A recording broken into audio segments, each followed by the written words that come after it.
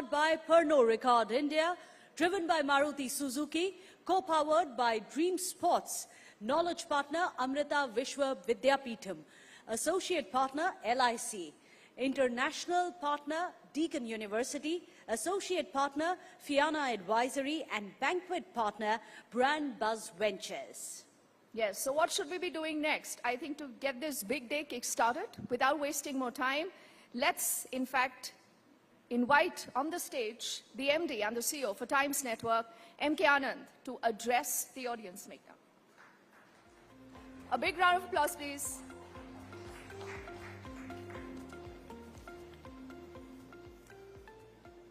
Good morning, ladies and gentlemen. It is my pleasure to welcome you to Day 2 of Times Now Summit. Yesterday, the Day 1 of the Summit saw a very inspiring exchange of ideas and opinions on Unstoppable India. From its defense doctrine, the state's story, the growth story, trends in mobility, the creator economy, to topics as big as our economic achievements, ambitions in space, technology, changing education landscape, and inspiring stories from India's heartland, there were several goosebump moments throughout the day. With our respected Finance Minister amidst us, there was a more focused business and economic analysis of Unstoppable India. It is not often that one particular nation's growth is lauded or so eagerly awaited by the entire world. Fortunately for us in this room, we bear witness to such an occurrence. Along with our stature as the 5th largest economy, our prowess as a superpower is also on the rise. Our military preparedness and a futuristic plan for geopolitical prominence is receiving fanfare from leaderships across the world. I'm sure Sri Rajnath Singh, our Honorable Defence Minister, will wow us with anecdotes from the strategy room in his speech a little later today. Today, on Day 2 of Times Now Summit, we will critically explore on how, as the fastest growing large economy thriving amidst global headwinds with increasing significance in geopolitics, what lies ahead for India in its unstoppable journey.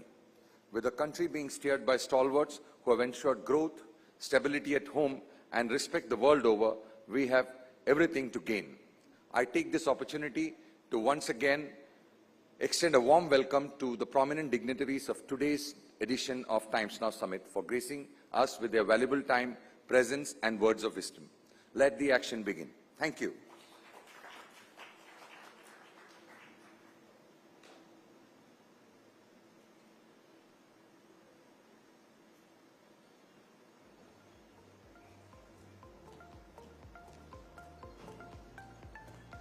Well, thank you so much, M.K. Anand, for setting the context of this August gathering today as we kickstart the second day of the Times Now Summit. Let's remind you, ladies and gentlemen, that it is very important that all of you connect with us, not just the ones who are here in audience. You must share your thoughts with us, even those who are joining us on your television set through our Times Network channels. Do remember to share your views, suggestions, photographs, of course, on social media as well. You can use the hashtags of #TNSummit2024 as well as #Summit2024.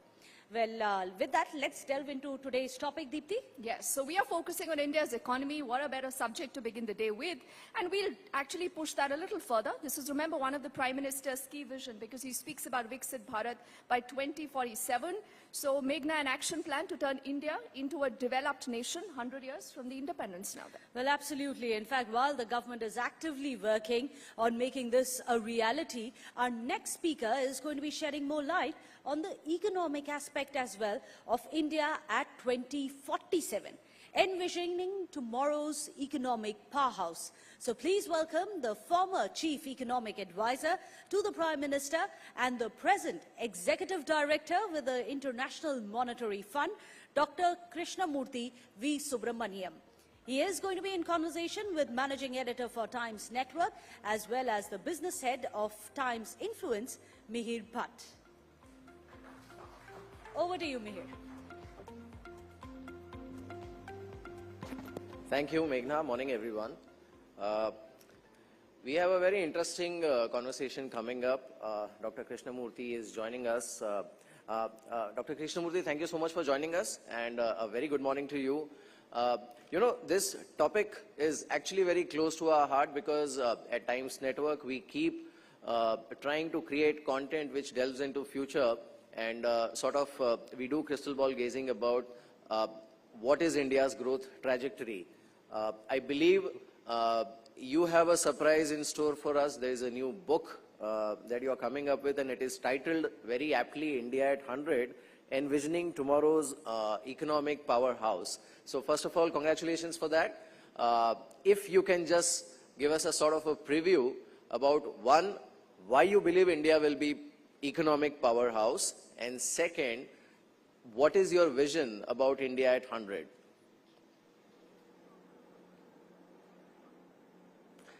Thank you very much, Mihir. A very good morning to you and to all our viewers. Thanks for providing me the opportunity to talk about this book, India at 100. It should be forthcoming in a couple of months. So the basic idea is that with the kind of growth that India has registered now in the last 10 years, if we can redouble the good policies that we've implemented over the last 10 years and accelerate the reforms, then India can grow at 8% from here on till 2047. And if India grows at 8%, India can be a $55 trillion economy. Now, that will sound quite audacious, especially if you take into account the fact that E&Y predicts India to be a $26 economy by 2047. So that's about, less than half. So viewers would wonder, where are the differences? So let me explain for our viewers. So if we assume 7% growth in real terms, 5% inflation, which is what has been there ever since the inflation targeting framework has been implemented, and 3% depreciation of the rupee, that translates into 9% growth in dollar terms, 7 plus 5 minus 3. Why minus 3? Because depreciation of the rupee actually subtracts from growth in dollar terms. So at 9%, using the rule of 70, which is typically what we all use for calculating the number of years it takes to double our money, at 9%, 9 times 8 is 72. So approximately in 8 years, the GDP will double. Now, if we start from 2023 onwards, that's 24 years. In 24 years, doubling every 8 years means 3 times doubling. That's 8 times essentially the GDP multiplying. So if we take the GDP number for 2023, approximately 3.25 trillion, and I'm using approximate numbers so that our viewers can see the ballpark numbers. So 8 times multiplication will mean from 3.25 to 6.5, from 6.5 to 13, and from 13 to 26. So you can see how the 26 trillion GDP prediction by E&Y rests on what I believe is an important but incorrect assumption of depreciation at 3%, which is what has historically been the case. But in my assessment, there are 2 key trends that are on in the economy which we need to recognize, which will lead to much lower depreciation. One, as I mentioned, the inflation targeting framework has been implemented, as a result of which inflation has to be between 2 to 6%, with 4% as the median. Historically, if you look at the last few years, inflation has been 5%. So now, when you look at the inflation that prevailed from 1990 onwards, or even earlier period, inflation in India has been 7% plus historically. That's the average. So going forward, we can actually say, therefore, inflation will be at least 2% lower compared to what has been historically the case. And we know economists understand this very well, that when inflation is higher, then the depreciation of the currency is also higher. So compared to the 3% inflation, it's likely that inflation going forward will be lower. Compared to the 3% depreciation, it will be about 1%. Now let's do the numbers again. Actually, if we take 8% growth, which I said is possible, 5% inflation, 8 plus 5 is 13, subtract 1% depreciation, which is what is likely to prevail because of the lower inflation, then that means 12% growth. Now, again, using the rule of 70, 12% is actually doubling every 6 years. 12 times 6 is 72. So in a 24-year period, that means 4 doublings. That's 16 times as much. So as you can see, from 26, add 1 more doubling, that becomes 52 trillion. So as you can see, with 8% growth and with 5% inflation and 1% depreciation because of the lower inflation. One more aspect which I would want to touch upon, if you look at the Penn World tables, which look at the drivers of growth, the productivity growth in India from 2014 onwards has been 2.7%. In contrast, productivity growth from 2002 to 2013 was 1.3%. In other words, productivity growth has been more than double, and this is not any government data. Some critics might actually argue this is Penn World tables, which means productivity has increased, which will also lead to real appreciation of the currency. So I do believe that 3% depreciation which has prevailed will not be the case. It will be 1%, and thereby we can look at a $55 trillion economy if we can grow at 8%. Right, that's very interesting because actually most of the estimates are in the range of $25 to $30 trillion, and you did give a very good reasoning for that. But Dr. Subramaniam, what will it take to sustain this kind of growth momentum? Because even today, and yesterday I was in conversation with Mr. Arvind Pangadia, and he also made a very important point that today we are not on a very small base. It's $3.6 trillion economy, and to continue to grow at more than 7 or 8% for a very long time takes a lot of efforts by all quarters. So what will it take to sustain that growth momentum for us to hit that number? I think that's a very good question. If you look at historically, India has grown from 1990 onwards, average growth has been 7%, slightly more than 7%. So clearly 8% is ambitious because India has not grown consistently at 8% before, but it is achievable. Now it is achievable, through good policies. If we look at, where this growth will manifest, and here we have to account for the fact that there are 3 primary sources through which the 8% growth can manifest. One is the reforms that that can be done, leading to the formalization of the economy. We know very well that formal sector firms are far more productive than informal sector firms. So formalization in the economy will lead to higher productivity. Second, even if we take our formal sector firms, they themselves are actually not at the cutting edge when compared to some of the global firms. So even our formal sector firms also will grow their productivity as we do more reforms. So these are 2 key sources, and we know very well when the formal sector itself actually starts, informal sector starts becoming formal, that also leads to higher GDP because what is not counted in GDP will also add up. So, unlike some of the other economies that we use to benchmark, that advanced economies where the economies were primarily formal and therefore all the productivity growth had to come from what we economists call the intrinsic margin. In other words, formal sector firms growing their productivity. In the Indian case, the growth can come from both the intrinsic and the extrinsic margin. The extrinsic margin is basically formalization of a large part of the economy as well. Now, I think it is important to recognize, as I said at the outset, 8% is ambitious but achievable. India has grown at 7%. We can grow at 8%, but for that, I think continuation of the good policies that we've had over the last decade is important. We cannot afford a lost decade like we had from 2004 to 2014. And we also need to double down on reforms, and I think Dr. Panagaria might have mentioned, for instance, the labor reforms. The bill has been passed. I think it would behoove the new government when it comes in to pass subordinate legislation so that labor the labor laws are made more amenable for manufacturing growth and overall growth itself. Right. Mr. Krishnamurthy, I also want to understand, when you speak about reforms, one is obviously labor reforms, and definitely I think the next government or the next administration will have to focus on it.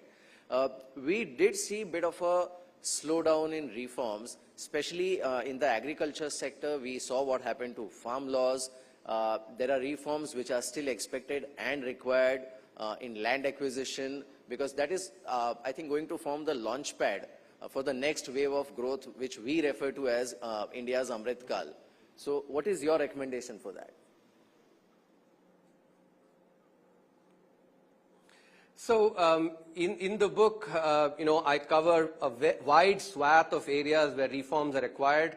If we look at, the need for manufacturing sector to be encouraged so that job creation happens, that means we basically need, reforms in land, labor, capital, logistics. I think there's been a lot of good work already that's been done through the infrastructure creation, power sector, and scale as well, because economies of scale reduce the cost for firms. So these are actually reforms that are required in the manufacturing sector. But at the same time, we also need reforms, in our banking, and, especially the banking sector needs to provide credit for manufacturing, for overall the firms to to be able to grow by taking on credit and by investing. We also need, importantly, reforms in the judiciary and in the bureaucracy as well. Apart from that, of course, agriculture, education, healthcare, these are very important. On agriculture, what I would mention is that, the reforms are required so that the small farmer can really be, empowered. If you look at over the last 10 years, the, concept of Labharthi, the Honorable Prime Minister has introduced that, and thereby actually has shown that good economics can be good politics as well, by making those that have hitherto not benefited from reforms as the Labharthi of reforms. In my opinion, in agriculture, it is really critical that the small farmer is made the Labharthi of reforms. And I'll explain this using an anecdote. Many of us, when we were young, I think we would have traveled in, third-class compartments in railway trains. Now, if you take, for instance, let's say, take the Kalka mail, from let's say Delhi. But in Delhi itself, the third-class compartment gets filled up. By the time, one would want to board the third-class compartment in Kanpur, maybe Allahabad or Mughal Sarai, nobody can get in, right? And that's the way in which, if you look at, reforms, I think those that are benefiting from status quo are the ones that are, often blocking reforms. And this is where it is important to actually, for the narrative to be created where, there are others, who want to actually get into the third-class compartment so that they can reach their destination as well. And in the case of agriculture, it is a small farmer. So the small farmer needs to be made as the real Labharthi, because current, status quo does not benefit the small farmer at all. Right. I want to touch upon one more very important aspect, which is the digital infrastructure. And, India has been praised for the excellent work and progress that has happened in creating the digital ecosystem, the digital infrastructure.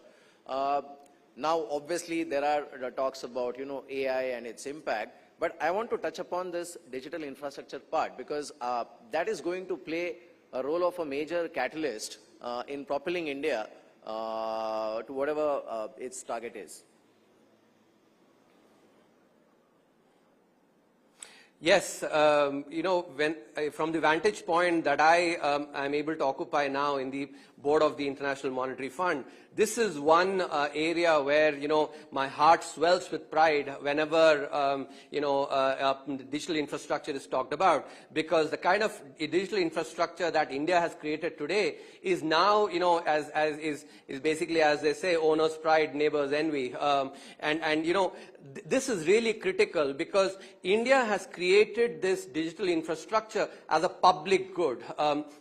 Whenever it is created actually by private parties, digital infrastructure or any infrastructure, that often leads to monopolies and thereby monopoly pricing, which can then lead to, large sections of the population not getting access to the, to the infrastructure. In contrast, by creating, the public digital infrastructure, take for instance the Jan Dhan, accounts, 500 million plus accounts, and, in the board, for instance, I mentioned this is 1.5 times the US population. So that's how much we've actually created. So we've provided access to everybody, on the public digital infrastructure. So that can lead to inclusive growth. So let me give you a small anecdote to actually show not only is it, will it lead to inclusivity, but also will lead to productivity improvement. So the anecdote that I want to share is, when I used to be working at the Indian School of Business before I came to the North Block, I used to actually step out of the ISB campus and go to, drink coffee or tea from a small vendor. We would pay him cash at that time. This is, I'm talking about before, 2018. Once I came back after, for a short period when I was again, at ISB, I happened to go and visit that person again. Now, he was actually taking digital payments. So earlier what used to happen is that he would take about maybe a couple of minutes to make coffee or tea, but he would also have to spend equal amount of time ferreting out change. If I gave him a 50 rupee note or a 100 rupee note, he would have to actually pick out 43 or 93 rupees because the coffee costed 7 rupees. That costed him as much time as to make coffee. Now what happens is actually he only makes coffee and we just pull out our phones and pay, so his productivity has increased. Not only that, and I was actually talking to him because I speak in Telugu, so the native language.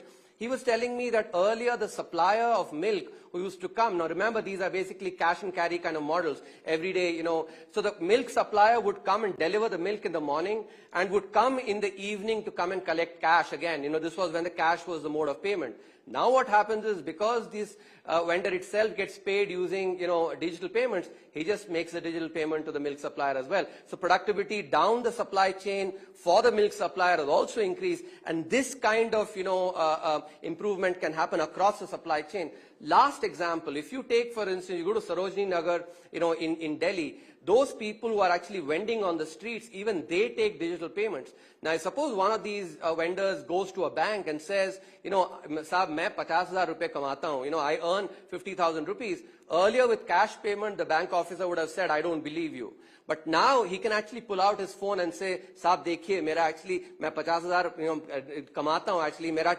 record dekh lijiye. So he can say, look at my record, actually, I indeed earn 50,000 rupees. And using that, the bank can indeed actually give him a loan. So these are all the kind of opportunities, unprecedented opportunities that today India has, which India must tap into for 8% growth and thereby a $55 trillion economy by 2047. Absolutely.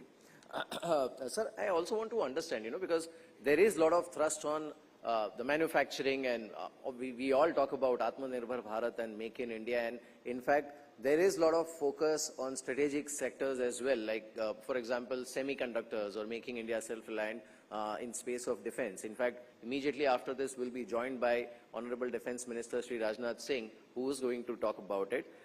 But I want to understand, in your opinion, in your view, between now and 2047, which are the sectors which will predominantly drive India's growth within manufacturing? I'm just focusing on manufacturing right now. Within that, and to do that, what are the steps or reforms that we need to take?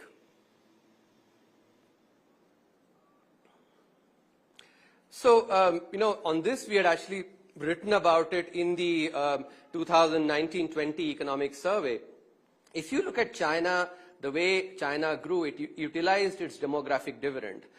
In the next 25 years, India also actually has this opportunity to utilize its demographic dividend. So India needs to actually not only do value-added, manufacturing, which of course will happen later, but also do, manufacturing like assembling.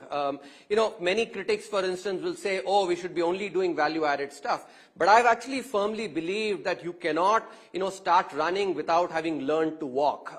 And in the case of manufacturing, first assembling is the walking, and higher value-added stuff is the, is the running. Let's take a few examples. Let's take, the automobile sector in India. In the 1980s, when Maruti was created, started operations, we were importing almost entire, and just the assembling of the car was, Maruti car was being done in India. But over time, you see the ancillary sector, the entire supply chain developed as well. And the same thing is now happening with electronics as well. So it is really critical in order to provide good jobs for our youth, to utilize the demographic dividend, that we do not just focus on the higher value added stuff. I think we should be doing both. We should be actually letting the organic growth happen, which is start assembling in many of these areas. Electronics, it's happening, and then naturally the supply chain will expand. So I think we should not be too stubborn, saying that, oh, we should be only doing the high value added stuff. That is important, but at the same time, assembling is also critical. Now, when you ask me about the reforms, I touched upon it, in answering an earlier question of yours, which is, I think if you look at the cost of manufacturing, that is driven by factors, which is land, labor, capital, logistics, power, and scale.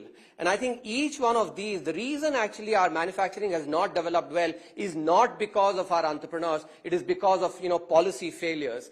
After 1991, well, we liberalized the product markets, we never liberalized these factor markets. Only recently, in the last 10 years, through the Make in India efforts have been done, but there's more work that needs to be done. So I will actually say if these policies are, policy failures are addressed on land, on labor, on capital, logistics, I think a good amount of work has already been done. For instance, if you see the time on ports, for instance, it has reduced. Travel time is also reduced. Power sector, I think this is also one that requires reforms. And scale. Many of our legislations actually perversely encourage firms to remain dwarfs. And when firms are very small, they cannot reap economies of scale, thereby reduce their average costs. So I think each one of these 6 categories of, of basically factors that go into manufacturing, if we do the reforms, there is absolutely no doubt in my mind why manufacturing cannot pick up.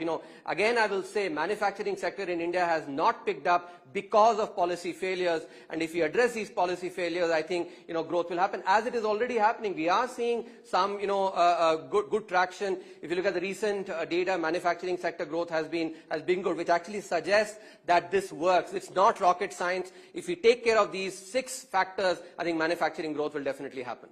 Right. One last question to you, Dr. Krishnamurthy. Our theme for today's summit is India Unstoppable. And obviously, in a lot of ways, the world believes that India is unstoppable. You also hold a position at International Monetary Fund, and even their commentary has been highly optimistic about India. So, in your own words, what makes India unstoppable at this moment?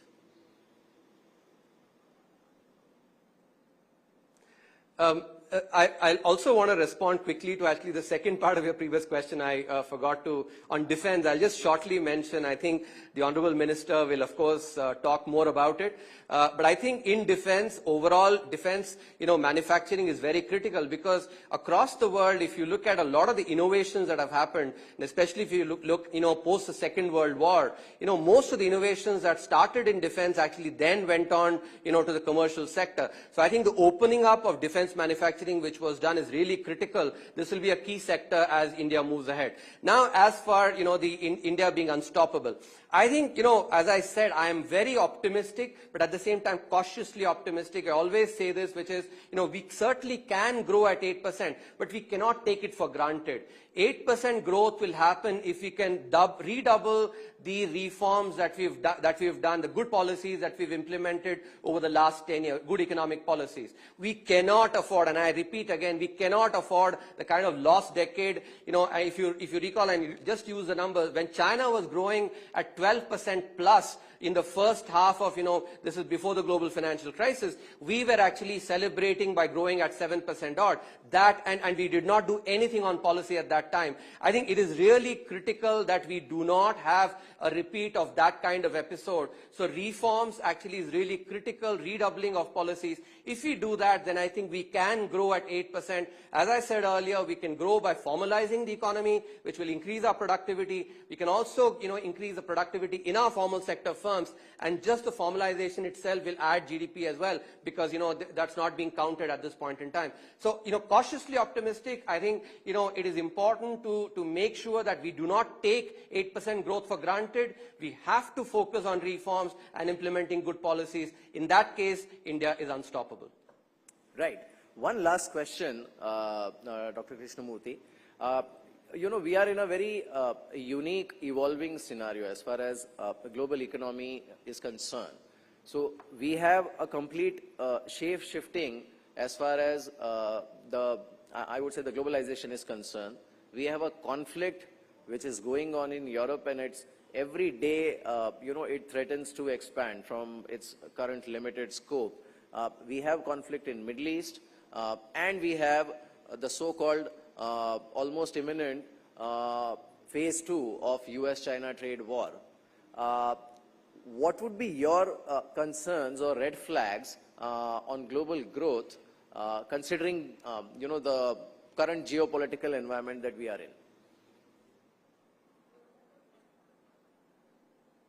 I think the concerns that you've highlighted are quite germane. If you look at the global growth projections that are being done by the fund, these are at at 2-decade lows.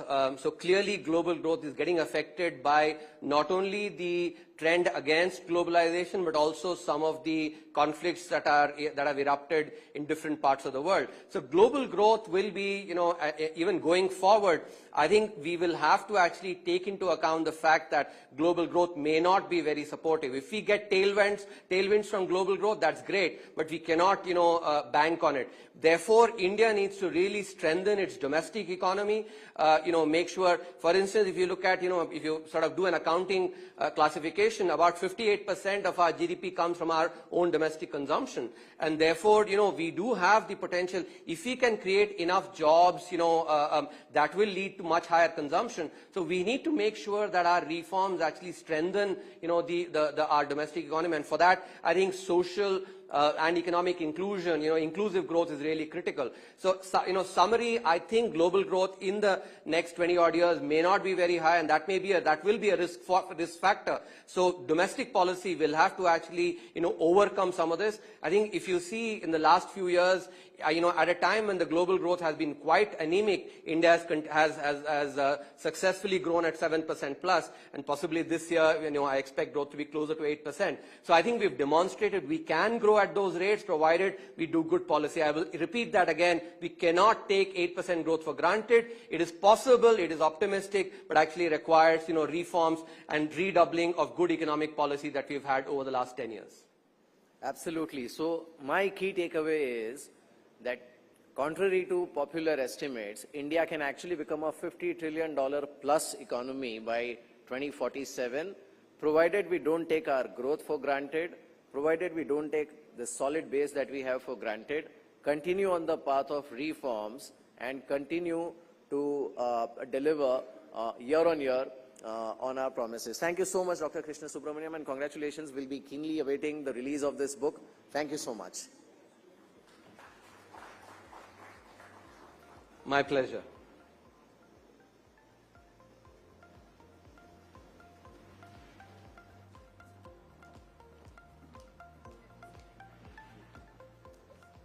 Thank you, Dr. Subramaniam and Mihir. It's been an exciting conversation, and the house is getting full now, Meghna, because our next speaker is even more critical. And why don't you tell us what's coming next? Well, absolutely. And this is one of the biggest newsmakers that we are going to be getting for you here at the Times Now Summit. But before we go ahead and introduce our next speaker, let's also request the Managing Director for the Times Group, Vineet Jain, to join us on the stage as well. We'll just ask him to join us so that we can felicitate. But let's give you a bit of a teaser as to what you can expect now. Well, we are going to be getting one of the senior most political leaders of the country here on the stage under his tenure. India's defense has gotten stronger than ever before, and this owing to, amongst other things, of course, Atmanirbharta, which has been brought about in defense manufacturing in the country. And no guess is there, Deepthi, for whom we are speaking about. Oh, absolutely. The Raksha Mantri is a man of few words, but extremely, extremely sincere when it comes to the initiatives that, this government has taken. And before he is actually in the house, Meghna, we'll take this opportunity to quickly remind all our esteemed guests who are here in the hall watching this live right now on the Times Network. Do use the hashtag TN Summit 2024, because it's exactly how we are spreading the word about what's happening here, who really are the newsmakers, the conversation starters, and that's also a request going out. Please ensure that your mobile phones remain muted right now, as we'll be having this conversation any moment now, Meghna. And let's not forget, just yesterday on the first day of the Times Now Summit, we had none other than the Army Chief here, General Manoj Pandey. He spoke, Deepthi, about Atmanirbharta in defense and why it's so very significant to ensure that the borders are safe, but then all of it is also made in India. He's also spoken about the Chinese threat, the steps that have been taken at the borders as well by the Jawans to ensure that at least we can stay safe and secure. And of course, he's spoken about the Arunachal problems as as well, and the kind of claims which have been made by China on it. Several such issues have been of center stage when it comes to news, but it is going to be very important for us to watch out as to what the Defense Minister, the Raksha Mantri himself, remember, who had gone to Siachen just last week, is going to be speaking about the kind of aggression that we have seen from some of our neighbors, which is why, without much ado, we are going to be inviting the Managing Director, Vineet Jain, to come and felicitate the Raksha Mantri, Rajnath Singh. A big round of applause, please.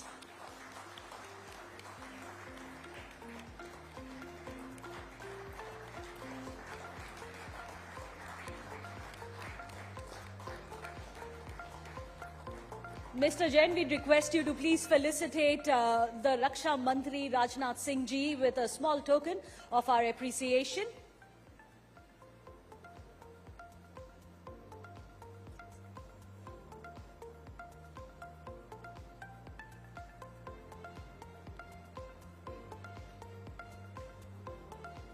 Yes, a big round of applause, ladies and gentlemen. Well, Times Now has always proved to be the place where the newsmakers are making the news. Thank you so much, Mr. Jain. Honourable Minister, we request you to please take a seat on the stage. And Mr. Jain, if you could please give us an address as well to the gathering here at the Times Now Summit.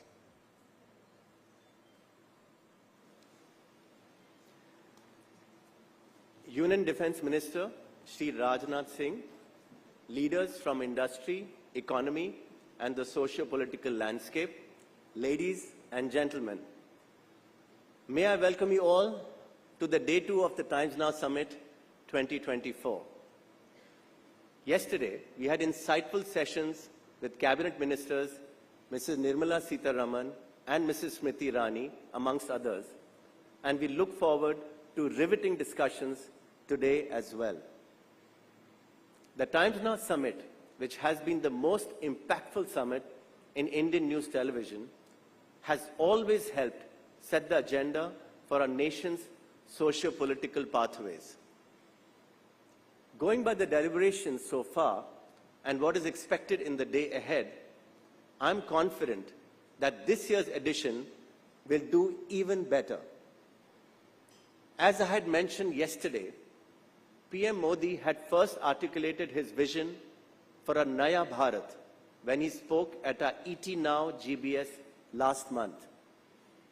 I had also said that it would be interesting to hear views from Prime Minister's cabinet colleagues and advisors about the vision and the roadmap for Naya Bharat, a new India here as well. Let me pick up some strands. Let us first look at national security. When it comes to military prowess, India stands tall as a formidable force ensuring the safety and security of its citizens and its interests.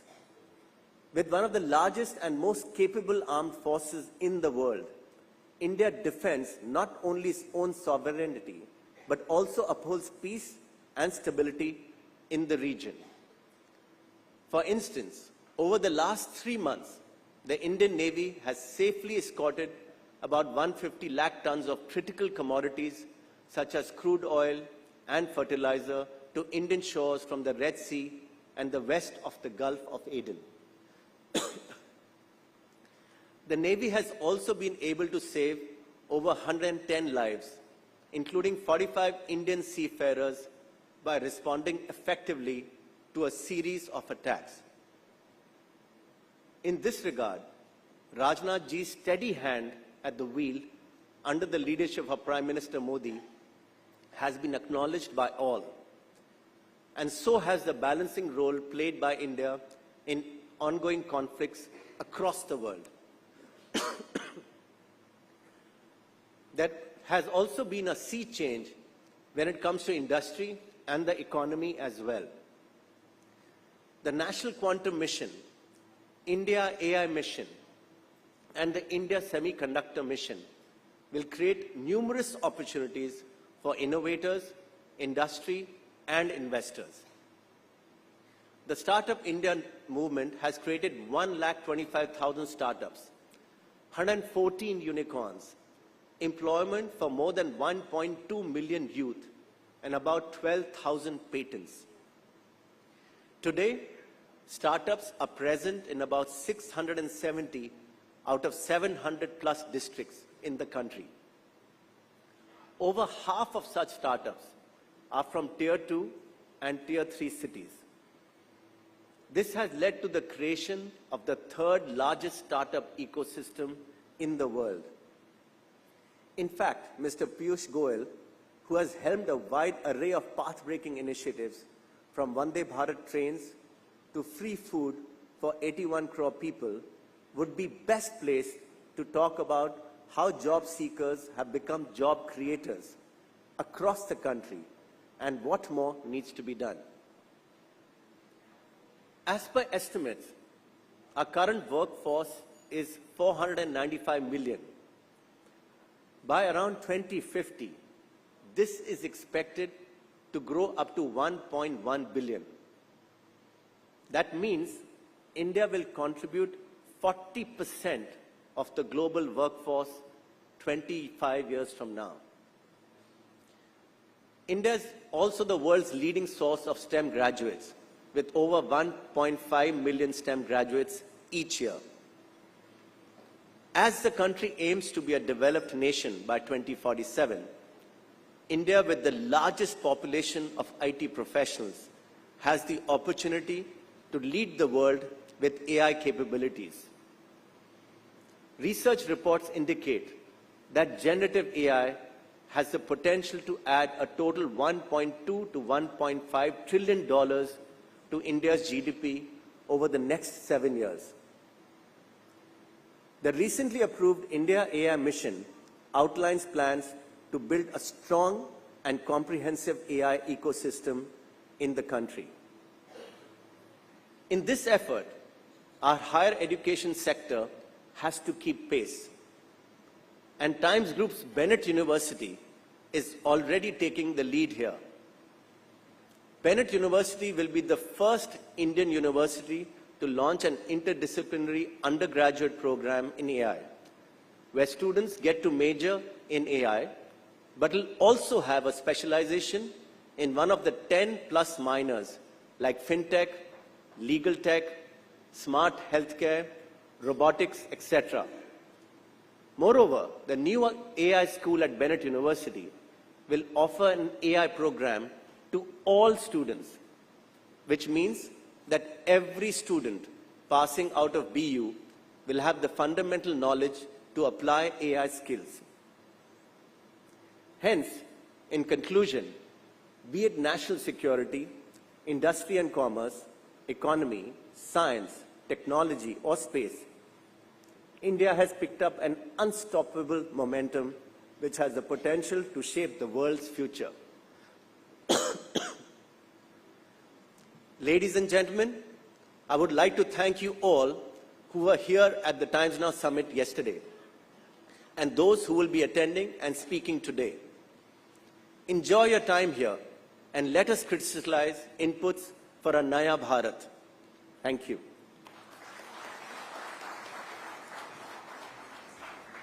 Thank you so much, Mr. Jain, for that inspiring address that really sets the tone for today, doesn't it? May we now invite the Group Editor-in-Chief for Times Network and Editor-in-Chief for Times Now Navbharat, as well as Times Now Navika Kumar, for this fireside chat with the Honourable Minister on the theme of this year's Times Now Summit, India Unstoppable. Over to you, Navika. Thank you, Meghna. Good morning, ladies and gentlemen.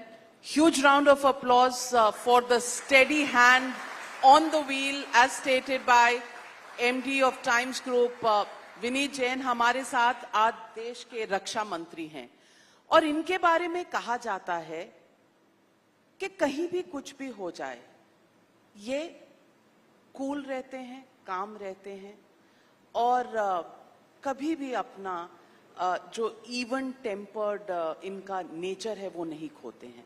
मैं पूछना चाहती हूँ राजनाथ जी, आप रक्षा मंत्री हैं, इससे पहले भी मुझे लगता है लगभग 45 साल की आपकी राजनीति का करियर रह चुका है।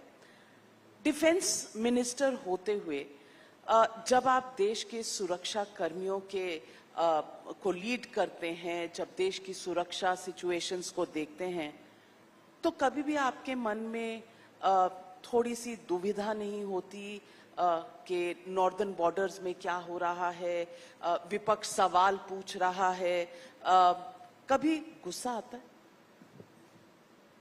मैंने विपक्ष के सवालों को लेकर कभी भी अपने को अनकंफर्टेबल फील नहीं किया है,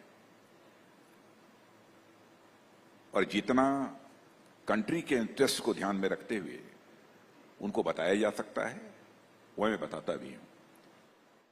लेकिन डिफेंस में बहुत सारी ऐसी चीज होती हैं जिनका कि स्ट्रेटेजिक इंपॉर्टेंस होता है, हम पब्लिकली उसे नहीं बतला सकते, तो उसे बताने से हम बचने की कोशिश करते हैं। तो आज चाहे वो नॉर्दर्न सेक्टर हो, वेस्टर्न सेक्टर हो अथवा ईस्टर्न सेक्टर हो। तो आज अगर और मुझे अपनी सेना के जवानों को 5 वर्षों में बहुत ही नजदीक से देखने का मिला है।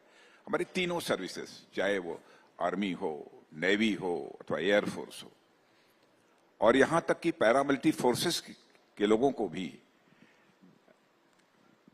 करिश्मेटिक काम करते हुए मैंने प्रत्यक्ष अपनी आंखों से देखा है, क्योंकि होम मिनिस्टर के रूप में भी मैंने अपनी रिस्पॉन्सिबिलिटी निभाई है।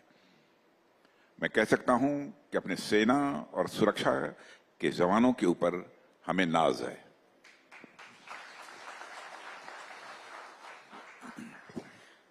आज अगर आपसे देश की जनता पूछे, और देश की जनता में शायद विपक्ष भी शामिल है, अगर ये पूछें कि हमारा देश, हमारे बॉर्डर महफूज हैं, हमारी तैयारी पूरी है, क्योंकि कई बार ये कटाक्ष भी होता है कि हमने अपनी जमीन चीन को दे दी, और राहुल गांधी ये सवाल अक्सर पूछा करते हैं, तो आप आज क्या जवाब देंगे? मैं देश की जनता को आश्वस्त करना चाहता हूं कि हमारे सेना और सुरक्षा के जवानों पर उनका पूरा भरोसा और विश्वास होना चाहिए, और 5 वर्षों तक डिफेंस मिनिस्टर के रूप में काम करते हुए, उसके पहले होम मिनिस्टर के रूप में काम करते हुए, जो कुछ भी मैंने देखा है, समझा है, एसेस किया है, उस आधार पर मैं देशवासियों को आश्वस्त करना चाहता हूं कि हमारी सीमाएं और यह देश पूरी तरह से सुरक्षित है। सवाल अग्निवीर स्कीम पर भी उठते हैं। अग्निवीर स्कीम पर कुछ विपक्षी दलों का कहना है कि शॉर्ट चेंज किया जा रहा है नए युवाओं को जो भर्ती होते हैं, क्योंकि उन्हें वो सारी सुविधाएं उपलब्ध नहीं है, और ये शॉर्ट ट्रेनिंग कोर्स है, शायद टेम्पररी तौर पर हम सैनिक इकट्ठे कर रहे हैं। ये तमाम डिबेट बहुत सी मिसगिविंग्स के साथ शुरू हुई, लेकिन आज भी ये सवाल उठता रहता है। नहीं, मैं समझता हूं कि इस सवाल का अपने में कोई औचित्य नहीं है। इस सच्चाई को सभी स्वीकार करेंगे कि सेना में यूथफुलनेस होनी चाहिए। सामान्यतः एज 30, 35, 40, 45, 50 ये हमारे सेना के जवानों की रही है। लेकिन जब हमारे 18 साल और 20 साल के जवान जाएंगे वहां पर अग्निवीर के माध्यम से, तो मैं समझता हूं कि जोखिम उठाने का, रिस्क उठाने का जो एक जज्बा होता है जवानों के अंदर कहीं कुछ अधिक होता है, वो जज्बा भी उठाएंगे। वैसे हमारे जिनकी एज भी अधिक हो गई है, हमारे जवान पूरे जज्बे के साथ अपनी रिस्पॉन्सिबिलिटी का निर्वाह कर रहे हैं, इसमें कहीं दो राय नहीं है। लेकिन आज टेक्नोलॉजी का युग है, हमारे नौजवान टेक सेवी भी होने चाहिए, टेक्नोलॉजी के संबंध में भी उनको जानकारी होनी चाहिए। ऐसे नौजवानों की भर्ती हम अग्निवीर के माध्यम से कर रहे हैं, और उनके फ्यूचर के साथ भी हम किसी भी सूरत में खिलवाड़ नहीं होने देंगे, इस बात की पक्की गारंटी है। उसके लिए जो कुछ भी सिस्टम में चेंज लाया जा सकता है, अथवा फर्दर उनके फ्यूचर को देखते हुए सर्विसेज में जो रिजर्वेशन वगैरह का प्रोविजन है, यह सब हम लोगों ने इंश्योर किया है। और कहीं पर यदि कोई ड्रॉबैक इसमें हमको दिखाई देगा, तो उसमें सुधार करने के लिए भी हम पूरी तरह से तैयार हैं। बहुत बड़ी बात कही आपने कि आप ओपन है चेंजेस लाने में भी, जिस तरह की जरूरत होगी, यदि आवश्यक हुआ तो। बहुत मुझे लगता है कि बड़ी हेडलाइन है ये कि आवश्यकता पड़ने पर सुधार और चेंजेस होते रहेंगे और जवानों की बेटरमेंट का पूरी गारंटी सरकार लेगी। मैं पूछना चाहती हूँ राजनाथ जी, आत्मनिर्भरता और टेक सैवी जो आपने कहा, आत्मनिर्भरता करते हुए क्या हम टेक्नोलॉजी में आगे पूरी तरह से बढ़ पा रहे हैं? हमारे देश में कई ऐसे डिफेंस की चीजें हैं जो हम खुद नहीं बना सकते, हम बाहर के देशों पर डिपेंडेंट होते हैं। आपके हिसाब से आपके टेन्योर में ऐसा सबसे बड़ा गेम चेंजिंग स्टेप आत्मनिर्भरता की तरफ भारत ने कौन सा लिया? भारत डिफेंस के मामले में भी आत्मनिर्भर बन रहा है। अब जैसे मैं आपको जानकारी दूं कि लगभग कई ऐसे आइटम्स हैं, नंबर यदि देखा जाए उनका तो अप्रॉक्सीमेटली 5,000, एग्जैक्ट फिगर तो मैं नहीं बता पाऊंगा, लेकिन अप्रॉक्सीमेटली 5,000 ऐसे आइटम्स होंगे जिसमें कि लोकल रिप्लेसमेंट यूनिट्स भी शामिल हैं, जिन्हें कि बोलचाल की भाषा में LRU कहते हैं। इनको मिलाकर देखा जाए तो लगभग 500 ऐसे आइटम्स को हम की एक पॉजिटिव इंडिजिनाइजेशन लिस्ट हमने जारी की है। पॉजिटिव इंडिजिनाइजेशन लिस्ट का मतलब यह होता है किसी भी सूरत में यह आइटम्स हम बाहर से इंपोर्ट नहीं करेंगे। यह सारे आइटम्स बनेंगे तो भारत की धरती पर बनेंगे और भारतीयों के हाथों से बनेंगे, यह हम लोगों ने फैसला किया है। और यह काम तेजी के साथ आगे बढ़ रहा है, यह काम तेजी के साथ आगे बढ़ रहा है। और मैं यह भी जानकारी आपको देना चाहता हूं, अब तो इंजन बनाने की दिशा में भी हमारे कदम तेजी से आगे बढ़े हैं। फाइटर प्लेन के इंजन, फाइटर प्लेन। अब जनरल इलेक्ट्रिक का नाम आपने सुना होगा, जनरल इलेक्ट्रिक 414, ये अमेरिका का, US का है इंजन। अब उसने अपनी 80% मैन्युफैक्चरिंग IPR भारत को ट्रांसफर करने पर राजी हो गया है, और यह समझौता हमारा हो गया है, अंडर प्रोसेस नहीं है, यह समझौता हमारा हो गया है। और इंजन भारत में बनेंगे और अधिकतर भारतवासियों के हाथों से बनेंगे। बहुत बड़ी बात। और एक बात और मैं बताना चाहता हूं, DRDO को मैंने यह भी कहा है कि DRDO इन सब सारी पॉसिबिलिटीज को भी एक्सप्लोर करे। सैफ्रॉन, वो भी इंजन बनाता है, UK, इन सब सारी कंट्रीज में भी जो इंजन बन रहे हैं, कौन से ऐसे इंजन हैं जो कि वो भारत में बनाए जा सकते हैं, कौन कंट्री टेक्नोलॉजी ट्रांसफर करने के लिए तैयार है। तो यह सब सारी हमारी बातें चल रही हैं और सारी पॉसिबिलिटीज को हम एक्सप्लोर कर रहे हैं, क्योंकि इंजन तो हम भारत में ही बनाना चाहते हैं, बहुत हो गया इंजन का इंपोर्ट करते हुए। बहुत बड़ा हेडलाइन। हम एक्सपोर्टर, इंजन में भी भारत को एक्सपोर्टर कंट्री बनाना चाहते हैं। राजनाथ जी, भारत ने सपने बड़े बड़े देखे हैं, और सपने जो इतने बड़े हमने देखे हैं, 2047 की बात कर रहे हैं, तो उसमें एक डेमोक्रेटिक चीज आती है कि चुनाव जीतने जरूरी होते हैं, चुनाव जीतने जरूरी होते हैं। इस बार 400 पार।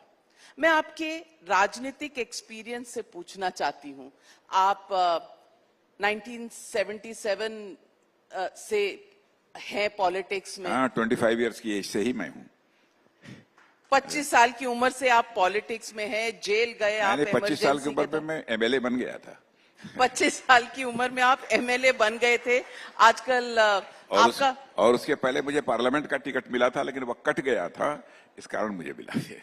क्यों कट गया था आपका पार्लियामेंट का टिकट? आज ये कहानी जरूर दर्शकों को बताइए। लंबी कहानी है, ज्यादा समय लगेगा, लेकिन आप कहेंगे तो मैं ब्रीफली उसको बतलाने की कोशिश करूंगा। ऐसा हुआ कि मैं 18 महीने तक इमरजेंसी में, लगभग 18 महीने मैं जेल में था।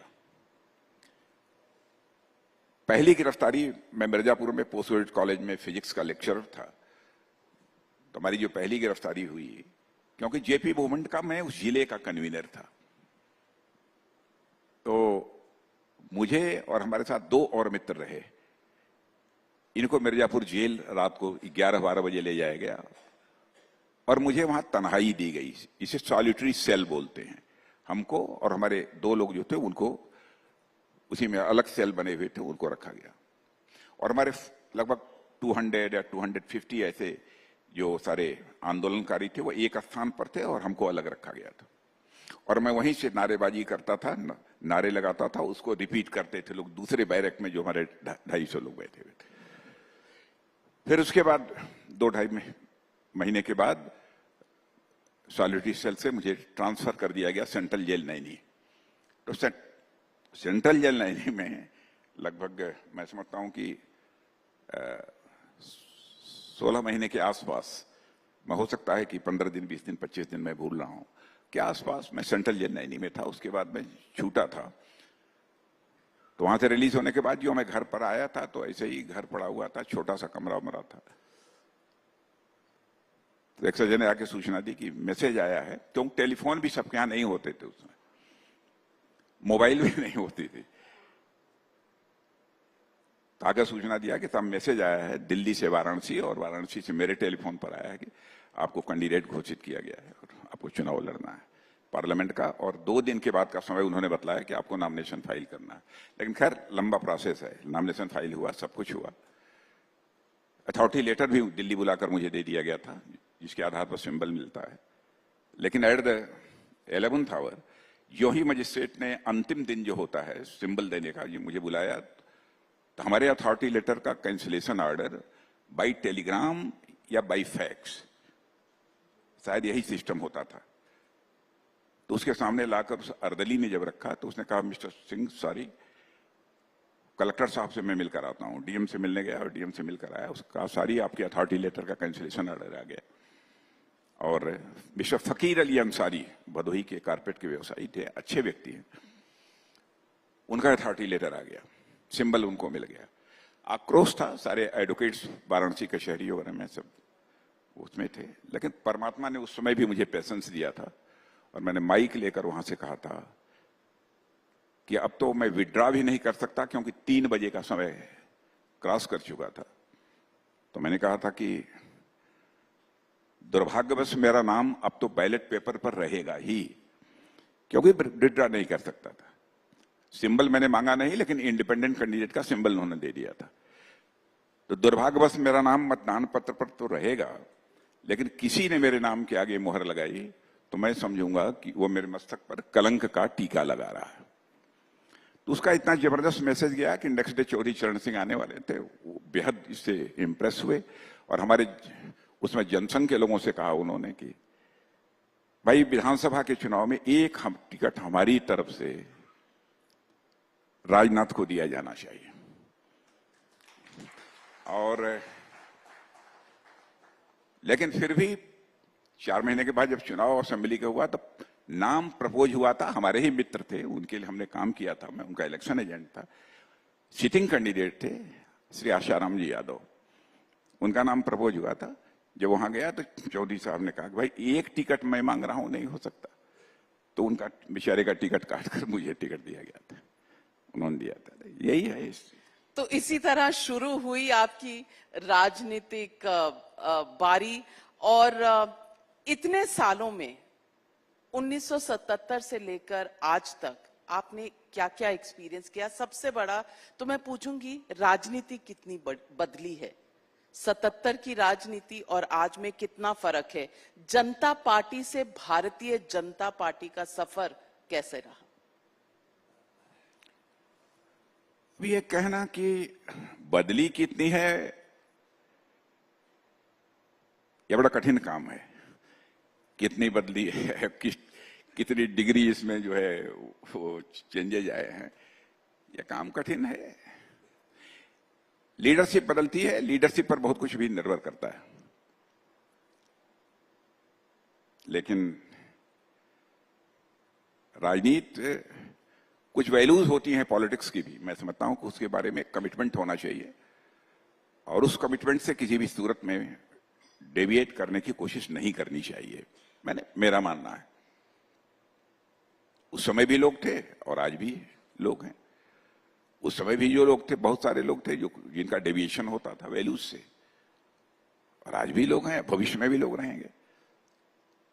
और मैं समझता हूं कि राम राज्य में भी कुछ लोग ऐसे थे, राम के राज्य में भी, जो कि जिनका की वैल्यूज से डेविएशन हो जाता था। कोई बहुत बड़ा चेंज मुझे यह बतलाना कठिन काम है हमारे लिए। तो ये इतना तो बता दीजिए कि ये कौन सी कोर वैल्यूज हैं पॉलिटिक्स में जो आप चाहते हैं कि इस पर कभी कॉम्प्रोमाइज नहीं होना चाहिए।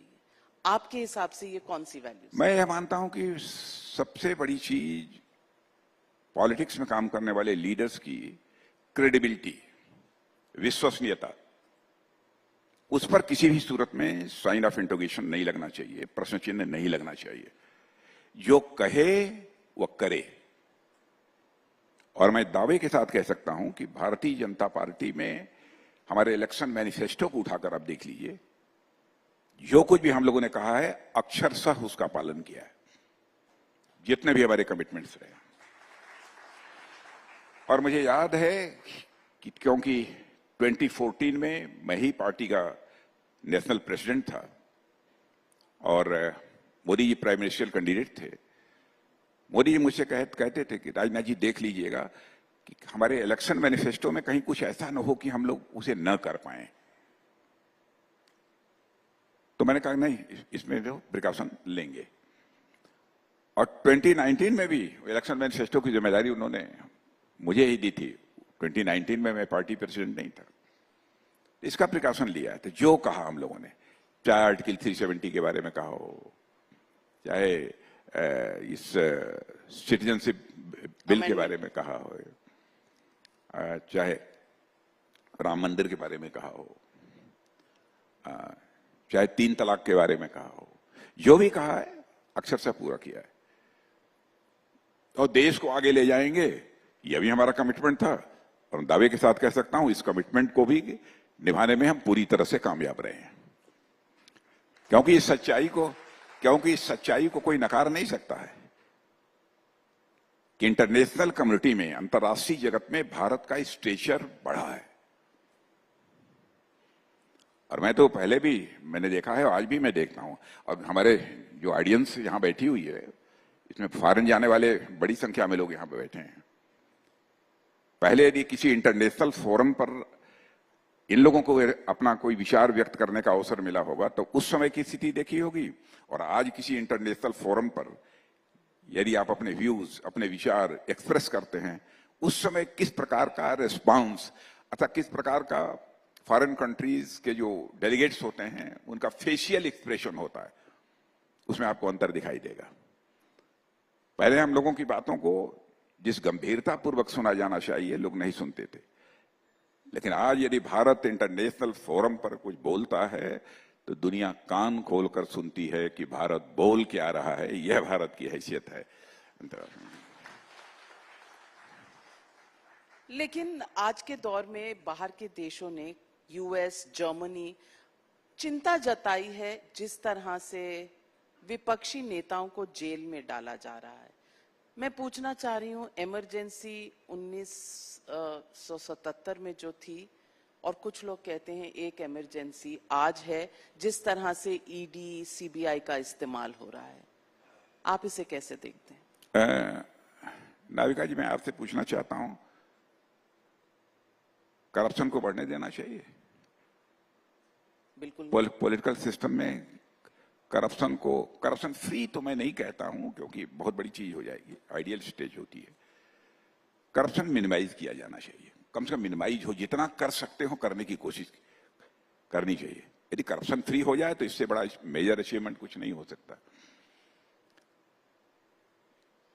और दूसरी चीज, यदि आप कोई यह कहता है कि इसको हमारी गवर्नमेंट ने करा दिया, तो कोर्ट के ऊपर भी हमारा दबाव है। कोर्ट ही उनको जेल भेज रही है ना कि हम भेज रहे हैं। कोर्ट ही उनको रिलीफ नहीं दे रही है। यह रेस्पॉन्सिबिलिटी हमारे ऊपर क्यों फिक्स की जानी चाहिए, हमारी गवर्नमेंट के ऊपर क्यों फिक्स की जानी चाहिए? रिस्पॉन्सिबिलिटी इसलिए लोग पूछते हैं सवाल कि जो आदमी विपक्ष में है उसकी करप्शन आपको नजर आती है, जो आपकी वॉशिंग मशीन में धुल कर आपके साथ मिल जाए, उसकी करप्शन गायब हो जाती है, एकदम पाक साफ सफेद। नहीं, पाक साफ सफेद का प्रश्न नहीं है। वैसे भारतीय जनता पार्टी की बराबर एक कोशिश रहती है कि करप्शन जो है जितना मैंने रूट आउट करना वैसे हमारे कमिटमेंट में है। ये अब किस सीमा तक रूट आउट हो पाता है एक लंबा प्रोसीजर है, इसलिए उसके बारे में मैं बहुत कुछ नहीं कहूंगा। लेकिन अब ईडी है, सीबीआई है, ये सब लोग अपना काम करती रहती हैं। उनको लगेगा कि नहीं रूलिंग पार्टी का भी कोई है तो उनको पकड़ेंगे, बिहाइंड बार करेंगे। मैं आपसे सवाल ये भी पूछना चाहती हूं कि विपक्ष और सत्ता पक्ष के बीच में आज, लेकिन एक चीज मैं बता दूंगा आपको कि मान लीजिए कि ईडी सीबीआई किसी के ऊपर कोई जांच चल रही है, मान लीजिए कि वो बीजेपी का वर्कर बन जाता है, कुछ बन जाता है, तो ऐसा नहीं है कि सब बिल्कुल सारी चीजें माफ हो जाएंगी, उसके खिलाफ कोई केस ही नहीं चलेगा। ये कोई मिसाल आपको नहीं मिलेगी। लोग ये भी सवाल पूछते हैं कि विपक्ष और सत्ता पक्ष के बीच में डायलॉग का मौका बहुत कम है, कॉन्फ्रंटेशन की राजनीति ज्यादा है। मैं आपसे पूछना चाहती हूं कि अटल बिहारी और एल.के. आडवाणी जी की भारतीय जनता पार्टी और मोदी जी के समय की भारतीय जनता पार्टी में आप क्या फर्क देखते हैं? पहले चीज तो मैं ये बतला दूं कि कटुता की बात जो आपने कही, यदि मान लीजिए विपक्ष अपशब्दों का प्रयोग करता है, गाली देता है, प्राइम मिनिस्टर के बारे में एक से एक चोर शब्द का प्रयोग करे, या अन्य भी बहुत सारी चीजें जिस प्रकार की अपशब्दों का प्रयोग किया जाता है, तो उसे कटुता नहीं बढ़ेगी तो क्या होगा? इस प्रकार के अपशब्दों का प्रयोग मैं समझता हूं हमारी किसी सीनियर लीडरशिप ने कभी नहीं किया होगा। राजनीति में मर्यादाओं का पालन किया जाना चाहिए, एक दूसरे का सम्मान होना चाहिए, और मर्यादा विहीन यदि राजनीति होती है तो ऐसी राजनीति का कोई औचित्य नहीं है। राजनीति यह शब्द ही दो शब्दों को मिलाकर बना हुआ है। पता नहीं यहां कितने लोग संस्कृत के बारे में जानते होंगे। राजनीति यह दो शब्दों को मिलाकर बना हुआ, दो वर्ड्स है इसमें, राज और नीति। और नीति यह संस्कृत की नय धातु से बना है जिसका अर्थ होता है ले जाना, टू कैरी आउट। ऐसा पॉलिटिकल सिस्टम जो समाज को सन्मार्ग की ओर ले जाने का काम करे उसे ही हम राजनीति कहते हैं। लेकिन विडंबना यह है कि यह राजनीति शब्द अपना अर्थ भी खो चुका है, अपना भाव भी खो चुका है। और ये भारतीय जनता पार्टी और हम सब सारे लोगों की चुनौती है कि राजनीति शब्द का के इस खोए हुए अर्थ एवं भाव को पुनः भारत की राजनीति में हम स्थापित करें।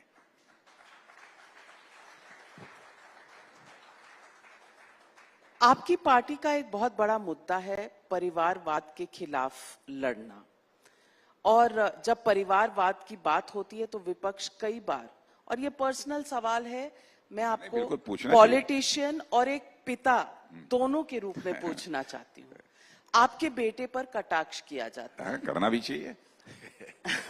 पंकज सिंह जी, और मैंने हाल ही में आपका एक इंटरव्यू देखा जिसमें आपने कहा कि आपने स्वयं अध्यक्ष होते हुए उनका टिकट काटा। हाँ, काटा था। तो पत्नी के सामने कैसे गए, बेटे को कैसे फेस किया, और मन में क्या भाव आए? क्या ये एक ऐसी दुविधा वाली स्थिति होती है? देखिए, पुत्र तो पुत्र ही होता है, स्वाभाविक है, सबकी ममता होती है अपने पुत्र के प्रति। मेरी भी अपने पुत्रों के प्रति ममता है, प्यार है। हाँ, उस समय ऐसा हुआ 2007 में भी मैं पार्टी का प्रेसिडेंट था, और उसमें इलेक्शन कमेटी की बैठक थी। एक तरफ हमारे अटल जी बैठे थे, दूसरी तरफ आडवाणी जी बैठे थे। उत्तर प्रदेश से श्री कल्याण सिंह जी अब नहीं रहे हमारे बीच, कल्याण सिंह जी थे, श्री कल्ला जी मिश्र जो आजकल गवर्नर हैं राजस्थान के, ये लोग, इन लोगों ने नाम लेकर उनका आया था वाराणसी के किसी क्षेत्र से चुनाव लड़ने का, हमारे बड़े बेटे का, पंकज का। तो मैंने उसमें कहा कि मैं इसको अपनी कंसेंट नहीं देता हूं, ये इसे मैं नहीं मानूंगा। तो अटल जी ने कहा कि इलेक्शन कमेटी के सामने हमारा डिसेंट नोट कर लिया जाए। अटल जी की जो स्टाइल थी उस स्टाइल से हम लोग नहीं बोल पाएंगे। तब तक अडवाणी जी ने भी कह दिया कि नहीं भाई देना चाहिए, सब लोगों ने बोल दिया। फिर उन्होंने कहा, फिर अनंत कुमार जिनकी डेथ हो गई, वो सेक्रेटरी थे, उनको जाकर घोषित करो। घोषित किया। फिर उसके बाद मैं जब घर गया तो मैं थोड़ा दुखी था। वो जब पैर छूने के लिए आए मेरा, तो मैंने आशीर्वाद नहीं दिया। घर में जाकर अपनी माँ से कहा, उन्होंने, माँ आई तो घर में आप जानती हैं, आप भी रुतबा कभी ऐसे ही दिखाती होंगी। उन्होंने मेरे ऊपर रुतबा आपके साथ भी ऐसे होता है? तो आप अपनी पत्नी से डरते हैं कि पहले तो ये बता दीजिए। तो उन्होंने कहा कि क्यों नहीं आशीर्वाद दिया, क्या हुआ, कैसे हुआ? तो मैंने कहा कि मैं पार्टी का राष्ट्रीय अध्यक्ष रहते हुए अपनी पेन से अपने बेटे को सिंबल नहीं दे सकता हूं। तो फिर पंकज ने भी बहुत संयम का परिचय दिया। वो आए, फिर हमारा पैर छुआ दोबारा भी, कहा पापा आप नहीं चाहेंगे तो मैं चुनाव नहीं लड़ूंगा। तो मैंने कहा बेटा जाओ अटल जी से क्षमा मांगो, उनका पैर छुओ, आशीर्वाद लो। कहा तो हमारे पापा नहीं चाहते हैं, इस कारण मैं नहीं लड़ पाऊंगा। गए अटल जी। तो अटल जी की जो स्टाइल थी, अरे छोड़ो तुम्हारे पापा। लेकिन फिर अटल जी ने कहा था जाओ, पिता कहते हैं तो बात माननी चाहिए। फिर बात आई गई हो गई, फिर नहीं मिला। फिर बाद में आकर जब अमित शाह जी जब पार्टी के अध्यक्ष थे, तब उसमें उन्होंने दिया था उनको। आज वो एमएलए 2017 में। आज वो एमएलए हैं। हाँ, दूसरी बार हो गए। लोकसभा का चुनाव लड़ने की उनमें कहीं ना कहीं तो इच्छा होगी। किसी के अंदर भी हो सकता है हो, लेकिन आज तक उन्होंने मेरे सामने एक्सप्रेस नहीं किया कभी। लेकिन मैं समझता हूँ जो पॉलिटिक्स में उसे रहती ही है, कोई एक्सप्रेस करे अथवा ना करे। तो परिवारवाद का जब कटाक्ष होता है, ये कहा जाता है, तो आपके दिल पर, आपके दिमाग में किस तरह के विचार? मेरे ऊपर कोई असर नहीं होता है। जो गिल्टी कॉन्शियस होता है, जो अपराध बोध से ग्रसित होता है, उसको तकलीफ होती है, मुझे नहीं होती है। मैं दावे के साथ कह सकता हूं, आंख से आंख मिलाकर कोई बात नहीं कर सकता, कहीं गड़बड़ नहीं किया। मैं पूछना चाहती हूं कि गांधी परिवार पर आपकी पार्टी ने डायनेस्टिक रूल का जो एक आरोप लगाया है, कहां तक आपको लगता है कि ये जायज है? क्योंकि परिवारवाद की बात होती है तो वो भी कहते हैं कि बीजेपी में ऐसे कई परिवार हैं, नंबर एक। और राहुल गांधी जी और उनकी राजनीति को आप कैसे देखते हैं? देखिए, परिवारवाद उसको कहते हैं, कोई पार्टी है, पार्टी का मान लीजिए हम चेयरमैन हैं, अध्यक्ष हैं पार्टी के, और जब मैं हटूं तो फिर हमारा बेटा ही हो, बेटा हटे तो बेटे के बेटा ही है, उसको परिवारवाद कहते हैं। इसको हमारे प्रधानमंत्री जी मोदी जी ने हाउस में भी क्लैरिफाई किया है।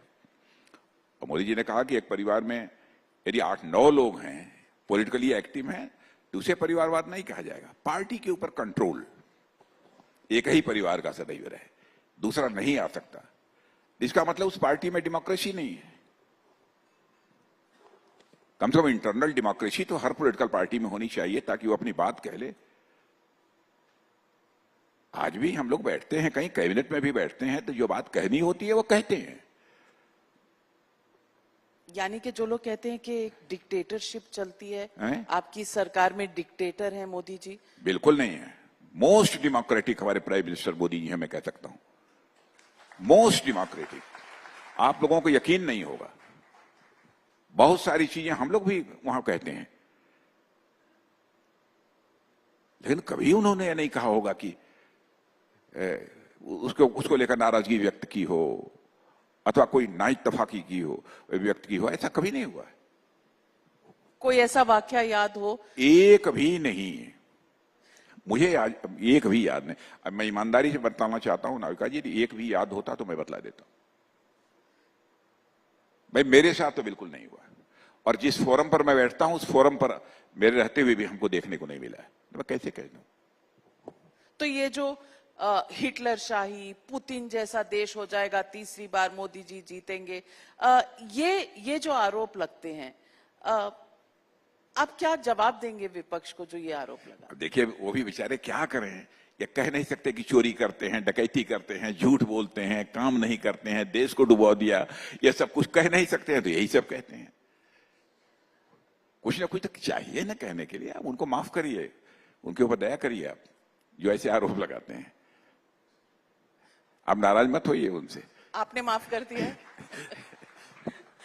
राहुल गांधी के बारे में आप क्या कहेंगे? सोच में पड़ गए आप। मैंने, आप जानती हैं राहुल को क्या मतलब है, जैसा होना चाहिए हैं जैसे होने चाहिए।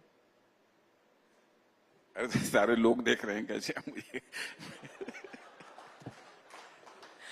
लेडीज एंड जेंटलमैन, नहीं, परमात्मा की उनके ऊपर कृपा हो, परमात्मा उन्हें आशीर्वाद दे। मैं बड़ा हूं इसलिए यही आशीर्वाद दे सकता हूं उनको, और कुछ नहीं। और परमात्मा उनके अंदर ऐसी शक्ति दे, सामर्थ्य दे, ऐसी सोच दे, ऐसा आचरण और व्यवहार दे, ताकि भारत को एक श्रेष्ठ भारत बनाने में वो भी अपना योगदान कर सकें। लोग तो कहते हैं वो सबसे बड़े आपके एसेट हैं, क्योंकि जब तक वो हैं आप सत्ता में हैं। वो आपके सबसे बड़े कैंपेनर हैं। नहीं, अब वो बहुत छोटे, मैं किसी को डिमिन नहीं करना चाहता अपने आगे। बस मैं ईश्वर से मैं प्रार्थना ही कर सकता हूं और कुछ नहीं। लखनऊ से आप चुनाव लड़ रहे हैं। आपकी चुनाव में हमेशा मार्जिन देखा जाता है, इस बार का मार्जिन कितना? अब वहां की जनता बतला सकती है ना, हम तो बताएंगे नहीं ना, हम नहीं जानते। आपके कॉलीग नितिन गडकरी कहते हैं ना मैं पोस्टर छपवाऊंगा, ना मैं कुछ इस तरह का कैंपेनिंग करूंगा, क्योंकि काम है तो बोलता है। मैंने बहुत काम किया है, नितिन जी ने बहुत काम किया है अपने क्षेत्र के लिए भी, और अच्छा डेवलपमेंट उन्होंने किया है, बहुत अच्छा किया है। तो आपका लखनऊ की जनता को आज क्या? तो मैं अपने बारे में कैसे कह दूं कि मैंने बहुत काम किया है। अभी लखनऊ की जनता से पूछिए क्या हुआ है, कैसे हुआ, वो तो बतलाएंगे। या मेरे व्यवहार को लेके, मेरे आचरण को लेकर। हमारा व्यवहार आचरण कोई 10, 15, 20 वर्षों का तो है नहीं। उत्तर प्रदेश ने तो लगभग 40 वर्षों से मेरे आचरण, मेरे व्यवहार को, वाणी को सब देखा है। तो वो अपना एसेस करें, वो मेरा मूल्यांकन करें, मैं क्या करूंगा। अब की बार 400 पार का जो नारा है, आपको लगता है अचीवेबल है? हाँ, मुझे लगता है कि इसको अचीव करेंगे हम लोग, लगता है मुझे। और उत्तर प्रदेश में 80 सीटें? हाँ, बिल्कुल, कोशिश तो यही है। रियलिस्टिकली आप पार्टी के अध्यक्ष रह चुके हैं, आप मुख्यमंत्री रह चुके हैं, आप इतने सालों से मिनिस्टर रह चुके हैं, आपका एक्सपीरियंस क्या कहता है? नहीं मिलेगी, मुझे लगता है कि 80 मिल सकती है। अब 80 का मतलब 80 भी आ सकती है, 78 भी हो सकती है, 79 भी हो सकती है, लेकिन इतना मानकर चलिए कि हो भी सकता है 80। अब नीचे मुझे मत ले जाइए। 78 से 80 के बीच ये होता है कॉन्फिडेंस। और ladies and gentleman, old school politician आज भी जिंदा हैं, जो कटाक्ष नहीं करते, अपनी भाषा में कोई इस तरह का लफ्ज नहीं इस्तेमाल करते। वो हैं राजनाथ सिंह जी, देश के रक्षा मंत्री, जो लक्ष्मण रेखा कभी नहीं क्रॉस करते और जो बस सोचते हैं तो जनता का और देश को आगे ले जाने का। आप हमारे साथ जुड़े और आपने वाक्य बताए, पर एक सवाल का जवाब आपने नहीं दिया। पॉलिटिशियन, मंत्री, इतना एक्सपीरियंस्ड राजनेता, घर में बॉस कौन होता है? घर में बॉस कौन होता है? बहुत घर का बॉस कौन होता है? आप होते हैं या आपकी पत्नी होती है? नहीं, हमारी श्रीमती जी रहती हैं। नहीं, मैं उनको पूरा तवज्जो देता हूं और मैं दिल से कहना चाहता हूं, उनका मैं सम्मान भी करता हूं, अपनी पत्नी का। बहुत बड़ी बात कही आपने, नारी शक्ति। नहीं, आपसे लेकर यहां जितने बैठे सभी के लिए मैसेज है। सभी के लिए मैसेज है कि नारी शक्ति का सम्मान होना चाहिए। और राजनाथ जी, आपने इतनी दिल से ये कहा, मैं उम्मीद करती हूँ आपकी पत्नी ये इंटरव्यू जरूर देख रही होंगी, क्योंकि मुझे लगता है जितने साल का आपका साथ रहा होगा, ये एक शब्द, ये एक वाक्य कितना मायने रखता है किसी के लिए भी, ये शायद वो महिला ही समझ सकती है। Thank you very much, Defense Minister Rajnath Singh ji. On Times Now Summit, India will truly be unstoppable under your guidance. Thank you very much. Thank you so much, Navika, as well as Rajnath ji. Of course, he is one of the most experienced politicians, one of the senior most union cabinet ministers as well. It was a pleasure to have him here on the Times Network Summit. Go ahead, Deepti. Absolutely. What's up next? So he's spoken about the defense sector. He's also spoken about politics. He's also decided not to speak about Rahul Gandhi. So a lot of interesting nuggets, I think, in that conversation that just concluded. As I request all of you, ladies and gentlemen, to continue to remain seated. Let's get moving. And India's entrepreneurial star, remember, is on the rise. And that star now is in the hall. Never before, Meghna, has it been so profitable and easy to become an entrepreneur here in the country. The possibilities, like they say, are endless. Well, absolutely, Deepti, and the need of entrepreneurship, of course, has been immense, not just India, but across the world, but especially in India with the kind of vision that we have, because it is only when the middle economy grows will it lead to exponential growth for the country. In fact, our next speaker is someone who is the poster boy of India's entrepreneurship potential, what India has to offer. Yes, and his story has been told, has been retold, will continue to be discussed. It's used across the country and the world today, ladies and gentlemen, as a source of inspiration to all those who are very, very curious to don the entrepreneur's hat. He's here today and to talk to us about unleashing India's entrepreneurial spirit. Please welcome, ladies and gentlemen, put your hands together to welcome the founder and group CEO, OYO, Ritesh Agarwal. He's going to be in conversation with Mihir Bhatt. A louder round of applause for sure. Over to you, Mihir.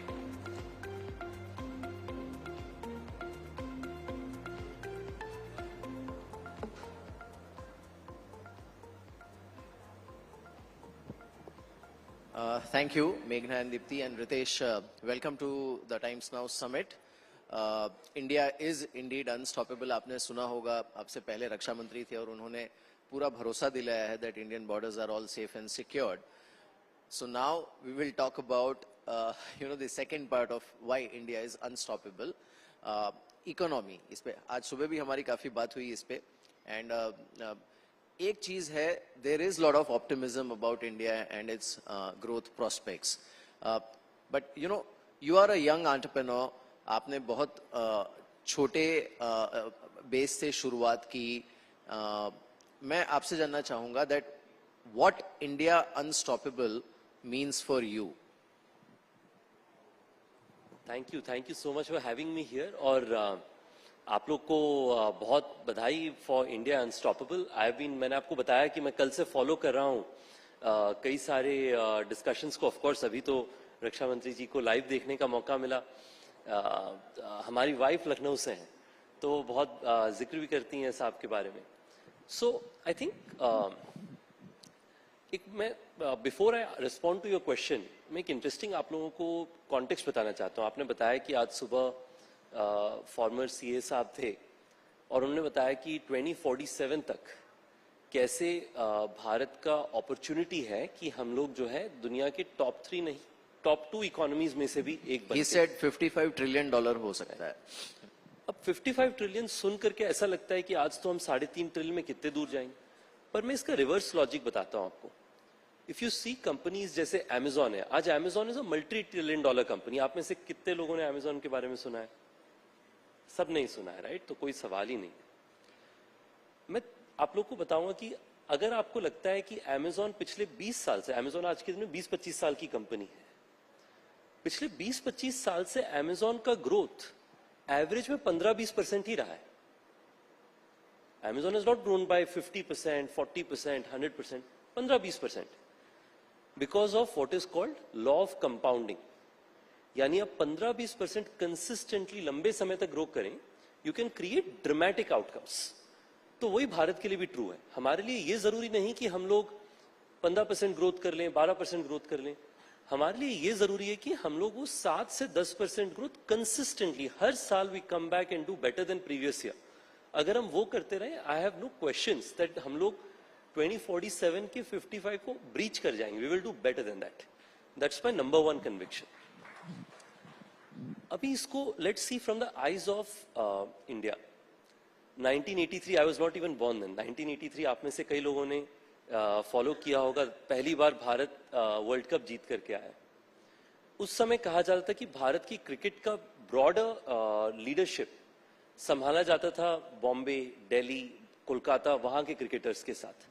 Bharat की economy छोटी थी. मैं पढ़ता हूं कई बार कि भारत की team को अप्रिशिएट करने के लिए भी लोगों से पैसे कलेक्ट करने पड़े थे.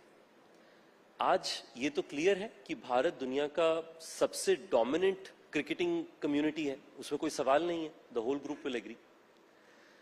बट आज जो भारत के मोस्ट पॉपुलर नए क्रिकेटर्स हैं, वो छोटे गांव और शहरों से आते हैं. ऐसे गांव और शहर जिनका नाम आप में से किसी ने नहीं सुना होगा. आजकल सब लोग कहते हैं भारत का बेस्ट फिनिशर, अब इसमें डिबेट हो सकता है, पर मेरा मानना है रिंकू सिंह है. अब वो ऐसी जगह से आते हैं जिसका नाम शायद आप में से कई लोगों ने सुना नहीं होगा. कल शाम को ऑफ कोर्स हैदराबाद ने आईपीएल का हाईएस्ट स्कोर बनाया. उसमें अभिषेक नाम के एक प्लेयर ने बड़ा रोल निभाया. Same is true for entrepreneurship. पहले एंटरप्रेन्योरशिप में आप देखते थे लोग जो बंबई, दिल्ली, बड़े शहरों से आते थे. आज मैं आता हूं एक शहर रायगढ़ नाम की. आप में से कितने लोगों ने रायगढ़ का नाम सुना था पहले? बहुत कम, शायद 2-3 लोगों ने. ऐसे ही देश में लाखों और शहर हैं जहां पे मेरे जैसे युवा निकल करके आ रहे हैं और उनका बड़ा सिंपल पर्सपेक्टिव है. उन्हें अपने गांव में बड़ा नहीं बनना, उनको अपने राज्य में भी बड़ा नहीं बनना, उनको दुनिया का सबसे डोमिनेंट एंटरप्राइज बनाना है. That's the new India that you are seeing, and that is in my view India unstoppable for me. So Ritesh, can we say that today's youth and India is, I mean, it still remains a young country. उनके जो aspirations हैं, they have changed, and you know, from let's say aspirations of somebody from 2 generations back, where they used to think about having a safe, secured government or a bank job, or finding a secure job, buying a house. The aspirations have changed. Is that what you're saying? I think the aspirations have changed, but values are the same. This is what I think is the new young India today. So every year, Diwali, New Year, Christmas, these are times जब सब लोग छुट्टी मनाते हैं. हम लोग hospitality industry में काम करते हैं, तो तब हम कोशिश करते हैं कि अपनी टीम्स के साथ भी समय बिताएं. तो अब We understand your pain because we also work on holidays. चलो हम दोनों की इंडस्ट्री सिमिलर हो गई. तो दिवाली के दिन क्या हुआ कि मैं अपने कॉल सेंटर के कुछ कॉलीग्स के साथ मिल रहा था. तो कॉल सेंटर एजेंट था, he was probably just 2 year experience या 1.5 साल एक्सपीरियंस थे, हरियाणा से थे. तो मैंने उन्हें पूछा कि आपका आगे चल करके सपना क्या है, what's your ambition, what do you want to grow up to become. तो उन्होंने कहा कि रितेश भाई, आपने जो कंपनी बनाई है ना, उससे थोड़ी बड़ी और कंपनी बनानी है मुझे. This is a call centre agent. And I think that is the standard ambition that the young India today has, जहां पे सबके मन में ये सपना है कि हम भी डोमिनेंट बने, हम भी अपने लाइफ में सर्वाइव ना करें, थ्राइव करें, और वो भारत के लिए भी वही सपना देखते हैं. Their view for Bharat is that how does India go from being a good, like 10 years back maybe good, last 10 years maybe India unstoppable, to India dominant in the next 10 years. कि India कैसे हर जगह पे number 1 पहुंचे, कोई भी क्षेत्र हो. तो मुझे लगता है that's the dream that the young India sees, in my view, as things stand. But the thing is, they are not just willing to dream, they are willing to work hard for it. I know there are these complaints that people make saying कि आजकल के generation में तो वो बात कहाँ जो पिछले जनरेशन में था. बट आज की जनरेशन में भी आप जनरलाइज ना करें, कई ऐसे नौजवान लड़के लड़कियां हैं जो बहुत मेहनत करते हैं और भारत को आगे ले जाने के लिए बहुत सिग्निफिकेंट कंट्रीब्यूशन दे रहे हैं। और मुझे लगता है कि जब हम 2047 में भारत को एक डेवलप्ड नेशन देखना चाहते हैं भारत को, तो the youngsters of today will make a huge difference in that and they not only work towards it, they truly believe it can be possible. 10-15 साल पहले आप यही कहते तो लोग कहते कि हाँ कह तो रहे पर पता नहीं क्या। आज के दिन में जेन्युइनली लोगों का मानना है कि it will happen and we will make it happen. तो वो एक बहुत ही बड़ा एक कन्विक्शन है यंग लोगों में। और आई एम थैंकफुल कि मैं इस जनरेशन में पैदा हुआ, क्योंकि मैंने जो भारत देखा है शायद मतलब कई लोगों ने नहीं देखा है। कि मैंने जो भारत देखा है वो ऐसा भारत है जहां पे आज आप यूएस में जाएं तो लोग कहते हैं कि भारतीय इन्वेस्टमेंट यूएस में कैसे और आ सकती है। मैं ऐसे भारत से आता हूं जहां से मैं अभी इस वीकेंड डेनमार्क जा रहा हूं अपनी टीम से मिलने, तो वहां पे मुझे जितने की प्रोविंसेस के लीडर्स हैं, जितने की काउंसिल्स के लीडर्स हैं, वो कहते हैं कि आपके जैसे और दूसरे भारतीय स्टार्टअप्स हैं क्या जो डेनमार्क में आ सकते हैं। So there is a red carpet for Indian companies to go global, which was never the case earlier, and I think I'm lucky to be a part of this generation. That's very interesting. Ritesh, in fact, I want to understand, you know, it has become almost a fancy trend ki, you know, startup ke bare mein, I mean, everybody wants to launch a startup. It's not so easy, and everybody knows your story. Lekin, from employment point of view, और देश को अगर आगे बढ़ाना है तो we need to create enough jobs. उसके लिए it is very critical that we create a very conducive environment for entrepreneurship, और उसमें स्टार्टअप्स का एक बहुत बड़ा रोल है। So what is your take, are we doing enough? So I'll tell you this, 2013 is when I started over, 2013 and 2014 early. So I was 19 years old, barely out of high school, with a dream that I will build a company. Everybody around me, जितने लोग थे, दोस्त कह लो, रिश्तेदार तो of course, पड़ोसी तो मतलब कोई सवाल ही नहीं है, सबने मुझे कन्विंस किया कि क्यों ये 100% फेल होने वाला है और क्यों जो दूसरे पड़ोसी हैं उनके बच्चे आपसे आगे निकल जाएंगे। बड़ी स्टैंडर्ड ऐसा होता ही था। अब मैं आपको 10 साल में बताता हूँ तस्वीर कैसे बदली। In 10 years, आप किसी यूनिवर्सिटी चले जाएं इंडिया में, I have not gone into a single, and I go to academia very often, it is impossible to not find an accelerator or an incubator in one of those places. Second, आप देश में किसी भी competition देख लें, college fest जो होते हैं, उसमें एंटरप्रेन्योरशिप फेस्ट पहले कुछ कॉलेजेस में होता था, जनरली तो होता नहीं था। आजकल सबसे पहला फेस्ट होता है। पहले जो टॉपर होता था आईआईटीज में, उसे आप पूछें कि आपका क्या सपना है, वो कहते तो पीएचडी करने यूएस जाएंगे और एक अच्छी जॉब मिलेगी। आजकल 1 से लेकर के 50 AIR तक आप बात कर लीजिए, सब एंटरप्रेन्योर बनना चाहते हैं। 1 से 50 in line, there is no मतलब कॉम्प्रोमाइज नहीं है उसमें कि 26 वाले का मन अलग है। 1 से 50 साल। तो मुझे लगता है उसमें ड्रामेटिक चेंज आया है इन the last 10 years, and I think it is necessary. मैं थोड़ा एक्सप्लेन करना चाहता हूं क्यों। आप लोग में से काफी लोगों ने सुना होगा कि यूएस में एक समय सिविल वॉर था। मैं हिस्ट्री का बड़ा इंटरेस्ट रखता हूं हिस्ट्री में, तो एक समय यूएस सिविल वॉर ड्रिवन था, देश में बड़ी तंगी थी वहां पर, और यूरोप दुनिया का सबसे डोमिनेंट इकोनॉमी हुआ करता था, राइट।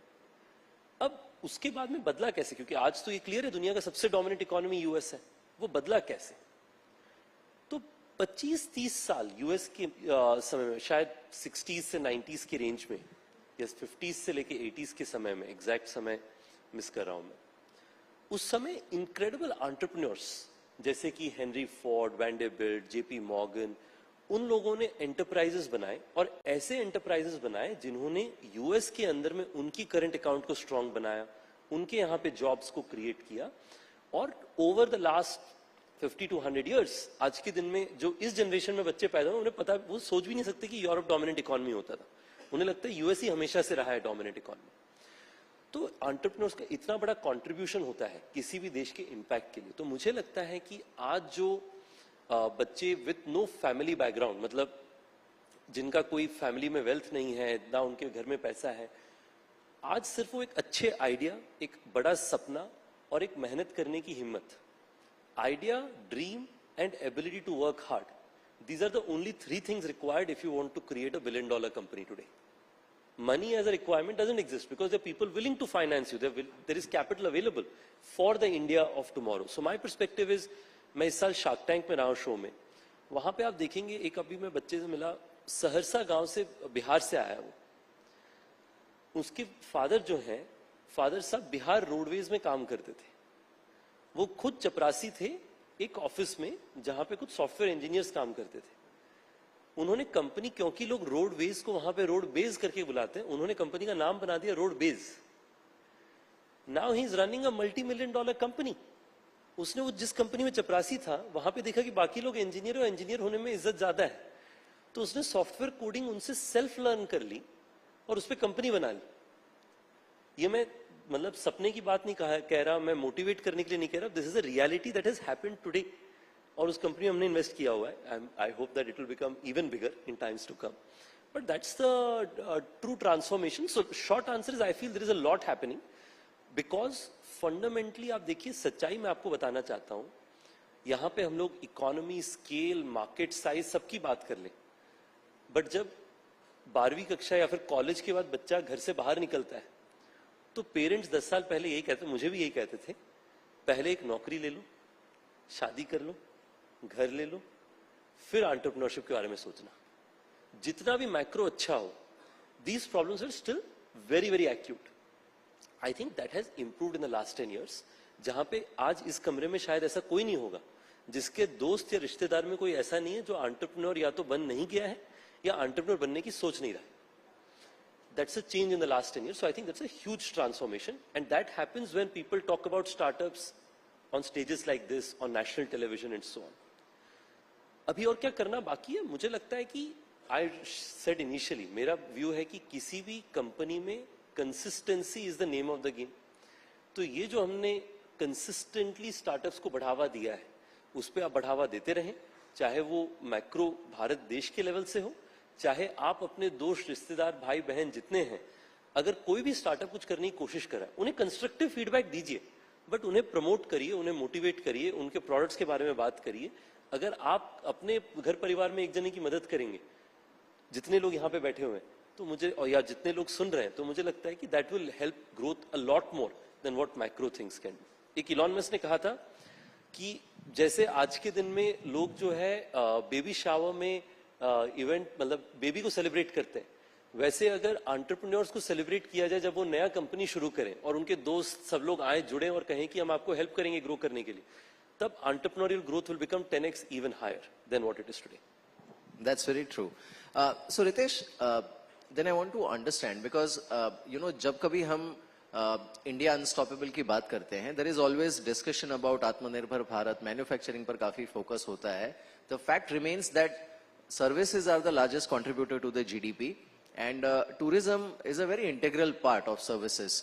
आप जिस इंडस्ट्री को डोमिनेट कर रहे हैं, so सर्विसेज को ग्रो करने के लिए और टूरिज्म को खास तौर पे बड़ा करने के लिए, are we doing enough? I mean, considering that we are a country with you know, 1.4 billion population and with so many places to visit, tourism itself can be a great force multiplier जहां तक GDP का सवाल है। आपने एक बड़ी अच्छी बात का जिक्र किया कि services contribute greater to GDP than manufacturing. इस रूम में कितनों को पता था ये कि services contributes more to GDP than manufacturing in India? देखिए, छोटा ग्रुप है, there is still a big group that was not aware.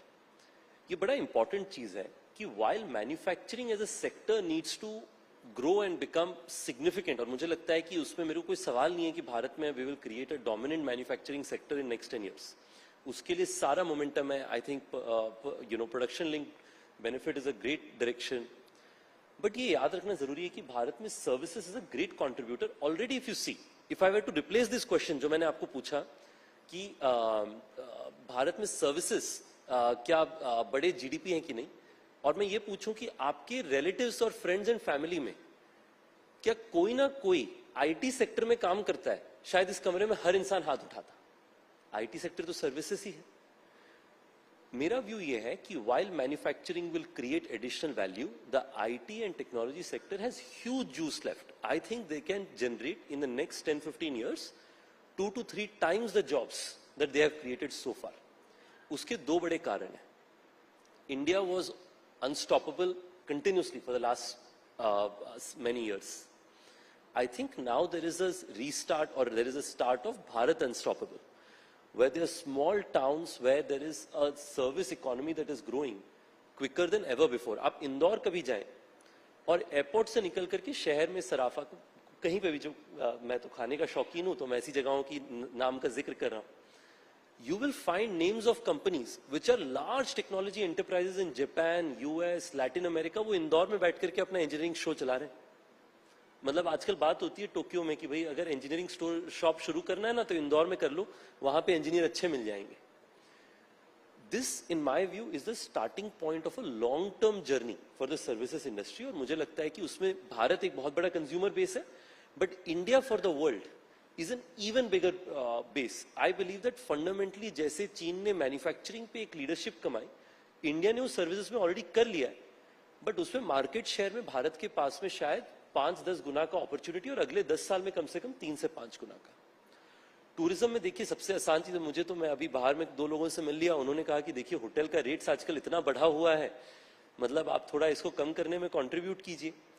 तो इट जस्ट शोज, आप लोग सब ऐसा फील करते हो कि फ्लाइट्स के रेट्स बढ़े हुए हैं, होटल्स के रेट बढ़े हुए हैं. दैट्स प्योरली सप्लाई डिमांड की बहुत सिग्निफिकेंट डिमांड है टूरिज्म के लिए. It is a saying that once you have a travel bug, it's hard to go back, right. और भारत एज एन इकोनॉमी भी देखिए कि is changing from a saving based economy to a consumption based economy. तो उसके अंदर में travel and tourism will play a big role. McKinsey कहता है भारत दुनिया का टॉप 4 ट्रैवल स्पेंडर्स में से एक बन रहा है. आप छोटे छोटे शहर में, अभी हमारे एक दोस्त से बात कर रहे थे जो आयल ऑफ द स्काई जा रहे थे यूनाइटेड किंगडम में, उन्होंने कहा कि मैं 6 साल पहले गया था, फ्लाइट में 70% लोग चाइनीज थे. मैं अभी रिसेंटली गया, फ्लाइट में 70-75% लोग भारतीय थे, राइट. तो there is a rapid growing force of Indians travelling abroad within India is huge. और उस पर टेक्नोलॉजी का इम्पैक्ट अगर आप देखें तो मैं अभी रिसेंटली गया था बैप्स मंदिर, जो हिंदू मंदिर अबू धाबी में अभी प्राण प्रतिष्ठा हुई वहां पे, तो वहां पे इतनी सुंदर कलाकृति है. उसकी कहानी जानने के लिए वो छोटी छोटी QR कोड्स लगा रहे हैं कि आप उसको अगर लगा लें तो आपको वीडियो दिख जाए कि उस कला के पीछे कहानी क्या है, उसकी कॉन्टेक्स्ट क्या है. सिमिलरली नए जगह, पहले लोग कहते थे कि हिमाचल जाना है तो शिमला चले जाओ, मनाली चले जाओ. मेरा आप लोग से एक रिक्वेस्ट होगा, जो भी ट्रैवल के शौकीन है, एक जगह आप लोग जरूर जाइएगा. मेरा आजकल इंक्रीजिंगली फेवरेट है हिमाचल में जीभी नाम का. It's one of the prettiest places I have ever been to. ऐसी छोटी छोटी गांव हैं जो शायद लोगों ने नहीं सुना होगा, बट टेक्नोलॉजी के माध्यम से और लोगों का ट्रैवल और टूरिज्म के इंटरेस्ट के कारण मैं देखता हूं कि ये सारे छोटे जगह पॉपुलर होंगे. अब उससे क्या हुआ है, जीबी में जॉब्स आ गए, जीबी की इकोनॉमी बेहतर हो रही है. वहां पे जब मैं पहले जाता था 6-7 साल पहले, लोग कहते थे कि किसी तरीके से जिंदगी कट जाए. आजकल लोग कहते हैं कि जी ये तो ठीक, हमारा घर ठीक हो गया, क्यों ना हम लोग अभी ग्रीन एनर्जी का इस्तेमाल करें हमारे घर में, क्योंकि उनके पास पैसे हैं अभी निवेश करने के लिए. और ये सिर्फ हिमाचल की बात नहीं है, मैं जम्मू कश्मीर में देख रहा हूँ, नॉर्थ ईस्ट में जो बॉर्डर विलेज प्रोग्राम माननीय गृहमंत्री जी ने शुरू किया है, उसका बड़ा इम्पैक्ट, पॉजिटिव इम्पैक्ट आ रहा है वहां के विलेजर्स में. तो मुझे लगता है ट्रैवल और tourism will drive economic growth, लोगों के लिए एक्सपीरियंसेस और सीखने का मौका बढ़ेगा. बट जो वो छोटे गांव और शहरों की जहां पे टूरिज्म बढ़ेगा, उनकी इकोनॉमी में इंपैक्ट आने वाला है, वो सबसे बड़ा फोर्स मल्टीप्लायर है, ऐसा मुझे लगता है.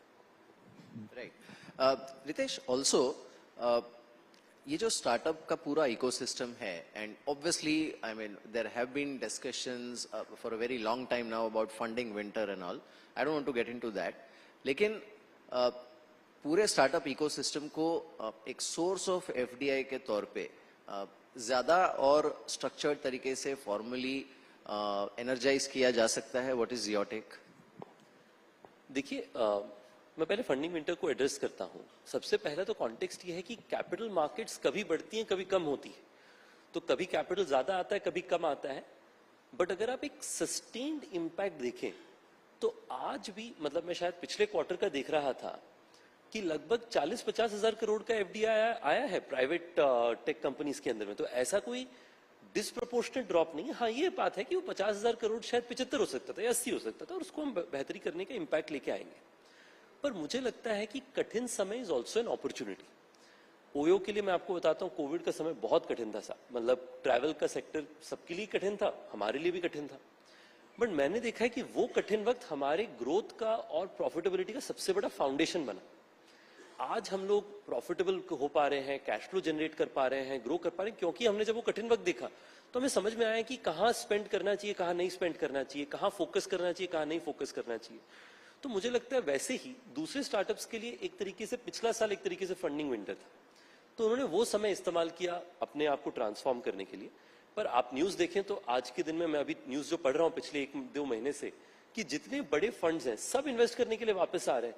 मैंने अभी पढ़ा कि सॉफ्ट बैंक का एक नया इन्वेस्टमेंट आ रहा है, मैंने पढ़ा कि टाइगर एक इन्वेस्टमेंट कराई। ये सब फर्स्ट हैंड इंफॉर्मेशन से नहीं बता रहा मैं न्यूज से बता रहा हूँ। But I think the context is that capital is coming back very very strongly. Startups Bharat में 2 बड़ी चीजों के लिए इंपैक्ट क्रिएट करेंगे। एक मैंने आपको जॉब्स के लिए बताया ऑलरेडी पहले, दूसरा जो एफडीआई है उसमें अगर आप देखें तो दुनिया में आज अगर आप न्यूयॉर्क में बैठे हैं, लंदन में बैठे हैं और आप कह रहे हैं कि मुझे भारत में इन्वेस्ट करना, आप क्यों करेंगे भारत में इन्वेस्ट?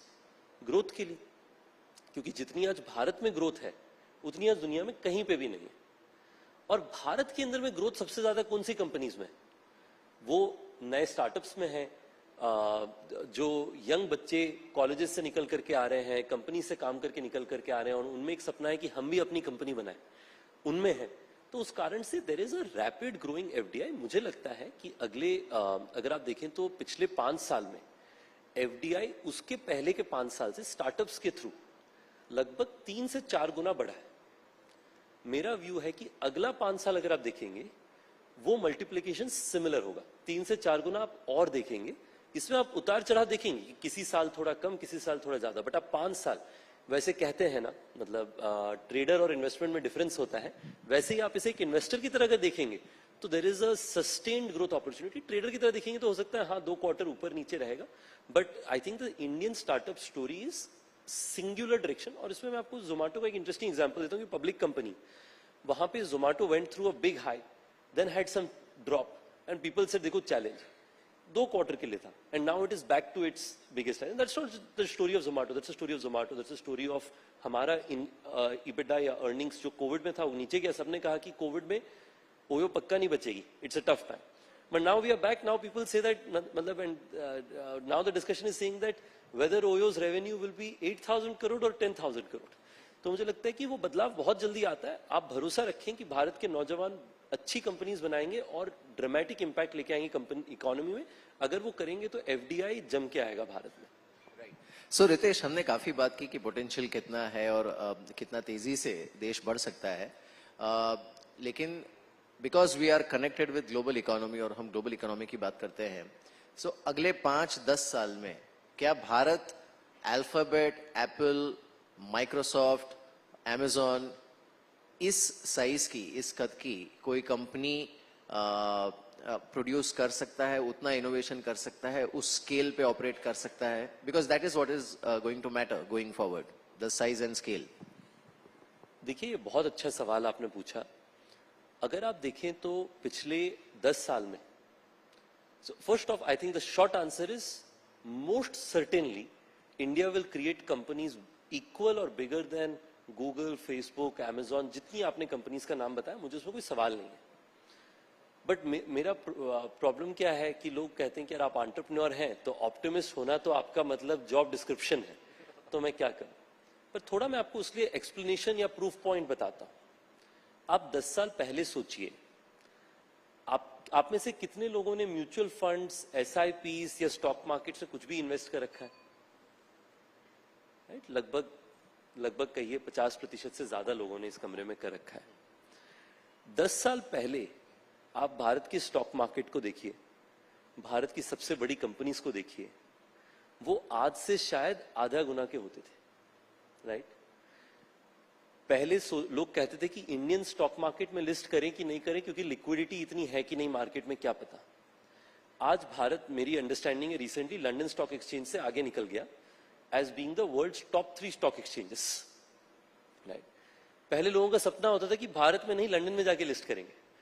आज के दिन में भारत ने उस स्टॉक एक्सचेंज को पीछे छोड़ दिया, और ये आज की बात है जब हम ये कह रहे हैं कि हम टॉप 5 से टॉप 3 इकोनॉमी में जाएंगे और उसके बाद टॉप 2 इकोनॉमीज में जाएंगे। तो मुझे लगता है कि मैक्रो हमारे साथ है। दूसरा है माइक्रो। आज के दिन में क्या आप जानते हैं कि Amazon, Apple, जितनी कंपनियां आपने बताई, उनका सबसे बड़ा engineering centre after United states कहां पे? हर कंपनी का भारत में. India hosts the largest number of intellectual workers, not physical workers, intellectual, जो दिमाग लगा रहे हैं, ब्रेनी लोग जो दुनिया के उनके सबसे बेस्ट इंजीनियर्स है, वो हैदराबाद, बैंगलोर, दिल्ली, गुड़गांव, नोएडा, यहां पे बैठे हुए. मेरे हिसाब से क्योंकि टैलेंट हमारे पास में, पिछले 10 साल में भारत के स्टार्टअप्स में क्या हुआ? Talented individual entrepreneurs said that we will not pursue jobs, we will not pursue going to overseas countries, we'll build our own companies. That will happen to the broader talent as well. On the other hand, customer consumption is rapidly growing. बहुत rapidly Bharat का अपना consumption grow कर रहा है. और तीसरा, मेरे I think मेरे क्या सब लोग बहुत दिलचस्पी से हमारे एक्सटर्नल अफेयर्स मिनिस्टर साहब जयशंकर साहब को सुनते हैं. उन्होंने भारत का जो एक रेप्यूटेशन बनाया है विदेशों में, उसके कारण हर देश में लोग भारत के साथ बिजनेस करना चाहते हैं. अगर आप देखें, सारी कंपनी से 2 स्ट्रेंथ है. वो अपनी डोमेस्टिक इकोनॉमीज में अपने सेगमेंट पे डोमिनेट करते हैं या लीड करते हैं, और विदेशों में लीड करते हैं. और उस पे यूएस का सॉफ्ट पावर का बहुत बड़ा हिस्सा है. जैसे भारत का सॉफ्ट पावर बढ़ रहा है, बहुत सारे देश भारत से बिजनेस करना चाह रहे हैं, उससे Indian corporations are able to grow their business around the world, and we do it very proudly. You should know that जब हम डेनमार्क में हमारे स्टोर्स लगाते हैं या फिर हमारे ऑफिसेस खोलते हैं, उसके बाहर में हम लोग भारत का झंडा भी उतने ही इज्जत से लहराते हैं जितने इज्जत से शायद जब फोर्ड जाकर के अपना यूएस का फ्लैग लहराता है. और मुझे लगता है कि वो इसलिए पॉसिबल है क्योंकि लोग चाहते हैं कि भारतीय कंपनीज के साथ वो बिजनेस करें. Right. One last question to you Ritesh. Elections भी आने वाले हैं and you are a youth icon. In fact, I was quite surprised when you told me that this is only the second time जब आप किसी general election के लिए vote करने वाले हैं. So one is why is that? And second is what is your message for the youth of the nation? देखिए, the reason it's the second general election is just my age. It's a function of the years I have lived. But I'm of course, मेरा दो मैं जब भारत के युवा से बात करता हूँ, हमारे जो दोस्त हैं, कॉलीग्स हैं, कम्युनिटीज में मैं बात करता हूँ, उन सब जो मेरे उम्र के हैं या फिर मेरे से छोटे हैं, तो मैं 2 चीजें देखता हूँ. सबसे पहला ये कि we discussed about Indian youth wanting to thrive, not survive. भारतीय यूथ जो है आगे चल करके जीतना चाहता है और फ्लरिशिंग भारत को देखना चाहता है. और उसको लेकर के उनका मानना है कि जो भी तरीके से हम लोग हमारे वॉइस से भारत को एक लीडिंग फोर्स बना सकें दुनिया में, भारत जो एक पॉजिटिव मोमेंटम में है उसके मोमेंटम को और एनर्जी दे सके, तो वो उस पर एंगेज करना चाहते हैं. मेरा एक ही रिक्वेस्ट है कि द पॉजिटिव फीलिंग कि आपने वोट किया और उस वोट का डिफरेंस हुआ, वो एक अनपैरेलल्ड एक्सपीरियंस है. मैं समझता हूं कि आप लोग युवा कहीं ट्रैवल कर रहे होंगे, कहीं और जॉब करते हैं, कुछ काम पे होंगे, पर प्लीज मेरा रिक्वेस्ट होगा कि प्लीज समय निकाल करके वोट करने जरूर जाएं. मुझे लगता है कि आपको उसके बाद में 5 साल तक हमारी भाषा में फोमो होता रहेगा, फियर ऑफ मिसिंग आउट, उसके अगले इलेक्शन में. तो उससे अच्छा इंस्टेड ऑफ मिसिंग आउट आप इसका एडवांटेज लीजिए. Please exercise your franchise. एक तो बड़ा कैंपेन भी चल रहा है फर्स्ट टाइम वोटर, जिसको मैंने उसके बारे में कंटेंट शेयर भी किया है. तो मेरा रिक्वेस्ट होगा कि अगर आप पहले टाइम के वोटर हैं या दूसरे टाइम के वोटर हैं, तो प्लीज इंश्योर करें कि आप जाकर के वोट करें. भारत दुनिया का सबसे बड़ा डेमोक्रेसी है, प्राउडली सो. और आप अपना एक्सरसाइज फ्रेंचाइज करेंगे तो भारत की ग्रोथ के लिए बड़ा डिफरेंस क्रिएट करेगा. All right, thank you so much Ritesh for joining us on Times Now Summit. और बहुत-बहुत शुक्रिया आपका. Thank you. Thank you so much. All the very best.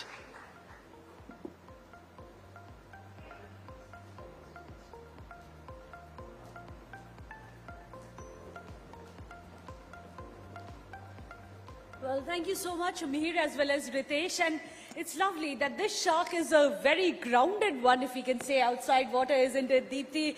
Great advice that he's given to the next generation of entrepreneurs as well. Absolutely. So I'm sure all of us can take a tip or two from him. He's just walked out of the hall.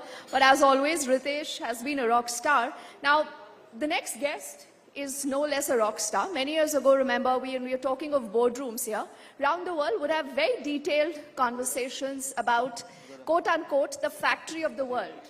that many said is China. Then these conversations moved on to quote-unquote China plus a one strategy. And now, in some quarters, there is a conversation about a quote-unquote Euro plus one strategy as well. Well, absolutely. And India is well placed to be one of the top contenders for these strategies. And our next speaker is also well placed to share the government's take on how India would be leading the new age of globalization. Of course, we are going to be bringing up our next big speaker, and all of you must have guessed it by now. It's going to be the Minister of Commerce and Industry, Textiles, Consumer Affairs, Food as well as Public Distribution to the Government of India, Shri Piyush Goyal. And given that entire portfolio, as all of you can imagine, he is a busy man, and of course he wears several hats, which is why it's very critical at this juncture to have someone who has been at the forefront of pushing for Atmanirbharta when it comes to the Indian policies that the government policies have been looking into. But let's also remind our viewers and all the audience who are seated here that you all must connect with us directly on social media as well. You must post your videos as well as photographs. Tell us what you think about all the panels that you've been attending, the sessions that you've seen, which are the favorites and which are the ones that you would like to see in future as well. Your feedback, of course, is going to be highly appreciated. You can just use the hashtag of hashtag Times Now Summit 2024. Alternatively, you can also use the hashtag of TN Summit 2024. Oh yes, and talking about Piyush Goyal, this time remember he's fighting a Lok Sabha election. So there's clearly a lot of interest, because I'm also a student of politics. That's the, first thing that I'll be looking at once we'll have Piyush Goyal in the hall. He said to be very affable, very popular with the masses there. There's a lot of ground connect that, netas really bring in today's day and time, Meghna. The point is there is social media, there is access to so much of information. So if the neta, if your candidate does not work, he does not have that connect, voters always have a choice.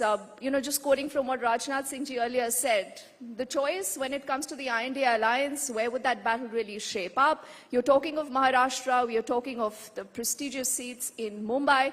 So Piyush Goyal there, it's, been a significant busy time for him through the campaigns and stuff, and he's taken out the time to be with us here in this Times Now Summit. It's an absolute honor. And any moment now, in fact, he'll be in the hall, and it'll be very, very interesting to hear what Piyush Goyal, Meghna, has to say also on this interesting journey that he's taking now from the Rajya Sabha to the Lok Sabha. And Deepthi, you just mentioned that he's from the state of Maharashtra. That's very critical, of course, because that's where we have the financial capital of India, the investment hub. So one of the things that Piyush Goyal has been working very closely and actively towards is Make in India. That has been a part of the larger Atmanirbhar Bharat as well, the vision that has been scripted by the government. And this is not just going to be a vision for the next 10 years. It's all the way across to 1947, where we are hoping that India will become one of the top economies. That is a promise till 2029, and hopefully we are going to be on track for that.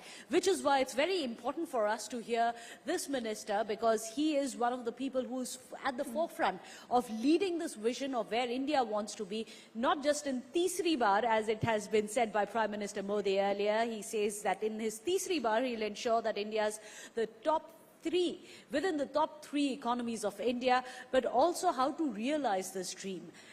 Someone like Piyush Goyal is, of course, he is the Minister of Commerce, Industry, Textile, Consumer Affairs. All of this is going to be very critical to ensure that we invest in India as well, something that he himself has championed, Preeti, very actively as well. Absolutely. But Piyush Goyal, ladies and gentlemen, is just not the only special guest. As we'll bring up the day, you'll also have Hardeep Singh Puri. He is also a guest speaker here, along with Anurag Thakur. And do remember, all these leaders right now, all these politicians are right in the middle of this battle. And because our summit is right so close to the upcoming Lok Sabha elections, you cannot just miss the fact that there is clearly that entire narrative that the BJP has built, Ab Ki Baar 400 Par. You've seen netas right from Smriti Irani yesterday to Kangna, who now is in the electoral foray, saying that Bilkul hoga, Ab Ki Baar 400 Par hoga. Will that happen or not is something time will tell, but we are at Times Network continue with our focus on conversations, on leaders, who not just speak about what's happening today, but we are also looking at the future. And till we'll have Piyush Goyal in the hall, if we can just take a moment to play out a quick synopsis of what the Times Now Summit till now has been like, the highlights, if we can have the AV, please. When journalism is led by integrity, and when experience meets passion, there is no scope for half-truths. When the noise drowns out the truth, and many lose sight of what is the real issue. I ask the legitimate question and uncover the whole truth. Don't tax the poor people who are using petrol, diesel to go to work or to send their children to school. I give you the complete picture in black and white, not a colored opinion, facts that help you form your opinion. The News Hour at 9. Weeknights at 9, only on Times Now. Truth isn't very... Well, a warm welcome to the Minister, the Union Minister of Commerce and Industry, as well as Textiles, Consumer Affairs, Food, Public Distribution to the Government of India, Shri Piyush Goyal ji, and may we request Navika Kumar to felicitate and welcome the Honourable Minister. Please do come up here on the stage. A bigger round of applause, please. We'd like to present you with a token of our appreciation. Navika, right behind you. Thank you for joining us. We really appreciate it, sir.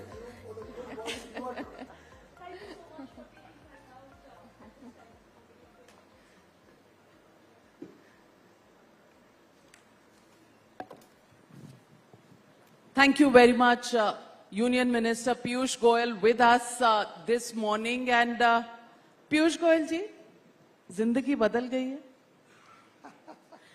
From cabinet to being a candidate, contestant in this election, fighting from Mumbai North, how much has life changed for you? What do you mean by from cabinet to candidate? I continue to be in the cabinet. Cabinet? Of course, you've been for many, many years in the cabinet. I'm saying now you are in the heat and dust of elections and a contestant yourself. Is that a change of role, a change of lifestyle, a change in the kind of work that you're doing? Certainly a change in the type of work, but no, nothing new for me. I've been helping others fight elections for almost 35 years now. So it's just great fun that you're doing it for yourself. And remembering all the great times you had campaigning, going around, let's say running Advaniji's campaign in 1989 in New Delhi when he contested for the first time in his life. And I remember we used to mount a gun, somewhat similar to this boom there. And we made a toy gun, which was a replica of a Bofors tank. And हम सब जगह जाके truck में नारे लगाते थे, खाली खाली खाली तोप दलाली. So I'm reminded of all those good old days. We used to go to every home in Bappa Nagar, Kaka Nagar, campaigning for Advaniji, and I'm doing the same now for myself. You've been a Mumbaikar for all your life. So Mumbaikar, seat in North Mumbai. How is the challenge, and has electioneering, आपने 1989 की बात कही, तब से अब तक campaigning के styles में कितना फर्क आया? मुझे लगता है with the advent of television in a big way, social media playing an increasingly important role, and there's the animal in the room which we have yet to experience, artificial intelligence and deep fakes, which would also be a matter of concern. And I do hope friends in the media are going to be very conscious and cautious about this concern. Clearly, there is a huge change from the past till now. In '89, we used to write voter slips. They are all computerized now. '89, the method was more based on pamphlets. Now it's political wars are fought on social media. However, there's a lot of similarity also. The people-to-people connect remains unchanged. The door-to-door campaign is the most effective way to reach out to your constituents. The confidence that you can generate amongst your voters that you are fighting for a party, for a cause, and a leader who will bring good governance, public welfare, and a better future for India is very important. This being a Lok Sabha election, I think it's clearly an election where national issues and India's future becomes center stage and not the local issues of, of the MLAs or of the corporators.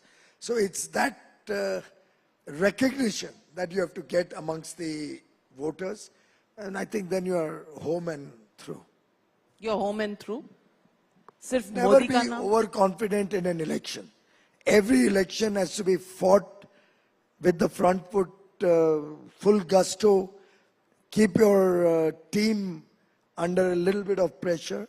Never be overconfident. Surprises can happen, but with Prime Minister Narendra Modi and the leadership that he's given to the country over the last 10 years, with the popularity that he enjoys today across the country, including in North Mumbai, I don't think I have much to fear. I'll give you a small example. I was out there playing Holi after many, many years, literally playing Holi with the kids and youngsters in my area. And everywhere I was asked to say a few words. I used to give a little bit of a spin about India, the growth story, blah, blah. Not much resonance. And then I would just say, Modi hai to, and there the whole crowd would burst out, Mumkin hai. I would say, ab ki baar, the whole youngsters would be screaming 400 bar. If I would say Jai Shri Ram, the whole crowd was doubly in gusto, arms in the air. All youngsters, Jai Shri Ram. So there are a lot of similarities, a lot of newness. So the question here is that you don't really have to give an account of your work. If you just say, Modi, people believe work has been done, but that's really not what the opposition says. The opposition says, आप डरे हुए हैं, इसलिए रोज नए-नए leaders को आप दूसरी पार्टियों से तोड़कर ला रहे हैं और नए-नए अलायंस पार्टनर बना रहे हैं जो आज तक आपने जिनकी तरफ ध्यान नहीं दिया. मुझे लगता है कि प्रधानमंत्री नरेंद्र मोदी जी के नेतृत्व में इस सरकार ने 10 साल काम किया, तो हम सब का काम उनके साथ जुड़ा हुआ है, उनके नेतृत्व में, उनके मार्गदर्शन में हुआ.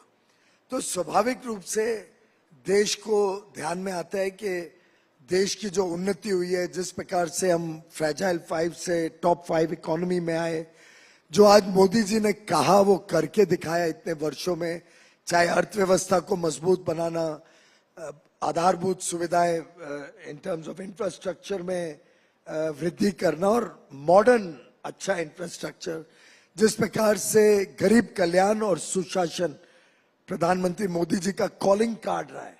विशेषता रही है कि उन्होंने गरीबों के लिए बिना भेदभाव देश भर में एक जीवन के स्तर को सुधारने का, ईज ऑफ लिविंग का काम किया. स्वाभाविक है कि उनकी लोकप्रियता चरम सीमा पर है. ऐसे में हम अपना रिपोर्ट कार्ड जरूर देते हैं. हम बताते हैं कि किन किन विषयों में कैसे देश आगे बढ़ा है और कैसे अब देश की दृष्टिकोण 2047 तक विकसित भारत बनने की है. साथ ही साथ दूसरा पहलू को भी भूल नहीं सकते कि लोगों का जो विश्वास है मोदी जी के ऊपर, लोगों की जो प्रतिबद्धता है कि मोदी जी है तो अवश्य देश आगे जाएगा. मोदी की गारंटी पे जो उनको विश्वास है कि वो गारंटी पूरी होने की गारंटी है, ये स्वाभाविक रूप से आज प्रभाव कर रहा है देश भर में. और इसी के कारण शायद आपके भी सर्वे ने 400 से ज्यादा 411 या कुछ सीटें दिखाई थी और अब तो चुनाव शुरू भी नहीं हुआ है. तो आप कल्पना करिए आगे जाके कहां रुकेगी गाड़ी. लेकिन फिर विपक्ष आप पे क्यों कहता है कि आप डरे हुए हैं? क्योंकि आप दूसरी पार्टियां तोड़ रहे हैं। पहले विपक्ष तय कर ले कि विपक्ष कौन है, विपक्ष का नेता कौन है, विपक्ष को कौन रिप्रेजेंट कर रहे हैं। अभी तो हमें यही नहीं समझ में आ रहा है कि जनता के सामने मोदी बनाम प्रश्न चिन्ह नहीं बना हुआ है। हम जानना चाहते हैं कि राहुल गांधी जी को अनाउंस तो करिए कैंडिडेट। हम तो वेट कर रहे हैं कि अपना लीडर तो चिन्हित करे वो लोग। They have to announce the leader. Nation wants to know कि who will be the person who is an alternate to mister Modi, who can do half or quarter or 10% of the work Mr. Modi has done, who can inspire confidence in 140 crore Indians. तो पहले तो वो तय कर लें कि नेता कौन है, फिर तय कर लें कि केरल में गाली देंगे और वेस्ट बंगाल में मित्रता करेंगे। मुंबई में एक इंडी अलायंस, पता नहीं इंडी है अंडा है क्या है समझ नहीं आ रहा है मुझे, है तो अंडा ही वो अलायंस, क्योंकि मुंबई में उनकी सभा होती है। तृणमूल कांग्रेस की नेत्री जो नेता है वो वहां पे आती है, ममता जी, लेकिन पश्चिम बंगाल में कांग्रेस को एक सीट देने को तैयार नहीं है, तो वहां भी अलायंस टूट जाता है। पंजाब में बोलते हैं कि हमारा अलायंस नहीं है, एक दूसरे को रोज गाली दे रहे हैं, और दिल्ली में 1 या 2 सीट कुछ अलायंस की है। तो ये बड़ा विचित्र सी स्थिति है जिसमें समझ ही नहीं आ रहा है कि पार्टनरशिप है या नहीं है। आप ऐसा तो नहीं कह सकते ना कि सरदार पटेल मार्ग में हम मित्र हैं, जब तक न्याय मार्ग में आएंगे तो दुश्मनी करेंगे, जब तक शांति मार्ग पे पहुंचेंगे तो झगड़ा करेंगे, और फिर 3 मूर्ति मार्ग पे पहुंचते पहुंचते थक जाएंगे। मुझे लगता है कि एक कुछ निर्णय करें, वास्तव में वो हमारे को टकराव देना चाहते हैं कि नहीं। हमें तो थोड़ी चिंता हो रही है कि अगर कोई रहेगा ही नहीं हमारे सामने तो हम लड़ेंगे किसके सामने, who will be our opponents. और रही बात लोग छोड़ के उनकी पार्टी आ रहे हैं, अब अभी अभी उनका आम आदमी पार्टी का एक एमपी चूज हुआ था जालंधर के बाई इलेक्शन में, कितने 6-8 महीने पहले, 6-8 महीने पहले उनका कैंडिडेट जो एमपी चुनाव जीतता है, अगर उसको भी फ्रस्ट्रेशन आ जाती है, 6 महीने में ही उनको समझ में आ जाता है कि भाई ये पार्टी भ्रष्टाचारी है, ये पार्टी में पता नहीं कितने घोटाले चल रहे हैं, कभी लिकर स्कैम, कभी हेल्थ का स्कैम, मोहल्ला क्लिनिक स्कैम, कभी स्कूलों का स्कैम। अब इतने सारे स्कैम देख के 6 महीने में अगर व्यक्ति फ्रस्ट्रेट होकर छोड़ देता है, और मैं समझता हूं ये तो उनको अपने आप में आत्मचिंतन करने की आवश्यकता है कि ये स्थिति क्यों निर्माण हुई है। लेकिन विपक्ष ये कहता है कि आप डरे हुए हैं। विपक्ष मतलब कौन, बताइए तो सही। अच्छा, आम आदमी पार्टी ये कहती है। स्पेसिफिक बोलो ना। ओके, आम आदमी एक आध पार्टी का नाम हो तो समझ में आता है, क्योंकि विपक्ष समझ नहीं आता है। एक-एक करके लेती हूँ। कौन विपक्ष में है। राहुल गांधी भारत जोड़ो न्याय यात्रा, उनके बारे में आप क्या कहेंगे? अगर उन्होंने वास्तव में भारत जोड़ने की बात की होती तो हम तहे दिल से उनका स्वागत करते। दुर्भाग्य ये है कि उनकी पार्टी तय नहीं कर पा रही है कि वो भारत जोड़ना चाहते हैं या तोड़ना चाहते हैं। अब न्याय यात्रा में वो क्या बात करते हैं, आप याद करिए। न्याय यात्रा में बात करते हैं कास्ट सेंसस होना चाहिए। अब कास्ट सेंसस से मित्रों आप लोग बताइए, देश जुड़ेगा या देश टूटेगा? क्या होगा कास्ट सेंसस से? आखिर हम समाज को जोड़ के बिना भेदभाव के देश को आगे लेके जाना चाहते हैं या देश में खलबली मचाना चाहते हैं? वो कहते हैं जितनी जनसंख्या उतना आधार, उतना अधिकार। तो यानी फिर तो सब रिसोर्सेज अधिकांश उत्तर प्रदेश बिहार में जाने चाहिए। दूसरी तरफ उनके एक उप मुख्यमंत्री, डेप्यूटी चीफ मिनिस्टर का भाई जो स्वयं मेंबर ऑफ पार्लियामेंट है, वो एक बयान देता है कि भाई दक्षिणी प्रदेश से जितना टैक्स जाते हैं वो पूरा हमारे पास आना चाहिए, और नहीं आएगा तो हम दक्षिणी राज्यों को सोचना पड़ेगा कि हम भारत से अलग हो जाए। ये नॉर्थ साउथ डिवाइड कौन क्रिएट कर रहा है? राहुल गांधी जी के चुने हुए चाहिए नेता। तो अब उनको वक्तव्य देने से भारत जोड़ो नहीं होता है। अपने व्यवहार में, अपने काम में और अपनी सोच में जब तक वो भारत जोड़ने की बात नहीं करेंगे और काम नहीं करेंगे, जब तक वो पहले अपने अलायंस को नहीं जोड़ेंगे। अभी महाराष्ट्र में अलायंस बन रहा था, एक तो पार्टी निकल के चली गई, बहुजन क्या है वो, प्रकाश आंबेडकर जी की पार्टी, उसने तो छोड़ ही दिया उनका दामन। आज सुबह में टाइम्स नाउ में देख रहा था, बड़े झगड़े चल रहे हैं आपस में, आप लोग भी इंटरव्यू कर रहे थे उनके नेताओं के। संजय निरुपम जी कह रहे हैं कि अलायंस तोड़ देना चाहिए, कुछ लोग उम्मीद में बैठे हैं अभी भी अलायंस हो जाएगा। तो इतने बुरे हाल में है हमें देखो, अलायंस होता है हमारी शर्तों पे, सौगातपूर्ण तरीके से होता है तो होता है, नहीं होता है तो हम स्पष्टीकरण कर देते हैं। हम महीनों दिनों तक कोई लल्लो चप्पो नहीं करते हैं किसी की, और ऐसा नहीं करते हैं कि दिल्ली में अलायंस और पंजाब में टूटा। हमारी मित्रता है तो देश भर की है, राष्ट्र हित में है। अगर आपको हमारी मित्रता नहीं चाहिए, so be it, we are not worried about it.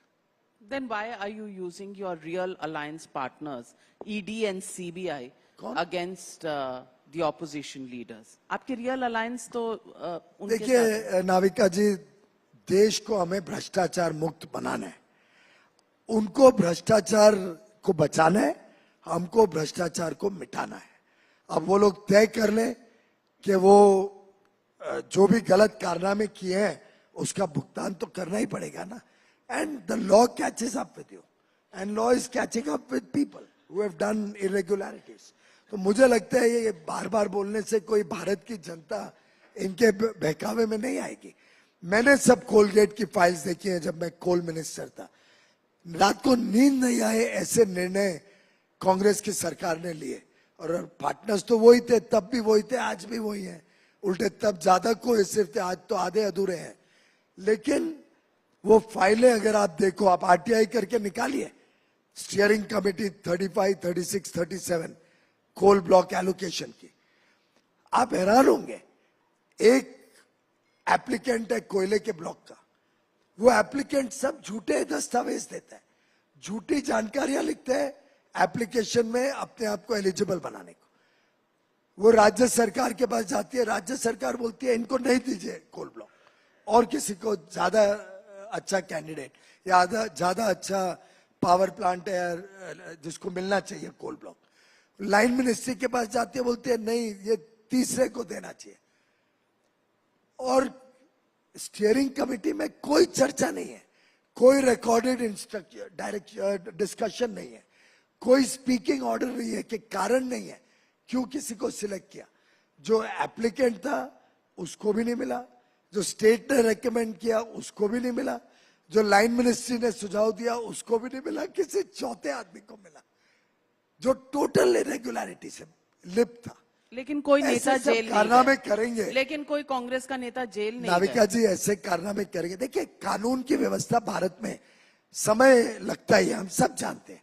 आप अगली बार जब माननीय चीफ जस्टिस जी आएंगे तो उनसे आप इस विषय में भी चर्चा कर लेना, पर उस विषय में हम तो कोई दखल अंदाजी कर नहीं सकते। तो कानून तेज गति से हो, खासतौर पे एमपी एमएलए के केसेस तेजी से हो, ये तो देश के निर्णय था, और शायद सुप्रीम कोर्ट ने भी ऑर्डर दिया था। तो अगर ईडी सीबीआई अपना काम कर रहे हैं तो स्वतंत्र ऑर्गेनाइजेशन है और अपने मैंडेट को फुलफिल कर रहे हैं। अगर ये लोग डर रहे हैं कोई, तो दिल में जरूर कोई चोट है जिसकी वजह से डर रहे हैं। चोट और खोट दोनों ही है। So let me ask you this. The charge against your government is that you run a washing machine. Anybody who has any cases against them can join your party. My question to you is not the washing machine question. My question to you is, if Mr. Kejriwal wants to join BJP, what will you do? Will his cases go away? नहीं, पहली बात तो ये charge बेबुनियाद है। It's totally irresponsible and uncalled for. All the cases on anybody are going through their due course, and there will be nobody who will be spared from the due process of law. The courts will decide, the investigative agencies will do their work. There is no question of any pardon for anybody who has done wrong. Point one. Point two, clearly people who have looted the country, who have on the one hand made tall claims and promises to the people of Delhi and let down the mandate of the people, will never be welcome in the BJP. Ashok Chavan, welcomed by the BJP. Well, 2013 थोड़ा याद कर लीजिए. Ashok Chavan's cases continue to go on. If he is found guilty, and he has said it himself, he will have to face the consequences. And Arvind Kejriwal, if he joins you, bail तो मिल जाएगी? नहीं, join करने के लिए हमको तय करना पड़ता है, सामने वाला नहीं तय करता है. We decide कौन join करेगा, कौन नहीं join करेगा. पर आप तो सबको वेलकम कर रहे हैं. नहीं, ऐसे बात नहीं है. बीजेपी में आजकल लोग कह रहे हैं इतना इंपोर्ट हो रहा है. आम आदमी पार्टी से आप ले लेते हो, कांग्रेस से आप ले लेते हो. ऐसा कोई दल ही नहीं है. इनफैक्ट लोग कहते हैं कि कोई देश में कैंडिडेट बचेगा ही नहीं किसी और पार्टी में. ऐसा है नाविका जी कि कई वर्ष पहले मैंने सवाल एक बार हमारे एक बड़े वरिष्ठ नेता थे, उनसे पूछा था कई वर्ष पहले. तब भी हमने कुछ बाहर के लोग लिए थे और उस समय मैं भी उम्र में कम था, तो मैंने थोड़ा उस पर टिप्पणी की थी. तब मुझे ये बताया गया था और that rings in my mind even today कि हमें सारे समाज को साथ में लेके चलना है. समाज के हर वर्ग को वेलकम करना है. समाज के अलग अलग लोग जुड़े जिससे पार्टी का भी विस्तार हो, पार्टी की एक्सेप्टेबिलिटी, विनेबिलिटी भी बढ़े. तब जाके हम देश की सेवा कर पाएंगे, देश के लिए कुछ अच्छा करने में सफल होंगे. हो सकता है अलोंग द वे पार्टी 100% कोई कोर आइडियोलॉजी जो हमने 1950 में शुरू की थी भारतीय जनसंघ के समय से, एग्जैक्ट आइडियोलॉजी में से रूटेड हर एक व्यक्ति ना हो, लेकिन नए लोगों को जोड़ेंगे, नए आइडियाज आएंगे, नए समाज में प्रभाव बढ़ेगा और उसमें अगर कोई गलत काम करेगा तो उस पर पार्टी कार्रवाई करेगी, व्यवस्थाएं उन पर कार्रवाई करेगी. हम सर्टिफिकेट देने नहीं बैठे हैं किसी को गुड और बैड. एक बेसिक स्क्रीनिंग जरूर करते हैं और बेसिक स्क्रीनिंग में अगर लगता है कि the person can be taken and we accept people, but clearly with the understanding that there are no assurances.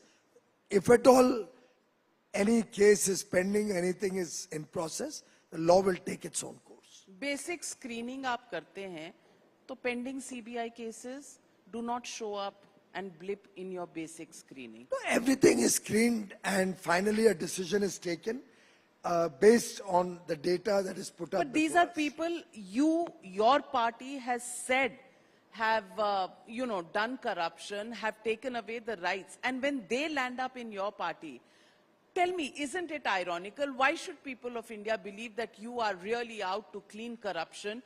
Because these people find their way. चुनाव के समय आप इनको criticize करते हैं, बाद में ये आपके साथ बैठे हुए होते हैं. Let us just clarify between two things. One is the past and one is the future. We are cleaning out corruption, and that is evident from a 10-year scam-free government that the BJP has run and NDA has run. As regards the old cases, as I said, there is no let-up. Whoever it may be, whichever party the person may be, the law will take its own course. So I see absolutely no connection between the... But they're welcome to join your party. Depending on each case, we categorically decide basis individual case and what they bring to the table. So the question really goes from here to the alliances that you are trying to make, BJD, Akali Dal. पहले तो आप इनसे दूर हो जाते हैं, चुनाव का वक्त आता है, आप इनके साथ हो जाते हैं. The point I'm making is, what happens to ideology? What happens to the platform on which you fight elections? 2013, you said something. Those people are now part of the BJP bandwagon. Are we diluting ideology? I think the basic ideology of the BJP is so strong that, or of the Jansangh originally and our larger family is so strong that nobody can ever dilute it. We are rooted in that. The main leadership is completely rooted in our ideology. People like me have grown up from childhood steeped in that ideology. So that ideology is very, very powerful. And it can absorb a lot of people coming from outside the ideology. हम उनको हमारे रंग में ढल देंगे, हमें उनका रंग कभी नहीं चढ़ सकता. तो राहुल गांधी ज्वाइन कर सकते हैं? We are looking for people of substance. We are looking for people who bring value to the party, who add winnability to the party, who come with ideas, who come with a vision for the country, who talk about the unity and integrity of the country. I suspect he will not fit this bill. Kejriwal? Probably a tad less than the first name. So, matlab you are selective. We don't want divisive forces or forces who are really not looking at the best interests of India in our party. But that certification you do. We assess each individual and take that. Let me ask you, Mr. Piyush Goyal, 370 seats is the target stated by the Prime Minister for the BJP alone. Do you think this is achievable given the fact that 2019 was a peak for Prime Minister Modi, 303 seats. From there on to 370 is another big jump. As a BJP Karyakarta, a minister, a contestant this time, are you confident that 370 is achievable? Modi hai to mumkin hai. मैं समझता हूं कि I think in life, and I see a lot of youngsters in the room today and a lot of your viewers, youngsters would be viewing your channel. In life, one must never say die. One must always have the can-do spirit. And one must always aspire high. When you aspire high, you will achieve high. वो शाहरुख खान का dialogue है ना, ओम शांति ओम में. जब किसी चीज की इच्छा बहुत मजबूत हो, बहुत ज्यादा तुम किसी चीज की इच्छा करो, पूरी कायनात आपके साथ जुड़ जाती है आपको सफल बनाने में. I think it's Paul Coelho's quote. If you desire something with great passion, the entire universe conspires to help you achieve that. And I think that's been the way of working of this government for the last 10 years.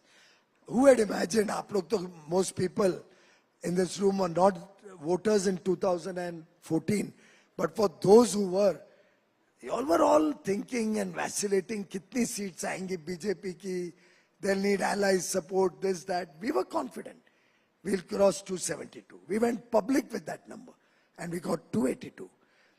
When 2019 election was happening, I remember probably in the same hall in another program, I had said in October, if I'm not mistaken, October 2018, that BJP will get between 297 and 303 seats. And then I repeated it at the ET Awards in Mumbai. In November 2018, you can Google, one of you can Google it. In November 2018, my memory can be, dates can be here and there, figure is not. Figure was 297 to 303. We got 303. We are working to get 370 this time. We will cross 400 as the NDA. And I would recommend to all of you that in anything you do in life, there is never a peak. Navika ji may have found 19 as a peak. And I certainly hope the Times Now channel doesn't work with such low ambition peaks. Always aspire big, Navika ji. Your channel should aspire much, much higher than where you are. Just like we aspire for India, a developed and prosperous India by 2047. And we want you to be a part of that journey for your own prosperity. Aspire to Rahul Gandhi bhi kar rahe hain. Unki aspiration ko aap kam हाँक रहे हैं. क्योंकि क्षमता होनी चाहिए. Aspiration पे विश्वसनीयता होनी चाहिए. एस्पिरेशन करने के लिए दूरदृष्टता चाहिए. अब दुर्भाग्य से ना तो क्षमता है, ना आत्मविश्वास है, ना लोगों के बीच में विश्वास है, विश्वसनीयता है, और ना दूरदृष्टि या विजन है. ऐसी परिस्थिति में उनकी एस्पिरेशन पहले मैंने कहा ना वो अपना तय तो कर लें, नेता तो घोषित होने की हिम्मत करें। वो तो अमेठी से भी भाग गए एक सेफ सीट ढूंढने के लिए। इस बार स्मृति जी ने शायद आपके सामने ही चुनौती दी थी कि उन्होंने आना चाहिए अमेठी, पर आए नहीं। प्रधानमंत्री नरेंद्र मोदी जी के सामने हम सुन रहे थे प्रियंका गांधी जी खड़ी होंगी, फिर वही पुराना कैंडिडेट जो कई वर्षों से मुंह की हार खा रहे हैं वहां पे, वही कांग्रेस ने अनाउंस किया। हिम्मत होनी चाहिए लड़ने के लिए। That is totally missing in the Congress. Well, I must make an observation. आप हमारे सारे इंटरव्यूज देख रहे हैं तो आप जानते हैं कि टाइम्स नाउ एस्पायर भी करता है, पीक्स अपने ही पीक्स को क्रॉस भी करता है और आपके जहन में भी रहता है। देखो कितना कितना सेल्फ कॉन्ट्रडिक्टरी है। हमें तो बोल दिया हमने 2019 में पीक किया और आप एस्पिरेशन ज्यादा रखते हो। Peak at that time I said, but never mind. By the way, excuse me, when you cross a mountain in life, and I say this to all the youngsters in the room particularly, and to Vineet Jain and his colleagues also. Whenever you cross a mountain in your life, remember there are many, many more mountains ahead of you to cross. Never be satisfied. Always have the desire to do more, achieve more. Keep this mantra all your life. I can't contradict that, and that really must be the passion of everybody's life. But again, coming back to elections and seats, south of India, last time in 2019, 130 seats, you got about 29 in the south of India. And at that time, you had Karnataka as a state under the BJP. This time, you have no government in the south of India. Do you think it will be a challenge?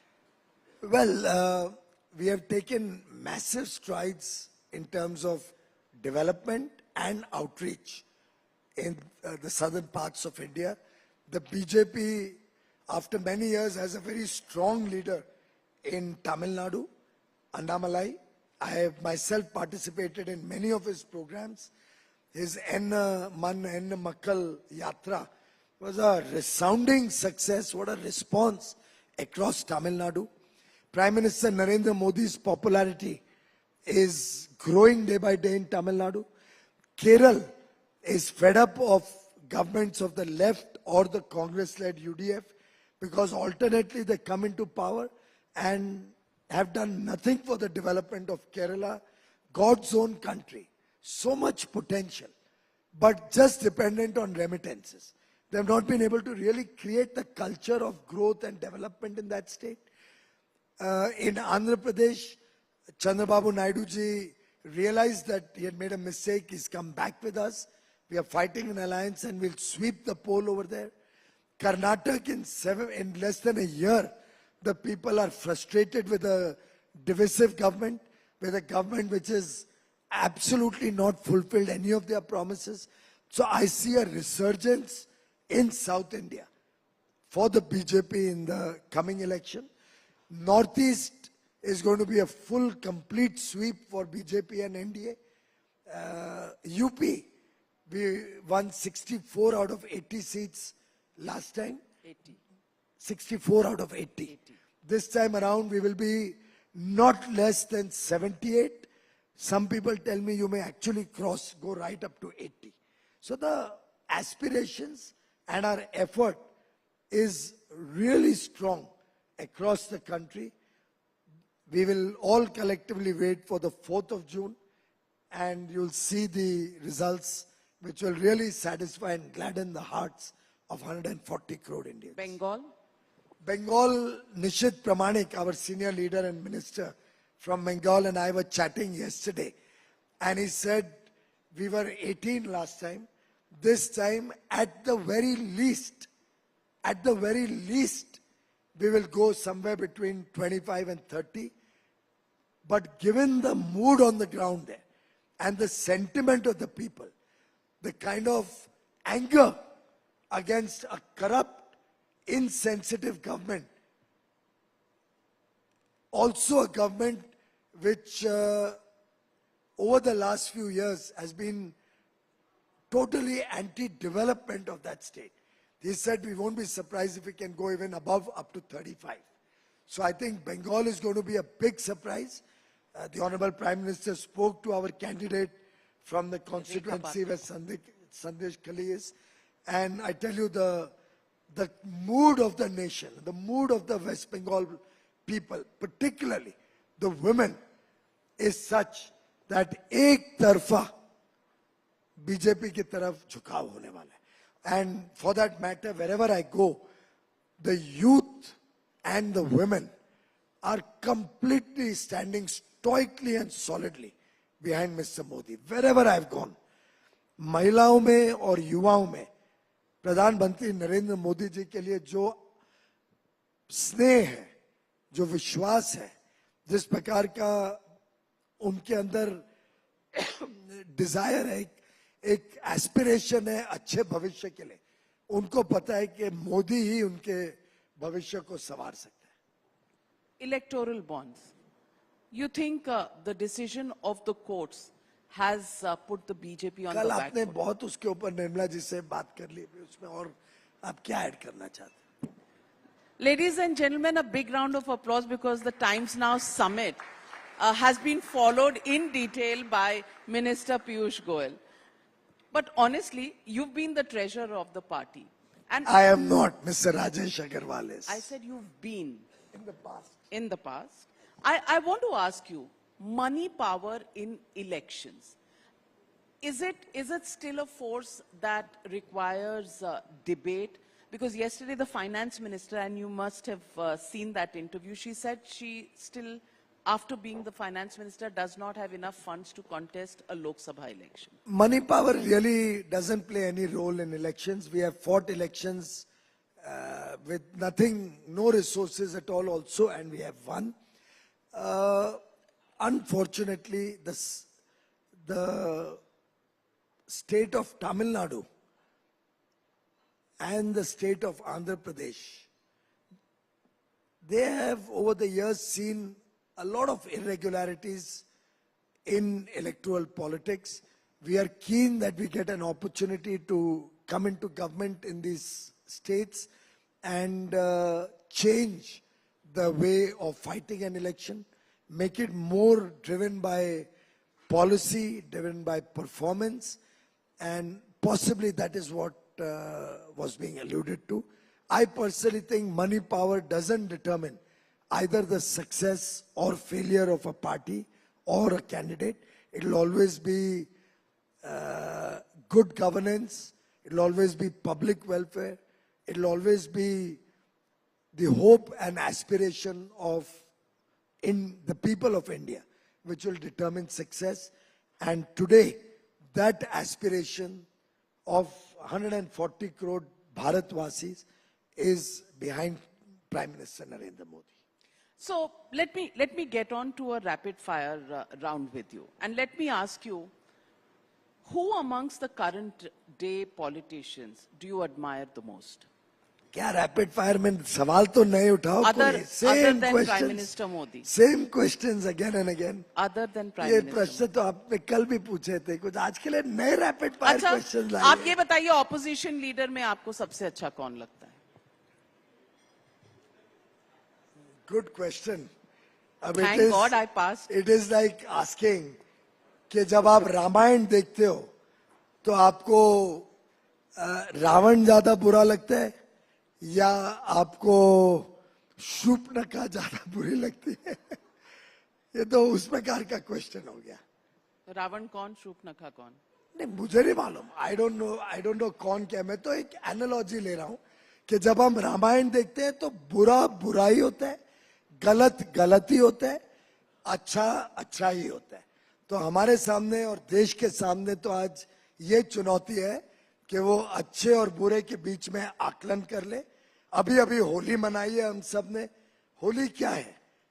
Holi तो सच्चाई की विजय बुराई के ऊपर है. होली का दहन करते हैं, यू आर अवेयर ना? होली के प्रीवियस नाइट हम होली जलाते हैं और उसमें सब बुराई को, सब गलत चीजों को जला के राख कर देते हैं और अगले दिन रंगों से खेलते हैं आपस में हर्ष और उल्लास से भविष्य की तरफ देखते हैं। हम तो उस सोच के लोग हैं। और आज इतना शुभ दिन है, शिव जयंती है, छत्रपति शिवाजी महाराज जी की आज जयंती है। वो व्यक्ति थे जिन्होंने देश को पहली बार एक भारतवर्ष के रूप में पूरा लड़ाई लड़के जीता था और भारत की स्थापना की थी। वो व्यक्ति है जिसने भारत की सुरक्षा को प्राथमिकता दी थी। फोर्ट्स बनाए थे, आपको ध्यान हो, लोहागढ़, रायगढ़, सब फोर्ट्स बनाए। पहली बार नेवी की कल्पना छत्रपति शिवाजी ने की थी। तो आज इतने शुभ दिन पे देश की सुरक्षा अच्छी हो, देश में गरीबों का कल्याण हो, देश में युवा युवतियों को अच्छे अवसर मिले, देश में महिलाओं का सम्मान हो, इन चीजों की चिंता चल रही है। वो प्रधानमंत्री मोदी जी एड्रेस करने में लगे हुए हैं। आपको पड़ी है कुछ विपक्ष की कौन है क्या है, how does it matter? Doesn't matter, वो भी तो इस देश के सिटीजन हैं। आप सत्ता में हैं पर आप सत्ता में सबको रिप्रेजेंट कर रहे हैं। एक और विषय है कि कभी भी अच्छाई और बुराई को, मुझे लगता है when you are tolerating something wrong, ये नहीं सोचना चाहिए 10% खराब है इसलिए चलेगा, ये 100% खराब है नहीं चलेगा। मेरे ख्याल से जो गलत काम हो रहे हैं, मोदी जी ने बीड़ा उठाया कि मुझे इसको समाप्त करना है। I want to make sure that all of this negativity ends in the country. देश एक हो। आपने वो 5 प्रण सुने होंगे ना। On 15th August 2022 when the country was celebrating 75 years of independence, what did the Prime Minister offer to 140 crore Indians? 5 प्रण। और 5 प्रण में क्या कहा? देश को विकसित भारत बनाना है 2047 तक। वो मार्ग प्रशस्त करने के लिए हमें अपनी गुलामी की मानसिकता को खत्म करना है। And the colonial mindset of the people. Learn lessons from history. हमारी इतिहास में, हमारी परंपराओं में, हमारे अतीत में बहुत कुछ है हमें सीखने के लिए। उसके आधार पे देश बनाएंगे। देश की एकता और एकजुटता को हम संभाल के रखना है। Unity and integrity of India. और 140 करोड़ लोगों को कर्तव्य भावना से सबको मिलके एक कड़ी में हम सब जब मिल जाएंगे, तब भारत को विश्व शक्ति बनाने से कोई दुनिया की ताकत रोक नहीं पाएगी। और उसमें 2 एडजंक्ट्स भी दिए थे। एक, भ्रष्टाचार मुक्त करना है भारत को, दूसरा नारी शक्ति का सम्मान करना है। ये 2 जोड़ दो और 5 प्रण देशवासी एक्सेप्ट कर लें तो ये जो अमृत काल है इसमें भारत अवश्य विकसित बनेगा। India will be a developed and prosperous nation. India is unstoppable. Thank you. ये रैपिड फायर आपने मेरे ऊपर कर दिया। But before I let you go, ऐसा कोई अनफिनिश्ड एजेंडा जो अगर आपकी पार्टी पावर में आती है, और हमेशा लोकतंत्र में ये एक ऑप्शन लोगों के ऊपर होता है, लोग चुनेंगे। अगर आप वापस आते हैं, एक अनफिनिश्ड टास्क जो आप करना चाहेंगे आगे अगले 5 साल। मैं मतलब व्यक्तिगत में या पीयूष गोयल? मुझे लगता है कि बहुत कुछ सीखा, बहुत कुछ करने को मिला। 10 साल तक माननीय प्रधानमंत्री जी ने अलग अलग विभाग में कुछ ना कुछ सेवा करने का मौका दिया। अगर 5 साल और मौका मिलेगा तो मैं समझता हूं कि हर एक जो 10 साल में काम किया उसमें और स्पीड कैसे ला सकता हूं, बड़े स्केल पे कैसे कर सकता हूं, कैसे और स्किलफुली और टैक्टफुली कर सकता हूं, कैसे देश को जो विकसित भारत बनाने का हम सब ने बीड़ा उठाए, it's a collective vision of 140 crore Indians, कैसे उसमें और गति ला सकते हैं। अनस्टॉपेबल तो है ही भारत, पर भारत को और तेज गति से कैसे आगे बढ़ाना। भारत को अगर हमें $35 ट्रिलियन की इकोनॉमी यानी आज से 10 गुनी बड़ी अर्थव्यवस्था बनाना है, उसके लिए जो करना पड़ेगा जान हथेली पर है, जान हाजिर है। I will do whatever is in my power so that इस देश से गरीबी भी मिट जाए और हर व्यक्ति को सस्टेनेबल और इंक्लूसिव ग्रोथ देश में, पूरे देश में लोगों को उसका लाभ मिले. और मेरा मानना है उस मार्ग में हमें दो चीजों के ऊपर एज अ नेशन हम सब ने काम करना पड़ेगा. I am committed to it. जो बात प्रधानमंत्री जी ने पहले साल में ही करी थी, that is Z, zero effect zero defect. As a nation हमने हमारे हर काम में, हमारे हर कंजम्पशन पैटर्न में, हमारे हर जो भी चीज हम दिन भर करते हैं उसमें देखना है कि हमारे काम से अच्छी क्वालिटी को कैसे प्रोत्साहन मिलेगा और हमारे काम से हम पर्यावरण को कैसे मिनिमाइज करें, उसका प्रभाव खराब ना हो पर्यावरण के लिए.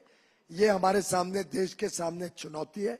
आई एम टोटली कमिटेड कि देश की क्वालिटी, और फिर क्वालिटी में सुशासन भी आ जाता है, good governance, ease of living भी आ जाता है, ease of doing business. It's a very all encompassing philosophical thought which prime minister had given.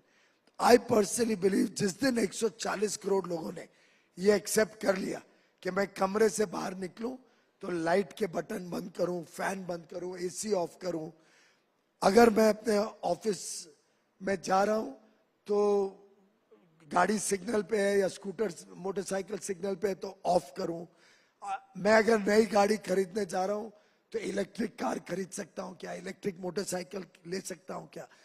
हमारे हर एक की अगर ये जहन में घुस जाए कि हमको पर्यावरण भी संभालना है और गरीब से गरीब व्यक्ति तक एक अच्छा जीवन देने के लिए हमारी सेवा देनी है, this country is not only unstoppable, we will be the world's superpower. Well, on that note, thank you very much, Minister Piyush Goyal, and we wish you the very best for your own election and for your party to make a mark. And we'd also like to say, keep watching Times Now.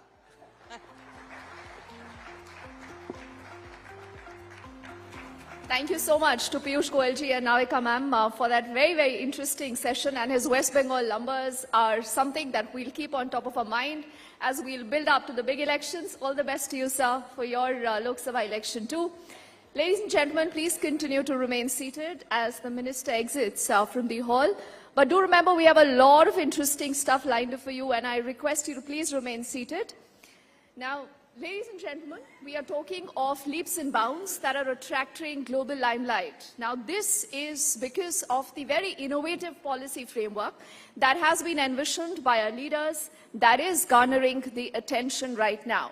So, to speak to us on India's Atmanirbhar Mantra, please do welcome and put your hands together for the CEO of Pernod Ricard India, Mr. Gian Torbol, in conversation with the national editor, Times Now, Meghna Dekka, on the dais, please. Big round of applause, please.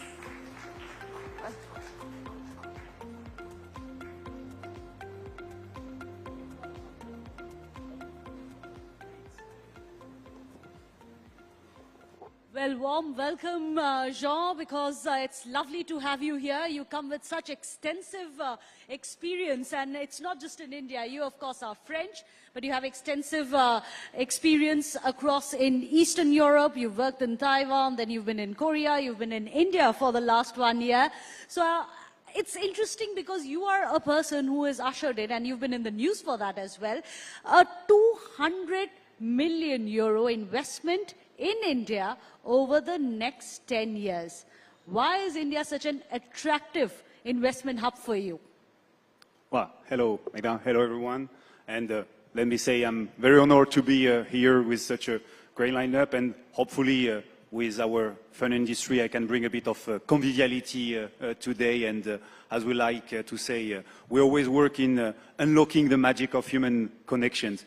So India is a massive opportunity for Pernod Ricard. There's no doubt about that. I just have to choose a few numbers. Our industry is going to grow to $64 billion in the next 5 years. So it's very sizable, that's for sure. And if you look at further than that, the tailwinds are many. We have the demographic dividend in India, which is obvious. India is a young country, actually a decade younger, more or less, than US or China. It's very dynamic. And for our industry, it means that we have every year 25 million new potential consumers which are reaching the legal drinking age. That's a massive tailwind. You can look at it from the angle of growth as well. And obviously, the economic development of India is massive, very favorable to one thing that Pernod Ricard really bets on, which is premiumization.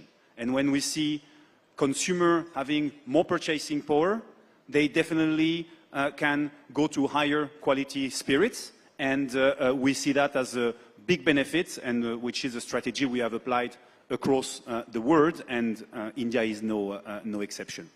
Then, for us, the investment that you mentioned is a natural consequence of our 30 years of presence in India. We've been here since 1993, and we see this 200 million euro investment as doubling up of our presence, our commitment to the Make and Innovate in India, which we have applied since the very early days of Pernod Ricard in India, actually Seagram India at that time.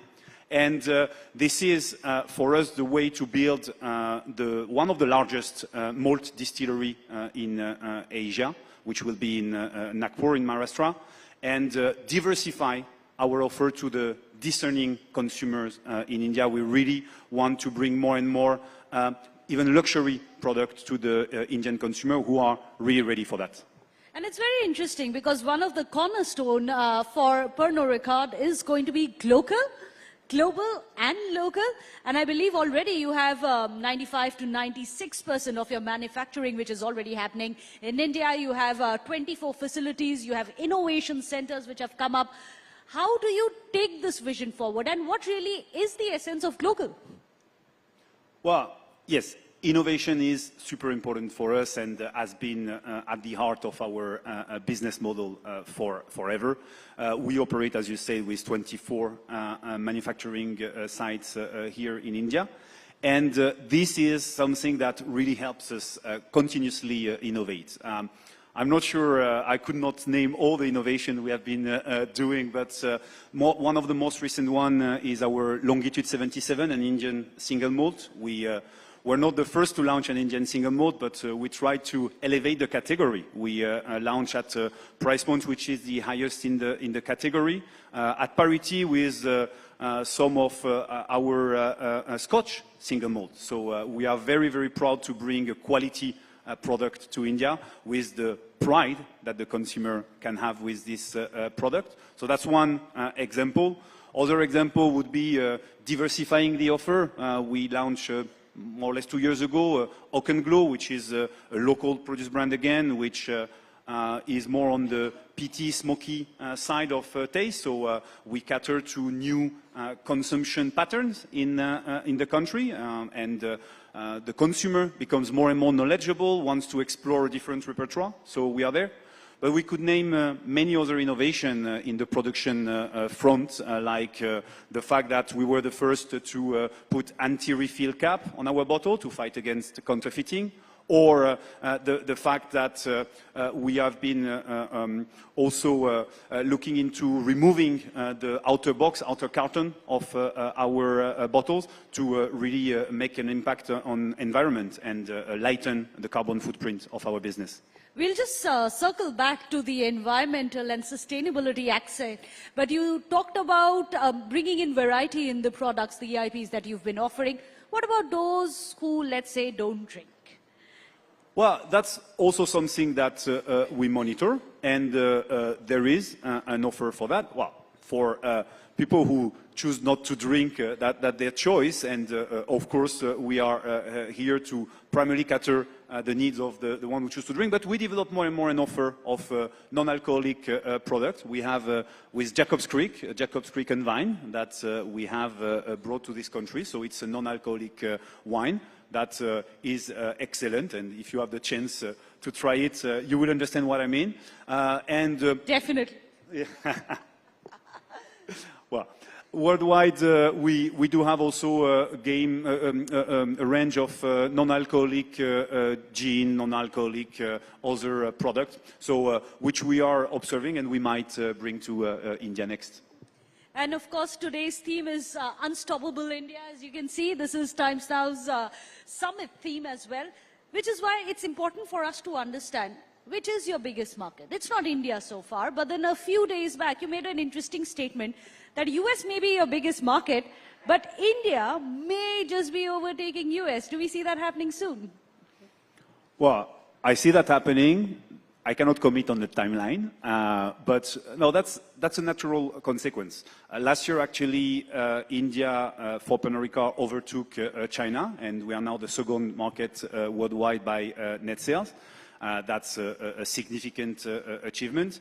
And when you look at the tailwind, as well, I was mentioning before, the growth we're going to experience in India will be massive, and we will overtake the US. I wish the later possible. It's probably because my colleagues in the US will do a great job and will continue to grow fast, which will be beneficial for the group. But it will happen eventually. What's the difference right now between the India market and the US market? Which is what, sorry? Between the Indian market and the US market, consumption-wise, what is going to be the difference currently as we stand? The US is the biggest market worldwide for the spirits, and the repertoire that is consumed there is much larger.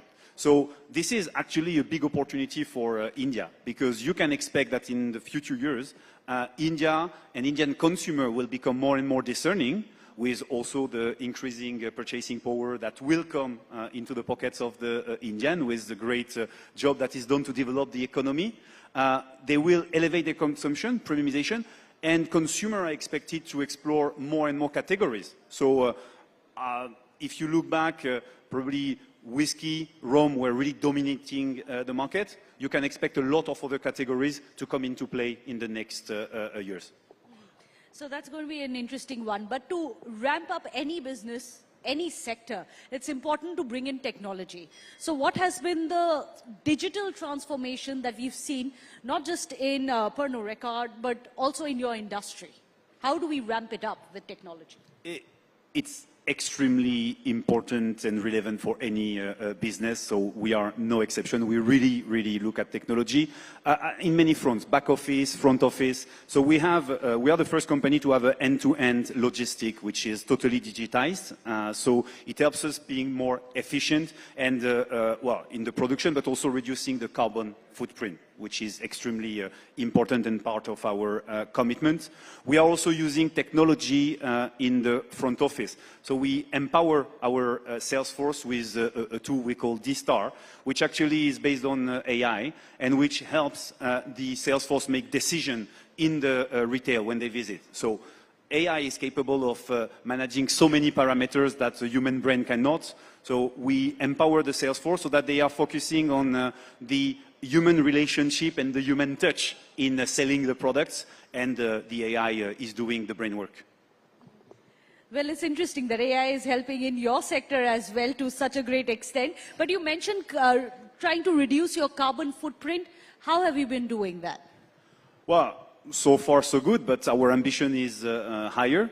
We want to drive a reduction of our carbon footprint per unit by 1/3 in the next years. That's really something we are committed to. And if we talk about this sustainability angle, we really have many activities around that, directly from Pernod Ricard India, or through our foundation, Pernod Ricard India Foundation.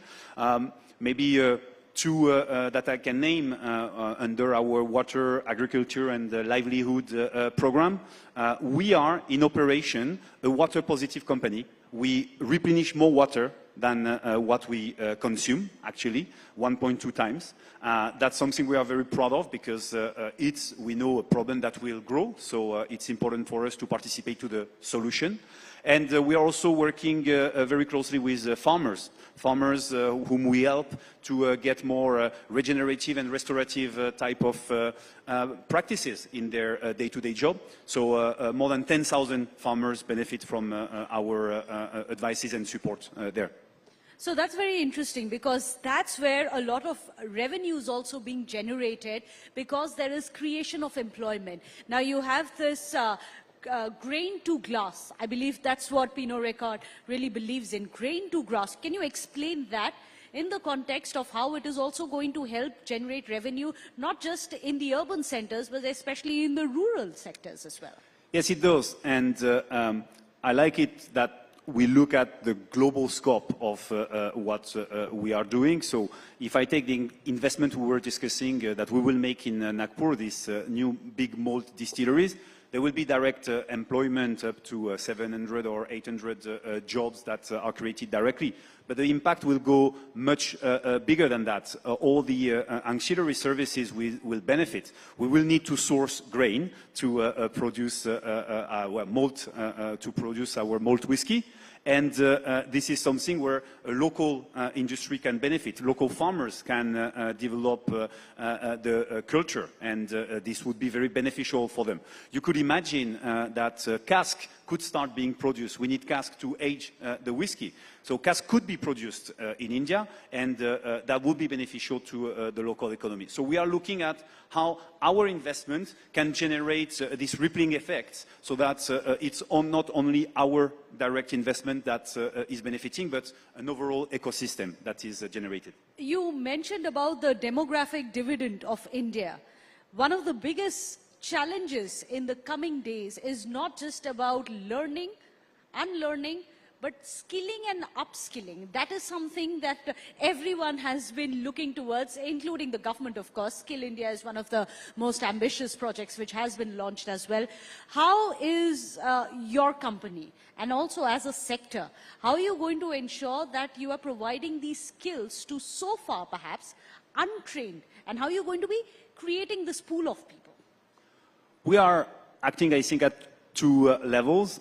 One is internally, of course, and when we have our own people, it's a never-ending journey. So training, everyone, we are all students for life, so we need to learn new things all the time. So we have all this internal training on the job, training through international programs, local programs, leveraging, again, online courses when we need, physical session when necessary. So that's very active, and we invest a lot on our employees, which are the people who we need to drive the business. So that's obvious. And we go beyond that, because through our foundation, we also invest into education programs, again, to educate a larger workforce. And this is something we are very proud of, which can benefit to us directly or indirectly. When I say directly, it could be also to upskill local population that we need on our bottling plant, and teaching them the good practices on how to be more efficient there.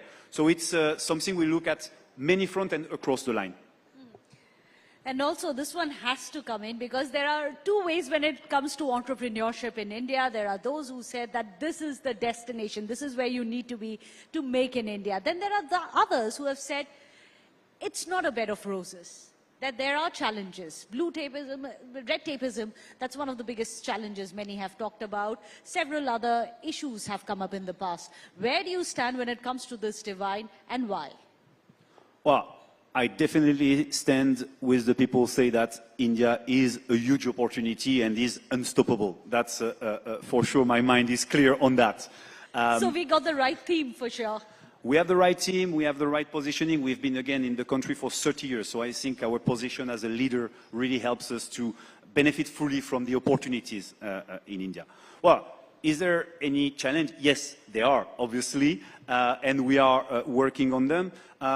Getting, in particular, in our industry, it's a very complex market that is dealt with state by state. So the ease of doing business that we want to see coming, we are partnering with the authorities to try and bring more and more of this ease of doing business.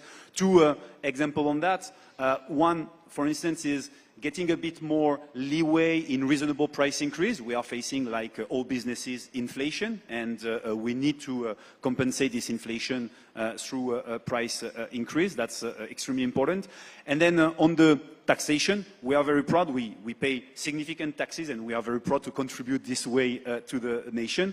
but looking at more reasonable taxation, in particular of the upper end of the spectrum, could help actually bring a more win-win-win situation. Again, premiumizing the consumption of spirits in India, leading to a consumer drinking less but drinking better, and at the end of the day, bringing more revenue also for the exchequer. Now, you've been here in India for what, about a year now, and I believe you're Gurgaon based? Yes, I'm based in Gurgaon, but traveling extensively in the country as I should. That's great. What are the kind of patterns that you have seen? What are the challenges you've seen, and also where do you think India's headed? Because you've been here, but you've traveled in several of the areas, including some of the rural areas, the IT hub. You've been to manufacturing hubs, the financial capital. What are the larger trends that you see here? Well, it's definitely a country that has massive potential and which still needs to continue to develop. When you are in Delhi, Gurgaon, Mumbai, you could be anywhere in the world. It's modern cities, and you really are in modern India. You have all this rural India that needs to continue to develop. Again, we participate into that because we have these 24 sites, manufacturing sites that we have nationwide, and which are very often in rural India. We are very happy that the money we bring there helps developing infrastructures, helps, again, upskilling people. And this is a massive opportunity for all industries, because the elevation we will see in the revenue per capita will be even faster in this part of India than in the more developed one. And how important is it for you to create consumer awareness, especially in your market? Because when we talk about malls, the understanding so far in India may be a bit, well, limited, more than what you would have expected. But the fact that now you've signed an MOU, which you had just mentioned with the Maharashtra government, you're setting up perhaps one of the largest single malt distilleries in not just India, but in Asia. What does that mean, and how do you put that message across? It means Indian consumers are already discerning, and we expect them to become more and more discerning. Whiskey is a big category in the country, and Indians know about whiskey for sure. It's our role to continue to educate them, to elevate their consumption, to offer a larger repertoire, but we are starting from an excellent base. There is also this craftsmanship and element of luxury that becomes even more and more sought after by the discerning Indian consumer, together with the pride to consume local products. That's something that is very natural and which will continue to grow. Indians are proud of their country, and they are right to be. Has the consumer base, and this is something I must ask as a woman, has the consumer base amongst women now also increased? What are the trends there? Yes, it's increasing. The acceptance of alcohol is growing in a society of moderate consumption, and we are all... In whiskey? In whiskey, yes, of course, in whiskey, in all categories. We are big supporters of moderate consumption, responsible consumption. That's inherent to our business. We really want to push for that. And we see a growing consumption of female drinkers with probably even more discerning taste than their male counterparts on average, I would say. And this is an evolution that we welcome. We have seen that emerging before COVID. I would say that COVID has probably accelerated this pace, and we are welcoming all consumers who want to consume responsibly. As you just heard, the Honorable Minister a short while back, Mr. Piyush Goyal, he had said that you must do more, you must achieve more, you must aspire more. You should never be satisfied. Are you at that level right now, at the stage right now, that you're not going to be satisfied? What next? I fully agree. We will never be satisfied, and especially facing the great opportunities we have. So we are already the second in India, the second biggest business for Pernod Ricard. We definitely, with my team, we want to be the first, and we will work on that. We have planned to triple our net sales over the next decade, so we are very ambitious. And we believe that we can achieve that. That's really the type of fast growth that we want to achieve. So fully agree, never be satisfied, go for the higher mountain that is next to the one you just crossed. Well, you've been here for 30 years. That's a long time to be in India. There are several other players because somehow it seems that you have been one of the pioneers, not too many other brands, international players have entered. But they are eyeing India now as the next big investment hub. What would you like to share with them? If they were to come to you for advice, what would you say to them? It's an interesting question, and actually with my hat as the president of Indo-French Chamber of Commerce, I get this question sometimes from different people. What do you tell them? I'm sure a lot of people must be asking you. Yes, there are. I hope I have a bit of wise advice I can share. Now, looking at what made our success, first I would say in India, it's very important to create shared value. So, of course, companies want to make profit, but we must look at India as a country where we create shared value. And that's the first mindset that all the companies coming here needs to have. The second element is to look at India is one nation, but the market is complex and diverse. So it's very important to really focus at first on where you want to be, target the consumers that you want to attract, and it's not the same in North India, South India, West or East India. So a bit of focus to start with is important. Then innovation will bring the possibility to expand. So starting from a strong base where any company can start attracting a type of consumer, enlarging the business will come through innovation and catering through innovation the taste, the different appetites of the different consumers throughout India. How important is it to innovate in the same country that you are going to be manufacturing in? You've already said India is the second biggest market for you, but you have innovation centers in India. It's important for us to understand, and I ask you this question because it'll be a lesson for the other foreign brands as well. Many of them who may be innovating abroad, but if they want to push their product, how important is it to innovate in India? The strong base we have always had of local manufacturing has been the pillar of our success. So being able to understand Indian consumer, to be innovating with local product has been the base of our success. So yes, it is extremely important to have this understanding of the consumer insight, and bring at a fast pace the innovation that will make a success. So yes, when any company wants to look at India, it could be with local manufacturing, which is the preferred route which we have adopted. But even if you don't do local manufacturing, look at India as a market where you have to bring specific products that will really cater the needs, the specific need of Indian consumers. So what next in your sector, even if it means the kind of collaboration that you intend to have with both the masses, but also the government of India? How do you take that journey together? Well, we are a big contributor, our industry and Pernod Ricard in particular, we are a big contributor to the taxes of the state, the tax exchequer. And we continue to have a daily conversation to try and foster the ease of doing business. They are very open. Honestly, we see improvement every day. So Policy changes required? This can happen, but it's really about a global element. Again, it's difficult to comment globally because it depends state by state. But yes, improving the ease of doing business, allowing us a bit more flexibility in the price increase, as I was mentioning, making sure that we can satisfy consumer needs of elevating their consumption is something that is very important for us.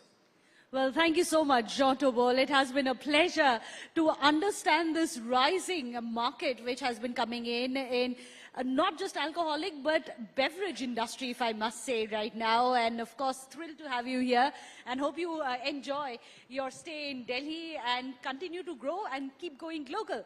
Thank you so much. Thank you, Meghna. Thank you.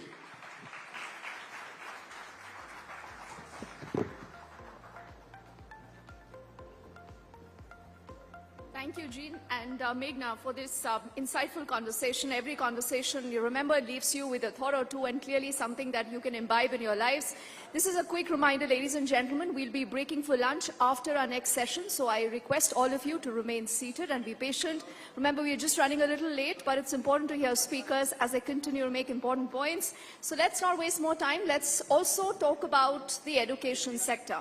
Now, did you know that Nelson Mandela once said, and I quote, "Education is the most powerful weapon which you can use to change the world," unquote. So aptly now, we move from discussions on the power of weapons to the power of the brain.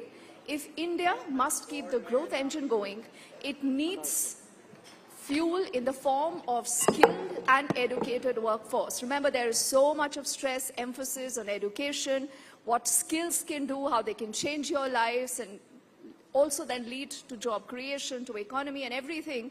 But how does India's infamous rote learning model need to evolve and adapt with the changing times? Remember, times are changing, we need to change our models. So to shed more light on the topic of educating India, we'll be joined on the guest with a very special guest. But like I said, I'm just requesting all our guests to continue to remain seated, be patient, and also we will be having this enriching conversation on education. Remember, we are looking at a holistic development when it comes to the country as a whole.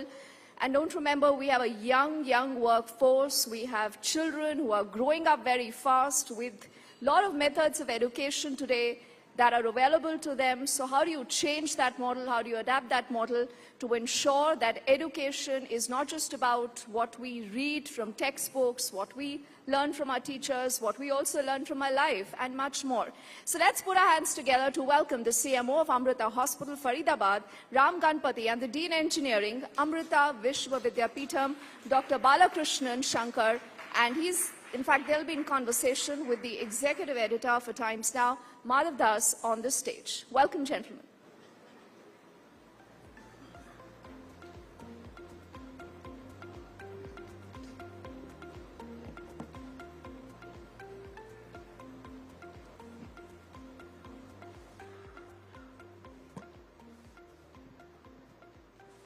Thank you so much, Mr. Balakrishnan Shankar, Dean of the School of Engineering, Amrita Vishwa Vidyapeetham, and Mr. Ram Ganapati, who's the CMO of Amrita Hospital, Faridabad, for joining us. The subject matter that we're discussing today is advancing India's engineering and medical prowess. I want to start with you, Mr. Balakrishnan, and let me start by asking you, some of the hot topics on discussion are IoT, AI, machine learning, robotics, cloud computing, big data. How is this really impacting on the entire startup creation here in India? Can you explain to us, because, we see all this talk about unicorns, startups, so on and so forth. How do you, sitting as the dean of this engineering department, look at all of this impacting upon our education and also in terms of opportunities here in India? Thank you. So thank you for inviting us over here to give us this opportunity. That's a very important question. And AI and, big data, cloud computing, and especially AI has, what shall I say, invaded practically in every field that we know, whether it is in health, in automation, in technologies, in materials, and everything that we know. So definitely that has changed the startup scene. So India has several startups, like Qtrim, like fintech, like Cure AI, etc. But then at the same time, the fact that AI tools and technologies are now available for students. We have a variety of programs like we have in computer science and AI, we have a new program, robotics and AI, several programs that we offer. That skill set has greatly enabled the startup scene. We have students coming up now, even in first year and second year, with ideas to start new companies. And so that has really changed the scene. And I think that as the years go by, we are going to see a lot of new startups in India in different domains, right from, for example, I'll give you, I had a first year student who came to me with an idea to start a company using AI to generate new food recipes, to mix recipes from North India and South India and other countries and to make new food recipes. I had students come and start AI and health companies to develop AI for predictive analytical health. And we have programs and research centers that do the same thing. So definitely, to answer your question, it's coming in a big way, and you're going to see a lot of startups in India coming from the AI sector. But can AI ensure that the food tastes good if you're mixing North and South? That's a big question. Pardon me? I said, can AI ensure that the food tastes good if you're mixing North and South? Actually, you'll be surprised, yes, because there's a lot of data behind that. There's a lot of data and survey that goes in behind that, and let's hope so. He has not yet gone public, but let us hope so, yes. Right. If I can come across to Mr. Ram Ganapathy, take us through the steps that you're taking to ensure healthcare education, and also in terms of empowering future Indian professionals in the healthcare industry is concerned. What are the efforts that are being taken? Thank you. Thank you very much for this opportunity. So Amrita Hospitals, the one that's here in Faridabad, that's been in operation for the past a year and a half, and the one that's in Kochi, Kerala, that's been in operation for more than 25 years, have always been focused on innovation. And because we have educational institutions associated with the hospitals, we also can facilitate cross-departmental research on an ongoing basis, right? Let me give you an example, Madhav. So during COVID, if you can remember, it was very difficult to access good quality masks. The best mask that was effective was supposedly the N95 that was available only in the US, and it was very expensive. So our nanotechnology department worked together with the clinical department of the hospital to develop a mask that was significantly more effective than the N95 at a very, very reduced cost. So this is the hallmark of our research projects that we do at Amrita, where the net result is going to be beneficial for the society, but at very economical levels. Now, having said that, with respect to the doctors on an ongoing basis, we always have what is known as the CME, a continuing medical education conferences, where they participate in to keep abreast of what's happening in their fields, where international faculty are invited to share their experience and knowledge, and that's one way to do, they keep innovating in their field as well. As far as students are concerned, we give them a well-rounded education that is value-based so that they can become good clinicians. Now, what is value-based education?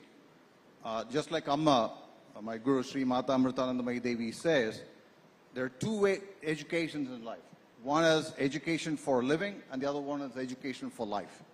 The first one is when you get a degree certificate, you get a job, that's your education for living. But what is education for life? Where you are taught values, things like compassion, which you can then use to become a better citizen in the society, right? So this is what we do as part of our overall innovation and curriculum and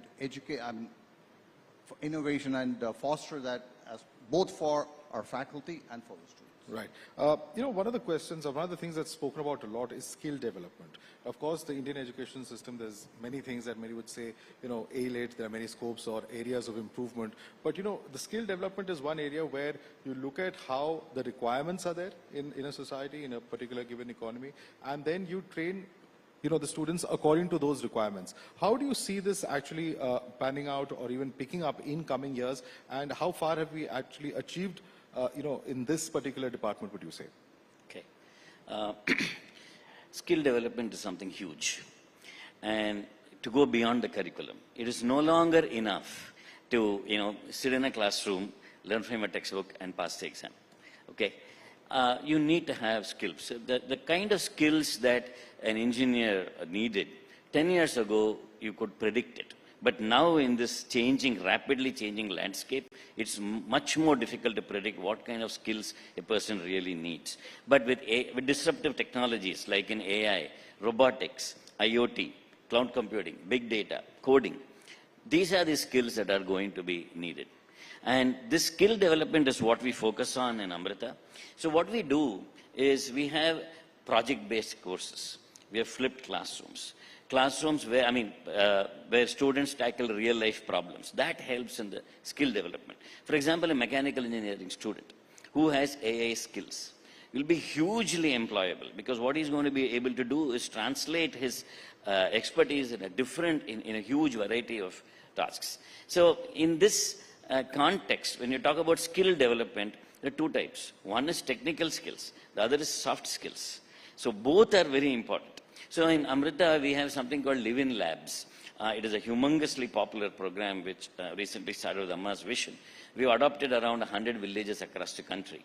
Our students actually, they take this as an elective. They go to the village and they identify what is the main problem in that village and come back and work on a cost-effective solution for that. So I've had students who have actually, there was a village in North Kerala which didn't have any electricity from time immemorial. Our students went there, set up solar microgrid. Now that village has electricity, those kids in that village now can study at home, things like that. So that is one kind of skill development. The other thing that this does is it shows the students ground reality. It helps them in compassion. It helps them in having a holistic vision towards society. So that's the other kind of skills that we need. But yes, skill development is huge. And what I would say, fundamental skills now, like mathematics, okay, are more important than ever before. Because of AI, because of the coding required, because of simulation. I would say these are the skills that we need. Disruptive technologies, I would say AI, simulation, some amount of robotics, IoT, these are the skills that you require in the technical area. Yes. Mr. Ganapathy, you spoke about, of course, the spiritual side of things and values, but we're also talking about a situation where there is much talk about Industry 4.0. How do you prepare students for future unforeseen situations, for instance, is something that is spoken about a lot. Can you take us through your own experience? Sure. It's probably going to be a continuation to what Dr. Bala said. You need the doctors and the medical students to be aware of the technological innovations that are happening and the need to be in a position where they need to use them. So let me take AI as an example, right? We have started a program where we are giving training to the doctors at Amrita Hospital and the students on AI and medicine, right?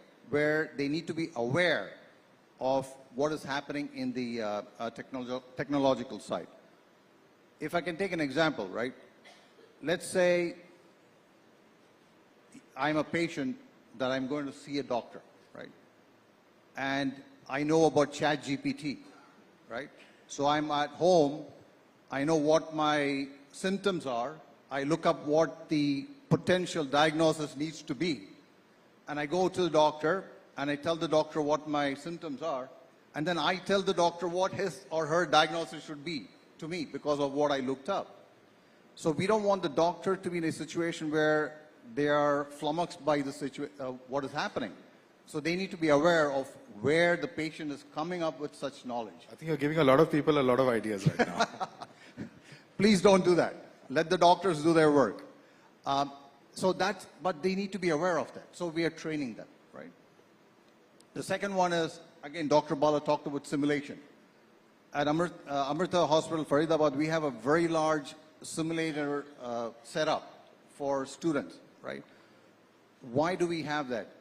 When you have 100, 150 students in a class, it becomes rather difficult for them to access resources where they can do hands-on training because we may not have cadavers available to us to serve all the students. So then they are able to use a simulator, very similar to pilots using flight simulators to learn how to fly. They use this simulator, work on dummies, and get the hands-on experience that they need for pursuing their education. In addition to that, we are in the process of setting up a 3D printing facility where we can print the scanned organ of a patient in a 3D model, and the doctor sees that and then makes a decision on how to operate if a surgery is needed and make it much more precise because they are able to see a 360-degree view of the organ that is in question. So this is how we expose our students and ensure that our faculty are up to speed with technological innovations. Right. Dr. Balakrishnan, there's also, you deal with the subject of engineering, and therefore there is this question that is often asked. We need engineers at one basic level to build our country, to build our economy, whether it's railroads, whether it is construction, whether it's electronics, so on and so forth. There are, of course, multifarious areas where the basic role of engineers are there, but there's also the perspective of what technology does and how that impacts on A, the way in which the engineers function, and B, the opportunities that are open for them as well. How do you see this playing out? Because there's a lot of talk about engineers, of course, studying here in India, going abroad. There's all sorts of arguments back and forth regarding that. How do you look at this problem? Okay. The way to go is to go interdisciplinary. Previously, when people came to engineering, they thought of themselves in silos. I'm a mechanical engineer, I'm a chemical engineer, I'm a electronics engineer, I'm a computer scientist. That is no longer going to work. What is going forward, you have a lot of overlap. I'll give you an example. For example, when nature provides you a problem, it's not going to tell you it's a problem. It's not going to tell you if it's a mechanical engineering problem or an electrical engineering problem. Simple. The flow of blood through the blood vessels, right? It's the flow of a liquid through a pipe. So it's a mechanical engineering problem, okay? It's controlled by electrical impulses that are coming from the brain. So you have an electrical problem there, you have a neural network problem there. It's finally again controlled by the pulses of your heart, which is an electronics problem, which is so you have all these disciplines, and of course it's a health problem. So now you tell me, so if a particular engineer wants to make himself relevant to the problems of society, what he should do is think interdisciplinary. Gone are the days when you can say, I am in this, and that is not my field. That's not possible anymore. So the divisions between departments or disciplines are kind of crumbling. So especially, again, with AI and with, big data, and the large language models and the other models that are coming up, which can be applied across disciplines, this divisions between departments are crumbling. So what an engineer needs to do is think interdisciplinary. He needs to develop skills that, like in AI, in robotics, in IoT, in big data, in mathematics, in simulation, so that he can do predictive analytics. He can do prediction. He can predict a new material, for example, or predict the new progress of a disease, or predict a new progress of a problem. So actually, for example, I have engineering students who are working with doctors in AIIMS on engineering solutions to medical problems, whether it's designing a new MRI machine or doing image processing of neonatal conditions. They do image processing and big data taken from babies, and they predict what the future health conditions would be for those kids, neonatal processing. So what happens is that AI and health, AI and engineering and health, they've all started talking together. Now we are looking at, in Amrita, we are developing wearable sensors, for example, that reads your body parameters and transmits the signal to the doctor. So you could be a farmer working in a field, and you could be having a heart attack, and then the ECG is transmitted to the doctor. So how to do all this, and the most important thing in the Indian context is how to keep it low cost. And that is something which India has a tremendous advantage. See, recently, Chandrayaan that went to the moon. The movie made on Chandrayaan cost more than the actual Chandrayaan itself. So we are making now in India, there is a humongous possibility for cost-effective sensors, for cost-effective solutions in different areas. And that is where we have to think. So the engineers should look at expanding their skills, horizontally and vertically, and not in silos. So that is very important, and that is what I think the new education should seek to do. Right. Mr. Ram Ganapati, recently, some of your doctors have also, entered the coveted list in Stanford University of being in the top 2%. Now, that's, of course, global acclaim. Are there lessons to be learned here for other medical facilities as well, in terms of actually, making a name, not just here in India, but also globally? Yeah, so across the 8 different campuses that Amrita has in the country, there are more than 20 faculty members who are part of this esteemed list. And 3 of them happen to be here at Amrita Hospital in Faridabad. One of the reasons that they are here is because as part of the recruitment process itself, when we look at doctors to hire, we just don't look at the, obviously we look at the proficiency, the training, the educational qualifications, the experience, etc. But to have a good cultural fit with the organization, we look for something a little bit more. And that is an intent to give and serve with compassion, provide compassionate care, if you will, right? So we look for that. And we encourage these doctors, obviously they're from very esteemed institutions across the country and even from abroad. We have doctors who are part of our faculty right now who have come back from the US, from the UK, from Australia.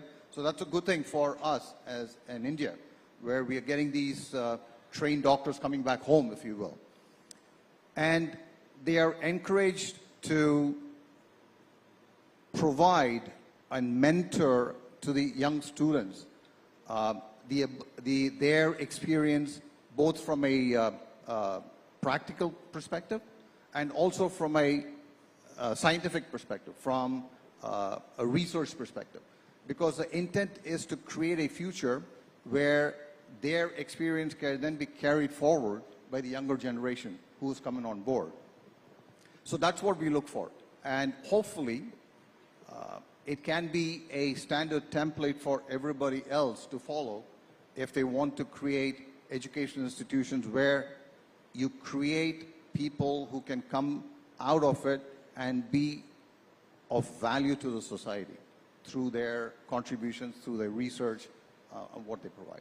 And you're also the largest private medical facility, I believe, in the country at Faridabad. That is correct. So Amrita Hospital... It's not just quantity, it's also the quality that you have to maintain. That is correct, yes. The Amrita Hospital Faridabad is the largest private multi-specialty hospital in the country, also going to be in Asia. It's a 2,600-bed facility. So if you get a chance, the audience, you should come to and see the hospital. I know it's always a bad thing to say that come to see a hospital, but in this case, you should come and see the hospital. It doesn't feel like a hospital, so you should come and see for yourself. All right, Dr. Balkrishnan, last question to you. There's been a lot of debate around NEP itself. In your subject area, what is the impact that you've seen of the national education policy? Okay. There are several wonderful features about NEP. And the interdisciplinary aspect, which they are emphasizing. The fact that a student can go from one discipline to another, carry an academic bank of credit and move around disciplines. I think that's very important. And I think that's a wonderful feature. So in Amrita, as early as 2019, we started these interdisciplinary programs. We have, for example, CSE and AI. Then we followed it up with robotics and AI. Now we have a new school of AI and data science. So we have a structure where a student can take electives across departments and they can move between, sometimes between one school and another, and increase their employability humongously and their research potential humongously. So, and then we also introduced a system called minors. So the person, so in NEP, that is another very important thing in NEP. A person can, even if you're in one department, you can take a set number of credits in another department and get a minor degree in the other field. I could be in mechanical, but I could get a minor degree in electronics or in AI or AI and DS and things like that, with specializations and minors. So that is a very, very good thing. And the capacity, the ability to study across disciplines and take different credits from different departments, and to have a path that is not necessarily just stuck in one silo, that's a very important feature of NEP. Not only for NEP, but it's also very important for research. So, since I am from Amrita, I have to tell you a little bit about research. We're very strong in research. In fact, one of our trademark is compassion-based research under Amma's guidance. We want to find cost-effective solutions for the common man's problems. So whenever we do that, we find that we require expertise from different skills. So for example, from skill sets. For example, we need medical and engineering together to form a solution in healthcare. For a new material that can be used in the human body, you need a material science, you need sometimes a chemical engineer, you need physics, you need chemistry, you need medicine, etc. So in this matter, NEP is very helpful, because what happens is a student will get different skill sets. And so the university curriculum should be structured such a way freedom is given, flexibility is given.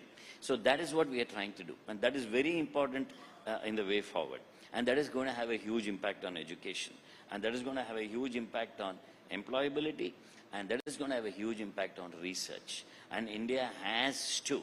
You won't believe, you may not believe this, but in Amrita, there are there are several hundred papers that come out from undergrad students, research papers every year. Because we involve students in project and research right from the very beginning. So what happens is NEP becomes a big factor there, because they can take courses and skills in different disciplines. So you are widening their horizons in a big way. So I think that's the answer to your question. Yes, it has a big impact. It's useful. Absolutely. Yes. Dr. Balkrishnan, Mr. Ram, thank you so much for joining us on the session. Thank you. Thank you. Thank you. Thank you very much. Thank you very much, everybody.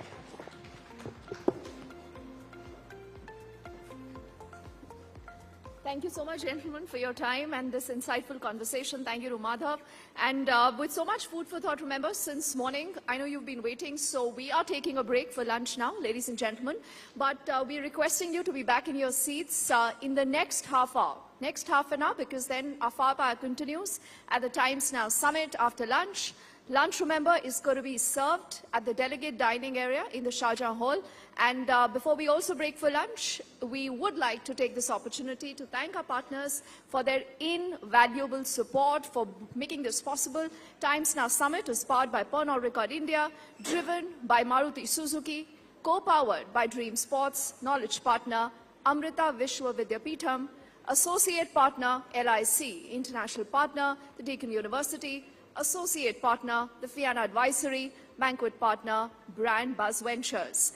And as all of you move out for lunch, do not forget to keep this conversation going. Like we said, do use the hashtag TN Summit 2024 and Times Now Summit 2024. And we look forward to having you back soon here inside the hall.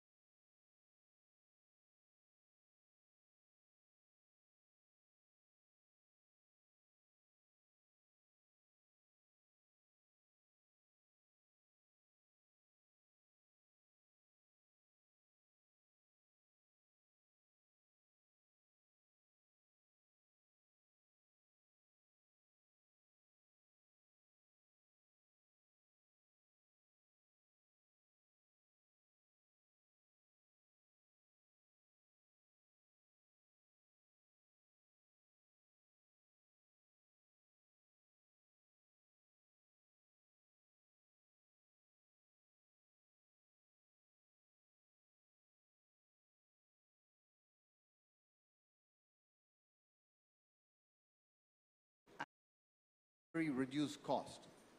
So this is the hallmark of our research projects that we do at Amrita, where the net result is going to be beneficial for the society, but at very economical levels. Now, having said that, with respect to the doctors on an ongoing basis, we always have what is known as a CME, a continuing medical education conferences, where they participate in to keep abreast of what's happening in their fields, where international faculty are invited to share their experience and knowledge, and that's one way to do, they keep innovating in their field as well. As far as students are concerned, we give them a well-rounded education that is value-based so that they can become good clinicians.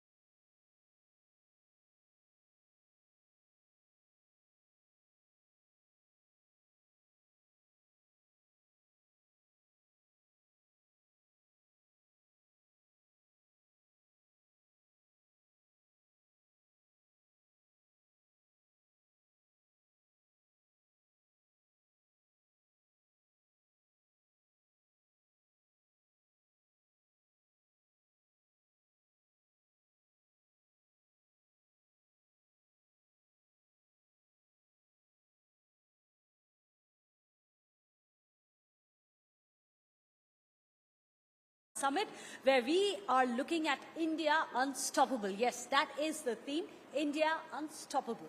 Absolutely. We'd also like to use this opportunity to thank our partners for their invaluable support. Times Now Summit is powered by Pernod Ricard India, driven by Maruti Suzuki, co-powered by Dream Sports, knowledge partner Amrita Vishwa Vidyapeetham, associate partner LIC, international partner Aiken University, associate partner Fiana Advisory, and banquet partner Brandbuzz Ventures. So please do keep the conversation going by posting your thoughts. It's very important that you connect with us directly.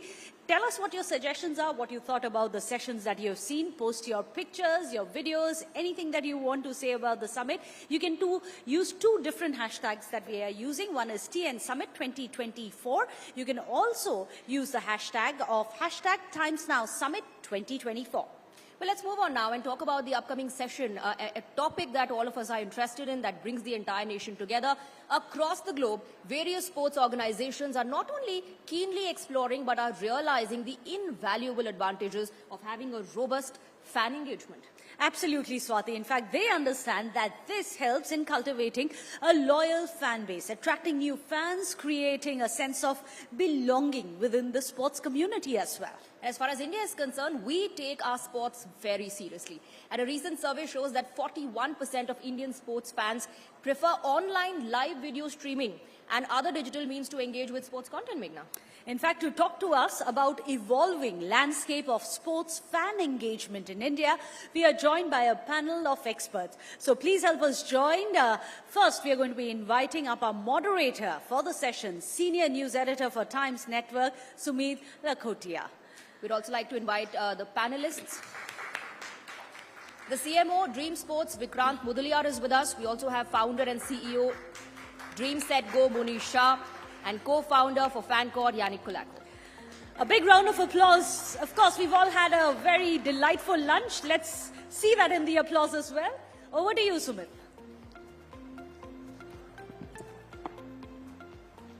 Thank you so much, Meghna and Swati. Thank you, gentlemen, for being here. Now, the panel or the session after lunch is always the most tricky because everybody's had a lovely lunch and we're all enjoying ourselves now. But the best part about our panel, I think, is because it's about sports. But today we're going to be talking, ladies and gentlemen, about sports. We're going to be busting some myths about sports because the first thing that when in India, unfortunately, when you say sports, it's usually cricket. So here to get everybody's attention, let's start with a little cricket. Yesterday, IPL, highest score made by Sunrisers Hyderabad, highest cumulative score made by both SRH and Mumbai Indians. But Vikrant, talking to you first, sports is no longer just cricket in India. And I know that at Dream Sports, you're doing a lot of stuff to build the ecosystem. So two things. One is when you talk sports ecosystem for the athletes. That's being done really well. The government is doing. There are a lot of organizations in it. Our panel is looking at the fan. Let's put the fan in the spotlight. So, Vikrant, to kick off, if you can tell me a little bit more about what's happening under the Dream Sports umbrella for the sports fan ecosystem. Sure. Thanks so much, Sumit. Great to be here. Congratulations on hosting a great summit. The very fact that we are discussing sports at a summit of this sort means that it's becoming more mainstream in terms of just not just area of interest, but also a topic of discussion. To your point about sports fan engagement in particular, I think a lot has changed over the last few years. While the IPL is topical and it's currently on, you referred to the match yesterday, which broke some records. But I think what we've seen in the sports landscape over the last few years is is the emergence of the digital sports fan. You know, the digital sports fan is consuming more content, is consuming it online, has various platforms, formats, whether it's live scores, content, streaming, highlights, and is able to do that on the go. This digital sports consumption has also been enabled by a lot of changes in the ecosystem thanks to mobile connectivity and better internet speeds, things of that sort. So I think that's one thing which has changed. From the other bit we have noticed is a lot of these sports fans have turned from passive sports fans into active sports fans. Yeah. they no longer want to just passively consume sports, but have a point of view in terms of either fan following, either at a team level, club level, league level, or even at the national level. Yeah. And that provides a lot of brands different avenues in terms of how they can engage with these sports fans. The third big trend that we've noticed is the emergence of what we call the Bharat sports fans, you know, tier 3, tier 4 sports fans, which are increasingly now seeing greater consumption. Their likes, dislikes, and the way they consume sports fans, sports content is a little different from what tier 1, tier 2 fans have done in the past. And the last healthy and optimistic sort of trend that we're seeing is there are more women sports fans. We've seen year on year consumption by women grow from, let's say, single digits to healthy double digits, which is happening. Case in point is the recently concluded Women's Premier League, actually, with Dream 11 is a sponsor, and we've seen that data come in where it's almost doubled in terms of interest and engagement. So I think these 3 or 4 areas are the ones that, from a Dream Sports perspective, we've been witness to in terms of change. Some of them we have played an active role, and some of them actually we are enabling. So there's so much that sports fans can now look out for. Munish, I'll bring you in now. Dream Set Go, as just for everyone's knowledge, is actually a premium sports travel and experience platform, and it helps users get access to worldwide sports events. The biggest worldwide sports event is coming up this year, the Olympics in Paris. Because what I'm seeing now is there was a time when, as a sports fan, any sports, I would have been able to watch it on TV. As the internet came around, I would have been able to read about it. But now, with like with Dream Set Go, you're helping that fan travel from here to Paris, for example, with the Olympics. So tell us a little bit more about the partnership with the IOA, the International Olympic Association, specifically for Olympics. Yeah, so thank you. Good afternoon, everyone. You know, for the Paris Olympics, you know, we're exclusive in India to ensure that fans across the country can get access to top hospitality for the Olympics and then get a sports experience overall. You know, we want to make sports better. We want to ensure that each fan gets an experience which goes beyond watching the sport. And we're doing multiple things around that. So we want to ensure that, you know, when our athletes are performing live and contending for the medal, hopefully a lot of golds, you know, we can get as many Indian fans to Paris. It's a great destination. It's the first time a lot of different things are happening from an Olympic standpoint. The opening ceremony is going to be for the first time outside the stadium on the River Seine. And we want to ensure that across all the disciplines, we can get as many Indian fans out there to support them live and then have great meet and greet experiences after that. So one of the events that we're doing post Neeraj Chopra's finals, hopefully, and hopefully he wins as well. We're all supporting him. We want to ensure that our clients can get a meet and greet with Neeraj in Paris, hopefully at the India House. And that gives an amazing, incredible experience to be able to interact with him first and understand firsthand in terms of what his overall thought process was, mindset was, and experience was. So, with Dream Set Go, we are helping the sports fan experience sports. With everything at Dream Sports, you're building the ecosystem for the sports fan. Yannick, now coming to you. So, with FanCode, I know it's a premier destination for sports and a lot of things around sports for consumption of sports. So, case in point, Formula 1, I'm a big fan. This year, the minute I got to know that Formula 1 is available on FanCode, immediately signed up because last year I wasn't able to see it. So, how are you seeing these niche sports or different sports evolve, grow? How are you seeing consumers adopt that? And maybe to, you know what Vikrant's point earlier was, not just in the urban centers, all across India. If you could talk to us, how are you seeing consumers, these sports fans, how are they evolving? Sure. So I think, you know, the premise of what we started FanCode was essentially the changing environment in India, as Vikrant spoke about, this increasing culture of young children actually taking up sport, where sports is actually permeated into culture right now. The interesting thing was in the last 10, 15 years, where there's more and more investment and more access to let's call it tier 1 sports events, like the IPLs on 25 different channels, the World Cups on different events. Everything else wasn't getting enough of attention. So we set up FanCode really to solve that problem of access. And what we did was said that we're going to unlock the potential of digital, which doesn't have to rely on, traditional business models of linear television, to be able to cater to these fans across the length and breadth of this country.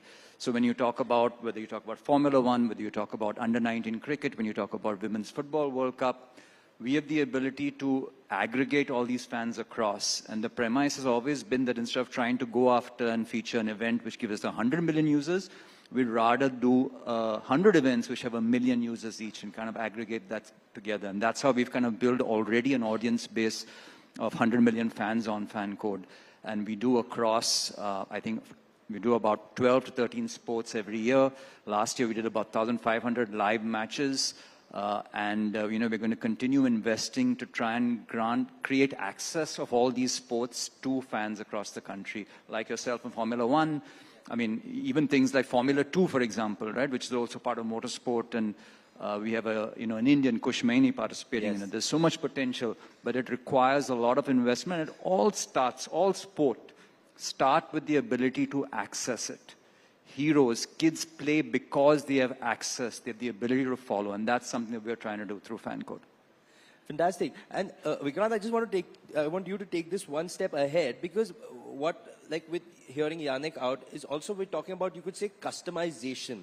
So in today's world where everything is customized, a fan can have a customized experience, and a fan can also be a customized fan by kind of saying that if Yannick is following Kush, I might be following another driver in Formula 2, but now I know more about that. Sure. How is Dream Sports, how much of your marketing initiatives revolve around the collaboration with organizations so that sports fans can get closer to those athletes, to get to know more about them, to get to know more and meet them maybe, or find out about them? Yeah, sure. Thanks. So there are two parts to, the question that you sort of spoke about. One is this whole personalization bit, which is based on a lot of data and user insights that we have. Dream11, for example, which is the flagship brand that we have within the Dream Sports portfolio, has over 220 million users. All of them don't behave the same way. All of them could have different likes or dislikes, could show an affinity for a particular sport.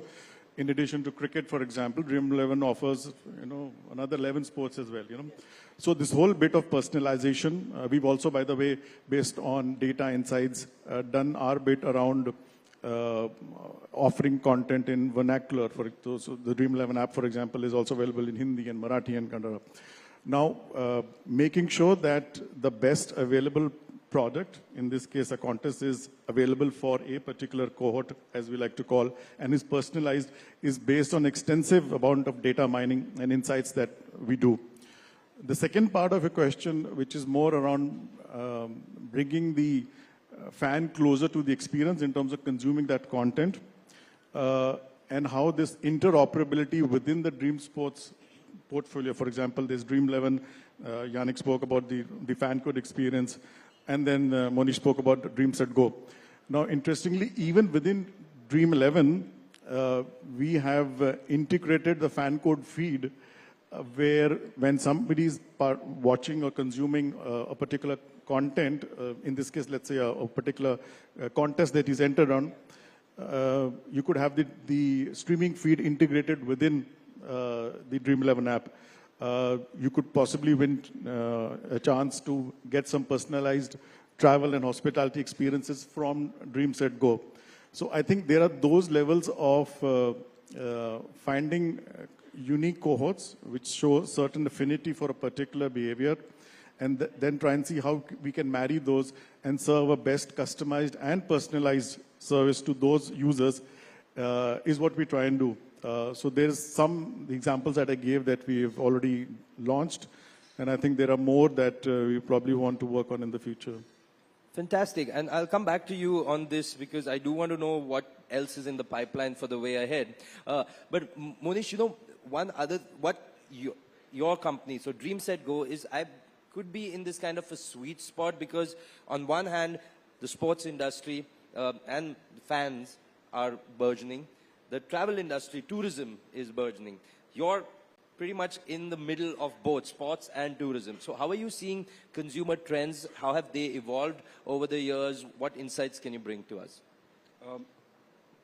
So for us, we are seeing that there's a great outbound tourism that's increasing from an India perspective. In fact, it's we're now in our history as India, even surpassing China, South Korea, Japan in terms of the number of Indians that are traveling and the scale of the outbound market.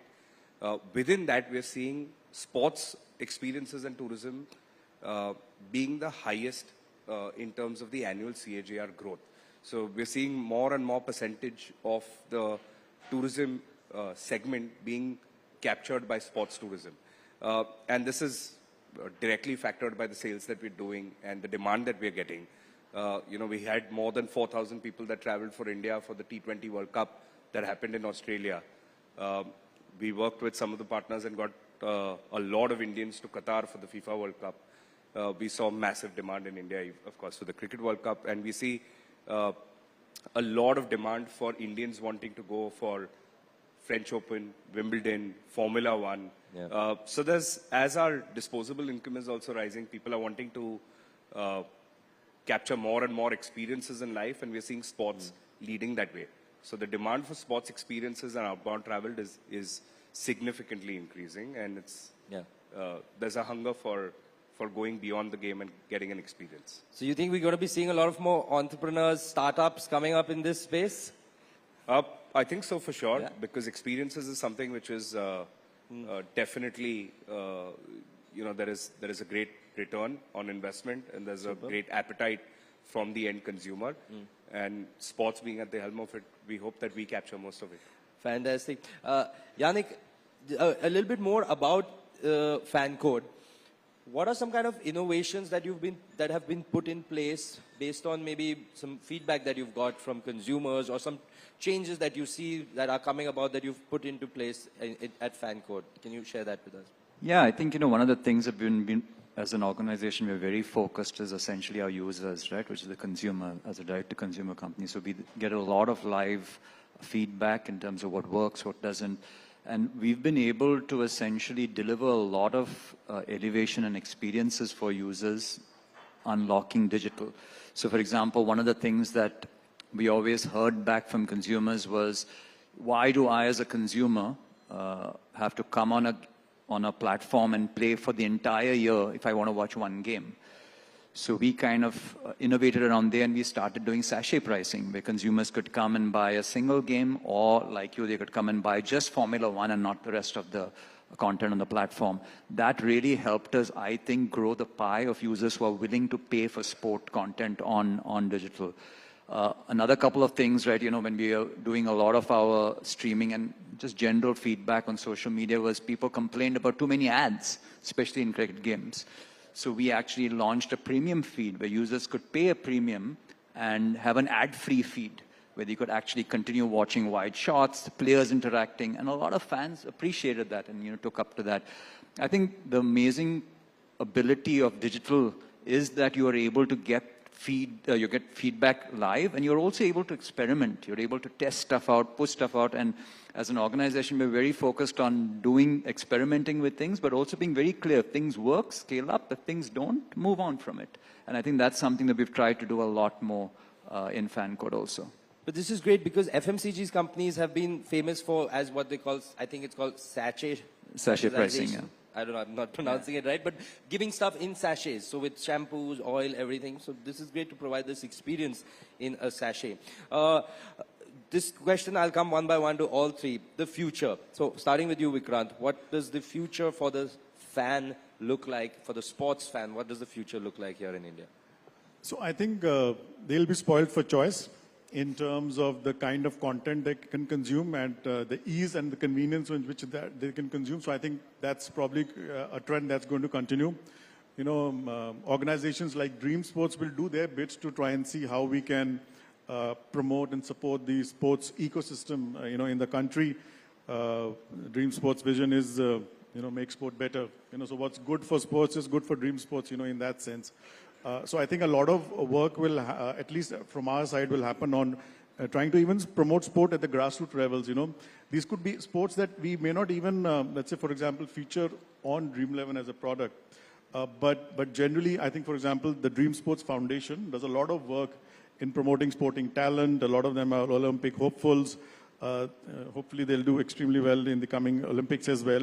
So I think this larger goal and objective that we have of promoting the sports ecosystem will continue to happen. The second bit, I think, really will be around the synergy that we have as a platform and as a group entity with multiple individual companies to see how we can, at different touch points, try and address different customer needs when it comes to sports consumption. That probably will be the second sort of big thing that we'll focus on in times to come.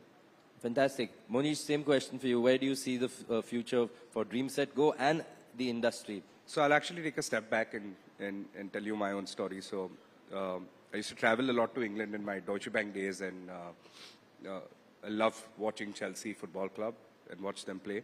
And every time I'd travel, I'd struggle to get tickets. Last minute I'd try to find, I didn't know where, I didn't have access to it. And that's where I think the first thought came in, saying we need to solve for this problem. Today where we stand, I think across sports, there's a trusted platform, being a part of the whole Dream Sports universe, to be able to deliver not only access to the clients, but also ensure that you go beyond that and give them, like for Manchester United, we've got an official partnership. They can watch the first team train. Wow. They can have a legend that can give them a tour, personalized tour of Old Trafford. And it's about piecing in these kind of experiences, which right now gives access to very various money can't buy kind of experiences. Yeah. As we move forward, I think there's tremendous potential in terms of what we can create even within India in terms of the hospitality experiences for our fans. More and more sports are going to happen here. We're hoping that in the next decade, India is going to be at the center of some of the major sporting tournaments. And, we wish to create the best hospitality experiences for fans. Fantastic. Yannick, last question to you. Same future. What do you see the future as? So I think from a fan perspective and from fan code perspective on the content side, right, I think the hyper customization of content and your viewing experience, it's really frustrating. Like yesterday as a fan, I was watching the Mumbai Indians, as you said, the SRH game, and at the break, there was this great highlight package of SRH batsmen just whacking the Mumbai Indian bowlers all over the place. And as a fan, I was like, this is a terrible highlights package, right? I'm a Mumbai Indians fan. I want hope, right? I want to be able to see a customized highlight package which actually gives me hope that Mumbai Indians can make it. They may be a fan of Klaasen who wants to see how he batted and how he performed over everyone else. So I think today with ML and AI, the ability to use technology to be able to create content which is customized to individual fans and to be able to use data analytics to be able to feed that content to the right without having them to scroll and search. I think that really is the future of fan content, and that's where we hope as Fan Code to be able to take experiences to fans. Fantastic. So very exciting times lined up for if you're a sports fan. If you're not a sports fan, I'm sure some of these offerings will click and we'll all find that sport that we are passionate about. Thank you so much, Vikrant, Monish and Yannick, for this lovely panel discussion. Thank you so much. Thank you to the audience. Thank you.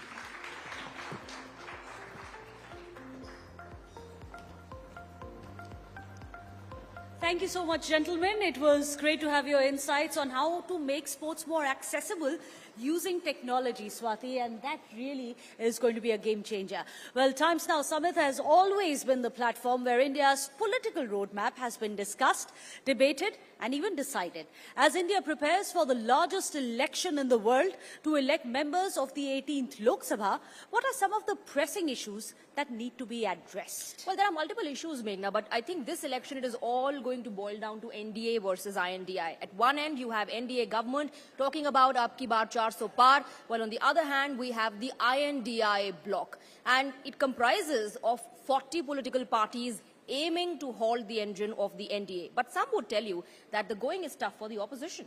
Well, absolutely. In fact, our next speaker and his family have been long-standing supporters of the Congress party, but he has recently left the party to join the Shinde Shiva Sena camp. He's joining us today virtually to share his views on the topic, what is ailing the opposition.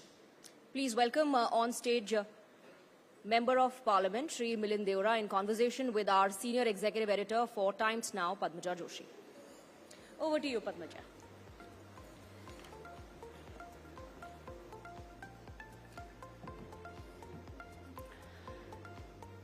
Good afternoon, and thank you very much for joining us here on the Times Now Summit. Milind Deora has been kind enough to take out time. It's a very, very busy season for all politicians.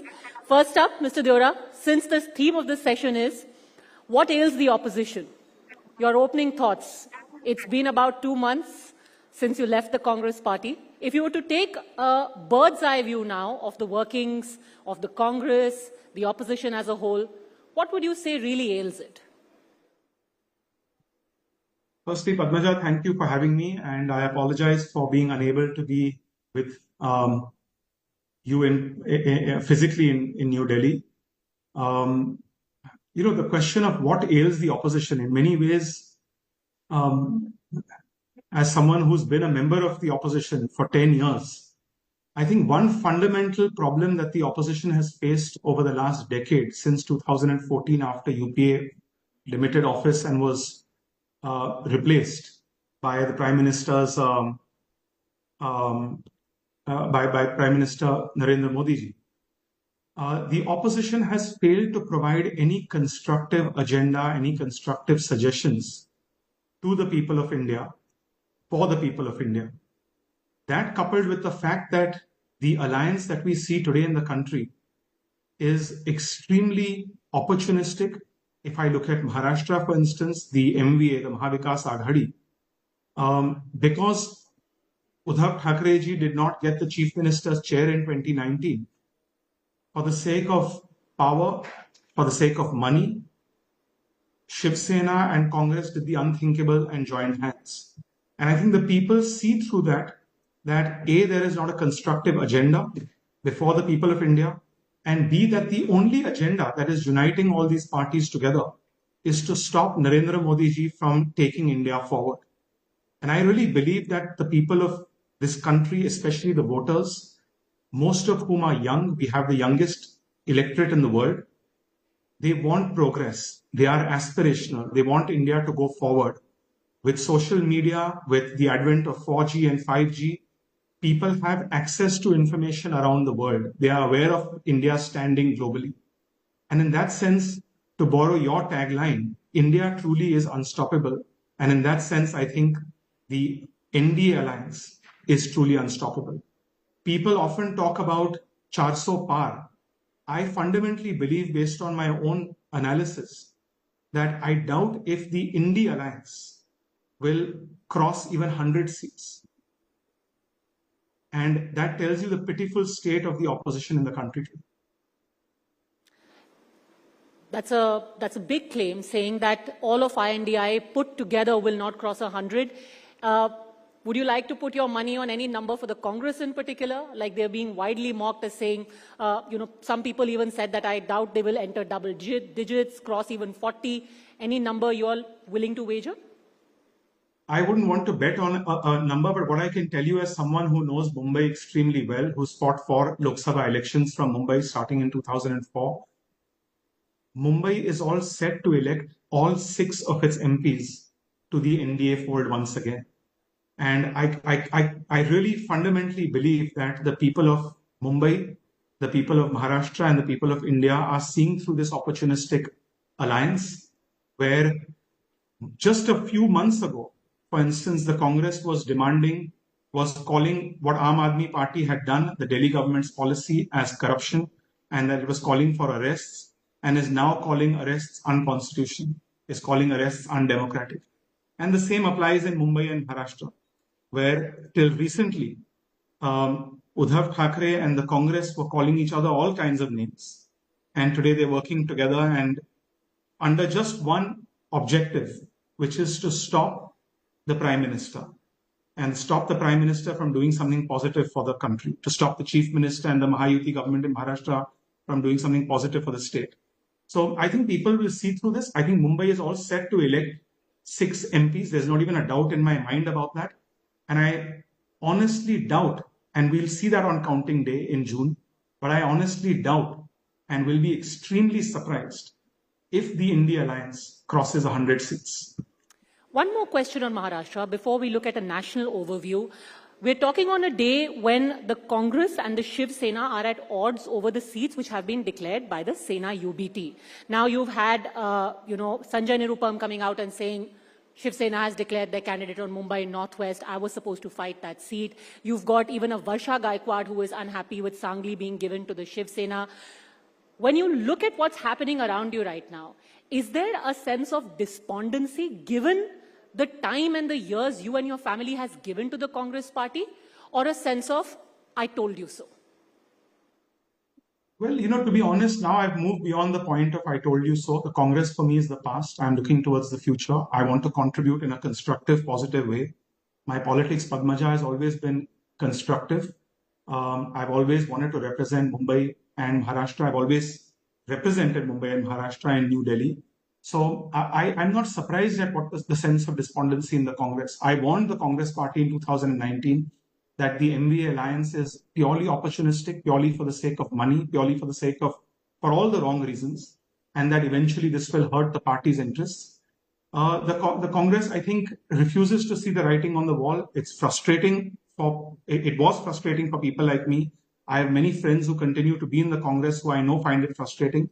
But ultimately, as an Indian, rising above party differences, I think as an Indian, I'm sure everybody in your audience will agree with me when I say this, that the country wants a strong opposition.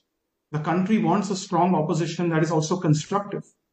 And I think that is something at least I hope that the Congress would aspire to. That is something I hoped this India Alliance would aspire to provide constructive suggestions on how we can take the country forward. We are at a unique time in India's history. There are massive geopolitical tailwinds. The world is looking at deleveraging from China. There's a China +1 strategy economically. India has every opportunity before it to take advantage, to provide jobs for our people, to provide national security for our people, to provide growth, economic prosperity. And it's unfortunate, it really hurts me, in fact, as an Indian, that not one constructive suggestion from a party which has a very rich legacy also. I mean, when I left the Congress party, I made a statement and I said that this is the party under Narasimha Rao's leadership, under Dr. Manmohan Singh's leadership, that ushered in economic reforms in 1991. Let's not forget that. And in 1991, the economic reforms today, almost 33 years later, who has been the biggest beneficiary of economic reforms? The average Indian, you and I. People have access to mobile services, to better insurance, to better products and services because of economic reforms. And I can give you my own example that in 2016, when the Congress party should have celebrated 25 years of India's economic reforms, in 2021, when the Congress party should have celebrated 30 years of economic reforms, it shied away from doing so. It was embarrassed by its own legacy. So unfortunately, the party which brought in these constructive ideas to India has moved towards negativity and towards opposing its own legacy. And that's extremely unfortunate.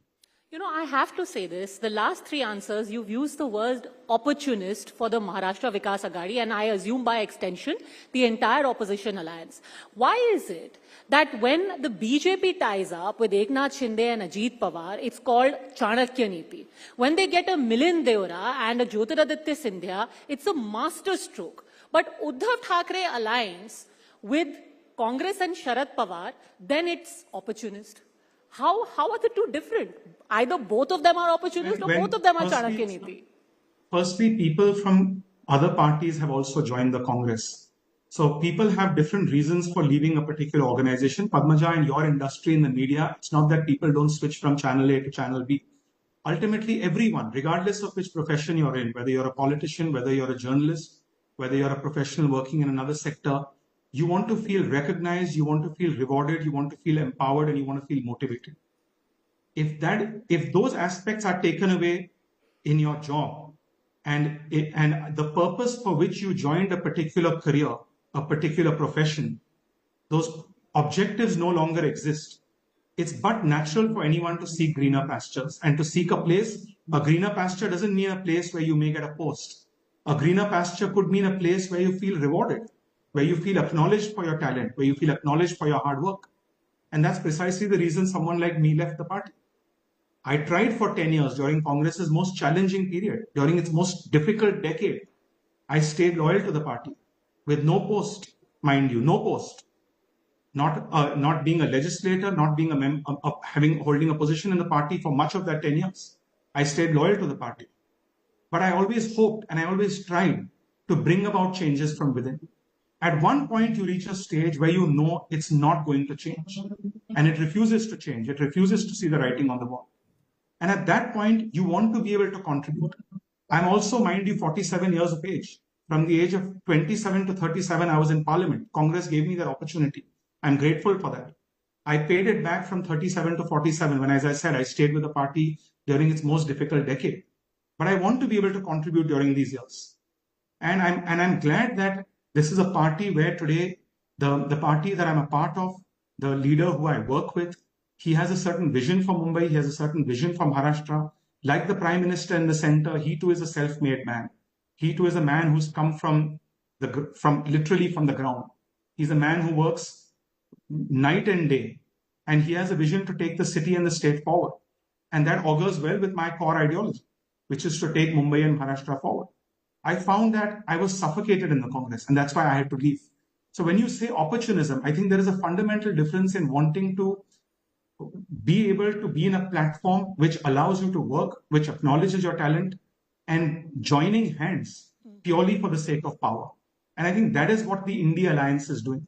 Not one constructive suggestion that the Congress, that Aam Aadmi Party, that Shiv Sena can offer this country. Only one suggestion: let's make sure that Prime Minister Modi ji doesn't come back. And look at the excuses, for instance. They talk about democracy. When the Supreme Court, for instance, strikes down electoral bonds, at that point, the judiciary is working very well for the opposition. When the Supreme Court upholds 370, at that point, they'll make a criticism that the judiciary is compromised. When they win elections, the EVMs are working fine. When they lose elections, EVMs should be scrapped. So this kind of hypocrisy, this is opportunism in my opinion. And this opportunism is what the people will judge in the months ahead, in the weeks ahead. And that's why I'm confident that India will not cross 100 seats. Some of the words that you have used, at the time when you left the Congress, and actually before that as well, you had been speaking out periodically: emotional, suffocated, I didn't get respect. From who? An individual, a system, an organization? Who made you feel unseen and suffocated in the Congress? Look, I have moved beyond the Congress. There's no point now talking about the past. I'm looking towards the future. As I said, I have no ill will towards anyone. To me, it looks extremely clear that Narendra Modi ji will be the Prime Minister of India once again in June. What I can only hope for, Padmaja, and I can only hope to express this through a platform, and I hope that people on the other side will listen, is that India gets a strong and a constructive opposition. To be a strong opposition, to start with, the opposition needs to stop being destructive, negative, and offer constructive suggestions. I still believe that there are people in the Congress party, many of whom are my close friends. There are some people in the opposition, many of whom I know very well and who I respect, who have good suggestions, who have good ideas. I can only hope that the respective parties, including the Congress, allow those people who have their ear to the ground, allow those people who have some domain expertise to rise, to be rewarded, to be acknowledged, to be empowered, so that their suggestions can come to the forefront. And I hope that those who are only there to bicker and only there to present destructive and negative ideas and to be sycophants are pushed to the back. That, in my opinion, will give India the constructive and strong opposition that she desperately deserves. Did you say sycophants? Is that the problem, that there are sycophants and a coterie who are misleading the opposition, or at least certain leaders of the opposition?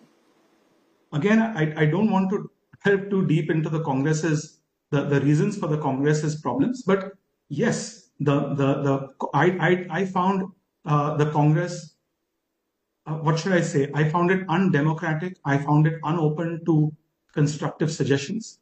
There were many constructive suggestions I made from 2014 to 2024, all of which are in the public domain, all of which are on my Twitter timeline, all of them are in the media, all of which were constructive for the interest of the Congress party, for the interest of the opposition, and ultimately for the interest of India. It's unfortunate that Congress missed that opportunity. And I can only hope going forward, regardless of how many seats they get, I don't think one should be very hopeful about the number of seats that the Congress and the opposition will get. But regardless of the number of seats that the opposition and the Congress get, I hope that they finally learn their lesson after 10 years and 3 successful defeats. You know, I'm going to be blunt.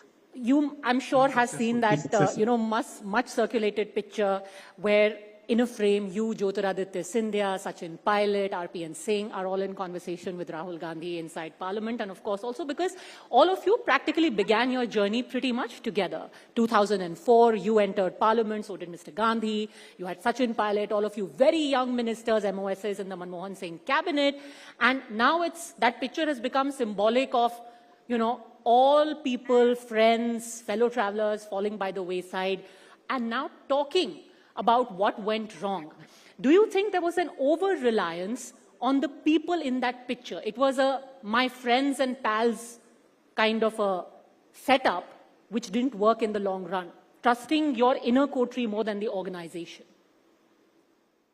Again, again, let me move away from that. But my simple point is that if one person had left the party, we could call it an aberration. If, as you mentioned in that photograph with 5 political leaders, if 4 or 5 of them had to leave, were forced to leave, it clearly means something is wrong organizationally, something is wrong ideologically, something is wrong politically with that organization. It clearly means there's a problem.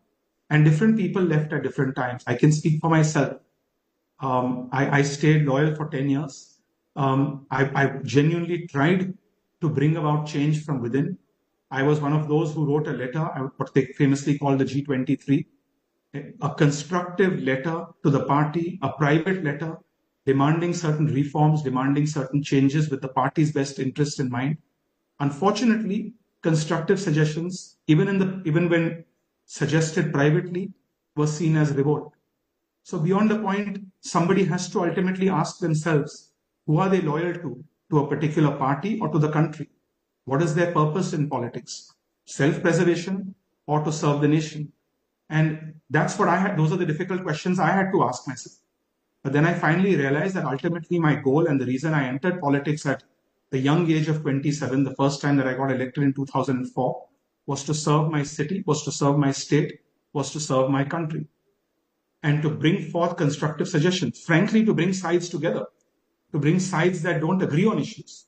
The politics that I have been raised seeing very closely. By my late father, he was credited for bringing about the insurance bill in the country, which allowed the private sector to come to enter the insurance sector. And he worked with then Finance Minister Yashwant Sinha, who was the Finance Minister under Atal Bihari Vajpayee. And my father was the chairman of the Finance Committee. That's what politics is designed to do. Bring sides together. We bicker, we fight, we attack each other, especially during elections. But in between elections, during those 5 years, the people expect us to work together, to get things done. And that is where I felt that there was a frustration within the Congress. I felt that the Congress had moved away from 2004 when I entered the party, where the Congress still held on to the belief that our objective is to bring people together, get things done for the sake of the country. After that, I found the Congress on a destructive and negative path, where the only goal is to oppose for the sake of opposing. Unfortunately, that is not my politics. I was looking at a few pictures of when you had accompanied Mr. Gandhi, I think in 2018 and 2019 to the Silicon Valley. And in 2019, I think just before the elections, you had possibly gone to Singapore. Now, the reason why I ask you this is that many people have actually wondered, what is the purpose of these visits? A similar visit was undertaken where bang in the middle of this Bharat Jodo Yatra, when all the tickets are being announced and everyone's poring over lists of candidates, suddenly he went off to Cambridge. As somebody who's accompanied on such trips, can you Tell us what is achieved. Is the Indian electorate being addressed? Is there another kind of wider political messaging? What's the strategy there? Padmaja, I wouldn't know what the strategy is today. I know what the strategy was in 2018 when I arranged the first visit to the United States, to Washington, D.C., to Silicon Valley, to New York City.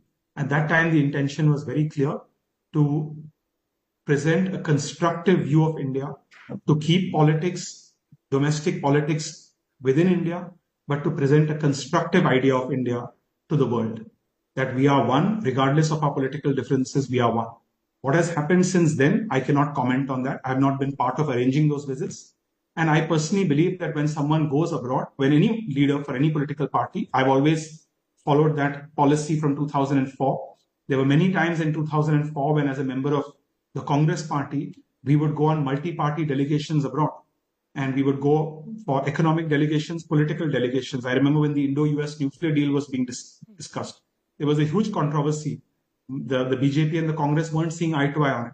But when we went overseas and we talked to people, we said, regardless of our political differences, we are united in what benefits India.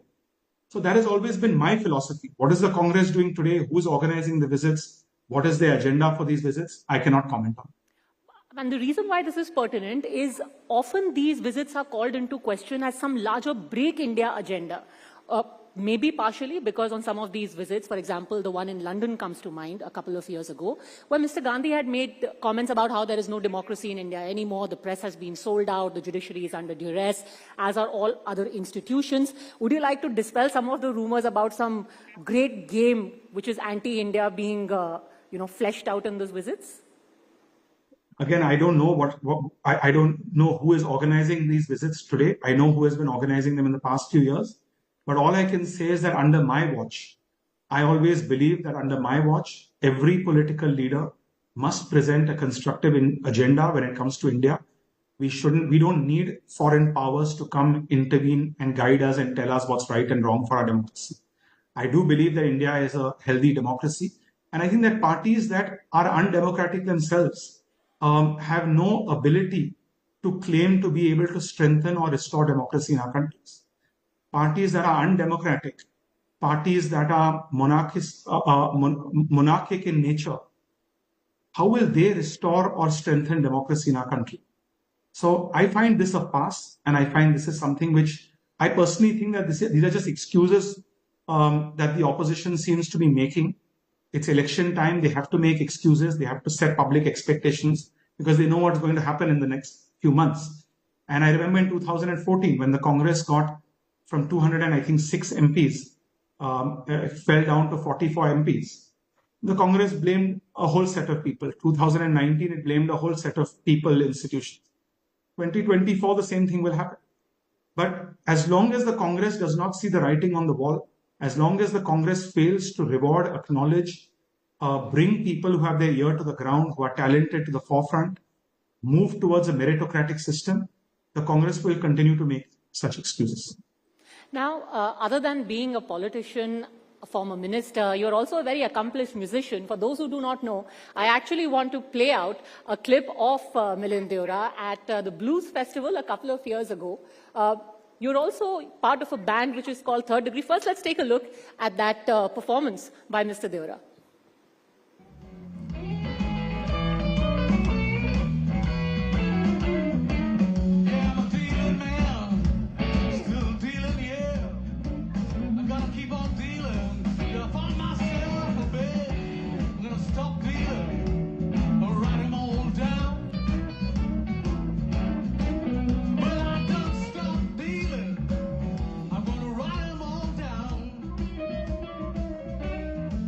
Yeah.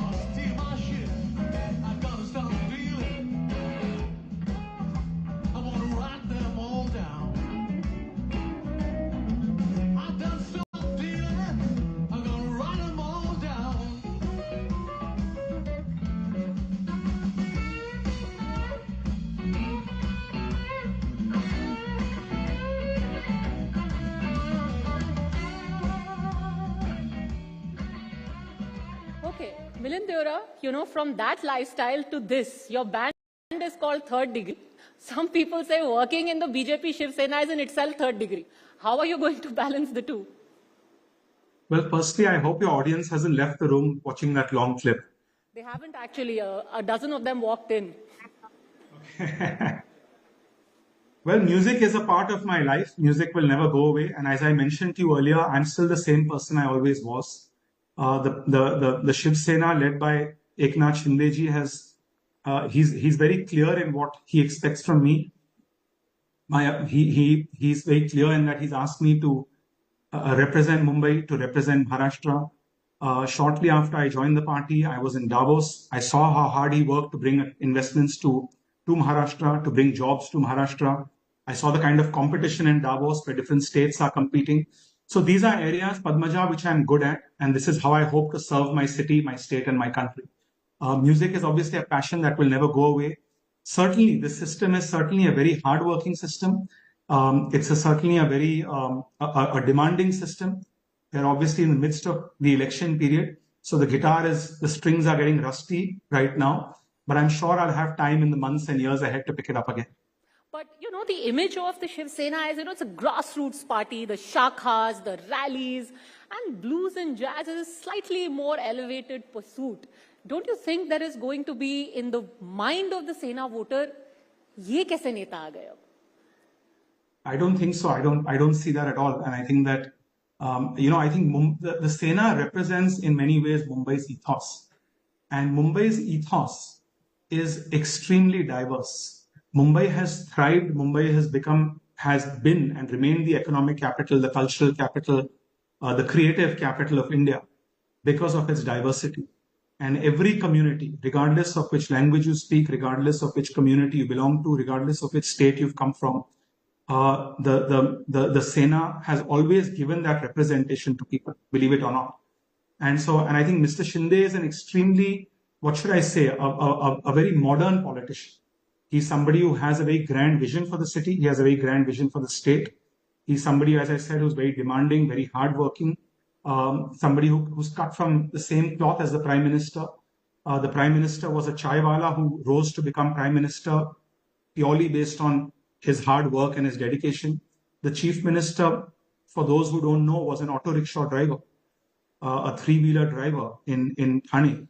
And he rose based on his hard work to become Chief Minister of Maharashtra. So I'm excited by the prospect of working with a man like him in a party like the Shiv Sena. And they've given me a lot of space. And I think they want different opinions to come together. They want people from different backgrounds to come together. And you'll see many more people from different backgrounds, from different walks of life, from different communities, joining us, working shoulder to shoulder with us in the months ahead. Final question. You're in the Rajya Sabha, yet you are taking public meetings in South Mumbai. Are you going to fight the Lok Sabha elections? Many Rajya Sabha members have. Are you going to do the same? Well, the Chief Minister has sent me to the Rajya Sabha. Yes, that's true. And I've recently been elected. I've yet to take oath. I hope to do that next week when the Rajya Sabha term begins. It begins on April 2nd. But ultimately, the goal of this alliance in Maharashtra is to ensure that every seat goes to the NDA and every seat strengthens the Prime Minister's hand. So if the alliance, if the Chief Minister, if my party decides that I should fight the Lok Sabha election from South Mumbai, I'm more than ready to do so. This is a constituency where my family has been fighting elections, mind you, Padmaja, from 1980, non-stop. My father fought the Lok Sabha elections from 1980 to 1999. I fought the elections from 2004 to 2019, 4 elections. So this is a constituency which we know very well. We know the back of our hand. We have a very wide network cutting across communities. And so, as I said, if this is something that the party and the alliance wants me to do, I'm more than happy to do that. The ultimate goal, as I said, is to ensure that every seat in Mumbai, every seat in Maharashtra goes to the NDA, which I'm very confident will happen. And if the alliance feels I'm the best candidate to achieve that objective, I'm more than ready and more than eager to do so. So I will take that as a yes. And let's hope maybe this time at the Dashera rally, we'll have a blues and jazz festival as well. Thanks very much, Milind Deora. Blues and jazz, but maybe the guitar. Thank you very much. Can we have a round of applause for the Member of Parliament? Thanks for joining us.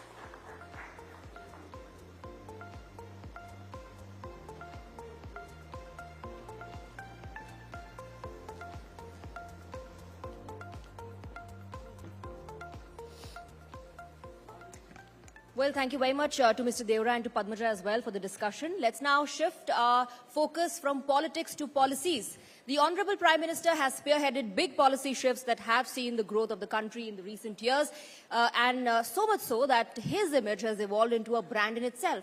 So how did brand Modi emerge, and what goes into creating this world-class brand? In fact, our next speaker has a very illustrious career that spans across decades. He is a luminary in the realms of public relations and brand management, known for his deep insights and dynamic approach that let explore with him the intersection of business strategy, of leadership and communication. Ladies and gentlemen, please welcome Managing Partner, Counselage India, Sri Suhail Seth, in conversation with consulting editor for Times Now, Deepti Sachdeva. Surely we can have a louder round of applause. Over to you, Deepti.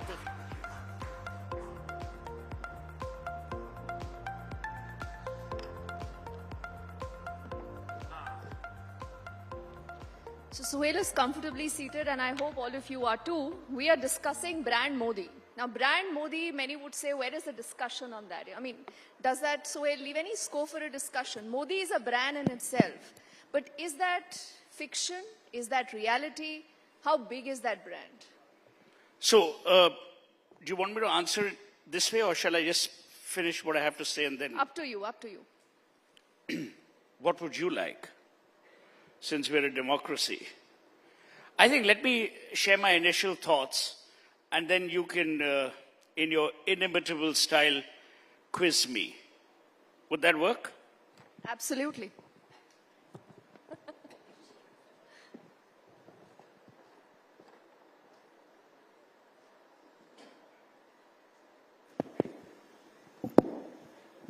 Good afternoon, ladies and gentlemen, and the good news is I don't have a teleprompter. So I'm actually looking into your charming eyes when I speak about a person who has actually captured the imagination not just of India, but if I may add, of the world. The man's name is Narendra Damodar Das Modi. Let me begin with an early morning anecdote of today. I got a call from an old Parsi friend of mine called Zubin Karkaria, who runs VFS. I don't know what it stands for, but I do know they do all the visas across the world. That company is a unicorn, and he asked me, what time is your afternoon siesta? I said, thanks to Times Now and the Times Network, there is no siesta today because I have a talk at 3:15, which has been delayed thanks to Eknath Shinde's new friend, Milind Deora. So he says, what will you speak on? I said, brand Modi. He says, I have to tell you, he is the best encourager and bird keeper. I said, what do you mean? He says, for us at VFS, means for them, he has allowed them to fly with wings of confidence and with wings of courage. The hallmark of a brand is you never buy a brand. People tell you, a brand khareedte. No. You buy a benefit. You don't buy Colgate, you buy the whitest wash. It so happens that in your mind, the whitest wash is signified by Colgate, so you keep buying Colgate.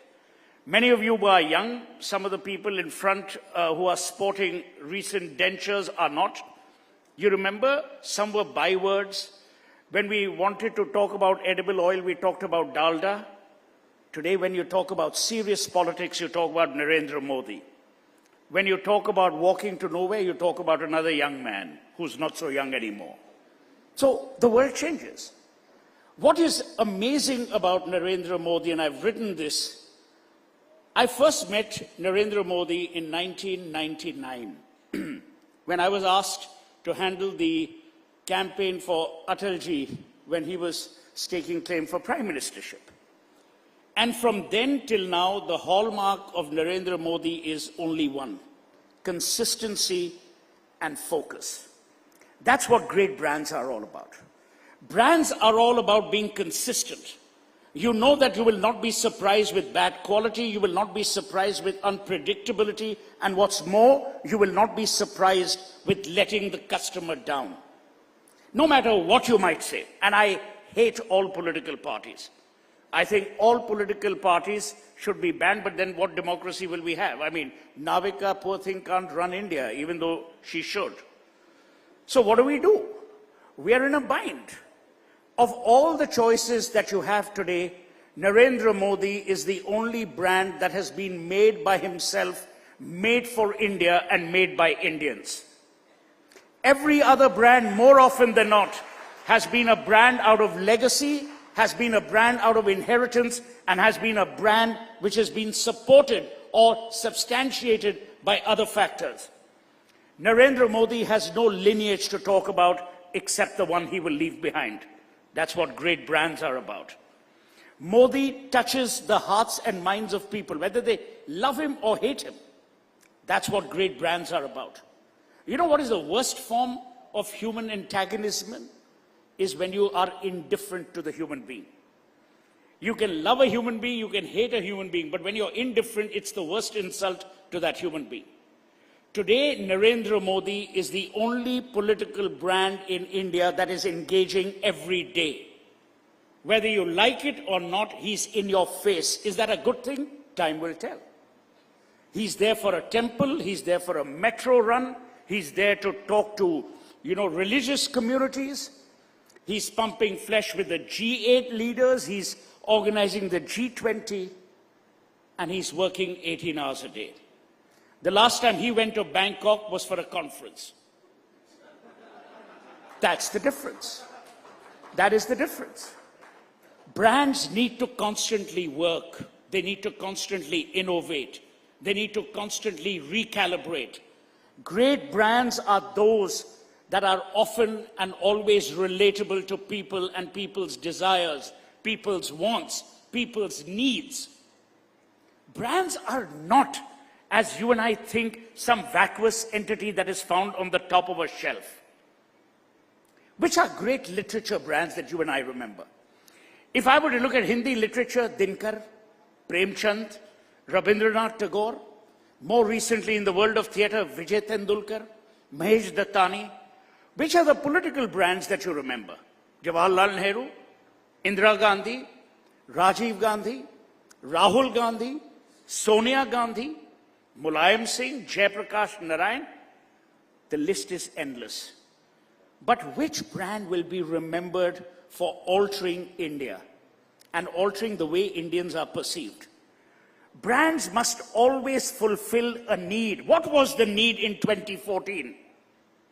The need was for India to rise from the abyss and from the nadir it had sunk to by being known across the world as a country that promoted crony capitalism, that engendered corruption, and that was all about nepotism. That is what 2014 was all about. From 2004 to 2014, you had a lady who was in power but not in office. You had a man who was in office but not in power. That's the irony. Today you have Narendra Modi who's in power and in office. There's another person who's out of power and in jail, but we'll go to that later. He's also a brand. He's a disruptive brand. He's not a brand that you would take home to your mother and say, "Isse main shaadi kar loon." So which are the brands that you would be proud about?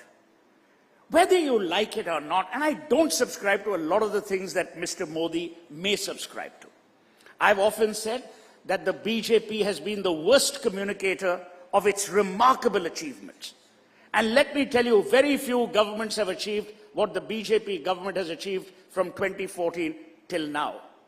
But all of that is covered by the din of what I call nonsensical surround sound, which deals with religion, communities, all of that stuff. But Modi will be remembered.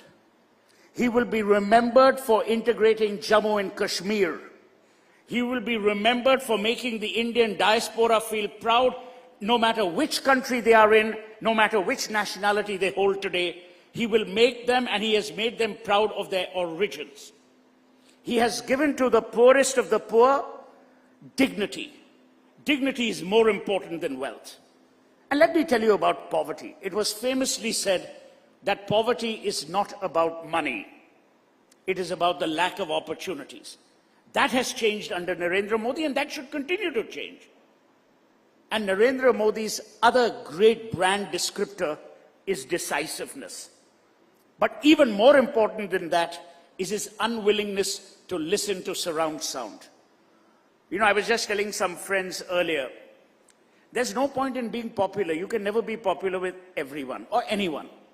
The moment you get up from the dining table, they will abuse you. So if you're looking for popularity, go to Big Boss house. But if you're looking to run the country, be like Modi. Because many decisions will seem unpopular now, but they are for the greater good for tomorrow. And great leaders plan for tomorrow. Poor leaders walk today. Great leaders plan for India. Poor leaders plan on dividing India. Great leaders want to embrace the idea of India. Poor leaders want India to be divisive, broken up into little pieces. That's the difference between Narendra Modi and whoever else that you take into account. Which is why he will win elections. Because he's a political person. And the last thing before I get into this Q&A with Dipti, Narendra Modi is a politician, he's not an activist. He runs a political party, not an NGO. He's concerned about the aspirations of 1.4 billion people. He's not concerned about the aspirations of 127 jokers sitting in some foreign university trying to understand what he's saying. That's the essential difference. So the brand will continue to embellish itself because it has the power of sustenance from you and me and the voters. The blessings or the curse. That's what real brands are about. Brands are the ones that make a difference. Brands are the ones that encourage you. Brands are the ones that inspire you. And most importantly, brands, great brands, are those that invigorate you. If you can't be inspired, you can't be invigorated, and you can't be encouraged, then what's the purpose of a political brand? Did Churchill win the war himself? No. Did Netaji not say that I will give you freedom, give me your blood, sweat and tears? So it is, history is evident. History is witness to the fact that great brands are the ones that engage with consistency and with focus. Great brands are those that listen, but they don't listen to everything because ultimately their desire is to get things done. Their desire is not to find fault. Great brands are about optimism. Weak brands are cynical. Great brands are about the future. Weak brands are about yesterday. And that's why I believe Narendra Modi is a compelling brand. Brand Modi is not an idea whose time has come. It's an idea whose time shall remain. Tomorrow, who knows? It might become a noun for great work. It might become synonymous with hard work. And it will be a byword for being a true Indian. That's Narendra Damodar Das Modi.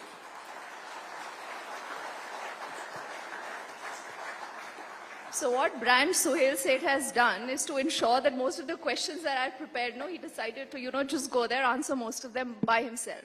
So that is brand Suhail Seth for all of you, ladies and gentlemen. But being a journalist, I will still poke him. We'll ask him questions. We'll also take a lot of your responses to it. Because a lot of what Suhail said does make sense. But then it makes you ask the obvious question. One brand doesn't fit all, many would say, Suhail. Brand saturation, brand fatigue. Is this also a reality in today's day and time? You see him everywhere. He talks to you morning, day, evening, afternoon, almost every time. What does that lead us to? It's very similar to watching the news hour every evening. We don't get tired. We watch it every night. It's the best network on the planet. We love all of you. News we don't get not tired. Contesting we election. See Navika, we see Dipti, we see Madhav, we see Padmaja every day.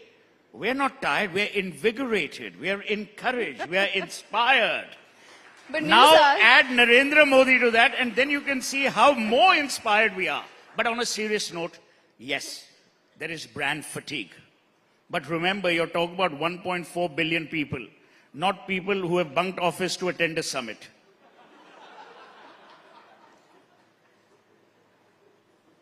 I'm done. He's done. I couldn't believe that he's done, because there's so much more to brand Modi, Suhail, let's be a little bit more serious, because this is also the challenge that I think the opposition today is facing. When you're looking at brand Modi, that many say is getting even more powerful to what he was in 2014 to 2019 to now in 2024. He began with saying, "Bahut hua mahilaon par waar, ab ki baar Modi sarkar. Bahut hui महंगाई की मार, ab ki baar Modi sarkar." That's how the narrative began in 2014. 2019 was Balakot, Pulwama, nationalism surge. And you saw in him someone who could deliver. This time it's about Modi ki guarantee. Versus, where is the opposition? Is there any single brand that you see can even fight together? Is that even possible? No, of course there are brands. To be fair, Rahul Gandhi is a pan-national brand. But often some brands are also there on the shelf because of longevity, not because of relevance. So he will remain there. But the point is, who will you buy? भाई आप जब किराने store में जाते हैं, आपको Johnson बैंडेड भी मिलती है और कोई बैंडेड भी मिलती है और वो बैंडेड सारी जिंदगी रहेंगी, पर आपको ये डिसाइड करना है कि आपके जख्म के लिए सही बैंडेड कौन सी है. और मैं आपको कहता हूं कि Rahul Gandhi, with all due respect, and I have to say, after the Bharat Jodo Yatra, I said, and I will maintain, he did a great job of brand revival and brand redefinition, to give him credit. But he lost steam. So come back to my original point. It is about consistency and it's about focus. One day he talks about caste census. The next day he talks about, making aloo out of gold or whatever the hell. Now to even keep up with him, I mean, it's easier to keep up with Mehmood's films than to, listen to all of this. So, I mean, every day he's splitting. Now you asked a very important question about Modi ki guarantee, the slogans. Let me give you an example. I just published material. I've written about it September 2008. I went to meet Modi in his house in Gandhinagar. He was the chief minister. And he says, I want to show you a book that has come out, which my government has prepared. You know what that book was? On the gift city. 2008. We're talking about 16 years ago. Then he asked me, he says, Suhail bhai, kal kahan ja rahe hain? I said, Bombay. तो mister Tata को मिलेंगे. ऐसे बोलिए. He says, उनको बोलिए कि अब वो नैनो सिंगूर से तो निकल गए, यहाँ पे ले आए. I said, I will convey this to Mr. Tata. Nano happened, and Mr. Tata has admitted that in various interviews. It happened because of Narendra Modi. And today, Sanad has been converted into the Detroit of the west of India thanks to Narendra Modi. So he's a man who gets things done. He's a man who makes things happen. The next speaker you have is Hardeep Singh Puri. Ask Hardeep, how many court cases were filed against Hardeep Puri's government, against Prime Minister Modi on Kartavya Path? Did it happen? It happened. You see, जब कारवां चलता है और stray dogs भौंकते हैं, कारवां रुकता नहीं. कारवां चलते जा रहा है. That's the hallmark of great brands. You continue to do your work. You can't be stopping to answer every diatribe which is either unsubstantiated or meaningless or purposefully distractive. That's not possible. Okay, now, just to push that point a little further, Suhail, sometimes what happens, you might have a good, decent brand, but you don't have the strategy, the wherewithal, perhaps that many eyeballs that can make that brand even, getting any closer to a brand like Narendra Modi. Do you think that also plagues the opposition? And the very fact today that you have a leader in Narendra Modi who is not just working on ground, he speaks to people directly, he coins these slogans, these acronyms, the government is all over the place, connecting with people, but the opposition somewhere is not visible. Does this mean that they are not working at all? Or you believe a part of that PR strategy also perhaps for the opposition has gone wrong? No, I think the opposition is working. But I don't know which country they're working for or in. They seem to be fighting the elections in Fiji or Greenland or something like that. But they're certainly not fighting election in India. Because if they were, Rahul Gandhi, before his Bharat Jodo Nyay or Bharat Nyay Jodo, whatever the hell it is, he would have reached out to Mamata Banerjee. The first person who decried the Congress was their alliance partner Mamata, who said they will not even get 40 seats this time in Parliament. This is your own ally disbelieving you. How the hell do you expect the voter to believe you? A. B. You never have alliance partners who have egos bigger than their ideologies. Today, an Akhilesh Yadav or Tejasvi Yadav or, Stalin, each guy thinks he's born to be Prime Minister. Why the hell should they listen to Rahul Gandhi? Now let's get back to legacy. Indira Gandhi died on October 31, 1984. Rajiv Gandhi died in May 1991. Fair? 1991 till now. So let's imagine a person is 30 years old. He doesn't even know what Rajiv Gandhi and Indira Gandhi have done. So he doesn't even have the context of legacy. He doesn't even have the context of history. That's the problem. And as you rightly said, I think, this is my belief, that the Congress needs a strategy, but the first leg of that strategy must be Rahul Gandhi must step aside. He is not someone who can inspire. He's not someone who can lead. He may be a very good human being. He may be very bright. But as of now, he's intellectually innocent. Until he proves us wrong, he must step aside. Because he will cause a lot of damage to the long-term benefit of the Congress party. And let's be fair, India needs an opposition. But it is not Narendra Modi's job to go to Khan Market every morning looking for an opposition to buy. Now, Suhail, even as you make that point, and our audience here, I'm glad they're having a good laugh on this, but just think of this. See, that you've spoken about Mamata Banerjee and a lot of other leaders. They say that Rahul Gandhi is the biggest TRP for Narendra Modi. The very fact today that you have a brand Rahul, perhaps not as strong as a brand Modi, that adds to brand Modi also. It gives him that bump, So the very fact that you will have him being compared to an Arvind Kejriwal, to an M.K. Stalin, you go down south, does that change the narrative? Especially, in the southern part of the country. Why does brand Modi weaken when you come down to south? Which school did you go to? That is not a part of the question. No, I'll tell you why. If you went to school as you did, and you came first in class, and it was a class of 38 people, but 37 of them were such big duffers, would you feel happy coming first? I would much rather come first where I'm surrounded by geniuses and then beating them is fun. Can I tell you, Narendra Modi and Amit Shah every night must be having sleepless nights. कि भैया कोई आदमी ऐसा पैदा कर दो जो हमें थोड़ी तो competition they they. Because a dull competitor makes you also be complacent. You don't want to be complacent because you've got a dull competitor. Now, you guys are, the numero uno television network. Now, can you imagine if you were the only TV network? Would that be fun? For you, it would. For Vineet Jain, certainly. For revenue, yes. But it's no fun for, competition. You need great competition. The fact that, and I'm not saying this, no one has paid me yet. The fact that Times Now network has ruled the roost for so long is because you all have a damn good brand. You have a good product. If you had a terrible product and great strategy, it wouldn't work. If you had a great product and no strategy, you would fail. That's the problem with the opposition today. So even if they have a great product regionally, they have a very, very poor strategic bent of mind. And you know why? They are planning for tomorrow. Modi is planning for 2047. When you plan for 2047, you play chess. When you plan for tomorrow, you play kabaddi. That's the difference. Okay. What about brand BJP here? Where does brand BJP go? And is there a danger, because you spoke about brand Indira also, when you have a personality cult and perhaps a brand becoming so huge that it subsumes almost everything. Today the government is just about Modi, Modi, Modi.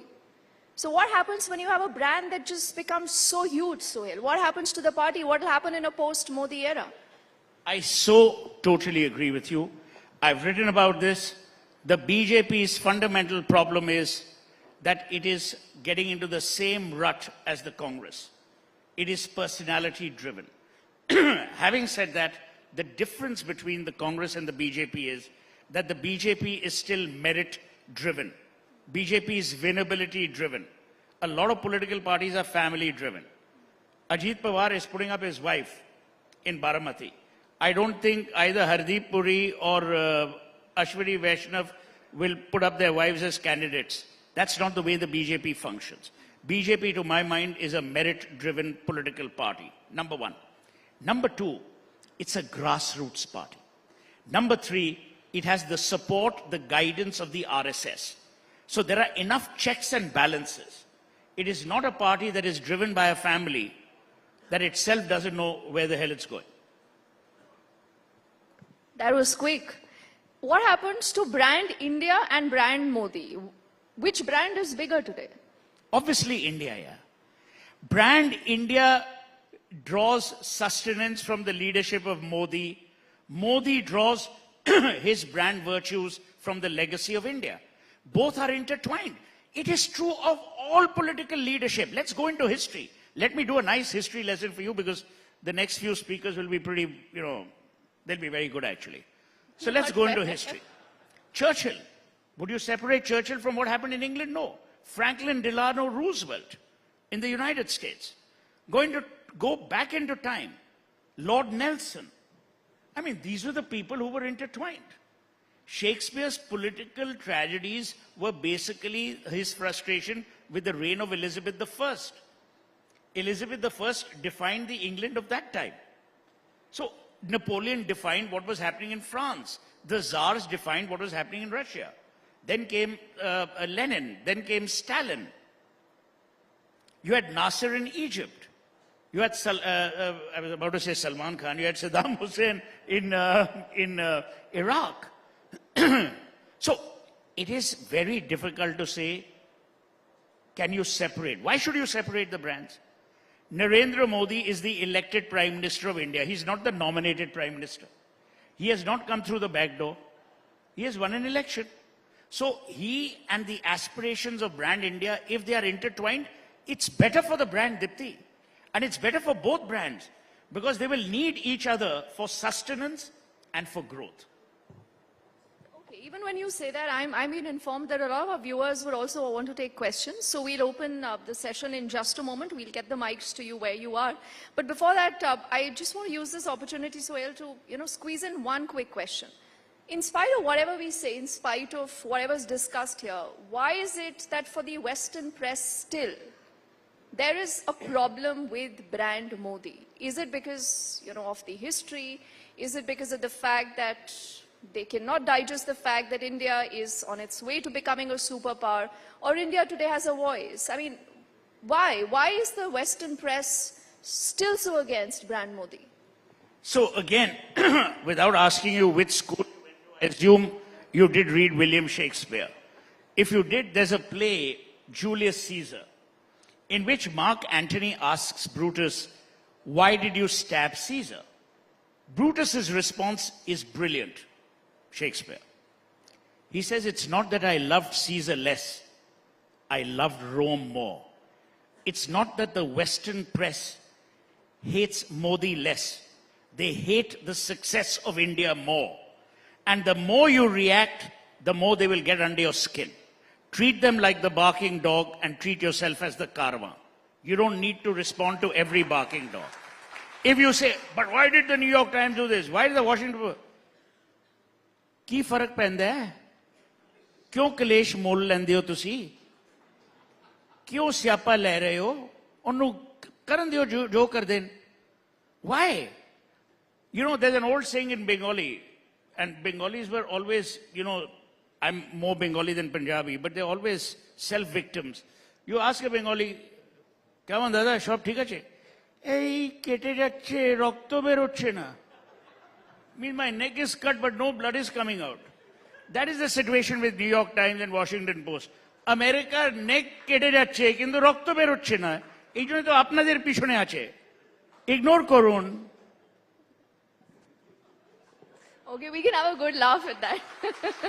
We'll get the mics coming to the audiences in case someone wants to take a question. Anyone? Okay, yes. I see a hand going up there on the left and the right both. If we can have the mics going there, please. And do remember you're asking your question to brand Sohail Seth. Yeah? Okay, yeah. Go on, please. Thanks for the keynote, Sohail. It was great, and I would say I resonate to most of it, but like the first question would be, like when you say brand Modi or somebody as a leader and you're like setting him up to one of the best standards, like how important is for a leader to choose a successor, and where do you see him, let's say, on that path? Yogi Adityanath, Amit Shah, Nitin Gadkari, what's your name? Pranav Virmani. Pranav Virmani, sab possible hai, jeet ke aao. Yeah, definitely, but like when you like... Can I tell you, these are all old management notions. Will you please choose a successor? Have you asked Jamie Dimon that?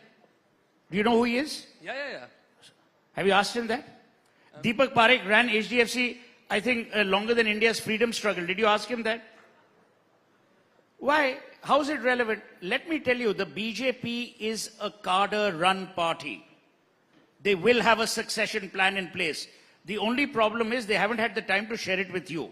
Once you're free and you tell them, they'll come and visit you and share the plan. Yeah, looking forward to it. Okay, a quick follow-up question before we take another from the gentleman there on the right who raised his hand. He just spoke about a number of names, Yogi Adityanath, Amit Shah and all. So are these equally big brands? You know, I want to take or they all come under the umbrella of brand Modi only? So let's have a very interesting history session again. India has never predicted a future prime minister other than Jawaharlal Nehru. And let me take you through history today. If I miss one or two, don't miss. Pandit Nehru died on May 27, 1964. Everyone thought that, Morarji would become or whatever. You had Gulzari Lal Nanda as interim. You had Lal Bahadur Shastri. He died. It was not Indira Gandhi's turn. She became. Did you ever imagine that Narasimha Rao would be Prime Minister? Did you ever imagine I.K. Gujral would be Prime Minister? I think even I.K. Gujral never imagined he'd be Prime Minister. Deve Gowda slept through his Prime Ministership. Did you ever imagine Charan Singh would be Prime Minister? Chandrasekhar would be Prime Minister? When Vajpayee became Prime Minister, everyone thought Advaniji would be Prime Minister. When Advaniji thought he would be Prime Minister, Narendra Modi became Prime Minister. Have you ever predicted a Prime Minister other than Nehru? No. So, jab hoga, to hoga, to quote Sam Petroda, hua, to hua. You must always keep the opposition happy. Okay, I just have time for one quick question. Can we have just the mic? Yeah. There? Yes. Barkha. Quickly, because our next guest, the Union Minister Hardeep Singh Puri, is also waiting, I'm told. Yeah, it was, yes. It was wonderful to hear Suhail brand. And you can... See, we've turned him into a big brand he's already a big yes, brand, yes. like Modi ji. Many of you wanted to know, everybody talks about Modi's successes. Anywhere, in one place, can you mention where he failed and you want to improve him? I think it's a very myopic way of defining great brands. You know, in every packet of cornflakes or cereals, there'll be one ingredient that you may not like, but you don't define that cereal by that. Let me go back to what I have said essentially. You've got to understand the DNA of great brands. Great brands are about consistency, they're about focus, but most importantly, they're about getting things done.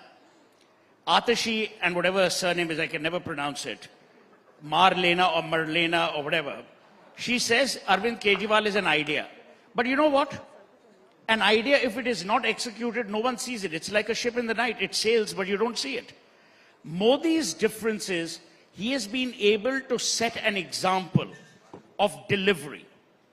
Modi's ministers, of which one of the most eminently successful minister here, Hardeep, whose wife is a far better author than most in this room, Lakshmi, let me tell you what they have achieved. And I've said this to Hardeep, I've said this time and time over again. The BJP's only failure has been in marketing itself. The Congress's only success has been in marketing its failures. Now figure that one out.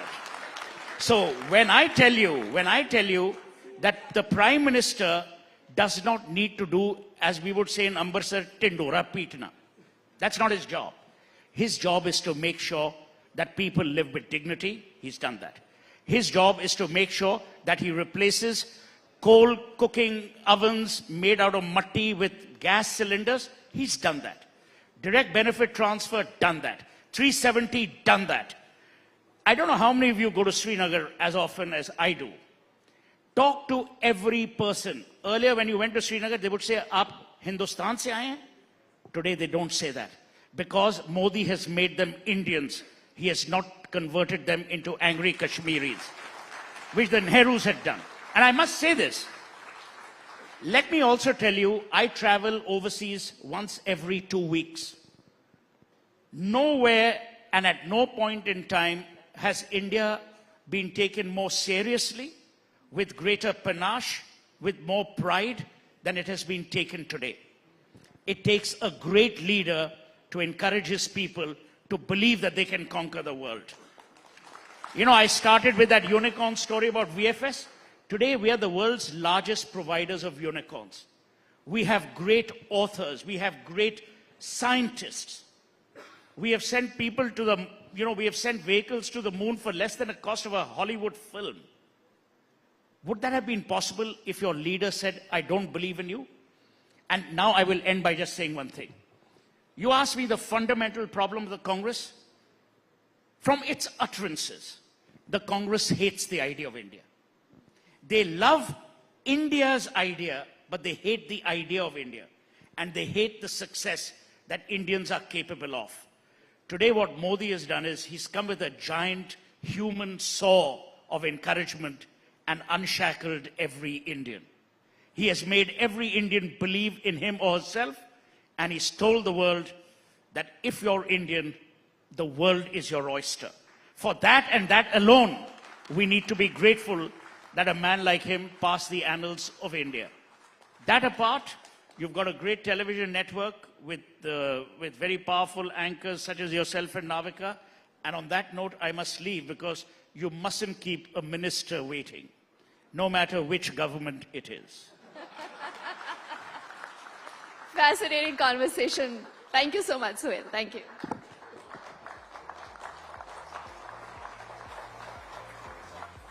Thank you very much, Mr. Seth, for your wise words and sense of humor. Thank you, Deepti.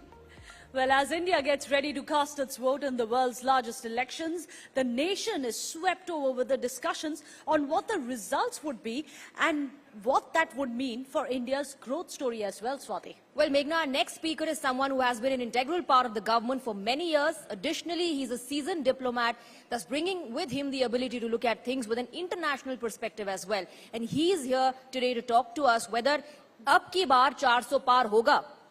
Please welcome the Minister of Petroleum, Natural Gas and Urban Affairs to the Government of India, Dr. Hardeep Singh Puri. He will be in conversation with Navika Kumar.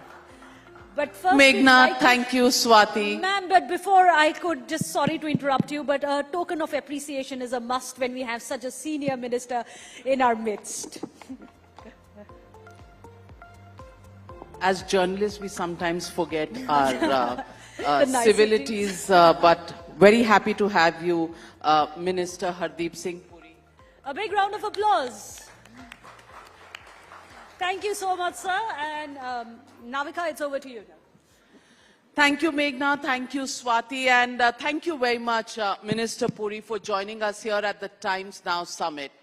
The theme of our summit is India Unstoppable. What do you think makes India unstoppable?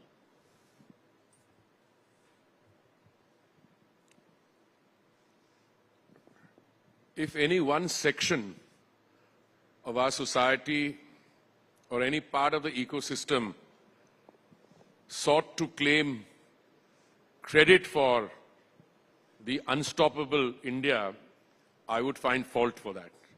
But I think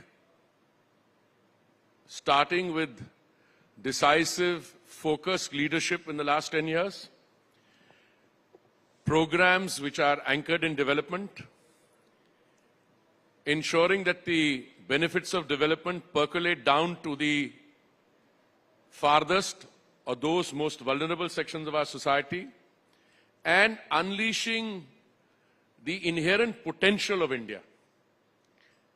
The brand which your previous star performer was outlining, I think India collectively today is viewed not in terms of the 8.6% growth in the last quarter or the fact that you've sent a vehicle on the south pole of the moon, or that you are preparing for other great achievements.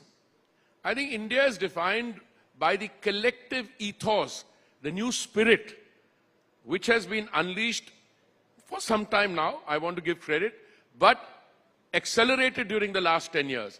That is what India Unstoppable is all about. And I think,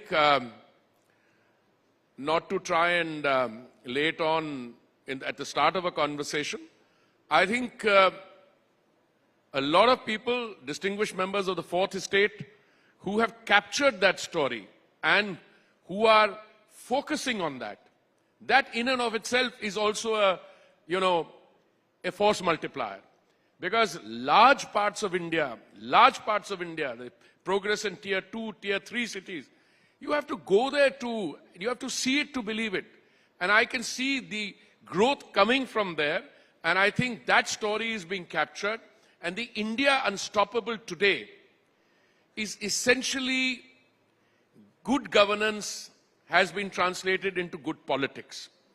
Whereas on the other side, you have a counter-narrative, you want to do a caste census, you want to go back to defining identity politics. Look, all that will remain because you had 190 years of colonial domination.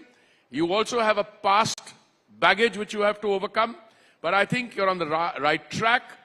I heard a famous, famous in the sense that he holds a position in an American university, say that all this 2047 talk of a Viksit Bharat is a lot of hype. There's the same guy who said we'd only grow at 5%. Now, I don't want to take issues with individual assessment because they're not worthy of, being raised in a serious discussion. But you have to believe in India. And I agreed what my friend Suhail said earlier. That confidence which the Honorable Prime Minister has asserted for his leadership, for his people, and his belief in India. And it cuts across all sections. I mean, whether you're talking about the sporting arena, you're talking about the unicorns, you're talking about, I believe you are no longer interested in the energy security issue. No, but I'll tell you, we used to look down on PSUs. Oh, these are government outfits. They work like 9 to 5. Look at the performance of my PSUs. I mean, mine in the sense the two ministries I'm associated with. They've given a run to the private sector. And my God, somebody asked me the other day, ये तो market उठी है इसलिए ये हुआ. मैंने कहा जी, I took an opportunity of a platform like this. I said market उठी है 43%, and all the PSUs, OMCs, organized oil marketing companies, they've registered performances in multiples of 43%, 120%, 160%. So there must be something going right. And my submission to you is, yes, it's that new sense of purpose, that new sense of determination, where we define our progress in terms of targets. All right, it's quite possible that some of those targets are unrealistic, but isn't it better for someone to be pushing you to achieve those targets rather than not have targets at all? Okay, so your target of 400, ab ki baar 400 par, is that also unachievable? Look, that 400, agli baar 400 par is both a description of the state of being in the state of the opposition. It's also a BJP NDA sentiment. But I would, we are 22 days away from the first polls, and I think more than 60 days away from the last poll, which is on 2nd June. All I would say is, let's not be too conservative in our assessments. I know you've had others on the show and say that we are not psephologists and we don't get into numbers. Well, I've tried to make an assessment of numbers on 2 occasions. 2014, 2019, I was right earlier. This time I'm watching something which is unbelievable. You see a groundswell of support for the party in areas which were hitherto regarded as being remote for us. West Bengal, the southern states. How much of that groundswell of support translates into seats remains to be seen. But, you know, if you get up every morning and you've got gifts thrown at you from the other side. Yeah, these are gifts which come our way. I mean, electoral bonds was one of them. Then you had you call that a gift? Absolutely. No, itna halla ho gaya, ye ho jayega, wo ho jayega. We suddenly discovered a party with 303 seats got 6,000 crores and a party with hardly any seats got 1,600 crores. Are bhai? Look, do you know of any system anywhere in the world? I've served in the United States for many years. I'm not naming any country. Any system where a democracy works without political funding? Now, how is that generated? I would have thought that a party which is in power, people naturally gravitate towards it. What would you rather have? You would have a system where taxpayers... The question is not about them funding the BJP alone. I provoked you. I'm so happy. No, you're provoking me. Yeah. Well, let's try it the other way around. Okay. Let me try and provoke you. The charges against you and your government are that what gravitates towards you is fine. But what gravitates even more towards you is when you send your agencies to raid them. You raid them, and within 2 weeks, within a month, more bonds come to you. Ab ye rishta kya kehlata hai? I would be happy to get into any exercise, granular level with who did what and provided who in terms of dates. Okay? You look at any history. Let's look at the period when these bonds were introduced, or now you look at the period going forward. What do you see? You see a genuine attempt having been made to drive this issue into a transparent Semi-transparent. Semi-transparent. Well, look, ideal would be totally transparent. All right? Now you'll have people coming in. Now, as far as the agencies are concerned, why do you want to beat around the bush?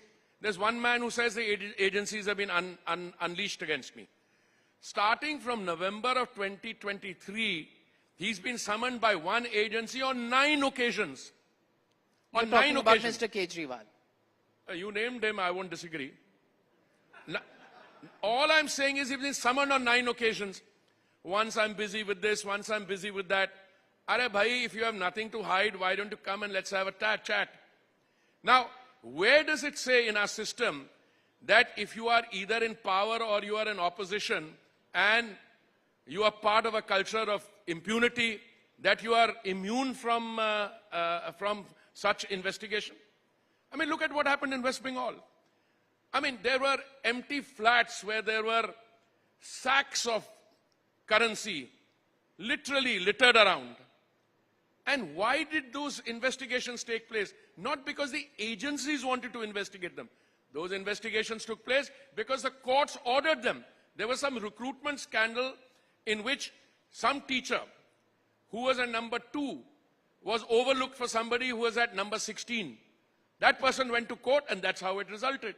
Now, I make but Kejriwal's case hasn't gone. I am jumping from... And I want to ask you a very serious question. Germany and the United States have raised worries, concerns about the manner in which your government is going after which statement people holding constitutional positions. Which statement of the Germans are you referring to? The first one or the second one? The first one. The second one. Well, the second one was after their ambassador was summoned. No, second one, I think, places the first one in perspective. And then if you are having my friend Jaishankar here, I suggest you ask him that. Because I can tell you... No, but... No, I know. You've been a diplomat. You know when there is a concern expressed, how serious it is. No, hold on. You can express a concern on anything without knowing the full facts. You have an independent and a robust judiciary. How come they are not convinced? They're not being asked to convince. Should we start looking into acts of omission and commission by other countries? It's not my job. As I said, there is a designated department of the government which will deal with that. But can you have a situation, if we don't have a robust and independent judiciary, this favorite subject, electoral bonds, they just took a view on it. And I said, be my guest. You've taken a view on electoral bond, but what is going to be the result of that? All right, you do away with electoral bonds, you do it. What will happen? Will the electoral funding stop? Or will you go into a more or a less transparent system? That is what I'm asking. A lot of us are in this business of wanting to do good, and in the process, we are not sure whether our actions result in something positive or negative. Today, the government is sitting pretty because I think a lot of guys in the opposition and elsewhere, again, I'm choosing my words carefully, are scoring self-goals. Elsewhere? Self-goals. The courts were not convinced with your argument of transparency or the semi-transparency. It took 4 hearings and 4 nudges from the Supreme Court of India and the Chief Justice of India. I am too well trained to succumb to the temptation of commenting on something that the apex court says. I'll never do that. All I'm saying is, let me take you a step back. This story is just unfolding, okay? And I can predict a time. I'm speaking in my personal capacity, not as a cabinet minister. There will come a time you'll say, yaar, you know, I spent larger part of my 39 years in the multilateral system. They're saying there, beware of what you want. You might get it. And I think a lot of our people in the opposition and elsewhere, they're asking for things, those will become a millstone around their necks. Because I'll tell you, whenever a government tries to reform, I read a brilliant statement by somebody today. What is holding India back? Why can't we grow 9 to 10%? Yes, we can. We'll have to tweak, we'll have to reform. We will do that. But this is a government. The Prime Minister personally, he never says that this is the final position. Come and give me a good idea. We'll act on it. The semiconductor story, before that the other stories, the electric vehicle story, the green hydrogen, the biofuel story. This is an India in transition. And I think one country, one vote. I'm just giving you one, instead of having elections every 6 months, if you have a system which is regulated once in 5 years, first part, then another one, all lumped together at an intermediary point, transparent system of people wanting to do a contract. अरे उसने वो erectile bond दिया उसको contract मिला अरे check तो कर लो वो कॉन्ट्रैक्ट उसको मिला टेंडर में बिकॉज ही वाज L1 और बिकॉज ऑफ दिस अरे आप बताइए ना आपके पास तो एक स्टेट थी 1600 करोड़ आपको कहां से मिल गए so listen it's not for you and me to answer that. The fact that you are trying to take the country, its electoral, its democratic functioning into a positive arena, that is the story. And I think this is what the Modi government has succeeded in. Along will come a Kejriwal, make statements here and there. He will say ki, I have not been arrested, I have not been convicted by the court. अरे तुम court पर तो पहुंचने नहीं दे रहे 9 बारी तो तुम्हें समन्स किए तुम आए नहीं और अब वो कह रहे उन्हें I've got relief, you got no relief. The point is, I want to function, I will issue diktats from sitting behind the walls of wherever he is. No, I am... Wherever he is? Wherever he is, I don't know. He's in custody, He's in custody of an agency now the point, that operates under your government. No, my government, yes, but the point is not that. The point is, what is the combination here? Combination here is a man who got up, he was a regularly recruited officer of the Indian Revenue Service, took a long sabbatical, joined the Anna Hazare movement against Bhrashtachar, sat on the stage as Anna Hazare ji said the other day, हम तो दारू के खिलाफ थे, ये सिर्फ दारू के खिलाफ नहीं थे, इन्होंने तो कहा मैं कभी राजनीति नहीं करूंगा, मैं ये नहीं करूंगा, मैं वो नहीं करूंगा, राजनीतिक दल भी खोला उन्होंने, उसके बाद जब मौका मिला तो शराब का ऐसा घोटाला किया कि where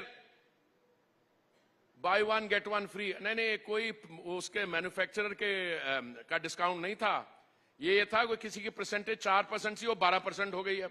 Large amounts of money were made, large amounts of money were distributed. All that is there in evidence. All the investigative agencies saying, please come, we want to talk to you. November 2023 से लेके आज क्या है, आज 28 मार्च है. और अभी कुछ दिन पहले, when after the 9th summon he didn't appear, that is when he was made to appear, not of his own volition. The court told him to go there. And now it has reached this stage. And now you go back and play victim. He's argued his own case, and he says the ghotala that is really happening is the conspiracy by the BJP to remove a popularly elected government to crush the Aam Aadmi Party. Wow, wow, wow. First of all, how arm is the आदमी, that requires a separate discussion. I mean, मैं गाड़ी नहीं लूंगा, मैं muffler पहनूंगा, मेरे बाद लाल बत्ती नहीं होगी. The transition, I fast forward to Sheesh Mahal. Okay? Aam Aadmi to Sheesh Mahal. Then, secondly, and now this is a more serious... A story done by Times Now. Why and do you Times think I'm Now saying it? Navbharat. I'm only saying things which you like. Obviously, you broke the story. No. What did they do? His government had the audacity to lock up a young reporter of yours. I remember it was, I think, in one of the Punjab cities, a young girl. All she was doing is taking that camera and going and asking questions. And one way of dealing with it is don't answer the question, isko band kar do. I remember the hue and cry, the furor that arose after 2-3 days, they kept her locked up. Now, I'm saying that here is the great lover of democracy, the great lover of the people of Delhi who cares for their water situation.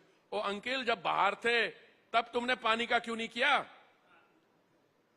और तुम पहले गाली देते थे हरियाणा और पंजाब को कि ये पराली जलाते हैं करते हैं. जब तुम्हारी सरकार बनी पंजाब में पराली क्यों नहीं जलानी बंद करी? So you're dealing with a highly complex, and I think stage artists and actors have this great star quality that tell me. I have a 22-minute clip which was recorded about 2 years ago, where I talked about his connections with those who have no stake in the stability and integrity of India. And I took that out to say, what these people are saying now, when he went to Chandigarh or in Punjab for the first time, before the election, whose house did he stay in? You document all his connection and his party's connection with those who have funding from outside with the intent of destabilizing India. It's all documented.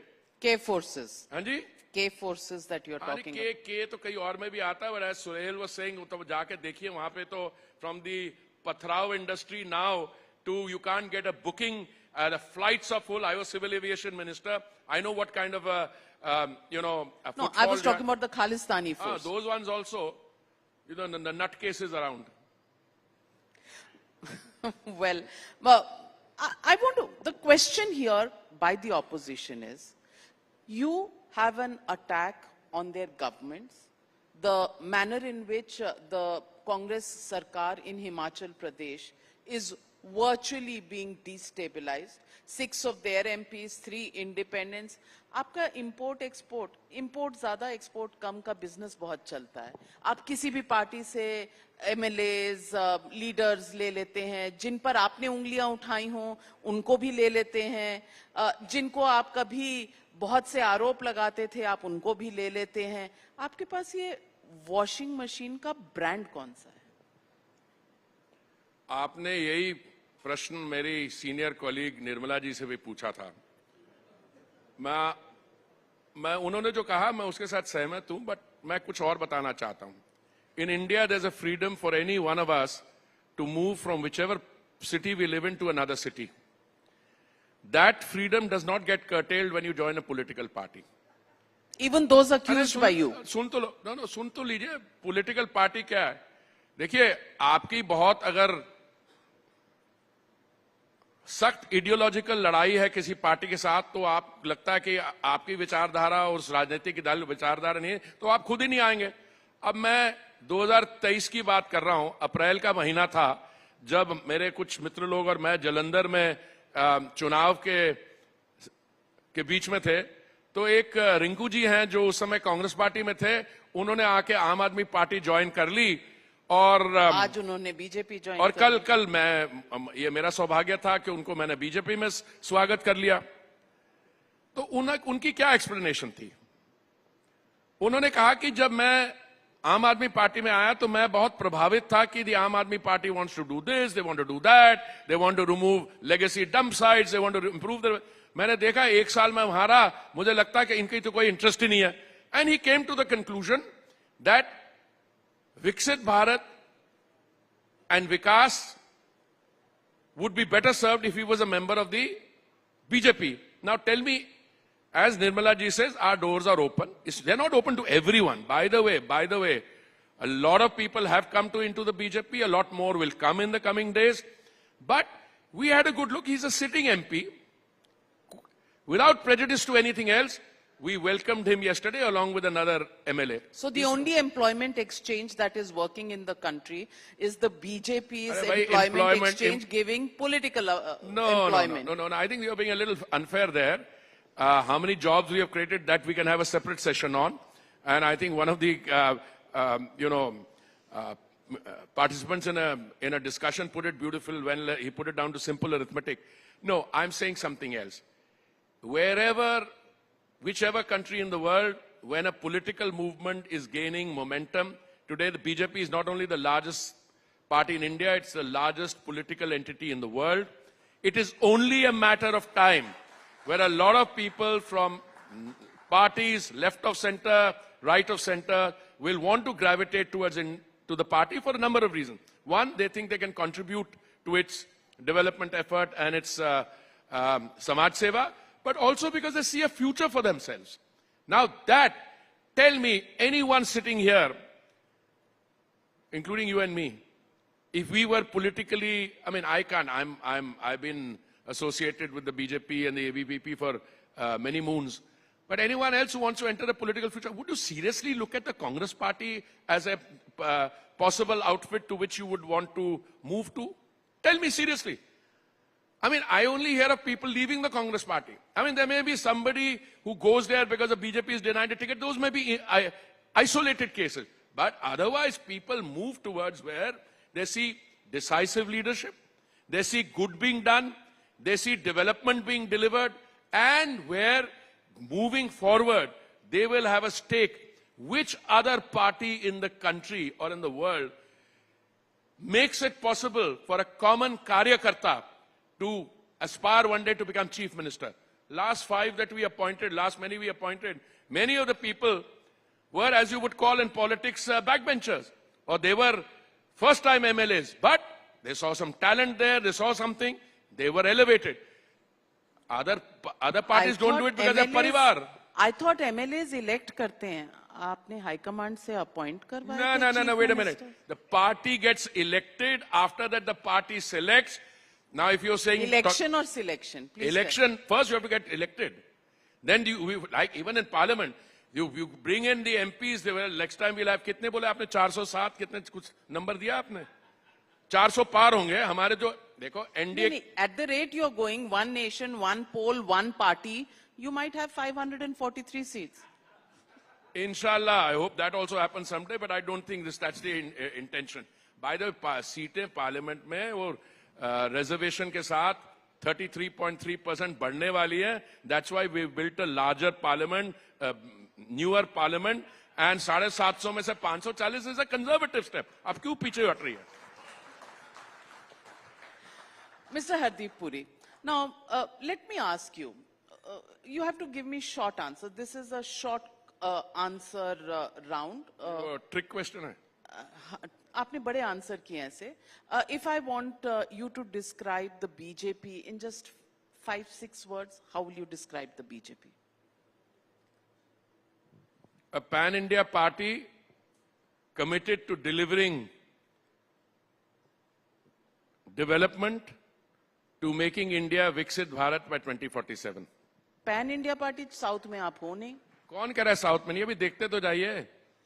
Karnataka में थे, फिर वापस आ जाएंगे. अभी मैंने जो बोला, तोड़ के जीत के, तोड़ के जीत के. अब ये तोड़ना पड़ेगा, नहीं जी करना पड़ेगा. अभी तो चुनाव की बात कर रहे हैं हम. 130 सीटें हैं और ये कहना कि वो नहीं है, तो उसका मतलब ये क्या होगा? मैं आपको जो मैंने देखा, मैं 9 दिन मैं पालक्काड में था, and what I've seen there, how much of that ground swell, that sentiment gets translated into seats remains to be seen. But there are still 22 days to go for the first poll and 60 for the next. You would be surprised. No, अभी तो शुरू हुआ है काम. ठीक है. How will you describe the Congress party? It was a good idea at one stage. Helped in the freedom struggle, but soon will be referenced in the past tense. The Trinamool Congress. The Trinamool Congress. Why do you want me to comment on them? Why do you want me to comment on that? You're an No, author. I'll say it has some very bright people. But I think which the ones model. you've imported or वहाँ भी हैं कुछ No, छोड़े वो भी हुए? imported. वो क्या, you know, the honorable chief minister there also was belonged to another party, went there. Some of the other people came in also from different places. It's a new party, relatively speaking. All I would say is that their model of governance and what they do in terms of in election time is something that is deeply worrying. And it's something which you can't sustain over a period of time. These things will come to haunt them. So let me ask you, how do you see the Bharat Jodo Nyaya Yatra? The Bharat Jodo Yatra 1. Did you say Todo or did you say Jodo? It's christened as Bharat Jodo Nyaya Yatra. No, maybe मेरी hearing is a little impaired, but I heard Bharat Todo Yatra. देखो जहाँ पे भी ये यात्रा पहुँचती है, उसके पहले ही उसी जगह में हल्ला मच जाता है और realignments हो जाती हैं. वो जो भारत को जोड़ने का, मोहब्बत की दुकान खोलने का जो प्रयत्न किया, I think this is also another exercise which, given a little bit more time, will be referenced in the past tense. Do you underestimate the power of the opposition? Not at all. I'm deeply respectful of the opposition. And I have always maintained, and seriously, that the rising BJP needs a good opposition, one which is credible, so that we are questioned on policies. But instead of questioning us on policies and engaging in serious political discourse, all they do is halla inside parliament and walk out. I mean, look, if you were short-sighted, which we are not, you would say, "Bada acha hai, ladte rahenge, aapas mein karte, we can pass any legislation we want." No, that's not what is required. They should get up and engage us in serious debate. Whenever an important issue comes up, in both houses of parliament, they are conspicuous by their absence. They do their discourse outside the Gandhi statue outside. But they say there is no dialogue, and it is almost a kind of dictatorship that you want in the country. On every contentious issue that has come up in the last 7 years that I've been a member of parliament, they have been invited. Of late, last 4 or 5 years, they've ducked it on all occasions. They've ducked it because their fault lines get exposed. They've ducked it because they don't have a serious argument. So all I'm saying is, I mean, if you look at 370, or you look at anything else, do you measure these legislations or these attempts by the government in terms of making India stronger, or do you not? And if you bring your own, अरे एक किया इससे क्या होगा, इससे बहुत सारे illegal लोग आ जाएंगे बाहर से. अरे भाई, you've had a citizenship act since 1955. वो सारे लोगों को मिला के करो तो कितने लोगों ने apply किया? 1000 या 1600. I mean, the fact is we had a partition in India. The fact is a lot of people got left behind. The fact is that in one of our neighboring countries, the Hindu population was 26%. It's come down to 1%. The fact is people have had to flee. People who fled from Afghanistan, I had the privilege of bringing the Granth Sahib, etc. All those people have fled. The Gurdwaras were ransacked. So do those people require a legitimate means, an instrument to find residence here? And what is the total number of people involved? And you, अरे हमारी नौकरियां छीनी जाएंगी. This is Kejriwal. Uncle, total number of jobs में भी 1000. और ये तो job seekers ही नहीं है. ये तो people है जो आपने वहां से fled किया और business चला रहे हैं यहाँ पे. So, you know, this spreading of the false narrative, that is the one point which cements all those members of the thing called that. क्या वो घमंडिया alliance क्या नाम रखा था? आप ही ने रखा था. मैंने रखा था India Alliance, Ghamandia Alliance. That is one point which cemented them. And other than that, I mean, they wanted X, they wanted Y. आपस में तो agree कर नहीं पाए. और महाराष्ट्र में तो आपस में seats भी नहीं adjust कर पा रहे हैं. आपकी भी तो नहीं होगी. हमारी हो जाएंगी, हमारी हो जाएंगी. नहीं हो तो उनकी भी जाएंगी. नहीं उनकी भी जाएंगी. देखेंगे उसके बाद क्या होगा. उसके बाद क्या होगा. क्योंकि देखिए ऐसा है. कुछ लोग कहते हैं कि एक पार्टी है, और मैं since I wear a turban, वो कहते हैं we want an alliance. आप अकाली दल की बात कर रहे हैं? उन्हीं की बात कर रहा हूं. We wanted alliance. क्या principle? We wanted on principle. क्या principle? We should be recognized as the sole representative of the Sikh community. अरे भाई, तुम कब से sole representative बन गए भाई? They want an alliance. I mean, अरे देखो तो सही देश में क्या हो रहा है. यहाँ पे 303 सीटें हैं भारतीय जनता पार्टी की. पंजाब में असेंबली में 117 सीटें हैं और कहते हैं बीजेपी सिर्फ 23 सीट लड़ेगी. क्यों भाई? Now the point is people have lost sight of the ground reality. अच्छा, by the way, आप आंकड़े मेरे को देश भर के पूछते, पंजाब के भी पूछ लो क्या होने वाला है. मैं तो पहले पूछना चाहती हूँ कि आप चुनाव लड़ रहे हैं? नहीं, मैं चुनाव, अरे ऐसा है, मैं ये नहीं कहूंगा मैं चुनाव लड़ूंगा नहीं लड़ूंगा. मैं तो कार्य करता हूं. पिछली बारी 2019 में जब चुनाव हुआ तो मुझे आया एक दिन के आप जाके चुनाव लड़िए. I was already minister, I was a member of the Rajya Sabha.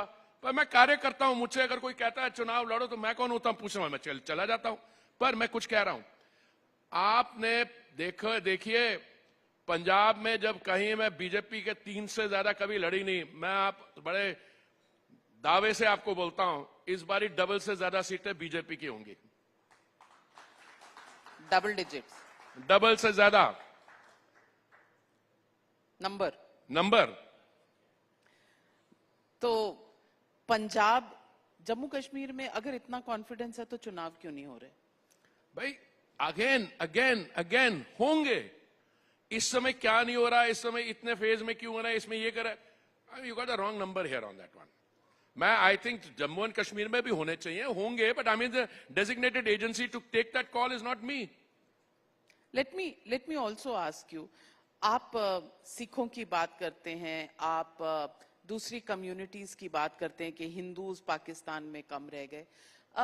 लोगों का कहना है कि दिस CAA की जो रूल्स नोटिफाई हुए हैं, the law was passed long ago, the rules have been notified now only because the BJP loves to do this communal agenda and polarization politics. नहीं, one minute. कौन सा communal agenda और क्या कर रही हैं आप? कह रही हैं. The fact of the matter is, in the neighborhood, because of the partition, the communities, they were not all Hindus. They were Sikhs, they were Jains, they were Parsis.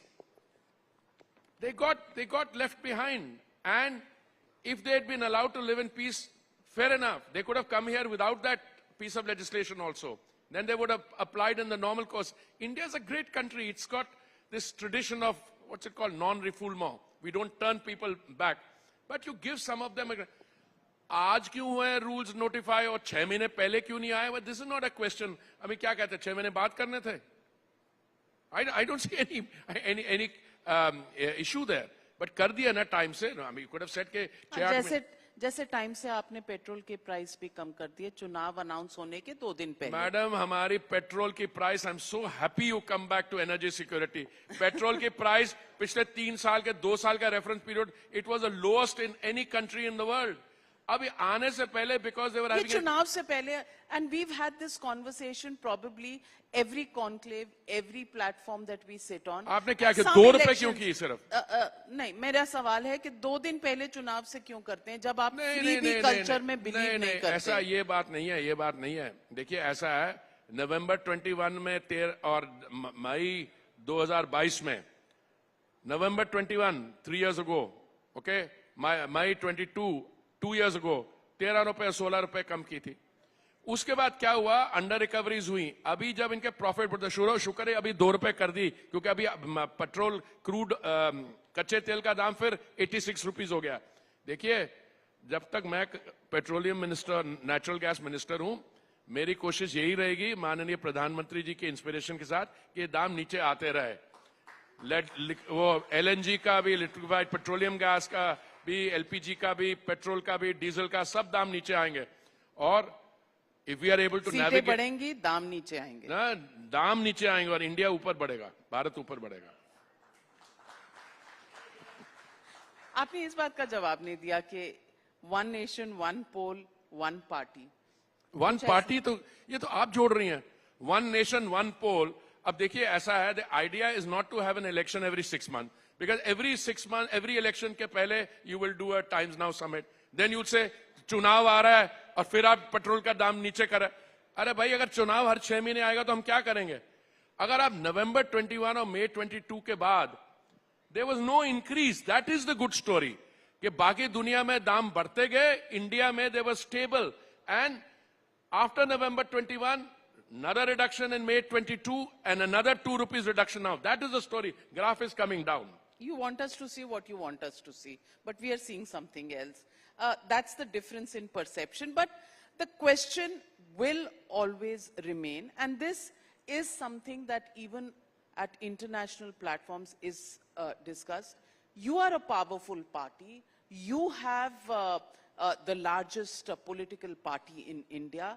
But do we as a democracy run the risk of completely eliminating the opposition? Because या तो वो jail में चले जाते हैं, Hemant Soren jail, Arvind Kejriwal jail, या तो आप सरकारें तोड़ देते हैं, या आप बस en masse लोगों के एमएलए ले लेते हैं, लोगों के एमपी ले लेते हैं.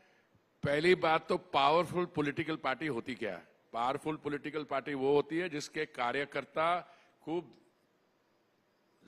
मेहनत करते हैं, जहां पे नेतृत्व जो है फोकस्ड होता है, टारगेट सेटिंग होती है, and your policies, good governance becomes good politics, and आप उसके बेसिस पे, उस प्लेटफॉर्म के बेसिस पे चुनाव जीतते हैं. That is good politics and that is what is a power of a party. एक जमाना ये भी था कि भारतीय जनता पार्टी के लोकसभा में 2 एमपीज थे.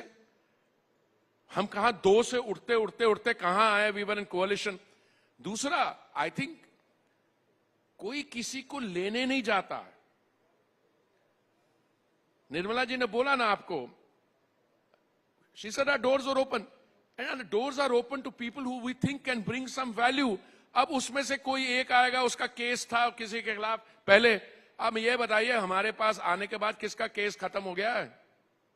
आप बताइए कि किसको आपने इन्वेस्टिगेट किया जो आपके यहाँ आ गया? अरे भाई, अभी तो गेम शुरू हुई है. लॉट ऑफ पीपल आप ये वॉशिंग पाउडर और वॉशिंग मशीन की, पता नहीं है सुहेल जी ने आपको कौन सी ब्रांड की, ये ऐसा कुछ नहीं है हमारे यहाँ. मैं बता रहा हूं, कई लोग आए थोड़ी देर उनको चिंता में आए, फिर थोड़े निराश हो गए, फिर चले गए वापस.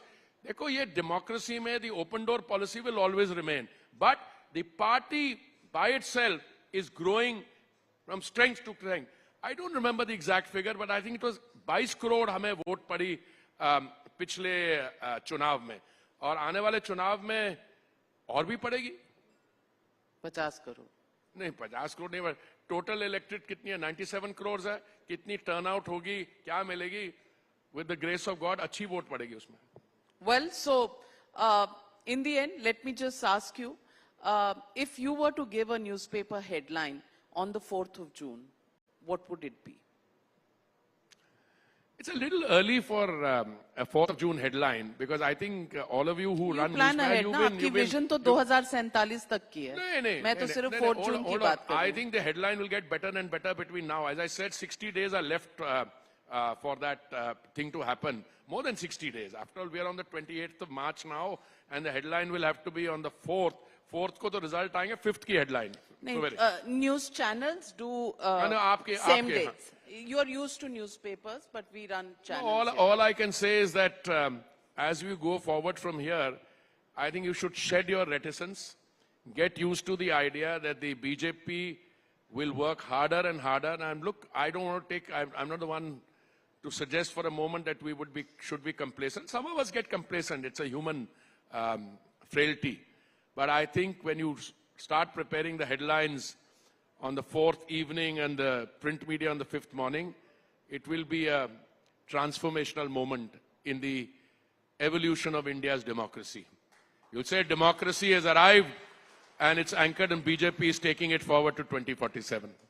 Well, ladies and gentlemen, unstoppable Hardeep Singh Puri really talking big on unstoppable India. Thank you very much, Minister Puri, for joining us at the Times Now Summit.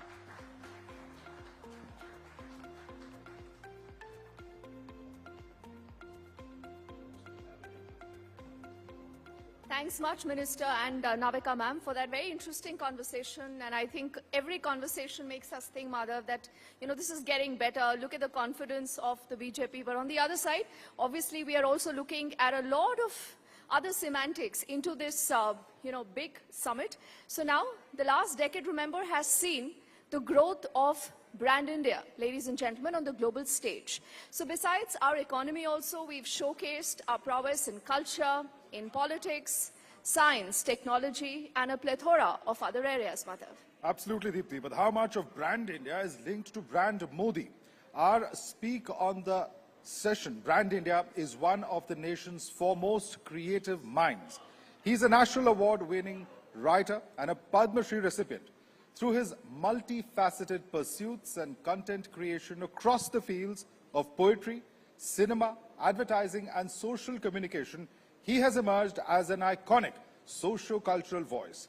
Please put your hands together for the writer, poet, and communication expert, Prasoon Joshi.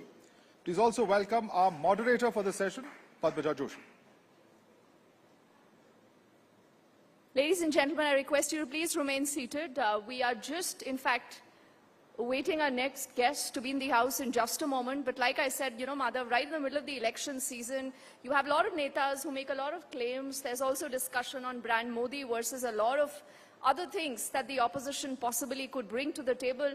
And it's anyone's guess whether this is going to be 400 par or not. But a lot of people say that there is no interest in this election. But I disagree with that, Madhav. Well, every election is an election. It's being contested. There is one alliance against another alliance. Is it one man against an alliance is, of course, a question. But at the end of the day, an election is a battle of ideas, and that's the churn that we are seeing in the Times Now Summit. The one thing that is, of course, undisputed is that it's India unstoppable, and that's the theme of our summit, and that's the message that is coming out, whether you talk to those in the field of economics, of business, of politics, or of those who are part of the administration.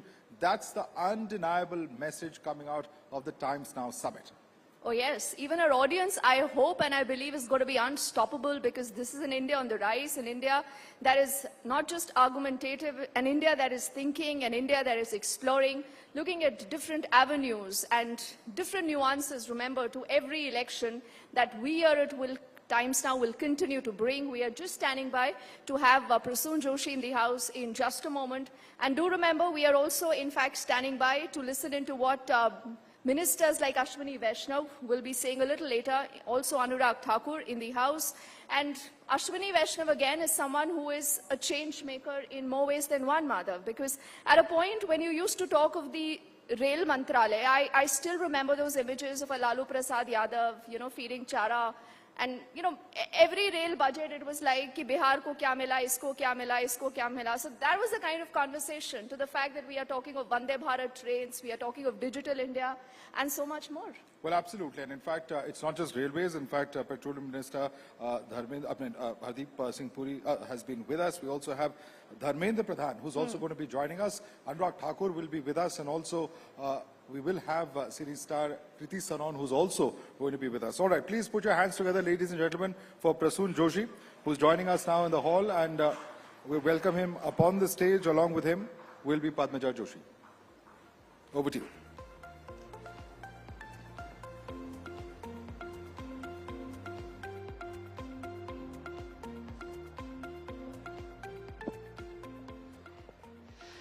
Ladies and gentlemen, please put your hands together for Prasoon Joshi, a man of words. I think I should speak very less in this session, because here you have a magician of words sitting with us, and we are talking about a topic which is close to all of our hearts, and his especially, Brand Bharat. The fact that we are sitting in a 5-star hotel today and we are talking about Brand Bharat. Let me just throw it open to you. Bharat, Brand Bharat, what does it mean? Has it changed? Is it even relevant? The floor is yours, sir. Brand Bharat, when you say Brand Bharat and you try to limit it to a brand, I am not that comfortable with just saying Brand Bharat. क्योंकि देखिए, भारत एक सत्य है, और सत्य जो है वो धरती से उगता है। ब्रांड उगती नहीं है, ब्रांड बनाई जाती है, लेकिन सत्य उगता है। तो भारत सबसे पहले एक सत्य है। इंडिया इज अ ट्रूथ जो जमीन से, धरती से उगता है, जिसका एक कंटिन्यूम है, जिसका एक सिविलाइजेशनल कंटिन्यूम है। तो उसको सिर्फ ब्रांड कहना शायद पूरा न्याय नहीं होगा उसके साथ। So one thing is that it is a truth which I call, क्योंकि वो जमीन से उगता है। अगर आप ब्रांड की बात करते हैं मॉडर्न कॉन्टेक्स्ट में, तो ब्रांड बनाया जाता है, उसके लिए काम किया जाता है और उसके लिए काम करना चाहिए। And today I am happy that we have been able to strike that balance between this Bharat एक सत्य और भारत एक ब्रांड। सत्य जो कंटिन्यूम है, जिसको हमें लेकर चलना है, और ब्रांड जिसे हमें बनाना है। ब्रांड में देखिए एक तरह का प्रिटेंस भी है कि हम दुनिया के सामने क्या प्रस्तुत कर रहे हैं, क्या कह रहे हैं, वो जरूरी बातें हैं, those are important things, but वो ही सिर्फ बातें नहीं है। जो हमारा रियलाइजेशन है, जो हम हैं सच में, उसे कभी नहीं भूलना, और जो विश्व की आज जरूरतें हैं उनके साथ तालमेल बिठाना, एक बैलेंस बिठाना, एक रिदम बिठाना, दोनों बहुत बहुत जरूरी चीजें हैं।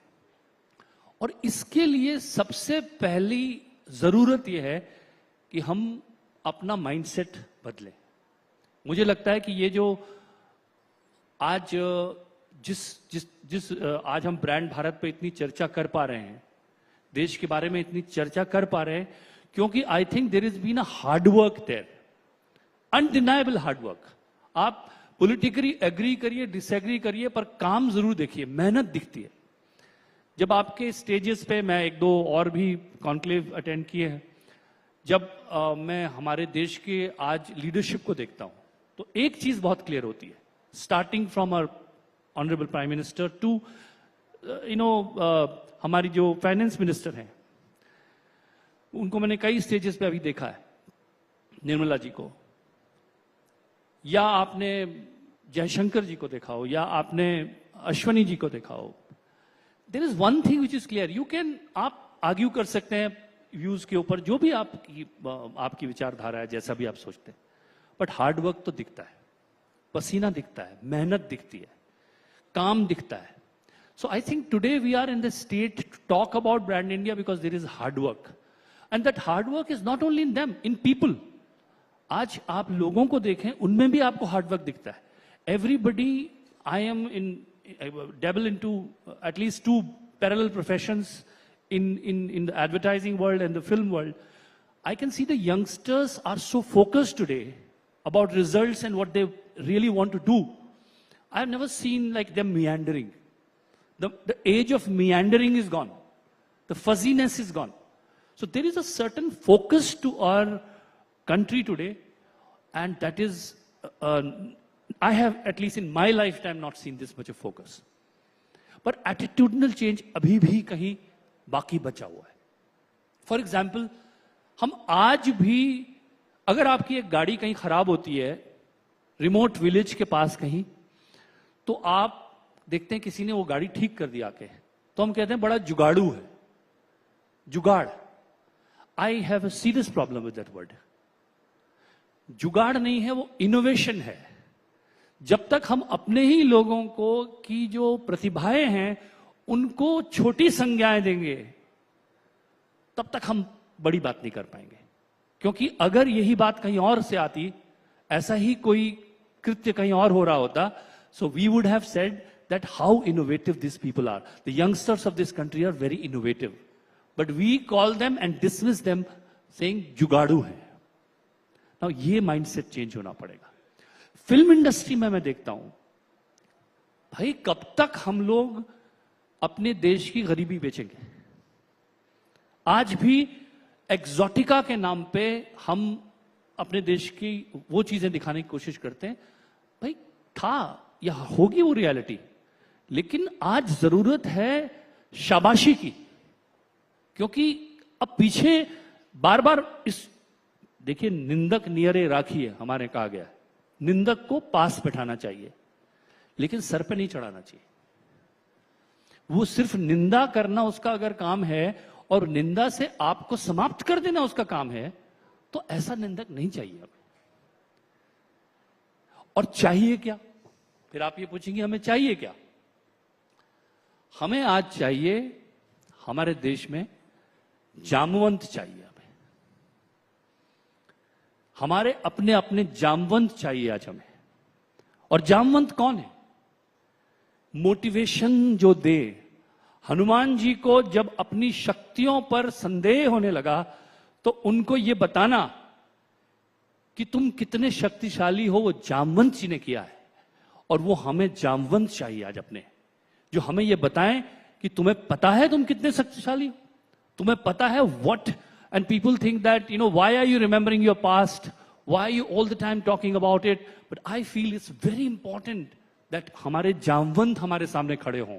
और जो भी आज जामवंत का काम करता है, मैं उसको नतमस्तक हूं, क्योंकि हमारे युवाओं को वही चाहिए, हमारे देश को वही चाहिए, हमारी इकोनॉमी को वही चाहिए कि हमारी शक्तियों का भान कोई हमें कराए, हमारी भुजाओं पर हमें नाज कोई कराए। क्योंकि हमें बार बार ये बहुत बता दिया गया कि तुमसे भाई नहीं होगा। नो पद्मजा जी, एक when you look at a plot, very few people can imagine the house. Some people get discouraged. बड़ा मुश्किल होता है घर बनाना, कैसी ईंट लगेगी, पत्थर लगेगी, कॉन्ट्रैक्टर कहां से आएगा, क्योंकि उनको डर सा लग जाता है उससे। चलो भाई बना बनाया फ्लैट ले लो, अपने बस का नहीं है। और कई बहुत अरसे तक हमें यही बिलीव होता रहा कि हम प्लॉट का घर नहीं बना सकते, कोई और बनाएगा, कोई और आएगा बाहर से जो हमें बताएगा ये प्लॉट को घर में तब्दील किया जा सकता है। But the truth is that today we have in front of our own eyes, अपनी आंखों के सामने हम देश को बनता हुआ देख रहे हैं। हम देख रहे हैं कि वो डिजिटल पावर आम आदमी तक पहुंच रही है। हम देख रहे हैं कि चंद्रयान हो रहा है। ये सिर्फ आज कागजी बातें नहीं रह गई। इसलिए I think we should give an applause to all the people who are contributing, who are our Jamvants today. Who is that Jamvant? In हमारे अभी के परिपेक्ष में हमारे हनुमान जी के जामवंत कौन है, हमारे अर्जुन के श्री कृष्ण कौन है? देखिए, हम सबको अपने अपने जामवंत ढूंढने होंगे, अपने अपने प्रोफेशन में, अपने अपने परिवेश में, अपने अपने घरों में। हमें उनको इनकरेज करना पड़ेगा। हमें उन लोगों से दरकिनार होना पड़ेगा जो हमें बार बार ये एहसास कराते हैं कि आपसे नहीं होगा, आप ही कर सकते हैं, आप ही करेंगे, आपने ही किया है, आप पहले कर चुके हैं। ये बात बताना, जब हनुमान जी को जामवंत बताते हैं कि तुम कह रहे हो कि तुम समुद्र पार नहीं कर सकते, तुम जब छोटे से थे तो सूरज को निगल गए थे। मैंने एक गीत भी लिखा था रंग दे बसंती में कि अभी अभी हुआ यकीन कि आग है मुझ में कहीं, हुई सुबह मैं जल गया, सूरज को मैं निगल गया, रूबरू रोशनी रूबरू रोशनी। तो वो हमको ढूंढने पड़ेंगे और हमें उनको, निंदकों को आप पूरी जगह दीजिए, उनका सम्मान कीजिए। और आपकी फ्रेटर्निटी से खासकर मैं कहूंगा कि निंदक, आपका काम है निंदा करना, करिए। और एवरीबडी नीड्स कंस्ट्रक्टिव क्रिटिसिज्म।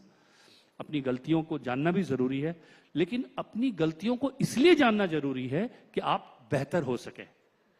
आपकी गलतियों को जो भी बता के आपको समाप्त करने की कोशिश कर रहा है वो आपका हितैषी नहीं है। सो ये डिफरेंस बहुत जरूरी है कि that these motivational people who are around us, and there are so many well wishers of India, and I can tell you today those well wishers are getting together. वो धीरे धीरे जुड़ रहे हैं, वो खामोश हो गए थे, वो धीरे धीरे आगे आ रहे हैं, क्योंकि उनको यकीन है कि आने वाला कल इंडिया का कल है। इंडिया का या भारत का? देखिए, ये एक सिमेंटिक्स का मैं समझता हूं, जहां पर जो आ जाता है सहजता से आना चाहिए। मैं भारत का समर्थक हूं। मैं समझता हूं कि भारत जो शब्द है उसमें एक सुवास है, गंध है, खुशबू है। मेरा पूरा अस्तित्व उसमें समाया हुआ है।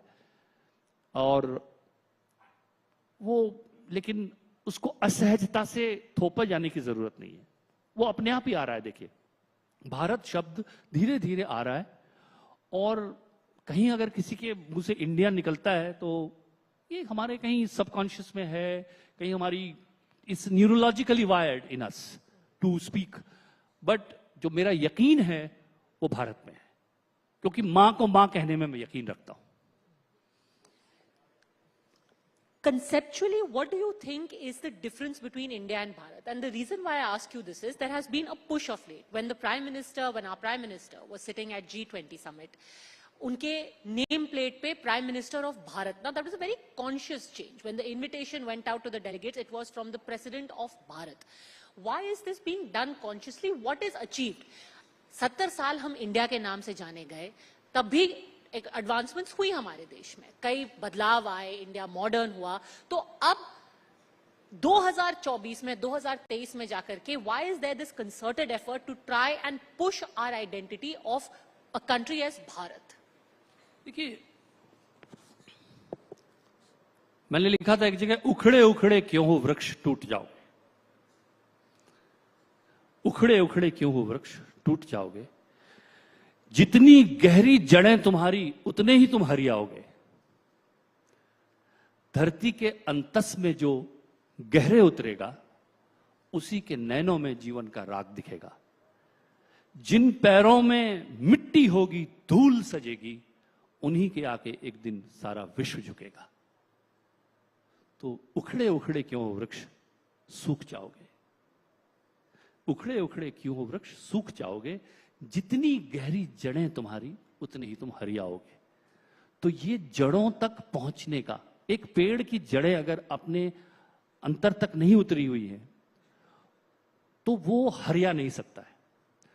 अपनी आइडेंटिटी, अपनी पहचान को पूरी तरह से मानना, समझना, थोपना नहीं, समझना, आत्मसात करना, उसे पी जाना, उसे जीना, उसमें कई चीजें ऐसी हैं जो हमें प्रयासों से करनी पड़ेंगी। और प्रयासों से करने की बात यह कि आप मां को मां कहना शुरू करते हैं, चलिए यहीं से शुरुआत करते हैं, तो देश को भारत कहना शुरू करते हैं। ये शुरुआत होती है। These are all gestures, symbolism जिसे आप कहते हैं, वो हमको कहीं ना कहीं एहसास कराता है कि मैं कह सकता हूं भाई। कई लोग तो ऐसे हैं जो कहना चाहते हैं लेकिन कह नहीं पाते। कितनी हमारी कॉलोनियल पास्ट कितना हमारे अंदर उतरा हुआ होगा कि हम जो चीजें खाना चाहते हैं वो नहीं खा सकते। जब मैं एक पिक्चर लिख रहा था मणिकर्णिका, उसके दौरान मैंने कई चीजें देखी, तो ये ऐसा लगता था कि एक एफर्ट है कि हमें अपने पहनावे पर नाज ना हो, हमें जो खाते हैं उसके बारे में कॉन्शियस हो जाए, जो जैसे हम बोलते हैं उसमें कॉन्शियस हो जाए। When I came into advertising world, उस वक्त कॉर्पोरेट वर्ल्ड में बोर्ड रूम में हिंदी बोले जाने की संभावना ही नहीं थी। मेरे जीवन के 10 साल इसमें गुजर गए कि मैं लिंगो जिसे कहते हैं आप, वो जो what sounds cool, उसको पहले समझूं, क्योंकि हमारे देश में कहीं ना कहीं एक ऐसा कुकून, एक आइलैंड स्टेटस में जिंदगी चल रही थी जो आम आदमी से कटी हुई थी। आप सोचिए, आज भी पद्मजा जी, आज भी मुझे बड़ा आश्चर्य होता है एयरपोर्ट पे, मैं कभी बार कमेंट सुनता हूं किसी के कि देखो कैसे कैसे लोग आज हवाई जहाज में चढ़ने लगे, कैसे कैसे लोग जो है एयर ट्रेवल कर रहे हैं, कैसे कैसे लोग। अरे भाई आपके लोग हैं, हम हैं, वो हमारे अपने लोग हैं। आपको लग रहा है कैसे कैसे लोग 5 स्टार जाने लगे हैं। बड़ी शर्म की बात है ये कि हम अपने ही लोग, this is the problem of the country, that we grudging our own people coming up. We don't want to share. We think, we still want to believe that this is a privileged people's privilege and it's to stay like that. And there are so many of them who are grudging that. अब कहीं कितनी गहरी दास्ता की जड़ें होंगी कि हम अपने ही लोगों को तरक्की करते हुए देख के ये कह रहे हैं कि कैसे कैसे लोग। पर जब आप कहते हैं कि आप जड़ों की बात करते हैं, the contrary opinion to that is we are moving towards an age of globalization. You know, English is a global language. We are all global citizens. आज मैं न्यूयॉर्क में हूं, कल मैं वैंकूवर में हूं, परसों मैं सिडनी में हूं, कल मैं लखनऊ में हूं. तो आप, is this about returning to your roots or taking 2 steps back? Because हमें बताया जा रहा है globalization में English is your language of currency. कहां आप हिंदी कुमाऊनी में फंसे हुए हैं? नहीं, देखिए, कोई मुझसे कहता है कि of course we use English, we work in English, we have passed our exams also, a lot of exams in English. पर मुझे ये कभी confusion नहीं रहा. English मेरा skill है, हिंदी मेरी भाषा है. I can be very good at my skill. मेरा skill बहुत जबरदस्त हो सकता है, लेकिन भाषा वो है जिसकी चोटी मैं खींच सकता हूं. वो मां की तरह है, जिससे मैं लड़ भी सकता हूं, जिससे मैं रूठ सकता हूं. मैं, वो मुझे मना लेगी, मैं उससे रूठ सकता हूं, वो मुझसे रूठ सकती है. ये भाषा और का रिश्ता होता है. मैं ये नहीं कहता कि अंग्रेजी से किसी का ये रिश्ता नहीं होगा. There are people who might have that relationship with English. I don't have that relationship with English. English is a facility for me. English is a skill for me through which I reach out to the global audience, and I think we should all learn this skill. It's not that we should, but not at the cost of sacrificing your language. आपकी अपनी भाषा को sacrifice नहीं कर सकते आप उसके लिए. वो बलिदान अगर आप मुझसे मांगते हैं ग्लोबल होने के लिए, मेरी भाषा का बलिदान, मेरी संस्कृति का बलिदान अगर मांगते हैं, तो वो बलिदान देने को मैं तैयार नहीं हूं.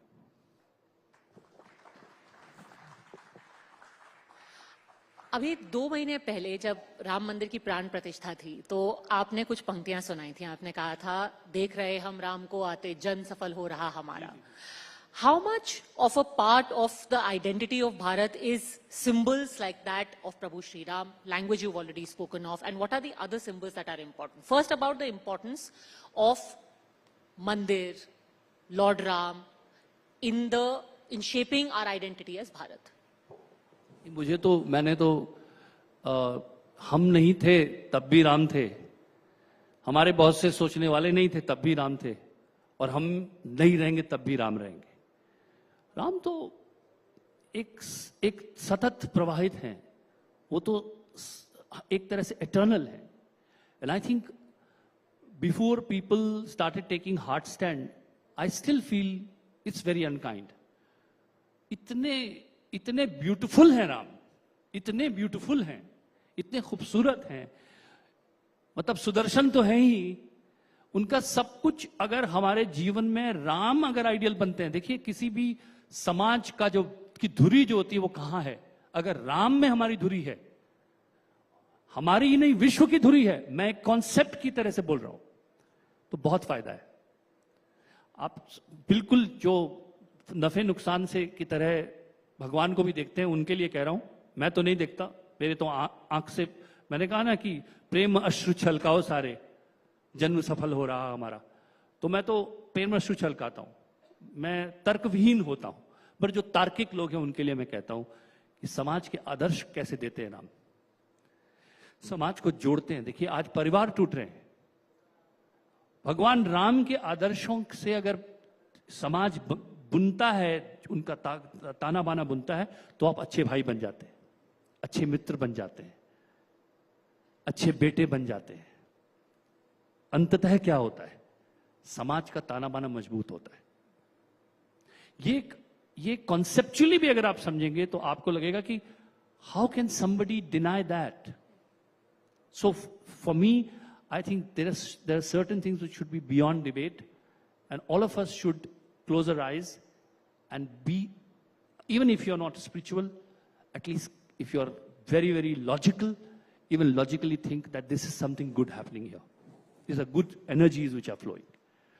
So I think politicization of it, and even if there is, you see politics and you don't agree with it, go beyond it. Your eyes should be able to see beyond it.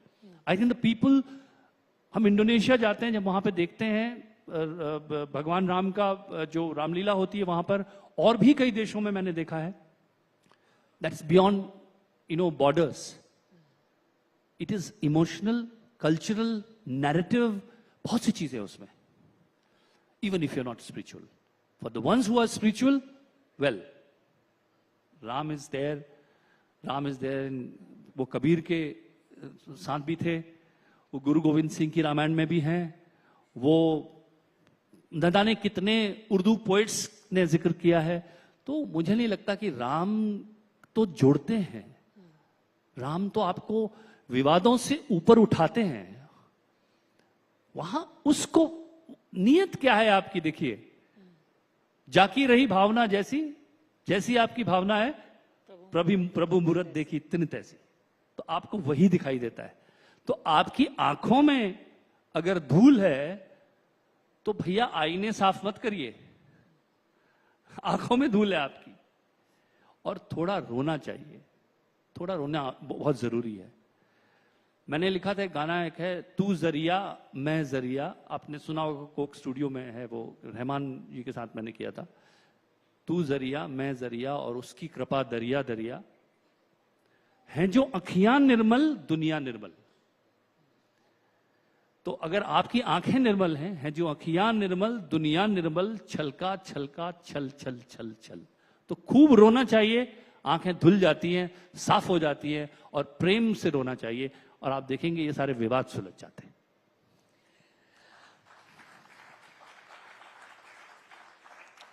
क्या आप भगवान राम के लिए, भारत के लिए कुछ पंक्तियां सुनाना चाहेंगे? नहीं, मैं भारत के लिए यही ढूंढ रहा था कि मैंने एक बहुत पहली बार मैं पढ़ रहा हूं इसको, और क्योंकि आपका ब्रांड भारत के ऊपर है, ये एक नई कविता है, कभी मैंने नहीं पढ़ी है और कुछ ही दिन पहले लिखी है, तो मैं आपको पढ़ते सुनाता हूं। यह रथ सूरज का निकल पड़ा है, रथ सूरज का निकल पड़ा है, अंधकार से जाकर कह दो रथ सूरज का निकल पड़ा है। उसके पैरों में मिट्टी है, मस्तक उसका अग्नि जड़ा है। उसके पैरों में मिट्टी है, मस्तक उसका अग्नि जड़ा है, अंधकार से जाकर कह दो रथ सूरज का निकल पड़ा है। घोड़े दौड़ रहे हैं रथ के, घोड़े दौड़ रहे हैं रथ के, नमन कर रहे कंकर पथ के। घोड़े दौड़ रहे हैं रथ के, नमन कर रहे कंकर पथ के। धूल समर्पित होती जाए, धूल समर्पित होती जाए, दूर क्षितिज से दिशा बुलाए, हाथ जोड़कर लक्ष्य खड़ा है, रथ सूरज का निकल पड़ा है। इसकी मैं आखिरी 4 पंक्तियां पढ़ देता हूं। सत्य सारथी बन जाए तो, सत्य सारथी बन जाए तो पहिए चक्र सुदर्शन होंगे। सत्य सारथी बन जाए तो पहिए चक्र सुदर्शन होंगे, काल रात्रि का चूर्ण उड़ेगा, पाउडर हो जाएगा पूरा रात। सत्य सारथी बन जाए तो पहिए चक्र सुदर्शन होंगे, काल रात्रि का चूर्ण उड़ेगा, नव प्रभात के दर्शन होंगे। जीवट अपना बहुत बड़ा है, रथ सूरज का निकल पड़ा है।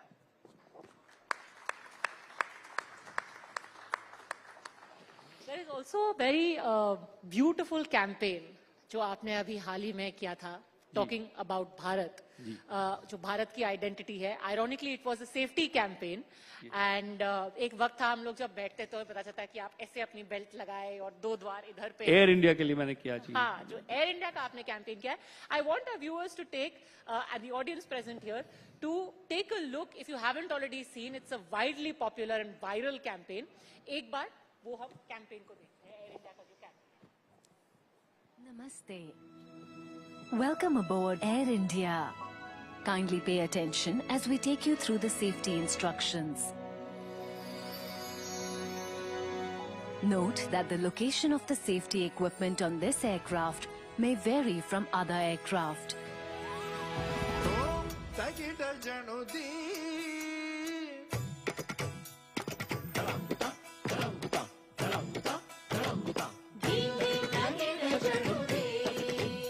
To fasten your seat belt, insert the metal tip into the buckle and pull the strap. To unfasten. Was this a conscious effort कि आप जो है भारत का ये सारे अलग एस्पेक्ट्स दिखाएंगे इस एडवर्टाइजमेंट में?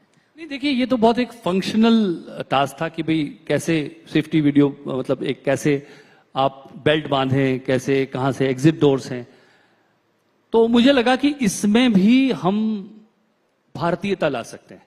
हमारे पास हमारे जो डांस फॉर्म्स हैं वो इतने ब्यूटीफुली नैरेटिव कहानियां बता सकते हैं। तो वो ये बात मैं एक और कहना चाहता था इसके माध्यम से कि ये मत समझिए कि हमारी संस्कृति में पावर नहीं है और वो मॉडर्न चीजें नहीं कर सकती या आज की फंक्शनल चीजें नहीं कर सकती। अगर आप ये जो मैं शुक्रगुजार हूं सारे लोगों का जिन्होंने इस पे काम किया है। भरत जी हैं मेरे साथ, उन्होंने इसको डायरेक्ट किया। उसके अलावा जितने भी डांसर्स हैं जिन्होंने किया, एयर इंडिया के जितने भी लोग इसमें जुड़े हैं, कि एक ये चीज कहना कि हम एक फंक्शनल चीज अपने कल्चर के माध्यम से आज अगर जरूरत है उसको कह सकते हैं। और एक भरतनाट्यम में आप कह सकते हैं कि सीट बेल्ट कैसे बांधनी है। जरूरत यह है कि वही मैंने कहा कि ना कि हम स्वयं पर अपनी भुजाओं पर नाज होना। कोई ना कोई हमारे जामवंत हैं जो हमें बता रहे हैं कि भाई आप कर सकते हो, आपने किया है।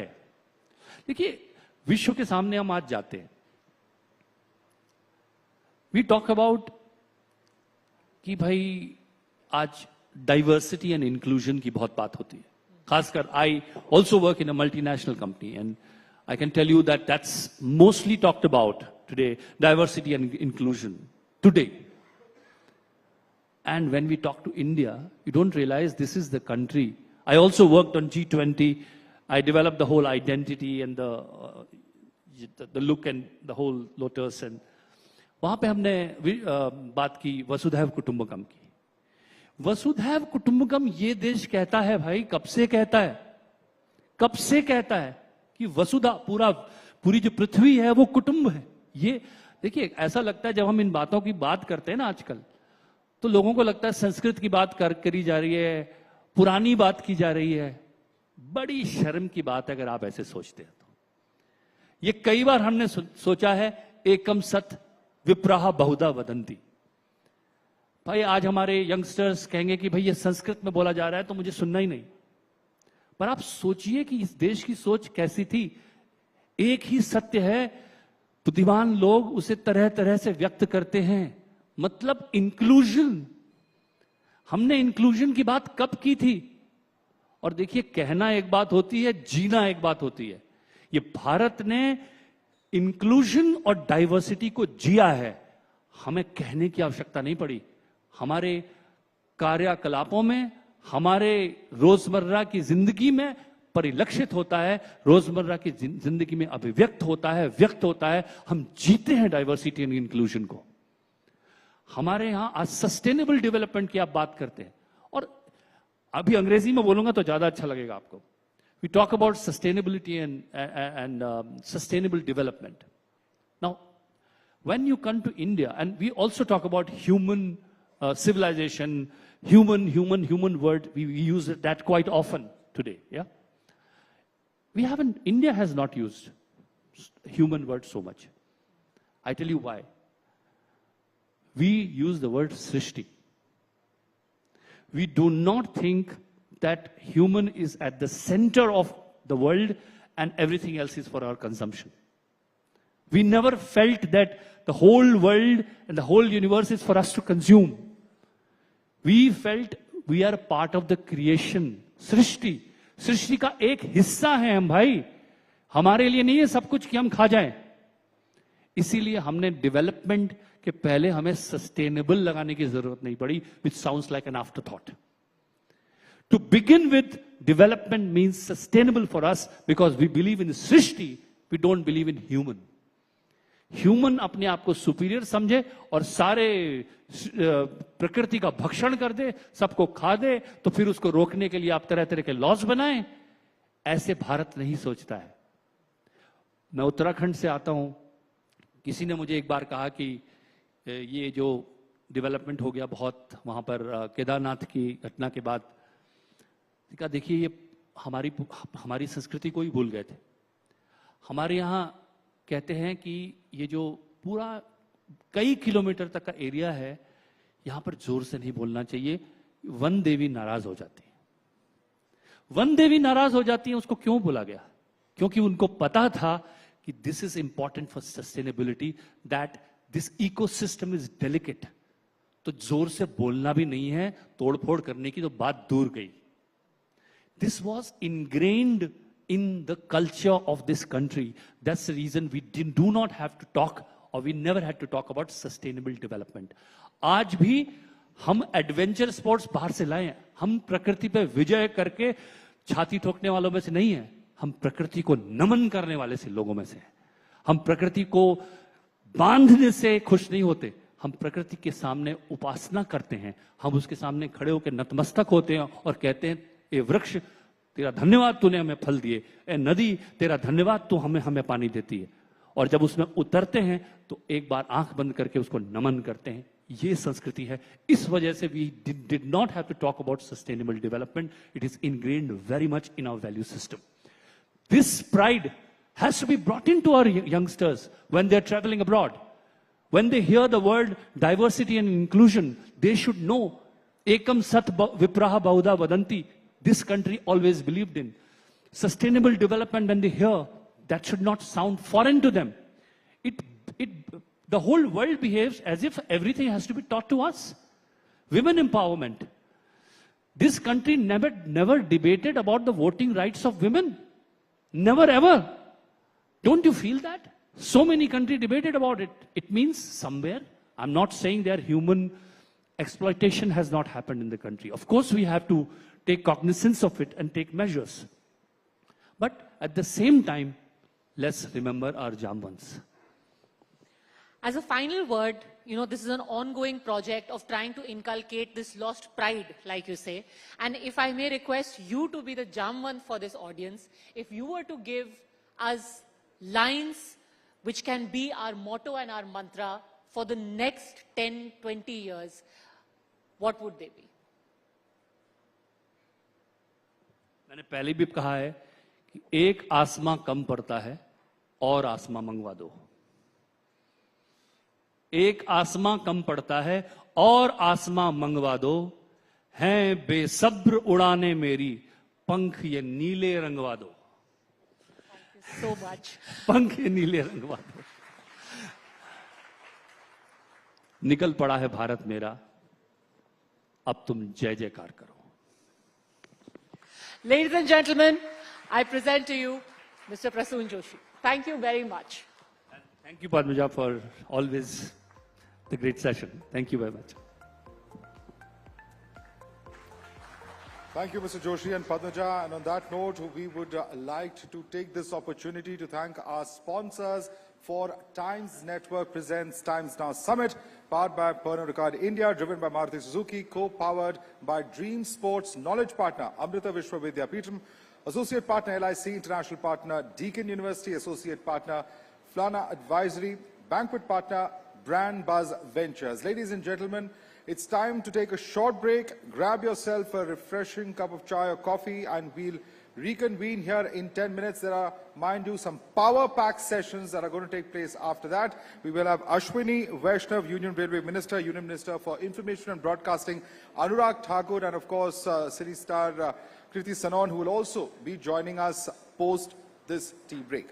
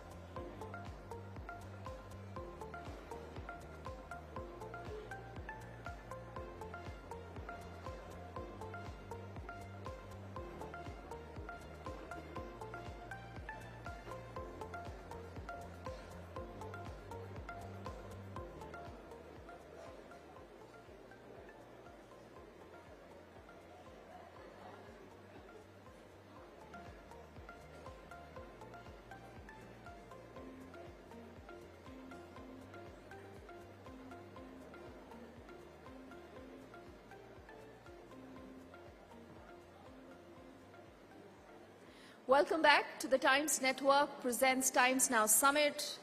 I hope you're feeling refreshed after your cup of chai and coffee, and we can get kick-started now, Madhav, with a lot of other speakers who are still waiting here. Remember, it's been a power-packed day of discussions, a lot of conversations, a lot of ideas, but there is more to come, like they say. We'd like to remind you, ladies and gentlemen, that it is important to us that you, the audience, continuously keep sharing your thoughts with us. And the best way to do that is pick up your phones, use the hashtag TNSummit2024. Also the hashtag that you can use, Times Now Summit 2024. Put out your views, your thoughts. Let's make this go viral. And when you're talking of, using your mobile phones, Madhav, the first thing that comes to us is Digital India.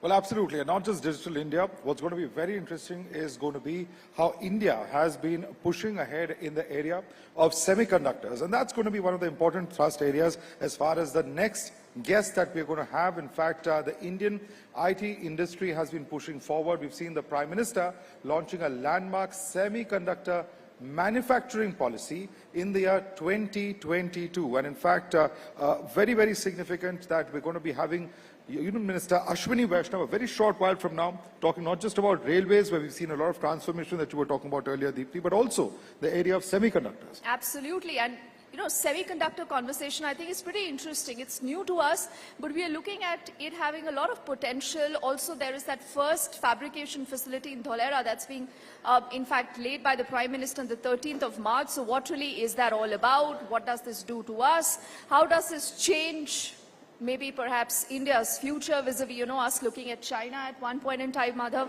So I think that'll be interesting to hear from the Minister. Well, absolutely, and to share his views on India's role actually in the emerging semiconductor global supply chain, please welcome the Minister of Electronics and IT, Railways and Communication, Government of India, Shri Ashwini Vaishnav. Of course, he will be in conversation with Navika Kumar, Group Editor, in a short while from now. Yes. So we are just waiting for the arrival of the Minister into the hall. He, remember, is already here, and the audience is actually waiting, I think, with a lot of attention, which is interesting, because Ashwini Vaishnav, again, Madhav, is a very promising minister. We've seen a lot of traction for a lot of things he does. He's kind of taken to the social media by storm. I see him putting a lot of Instagram videos, especially of, Vande Bharat and a lot of other things that he's doing himself. You've seen him in the railway compartment in the engine. So I think he drives that conversation pretty steady for us. And that's why it's an audience that's actually waiting. Not just that, he's also someone who's driving the bullet train, for instance, yes, from Mumbai to Ahmedabad, the first bullet train. And in fact, we are told that it's just years away from completion. And that itself will be a landmark project, because it will be the first time that the Indian government would have implemented such a massive project. Of course, requires huge amount of investment, but also the benefits from such a project will be looked at very closely, because there are ambitious plans of replicating that in different parts of the country. We've been talking about Vande Bharat, of course, another very important scheme, which has, of course, received a lot of accolades from different parts. And of course, there are various aspects of the IT ministry itself that have been under discussion. Why this entire conversation surrounding semiconductors is very significant is that it is an industry that provides so much more than itself. It can actually be the base for a lot of economic growth, a lot of economic development, when it comes to a country like India. And that's why efforts have been made. How successful the government has been in terms of establishing various such semiconductor plants across the country, and of course has more ambitions in terms of implementing that, is also very, very significant, Deepthi. Oh, yes. And he's not just a man of numbers, but he's also a man of, I think, images. Because I'm saying this because, he puts out these images, he takes on the stage, and he actually gets down to explaining to us in brass tacks how things really work. And I think within minutes, we'll have the Union Minister right here inside the hall, and he'll be speaking on the semiconductor industry boom. What does this mean for us as a country? How ready we are? And we'll also put our hands together to welcome him in just a moment. And I'm just requesting all the audiences to continue to remain seated. In case you haven't muted your mobile phones, please do that. And we are actually looking at the minister arriving into the hall in just a moment, Ashwini Vaishnav. And yes, we will also invite our Group CEO, Mr. N. Subramaniam, who's going to be here with him in just a moment. Navika also walks in right now. And Yes, so let's put our hand together first up to welcome our Group CEO of the Times Group, Mr. N. Subramaniam, who's here. And he welcomes the minister once he's here. We see Ashwini Vaishnav, the man again wearing multiple hats, the man who is the guru man right now, Madhav, when it comes to a lot of stuff. Well, it's the engineer's hard hat. Doing. I think that's the most significant one in this context. We'll also ask you which is the hat he loves to wear. Put your hands together, ladies and gentlemen, for Mr. Ashwini Vaishnav, Union Minister for IT, Telecom, as well, IT Communications, I beg your pardon, as well as Railways, who's now joining us here. In fact, I request Mr. Subramaniam, Group CEO of Times Group, to come on stage and felicitate the Honourable Minister with a token of our appreciation.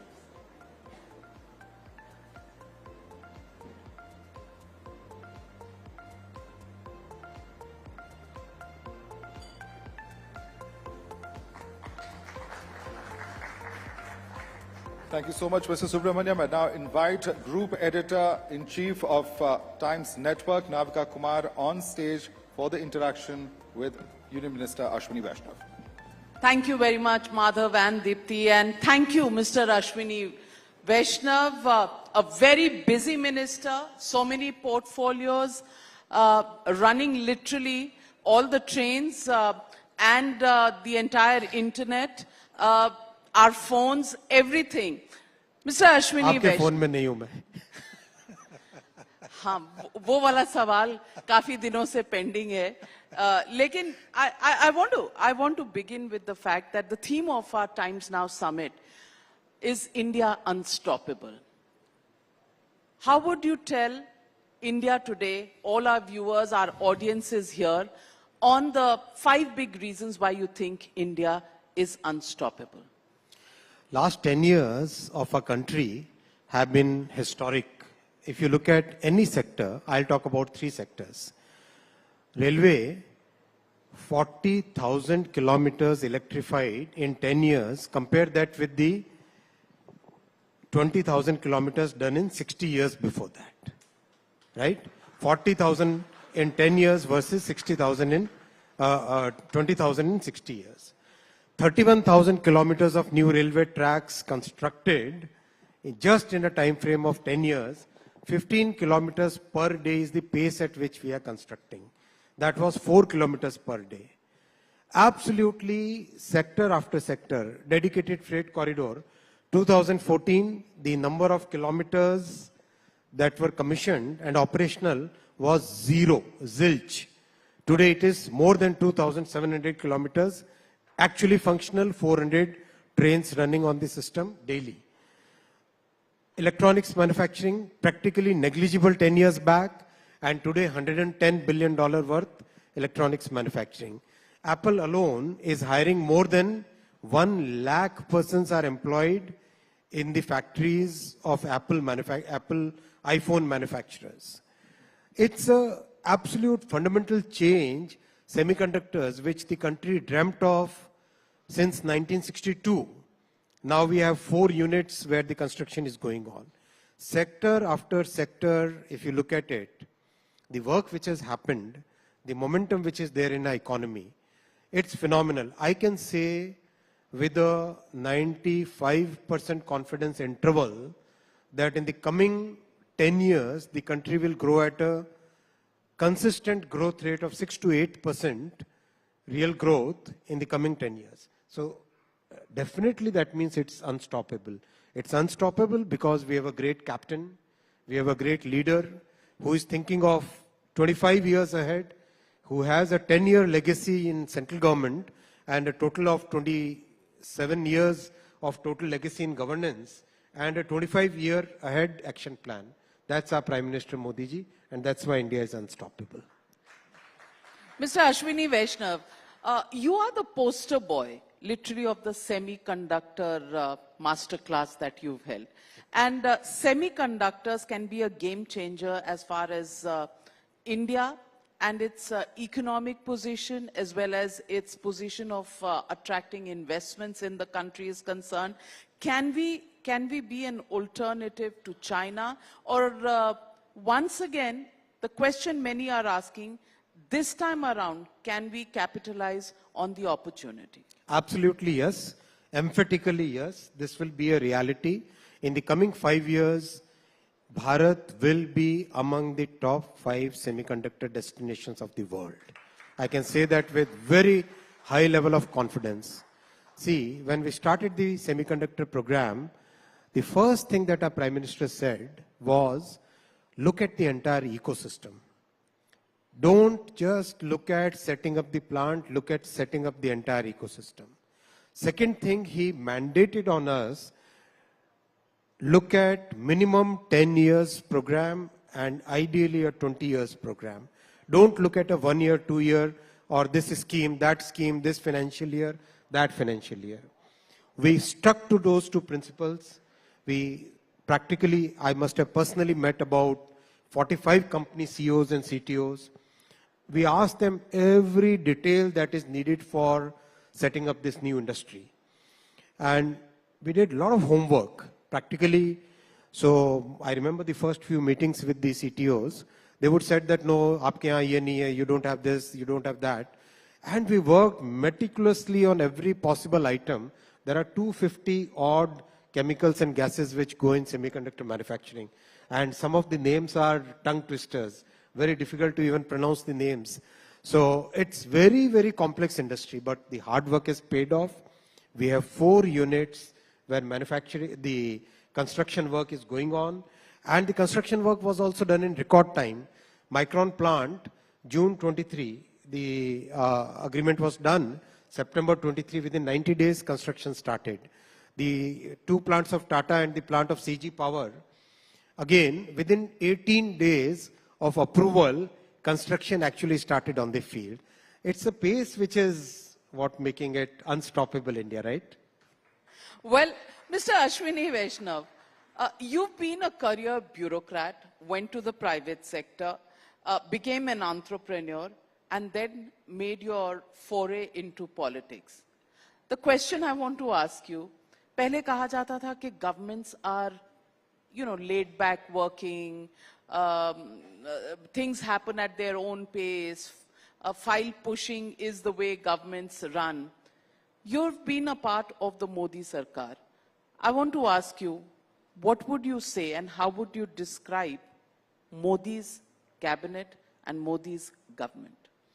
देखिए, prime minister Modi ji का vision, देश के लिए जो संकल्प, the way he is thinking about the country, it's a phenomenal thing. It's something which I don't think any other country is as blessed as we are.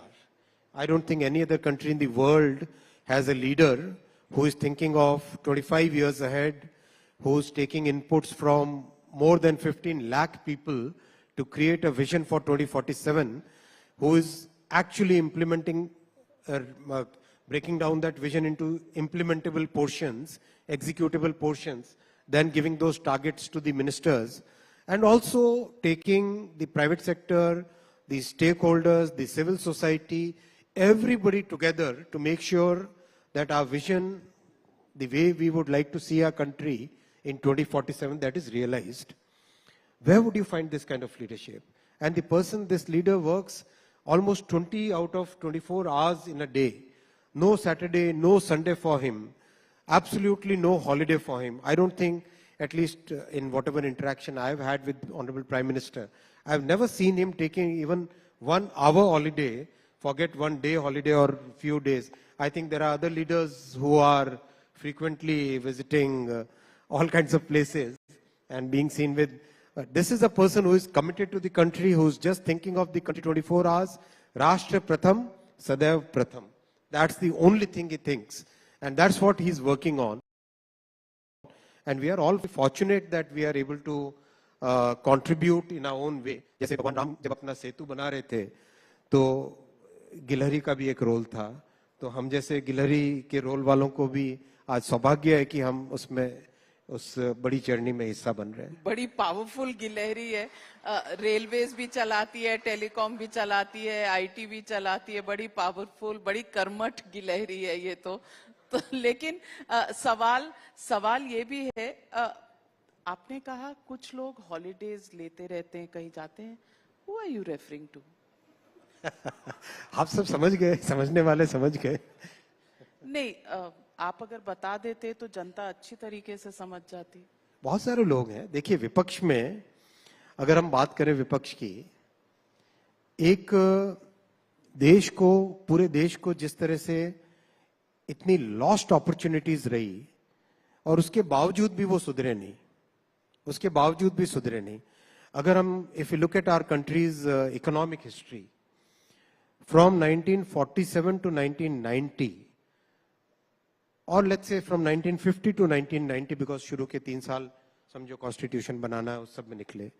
The first 4 decades were lost decades, practically lost decades। पूरे देश को, अपने enterprise को, पूरी energy को, देश की creativity को, यूथ के टैलेंट को, सबको एकदम मकड़ जाल में बांध के रखा।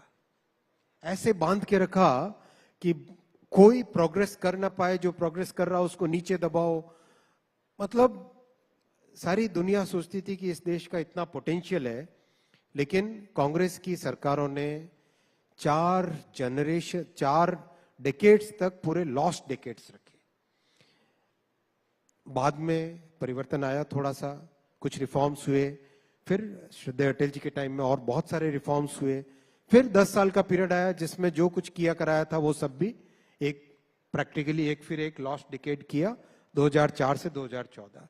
2004 में जब अटल जी ने जिम्मेदारी सौंपी थी डॉक्टर मनमोहन सिंह जी को, कांग्रेस की सरकार को, इतनी हेल्दी, इतनी रोबस्ट इकोनॉमी थी। मैं एक छोटा सा क्विज आपके सामने रखना चाहूंगा। 2004 में जब श्रद्धेय अटल जी ने when he handed over the responsibility to doctor Manmohan Singh ji, हमारे भारत की रैंकिंग दुनिया में कितने पे थी? गैस करो ना। 11th। किसने बोला? भाई इनके लिए जोर से ताली बजाओ यार। 11th रैंक पे थी। अब मैं पूछता हूं 2014 में जब प्रधानमंत्री श्री नरेंद्र मोदी जी ने जिम्मेदारी संभाली देश की, कितने पे थी रैंकिंग? 11। सबके लिए ताली बजाओ, सब सही बोल रहे हैं। तो 11वें रैंक पे 2004 में, 11वें रैंक पे 2014। इसका क्या मतलब है भाई? इसका मतलब पूरा 10 साल वेस्ट हुआ ना वेस्ट। और मोदी जी ने 2014 में 11वें रैंक पे जिम्मेदारी ली। आज कितना है? 5वें नंबर पे ऑलरेडी हम पहुंच गए, 5वें नंबर पे पहुंच गए। और ये मोदी की गारंटी है कि 2027-2028 तक हिंदुस्तान दुनिया की तीसरी सबसे बड़ी आर्थिक ताकत होगी। आप देखो जितना काम कर पा रहे हैं, 11 लाख करोड़ का इन्वेस्टमेंट हो रहा है कंप्लीट इंफ्रास्ट्रक्चर को रीबिल्ड करने में। जब 5वीं आर्थिक ताकत इतना कुछ कर सकती है, आप इमेजिन करो जब तीसरी बड़ी आर्थिक ताकत होगी, कितनी देश में क्षमता होगी जो काम कर सके और देश को एक ऐसे फाउंडेशन दे सके जो 2047 और 2047 के बियॉन्ड भी देश के काम आए। ये है मोदी जी का प्रभाव। So let me ask you, today the Prime Minister has also tweeted, some eminent lawyers have also written a letter. The question that is being asked, and the Prime Minister has tweeted about the pressure that is being put by the Congress party on the judiciary. I want to get a perspective on what is the Prime Minister hinting at, and where do you think the pressure is being put on the judiciary? Is it just because even the Congress party has come out and said that after the electoral bonds issue, which has gone against your government, this is a deliberate psychological warfare that has been launched on the judiciary? तो ये नया है क्या कांग्रेस के लिए? कांग्रेस का पूरा इतिहास इस चीज से भरा हुआ है। They killed the constitution, they killed so many institutions, they put so much pressure on the judiciary. I'm sure you would all remember, Congress used to say Congress needs a committed judiciary. Committed judiciary का क्या मतलब है भाई? अब ये बताओ, कांग्रेस का period था जिस पीरियड में जुडिशरी में जो व्यक्ति चीफ जस्टिस ऑफ इंडिया बनना चाहिए था उसको नहीं बना के किसी और को बनाया। व्हाई? दैट्स व्हाट कांग्रेस की जीन्स ऐसी है, कांग्रेस का कल्चर ऐसा है। कांग्रेस में ये है कि किसी भी इंस्टीट्यूशन में इंडिपेंडेंस नहीं रहनी चाहिए। अगर आप अभी मिस नीरजा चौधरी ने अभी एक बुक लिखी है प्राइम मिनिस्टर्स पे, उस बुक को आप पढ़ो, पहले ही चैप्टर में इतनी स्ट्रॉन्ग सामने आता है कि किस तरह से कांग्रेस के गांधी परिवार ने क्लियर डिस्कशंस होते थे कि कॉन्स्टिट्यूशन को कैसे सबवर्ट किया जाए. I mean that's the way Congress mindset is. तो आज वो फिर प्रेशर डाल रहे हैं, ये उनका काम है, ये उनका नेचर है. लेकिन मैं आपको विश्वास दिलाता हूं एक चीज का, ये देश, हमारी डेमोक्रेसी, हमारे देश में आज जो एक पॉजिटिव माइंडसेट है, आज जो एक अंदर से आत्मविश्वास है, इस देश को कांग्रेस की कोई भी गलत भावना इस देश को हिला नहीं सकती, इस देश के कॉन्स्टिट्यूशन को टच नहीं कर सकती. इस देश के इंस्टीट्यूशंस को, कांग्रेस में आज इतनी ताकत नहीं है कि वो किसी भी इंस्टीट्यूशन के साथ कोई भी छेड़खानी कर सके. But the charge of the Congress party is that it is your government that is subverting institutions, especially the misuse of agencies against opposition leaders. Especially in the recent times, there has been Hemant Soren, a sitting chief minister who's had to resign, has been put behind bars. Delhi Chief Minister Arvind Kejriwal, sitting Chief Minister, has been put behind bars, and today he's argued his own case, saying this is the BJP's conspiracy to crush the Aam Aadmi Party. जहां पे money trail well established हो, एक कांग्रेस के MP के यहां से 350 करोड़ रुपए cash मिलता है, 350 करोड़ रुपए कैश मिलता है, और वो कांग्रेस कहती है कि एजेंसीज का मिसयूज करो. अरे भाई, इतनी हिपोक्रेसी पब्लिक लाइफ में, ये कांग्रेस के ही बस की बात है और किसी के बस की बात नहीं है. एंड अरविंद केजरीवाल, वो तो कह रहे हैं 1 रुपया भी नहीं मिला उनके घर से, मनीष सिसोदिया के घर से, संजय सिंह के घर से, फिर भी अरेस्ट कर लिया. कोर्ट्स ने एक के बाद एक, जब मिस्टर संजय सिंह और मिस्टर मनीष सिसोदिया के हियरिंग्स हो रही थी, क्यों उनको पीछे रखा है? Bars, why the courts have not intervened there? They have not intervened because they must have seen something which, obviously it's a judicial process going on. We shouldn't be commenting on that. But today we have a free and fair judiciary. We have absolutely robust judiciary. So let the judiciary decide. Let Kejriwal ji also put his point of view in front of the judiciary. Let the prosecution agencies, let them put their point of view. दूध का दूध, पानी का पानी हो जाएगा. Mr. Vaishnav, the question is that your government, in terms of governance, in terms of the promises that they had made, claims that it has done very well. Economic indices, of course, support the theory. Ram मंदिर का promise था, आपने पूरा किया. Article 370 था, आपने पूरा किया. अगर आपका रिकॉर्ड इतना अच्छा है, तो फिर एजेंसीज की जरूरत क्यों पड़ती है इलेक्शन के समय? और दूसरी बात, इतने सारे इंपोर्टेड लीडर्स दूसरी पार्टियों से लेने की जरूरत क्यों पड़ती है? देखिए, जब लिकर स्कैम में इन्वेस्टिगेशन चालू हुआ था, कौन सा इलेक्शन था? देखो आप नविका जी, किसी चीज को कॉन्टेक्स्ट में देखो. जब मिस्टर हेमंत सोरेन के करप्शन के केसेस चालू हुए, कौन सा इलेक्शन था? जब मिस्टर साहू के पकड़े गए 350 करोड़, कौन सा इलेक्शन था? जब बंगाल में 50 करोड़ रुपए कैश पकड़ा गया गरीब बच्चों के, जो कि एग्जाम देके अपने सरकारी नौकरी को ढूंढ रहे थे, तब उनसे पैसे लेके एक टीएमसी का मंत्री 50 करोड़ रुपए कैश पे बैठा था. तब कौन सा इलेक्शन था? इलेक्शन के साथ कैसे जोड़ते हो भाई आप? कोई जोड़ने की बात नहीं है. ये तो एजेंसीज अपना काम इंडिपेंडेंटली कर रही है, लेट देम डू. और अगर ये कहते हैं कि करप्शन को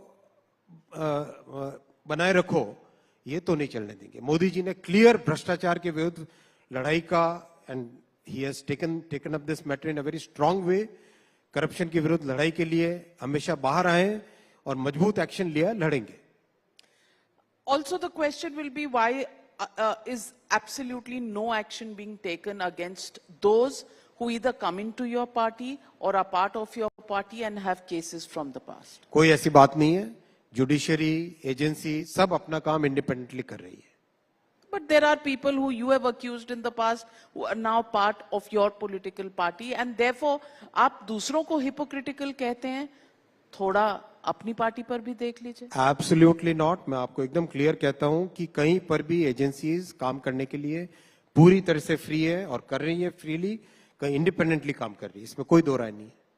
So I want to ask you, Bharat Jodo Yatra, do you think it has, and this is the 2.0 that I'm talking about. पहली यात्रा जब हुई राहुल गांधी की तो आप कर्नाटक तेलंगाना हार गए. दूसरी जो भारत जोड़ो न्याय यात्रा है, इसके बाद क्या इम्पैक्ट रहेगा? हम राजस्थान भी जीते, छत्तीसगढ़ भी जीते, मध्य प्रदेश भी जीते. हमने तेलंगाना में वोट शेयर डबल डिजिट से ज्यादा में लेके आए. कर्नाटक में वोट शेयर बहुत ज्यादा डिफरेंस नहीं आया है. आप एक हम लोगों को एक वो हमेशा ध्यान रखना चाहिए, कॉज एंड इफेक्ट. कॉजेलिटी और कोरिलेशन में बहुत बड़ा डिफरेंस होता है. कॉज एंड इफेक्ट देखो, आप अननेसेसरी चीजों को कोरिलेट मत करो. बहुत सिंपल है, आज देश में लोगों ने अपना क्लियरली अपना मन बना लिया है. आप छोटे से छोटे गांव में जाके देखो. मैंने काम किया वेस्टर्न यूपी में, 3 लोकसभा में काम किया, और अभी मध्य प्रदेश में काम किया, और उड़ीसा में जमीन में मतलब जमीन के साथ जुड़ के कुछ काम किया. बहुत ज्यादा मेरा राजनीतिक अनुभव नहीं है, इसलिए मैं इतना आपको नहीं कह सकता. लेकिन जितना देखा है, एक चीज स्पष्ट सब तरफ से आ रही है. Everywhere, wherever you go, one thing which people are saying very emphatically, 50-60 वर्षों में जो चीज उन्होंने सोचा, जनता ने, जन ने सोचा था, those things are now actually delivered in every household in the country, and that is without any discrimination. अभी थोड़े दिन पहले मध्य प्रदेश में था.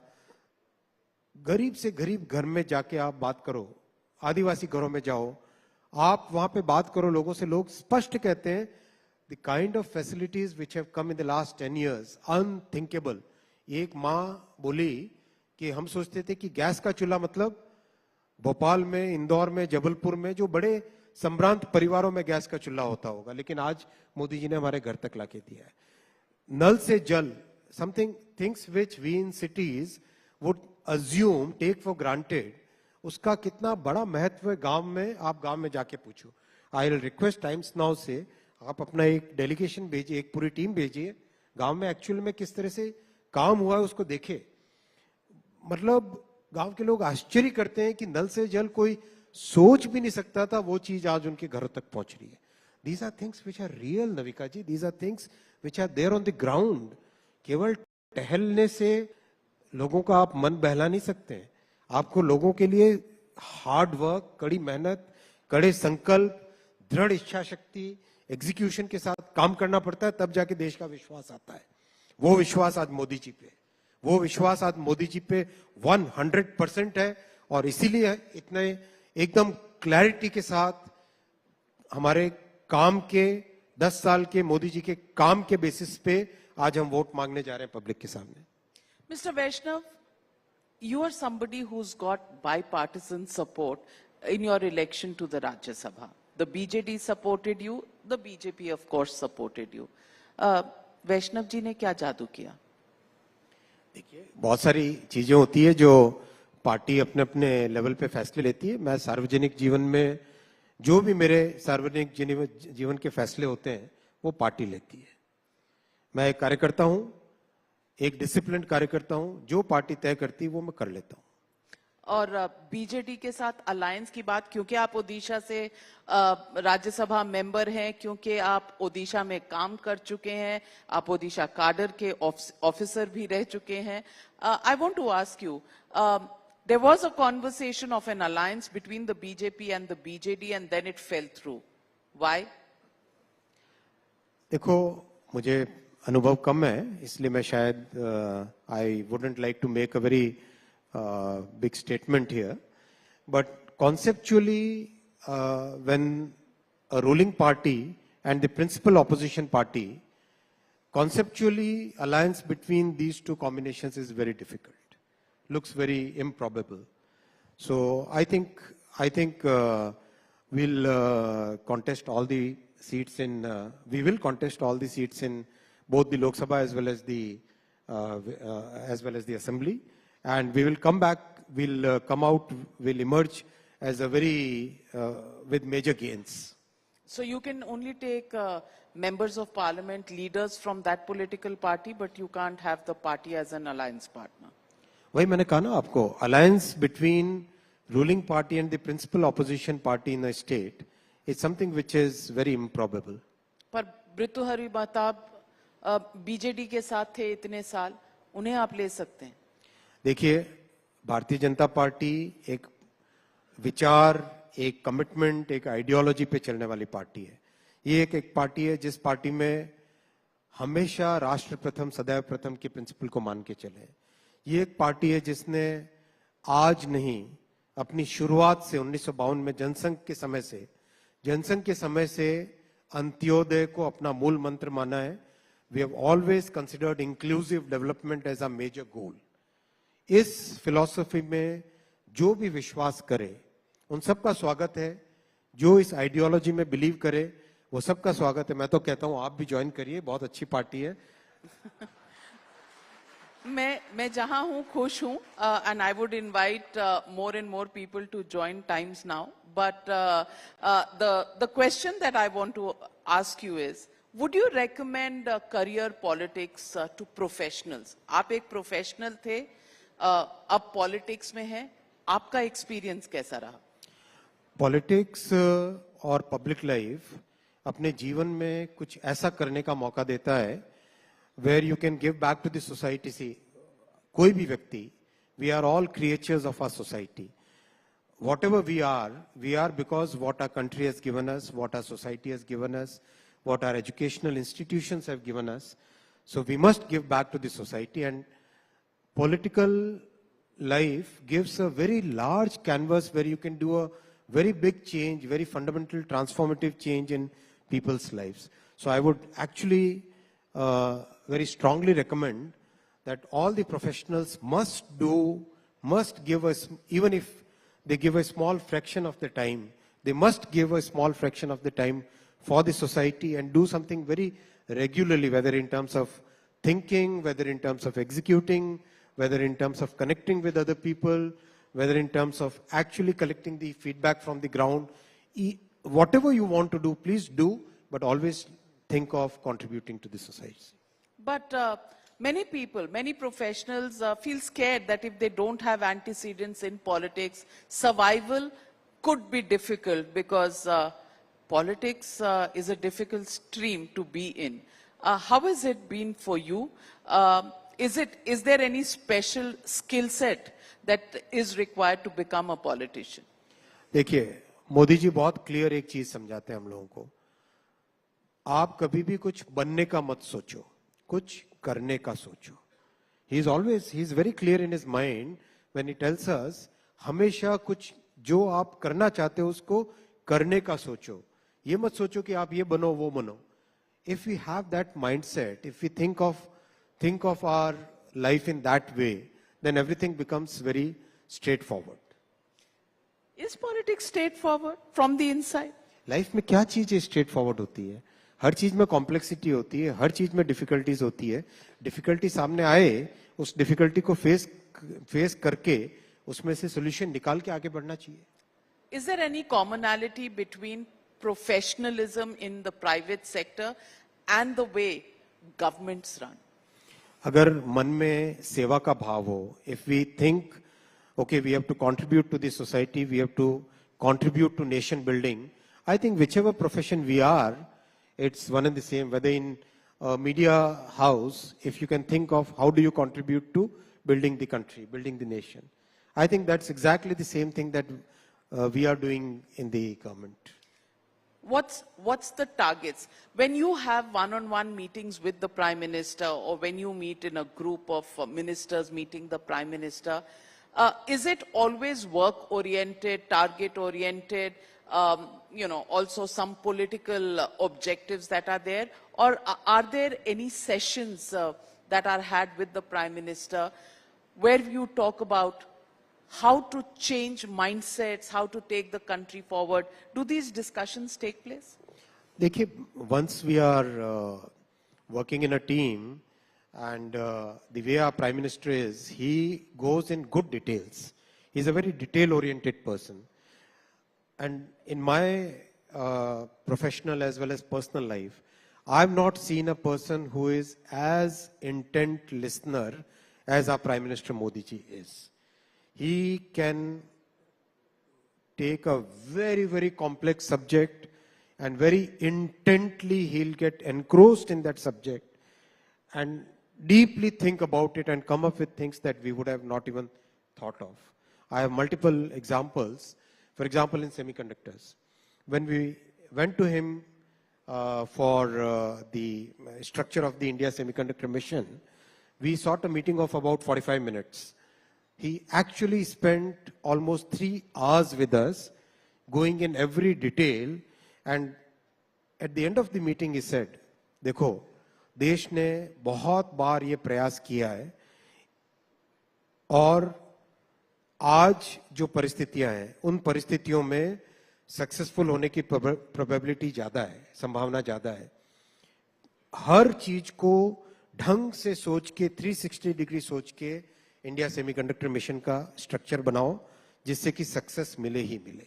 इतना डिटेल में जाते हैं. स्टेशंस की बात थी. स्टेशंस की बात में 2.5 घंटे के प्रेजेंटेशन के बाद में पीएम साहब ने कहा कि नहीं है, नहीं चलेगा. Then he calls me up late in the night और बोलते हैं कि नहीं, तुम्हारा जो डिजाइन था ये डिजाइन आज के लिए ठीक है, 50 साल आगे की सोचो. That's what our prime minister is. He goes deep in details. He's a very intent listener. He'll always encourage you to think long term. He'll always ask you to check whether all the stakeholders have been taken on board or not. He's a person who will say that इसमें technology का भी ध्यान रखना है और एक साधारण से साधारण नागरिक का भी ध्यान रखना है. इसमें फाइनेंसिंग का भी ध्यान रखना है. देश के ऊपर या इसके यूजर्स के ऊपर कोई बोझ न पड़े उसका भी ध्यान रखना है. Very comprehensive way of thinking. It's a real pleasure working with him. I must say, at least my little experience, it's a real pleasure working with him.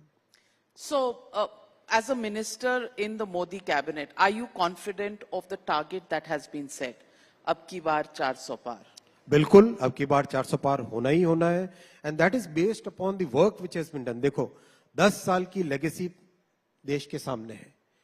10 साल की लेगेसी पूरे देश के सामने. इससे पहले गुजरात की लेगेसी ऑलरेडी थी. गुजरात प्लस देश के प्रति जो मोदी जी ने जो काम किया है वो देश के सामने है आज. और अगले 25 साल का क्लियर विजन, अगले 25 साल के लिए क्लियर रोड मैप, वो क्लियरली सामने.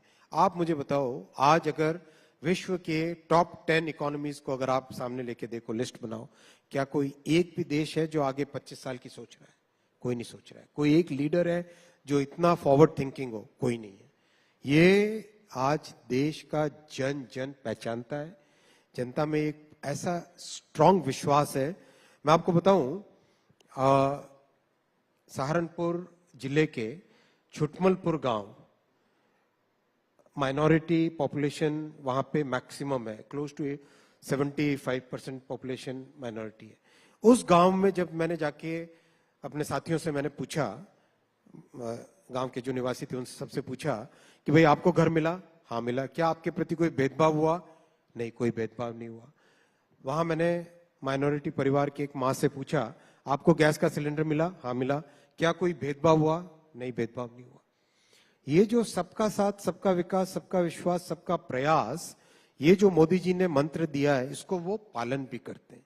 इसीलिए आज 140 करोड़ देशवासियों के मन में एक विश्वास है, एक आत्मविश्वास है कि केवल मोदी जी ही उनके बारे में सोचते हैं.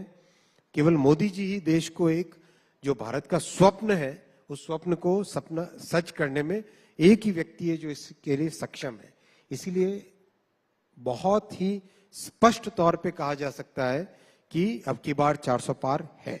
लेकिन south of India, it is the same country, but Tamil Nadu, you've never won a seat. Kerala, you've never won a seat.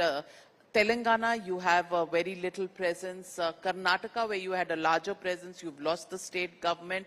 Andhra Pradesh, you don't have a seat. आप 2019 से पहले की डिस्कशंस देखो, चुनाव से पहले के. बंगाल में you haven't won, ये लो साहब 18 सीटें. उड़ीसा में कभी आपने 1 सीट जीती, 2 सीट जीती, ये लो 8 सीटें। देखो नविका जी, जब देश में विश्वास आता है, जब जन जन में विश्वास आता है, उसका रिजल्ट इलेक्शन के रिजल्ट्स में एकदम स्पष्ट तौर पे परिणत होता है। आप सबके सब जितने मीडिया चैनल्स थे, बताओ मध्य प्रदेश चुनाव के बारे में क्या बोलते थे, छत्तीसगढ़ चुनाव के बारे में आप बताओ, आप क्या बोलते थे? रिजल्ट आपके सामने। देखो ऐसा नहीं है, पब्लिक बहुत समझदार है, वो सब जानते हैं, सब समझते हैं, और जनता का जो विश्वास है ना, वो विश्वास कड़ी मेहनत से जीता जाता है। आपने ईवीएम हैक कर लिया। भाई यही ऑपोजिशन 2004 से 2014 में जब कांग्रेस की सरकार थी, तब क्या ईवीएम से नहीं होता था चुनाव? वही ईवीएम है जो तब थी।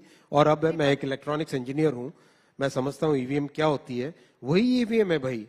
देखो जब एक वो हिंदी में कहावत है ना, खिसियानी बिल्ली खंबा नोचे, तो ठीक है, उन लोग जब वो मेहनत नहीं करना चाहते तो किसी न किसी को दोष तो देंगे ही देंगे। आपको लगता है वो मेहनत नहीं करते? इतनी लंबी यात्रा, भारत जोड़ो यात्रा, मणिपुर से लेकर, भाई गाड़ी में बैठ के क्या यात्रा यार, आप भी क्या बात करते हो।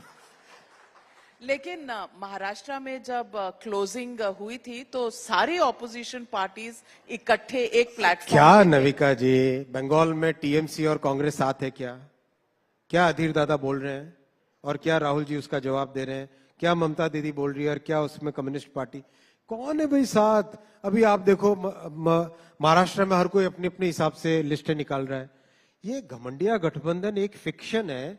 इस फिक्शन को आप कितने दिन चला पाओगे भाई? हवा में बना हुआ बुलबुला कितने टाइम चलेगा?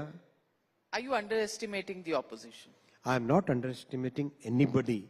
I am looking at the confidence, I am looking at the trust that people have in Narendra Modi ji, and that is the only and only factor which will give us the results, which will give the country the results that the country is looking for. So then what next for Ashwini Vaishnav? Are you getting ready for the next stint in the Modi cabinet? ये सब नहीं सोचते। हमें आज हमारे सामने जो काम पार्टी ने दिया है, प्रधानमंत्री जी ने दिया है, उस पे 100% फोकस करना चाहिए। 100% डेडिकेशन के साथ उस काम को करते जाना चाहिए। Really? Absolutely. आप वैसे तो 2047 की सोच 2047 देश के लिए सोच रहे हैं। इस देश को बनाने में कई लोगों का सहयोग रहेगा। आपका भी सहयोग रहेगा, सामने बैठे हैं उनका भी सहयोग रहेगा, जो टीवी पे सुन रहे हैं उनका भी सहयोग रहेगा, जो नौजवान आज कॉलेज में है उनका भी सहयोग रहेगा, सबका सहयोग रहेगा। ये सबका साथ सबका विकास की सरकार है। How will you describe Narendra Modi in 5 words? देखिए, मोदी जी देश के बारे में इतना स्पष्ट तौर पे सोचते हैं।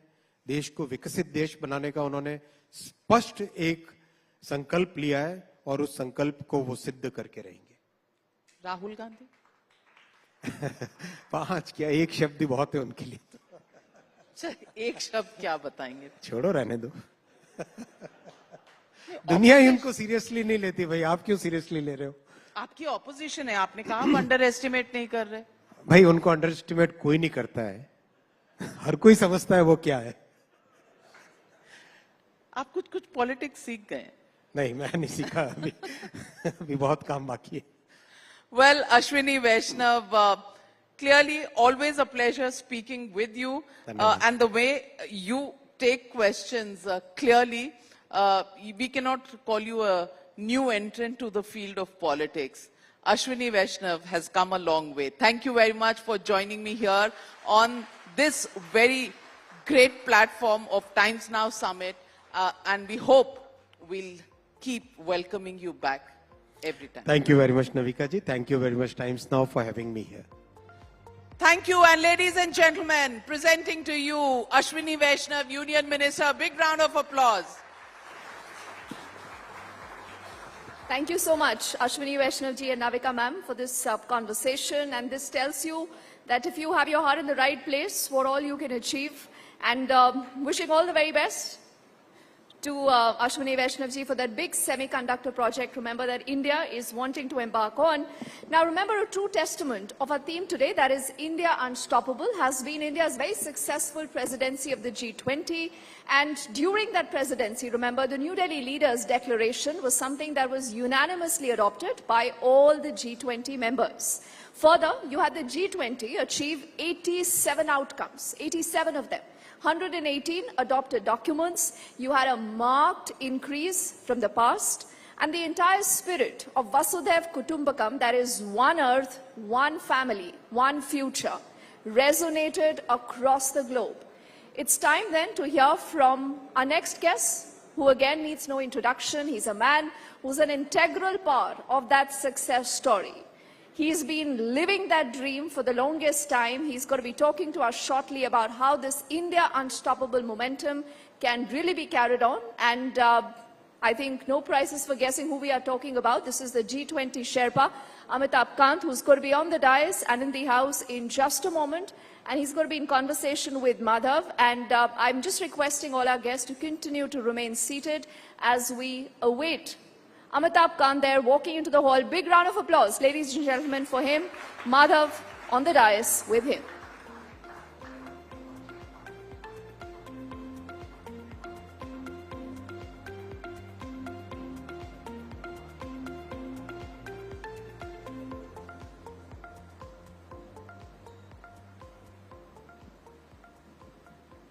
Many thanks for that, Deepthi. Mr. Khan, thanks so much for joining us on the Times Now Summit. And let me begin by asking you, I'd like to hear your thoughts on your vision for the country's growth story in the upcoming years, and more crucially, you know, following the G20, following several events that we've seen, how do you perceive it being received globally, having served in the Niti Aayog and several such important areas? How do you look at it in terms of how it's perceived now? So Madhav, first and foremost, I think we've, last 3 quarters we've had 8.3% growth rate, which is the highest for any large economy in the world. We are the 5th largest economy. We are going to be the 3rd largest economy by surpassing Japan and Germany by 2027. But more important than that, I think what comes out very clearly is that India's done huge amount of structural reforms, whether it was GST, IBC, lowering of corporate tax, ease of doing business. We've also digitized our economy enormously, and we've built massive amount of infrastructure in terms of housing, electricity, in terms of water supply to our citizens and road construction. Now, also we've done a lot of work on climate change. You know, all this has the message which has come out across the world is, which I saw during G20 when I was negotiating, that the stature and standing of India has gone up enormously. And that enabled us to straddle many world of, we could get G7, we could get emerging markets, we could get Russia, we could get China, all of them to broadly agree on all developmental issues. You know, from growth to sustainable development goals, to multilateral reforms, to women-led development, to digital public infrastructure, and also on the critical issue of Russia-China, the Russia-Ukraine issue, where the United Nations had not been able to bring out a consensus para. India was able to do this. So I think the stature and standing of the Prime Minister, the stature and standing of India, the fact that we are the fastest growing nation, all that has added great weight to India's stature. Would you want to share with us how you managed to do that? I believe there were several Sherpa meetings just ahead of the Delhi Declaration. Any secrets on how you managed to get that declaration and that consensus that you can share with us? Yeah, so it was very challenging. It was very complex. We had to take all the Sherpas because we had faced huge challenges in the earlier meetings. We could not arrive at a consensus. So we had to take all the Sherpas 80 kilometers off in that ITC Classic Hotel, which is in New District, lock them up, and we had to take away their mobiles when we started negotiating. So 16 drafts failed, actually. On the Russia-Ukraine crisis, it was the 17th draft which worked. We had to do 300 hours of non-stop negotiation. We did about 250 hours of bilateral discussions. Only after that, we could succeed. And I think in that, really, we demonstrated India's great ability to bring everybody to the table, because every time we failed, we came out with a new draft. We kept coming out with a new draft all the time. So we showed great innovativeness, and that a lot of that was possible because of the stature and standing of the Prime Minister, because his stature had gone up has been enormous, and that really helped us to clinch the deal. How close was this to the actual declaration? Because I believe the negotiations went on until the very last minute. Yes, yes. The leaders had already come in, and negotiations were going on. We had to negotiate with Russia in the end, and finally we had to negotiate with China and USA in the morning after the leaders had come.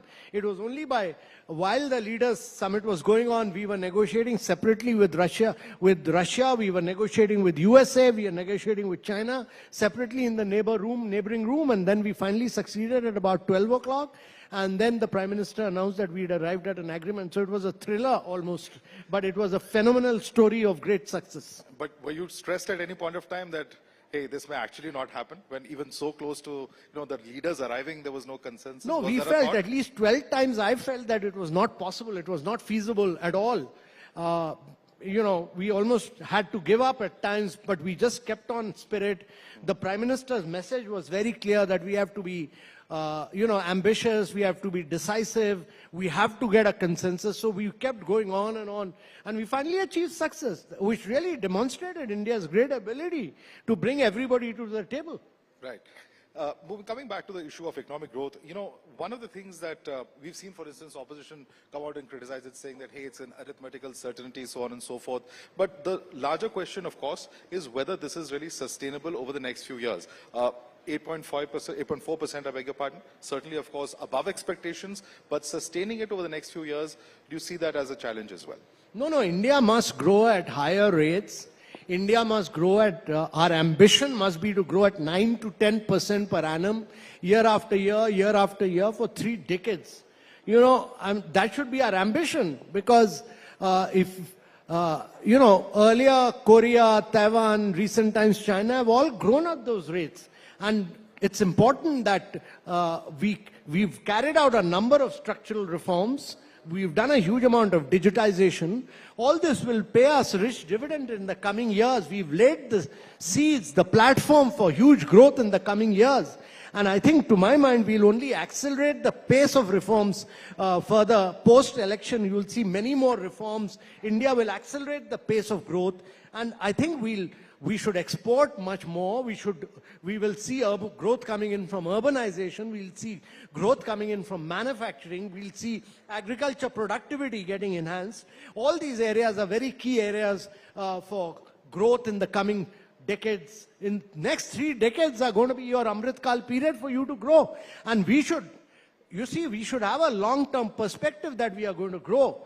And our ambition should be that by 2047, not merely that we should be a $35 trillion economy, but we should be able to raise the per capita income of every single individual to $18,000 plus. From $3,000, we should take the per capita income to $18,000, so that we have lifted the whole boat of community. Every single Indian must be a rich Indian by that time. We should do a lot of major reforms in the next few years. And I think the key challenge there is that while the central government has done the reforms, the next round of reforms must be carried out by the state governments. Right, because this is a very interesting point that you make on per capita income, because there are those who talk about a billionaire Raj. There are certain politicians who've commented on that as well, and there are studies that have been done by Piketty and others that they say that actually they believe, or they argue, that the disparity in incomes has also grown, and they say it is even larger than the disparity during colonial era.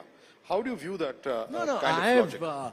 I have implemented the aspirational district program, and these are the 115 of the most backward districts of India.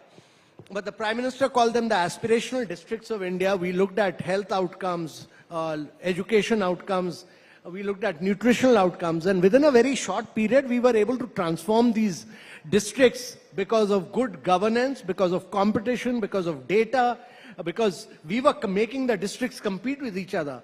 And most of these 115 districts became better performing than some of the best of districts in those states. And these are very far-flung districts. So like Namsai, like Riboy, many of these districts, names you would not have heard of, but they transformed themselves. So I'm of the view that we have taken that aspirational district program, the Prime Minister has taken it to the aspirational blocks. So the amount of focus being laid on ground level transformation, which country in the world has seen 40 million houses being built? Which country has seen 110 million toilets being made? Which country has seen 253 million households getting piped water connection? Which country has seen 88,000 kilometers of roads being made? No country in the world has seen this kind of transformation at the grassroots level. So the benefit of, which country has seen 110 million women getting cooking gas connection and are not cooking through firewood? The transformation at the grassroots level has been enormous. I think one hallmark, and I'm saying this as a civil servant, that one hallmark, and I've put in about 44 years of service now, one hallmark of this government has been really top-class implementation on ground. So implementation has been the focus of this government on ground. Right. One of the departures, many would say, in fact, in this year's spending on infrastructure is at 11.11 lakh crores. And that has been sharply rising over the last few years. Do you see this as being a big game changer? And do you see this in a sustained manner continuing over the next few years? No, this has been a game changer because we've taken our capex spend as a percentage of GDP from 1% to 4%. And there has been a huge, from 1 lakh to about 11 lakh crores is a huge jump in terms of capex spend. And that is why we've been able to create some top-class infrastructure in terms of roads, in terms of housing and many other areas of growth. But the important thing is now that we've done the capex spend by the government and we've also reduced the corporate tax, the government's, if you look at India's balance sheet, the corporate balance sheet have never been better than this. The bank balance sheets have never been better than this. And we are at the tip of the private sector investment now kicking off. And once that kicks off, then you will see 10 years of continuous growth by the private sector. The government capex will then be replaced by the private sector capex spend in many areas. Right. You've also said recently that India will grow if the states grow. Yeah. What are the specific reforms or policy implementations that you envision states need to grow, bring in to grow at a faster pace and perhaps bring in or change existing either bureaucratic red tapes or systems that exist? So central government scrapped rules, regulation, procedures, acts, and we did away with 1,500 laws. No other country has done this. Similarly, the states, when we were in the socialistic era, they built up rules, regulation, procedures.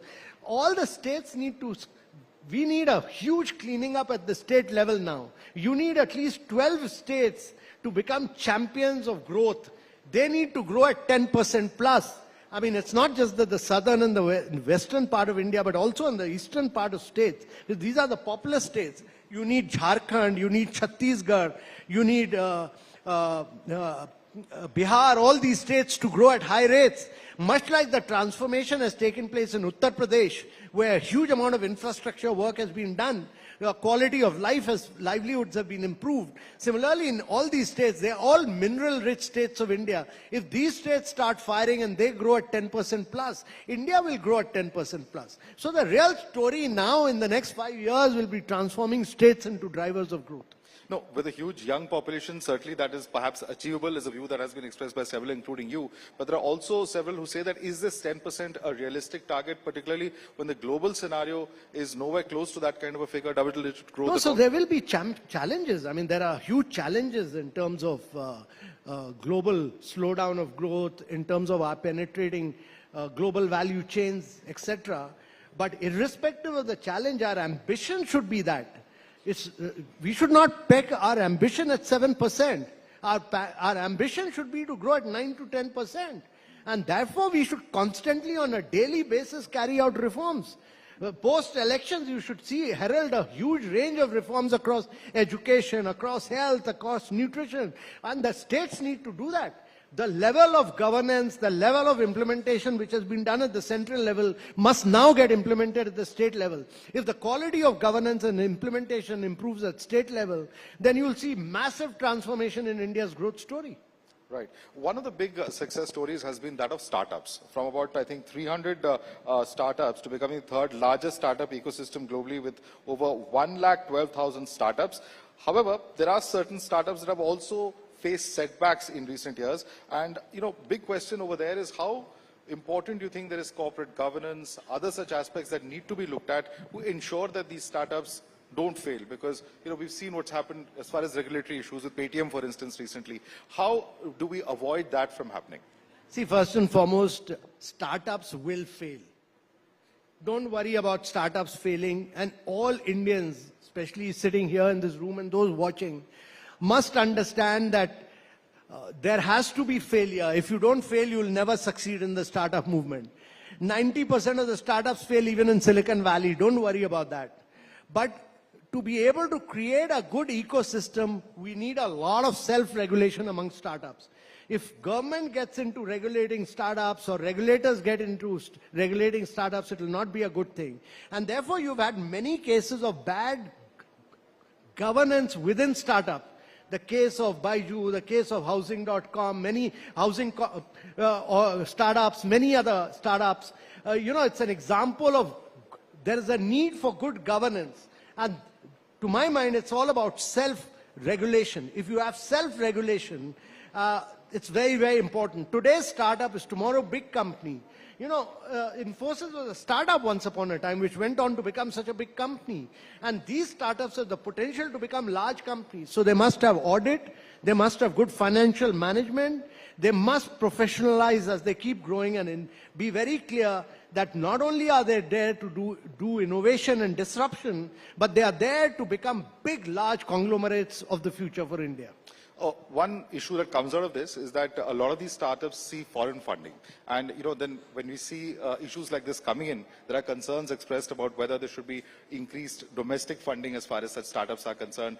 How do you see this? Do you see this as an issue of concern necessarily? No, this is a matter of concern. If 75% of the resources coming into India for startup is coming from abroad, Indian insurance companies, Indian pension funds, high net individuals, you and I, everyone must take the risk and spend due diligence and put money into India's startup movement.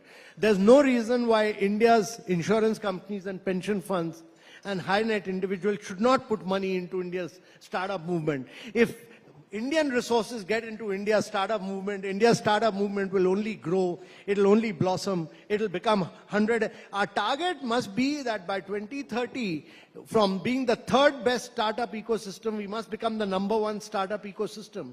And that would require us to get a lot of Indian resources into the Indian startup movement. Right. Because, we need the next big of disruption in deep tech, in areas of whole range of battery storage, electric mobility, artificial intelligence, biopharma. All these are new cutting-edge areas of growth, and those areas require a lot of patient capital. You need long-term money. So we need a fund of funds for that, but we need a lot of India's private sector money to get into the startup movement. So there's a lot of opportunity there, but huge there's also risk. Huge opportunities, but you'll have to take risks.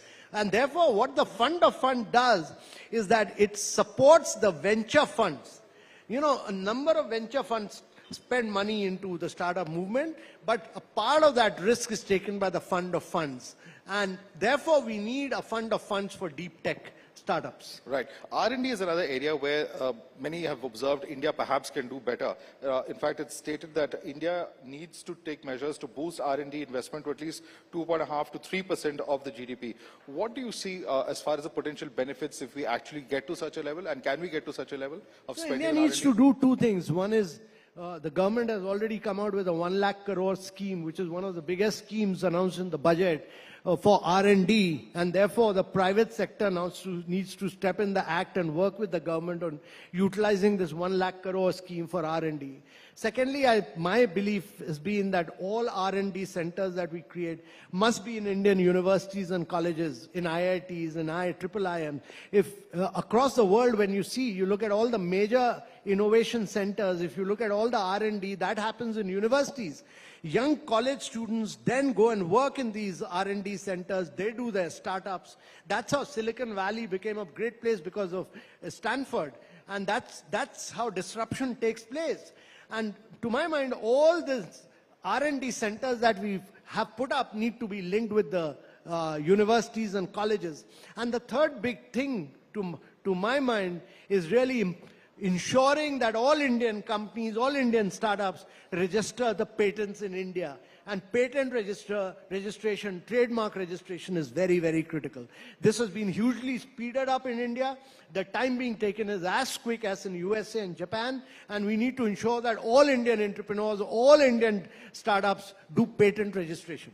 Right. We've seen a lot of work happen on skill development, and that's perhaps very important in terms of people getting their employment. We also are looking at a situation where, we are seeing youth come in from villages to cities. It's been happening over the years, but still about 65% of our economy is based, or population is dependent on agriculture. If you have to see all this rapid change happen, if the demographic dividend has to actually yield results, we will have to see our skill development programs ramp up drastically, and also our cities better placed to receive these huge populations of people who are coming in, whichever part of the country you look at. No, it's an important question, because by 2047, India will be providing 30% of the skilled manpower to the world. And that is why skilling has been laid such a focus in both by the Skill Development Ministry and also by the new educational policy. The important thing is that we need to change much of our course curriculum in many of our colleges and universities, so that we need about 1 million plus product developers, we need prompt engineers, we need data scientists, we need machine learners, we need artificial intelligence engineers. These are in short supply. The demand is for new cutting edge areas of growth, and therefore in all these new areas of growth we need to produce many more data scientists, machine learners, artificial engineers, so that we are able to provide them not merely for our startups and for our corporates, but also for the world community. Those are the areas where the world will grow in the coming years. Those are all sunrise areas of growth. You need a huge amount of expertise and knowledge now for artificial intelligence, for battery storage, for electric vehicles. Our course curriculum needs to be restructured for that. Yeah, and the sectors that you particularly mentioned, how can we drive that manufacturing growth has, of course, been an issue of much debate. Are these PLI schemes enough? What more needs to be done to drive that kind of manufacturing growth that perhaps would take the economy that much further, in your view? So let me first of all say that the production-linked incentive scheme was aimed at only one objective, and that was to produce global champions. Because India needs many more large companies. We need 10,000 more large companies. When large companies, big companies come in, they produce their own chain of tier 2, tier 3, tier 4 manufacturers. When Maruti happened, you had 10,000 more tier 2, tier 3 manufacturers who become supplier to Maruti. And therefore, it's very important that we have large companies, because they will then create the tier 2, tier 3 manufacturers. Second important thing is that Indian companies should not look at the domestic market of India. The market is not just India, the market is the world. We should look at when an American company starts, they look at the world market. The Chinese company looks at the world market. We should look at the whole world as our market. And therefore, the market is not the 1.4 billion people of India. The market is the 5 billion people of the world. And they are moving from poverty to middle class. Now, India has done a huge amount of disruption at population scale for India. We need to carry our digital public infrastructure. We need to carry all our, new startups like you look at what we've done in fast payment, what we've done in wealth creation by taking stock market to tier 2, tier 3 cities, what we have done in providing insurance in 1 minute flat on our mobile. Nowhere in the world does this happen. We need to take all this to the world now. Rest of the world must benefit from what India's innovation has done. Right.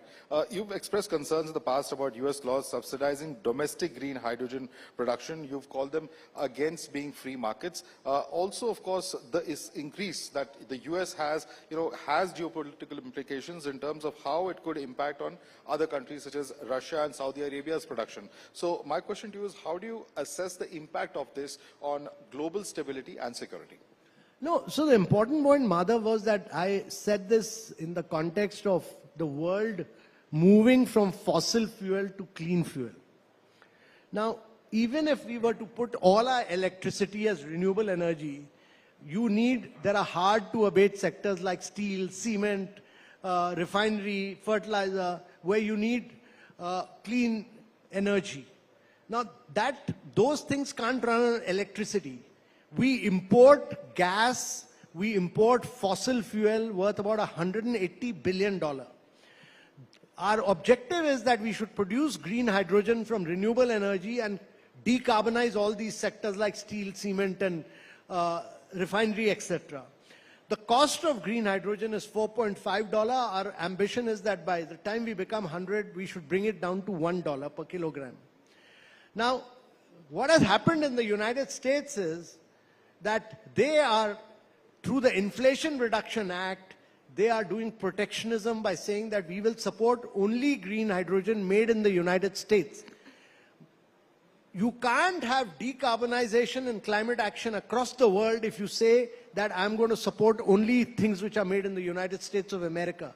You need a global policy for that, and that will impact green hydrogen in Australia, in Korea, in India. Now, United States is a free market believer, but it is doing protectionism of the highest kind for green hydrogen and for clean technology. It needs to spread out its market across the world to enable the world to produce clean energy. But do you see this kind of hypocrisy also when it comes to issues relating to climate change? Because countries like India are given very tough emission targets, but do you see the West actually living up to what it should be doing? That's been a criticism in the past. So a classic example of that are all, if you look at it, India is the only G20 country which has achieved its NDC target 9 years ahead of schedule. We have achieved 187 gigawatt. None of the G20 countries have been able to achieve their, NDC target which they had committed to in 2021 at Paris. So India is a leading achiever in climate change. No other country has been able to do what India has done in climate change. Right. I also ask you a simple question, and this is a question just as a pure citizen. Last few years, we've been seeing Delhi, the national capital. I know it's not strictly your ambit, it's more related to the environment, but we're looking at a kind of inertia of Delhi being the most polluted city in the entire world. And this happens year after year for the last 5 to 6 years. If you ask the state government, they'll say ask the center. If you ask the center, they'll say it's the state government that's not doing it. A rapid implementation of electronic vehicles has not happened. There's not even a ban on new diesel vehicles registration in the national capital. Now, these are some things that can immediately, of course, cause some kind of impact on ground. And also, of course, states need to be sensitized. Some amount of work has happened. Some states have been sensitized. Some have not been. There is a political fight over it. Unfortunately, our own brand of the national capital and the health of our citizens of Delhi, suffers as a consequence of this. As someone who's been in administration, what's the solution for a deadlock that we're seeing on this? No, I entirely agree with you on this, that irrespective of who's responsible, I think post-election there should be a major priority for both the state government and the central government. Our target must be that we should actually electrify all our two-wheelers, three-wheelers, and all the buses in Delhi. And it's not merely Delhi, I'm talking about all the major metros. I'm talking about even a city like Bhagalpur, which is which has the worst clean air quality today. So all these cities need to be cleaned up. And I think we should demonstrate our great political and administrative will to clean up these cities and improve the quality of life of our citizens, not merely by going electric of two-wheelers, three-wheelers, but also by ensuring that we are able to create an economic model for a lot of agricultural waste which comes out and which is then burnt and which pollutes, and also for ensuring that Delhi is turned into one of the cleanest cities in the world. Clean public infrastructure, for instance, public transport, electric buses. Now, these are things that we hear, but actually, no, I think a lot of action was taken on that. For many years, the Delhi government didn't procure buses, but then the central government bought 5,500 buses, which was pooled together. And that demonstrated that if you pooled, much like LED, which was when we pooled it, we brought the prices down. When we pooled 5,500 buses, the price of an electric bus was actually cheaper than the combustion bus. The next round of 10,000 buses is being done by the Ministry of housing and urban affair, and the third round will be many more than, will be 20,000. And therefore, my view is that will make India the manufacturing center for electric buses in India. We should keep pushing for large-scale reform in many of these areas. Right. But just sticking with Delhi for a minute, one of the things that's also talked about, we saw a rapid change in the national capital, you know, in the early 2000s, the 2010 era, etc. During the Commonwealth Games, of course, scams were also there. But there is a sense that infrastructure growth of the national capital region, a lot of central government push has been there, but from the state government side, it hasn't been as much as it was in the past. Do you see a marked change in the last few years? No, my personal view on that is that the central government will have to work with the state government to really make Delhi a top-class city. I think during the G20, the Lieutenant Governor took the lead and really transformed it, irrespective of, the state government. LG took a lot of lead and helped us to transform Delhi and made it a top-class city during G20. But that has to be, as he himself said, will be a continuous process in keeping Delhi a top-class city. Right. Mr. Kant, also key priorities from here on for India's growth journey. How do you look at India's role evolving, particularly in international forums in coming years? So my view on this is that your international stature is a function of your economic growth. And my view on that is that India's growth story has to be very long-term. We should not look at it as a short-term perspective. We should look at a 30-year perspective, which the Prime Minister has talked about, the Amrit Kaal period. And if you have to achieve that 9 to 10% growth, you have to do several things. One of which is we have to do very sustainable urbanization. You know, you will see 500 million people getting into urbanization, so you have to do sustainable urbanization. You have to do manufacturing on a large scale to create new jobs, and that means that you will have to take population away from agriculture into manufacturing. And third, that you will have to export in a very big way. And export it, you know, every time India has grown, it's grown because of exports. So India's exports will have to grow in a very big way. And fourthly, as I said, the real action will have to be now in the states to grow the states, you need 10 to 12 states growing at 10% plus. You know, if states grows, India's grows. And you see that transformation happening from those states which are not considered the traditional, strong, manufacturing hubs. As you said, it's not just maybe the western and southern last states. Few elections have demonstrated that good governance is good politics. And I think good governance, by good governance I mean that good implementation also. And the central government has demonstrated that good governance is good politics. And therefore, this message of good governance and good politics from the central government must spread to all the other states of India. The Prime Minister, interestingly, recently in the run-up to the elections a few months ago said that there are 4 castes that he's focusing on, when there's this huge political debate about which caste, etc. He said, for me, it's only the poor, it's women, it's farmers, etc., and the youth, who are the 4 castes that would be focused on as far as he is concerned. Do you really see this reflected so far in the policy priorities of the government, and how do you see this further from here on being reflected? So, you know that Prime Minister is talking about 2047. Prime Minister is talking about a growth agenda of Amrit Kaal. The Prime Minister is talking about leaving no one behind, and he's talking about Viksit Bharat. Whereas some other people are taking us back into the caste era, which is very tragic, because India can't be divided on caste anymore. It's a very aspirational young India. And the aspirational young India wants to grow, it wants to prosper, it wants to get into new areas of growth. And therefore my belief is very important that, this theory of women-led development, which we brought into the G20, the fact that transformational work has been done, when bank accounts were opened, only 18% of the women had bank accounts. Today, 90% of the women have bank accounts in India.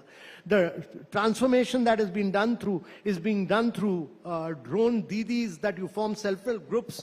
And today, in the morning, I met a a Kisan Didi who's actually earning about 5,000 rupees a day because of that scheme. So you are transforming India through women, and similarly, because it's a young India, you need to transform the youth of India through skilling programs, which is now being done. And you need to enhance agriculture productivity and ensure that the farmers of the country benefit. And that will happen through dairy, that will happen through floriculture, that will happen through horticulture, and many of the allied activities which will ensure a higher earning for our farmers.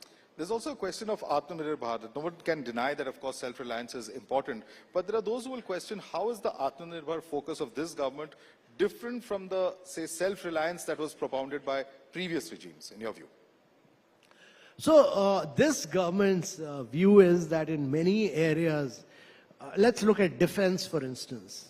You know, we were importing all defense equipments till now. The government today says that so many equipments have to be made in India.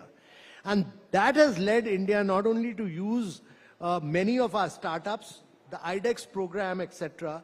Last year, we've done 16,000 crore worth of exports of defense equipments. And over a period of time, we'll end up producing national champions who will do defense manufacturing. Now, when you do defense manufacturing, you are actually giving rise to many new areas of growth. Like the United States, internet came out of defense manufacturing. So once you do defense manufacturing in India and make India the defense manufacturer, you'll cut down huge imports, first of all.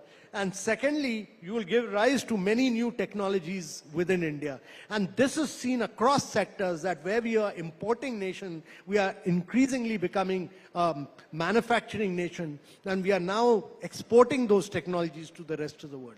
And there are those who say that, you know, even this push for economy, as far as our policy is concerned, this Atmanirbharta cannot go without a similar push as far as our culture, as far as our own, civilizational past and heritage is concerned. How do you see that push of the government coming in?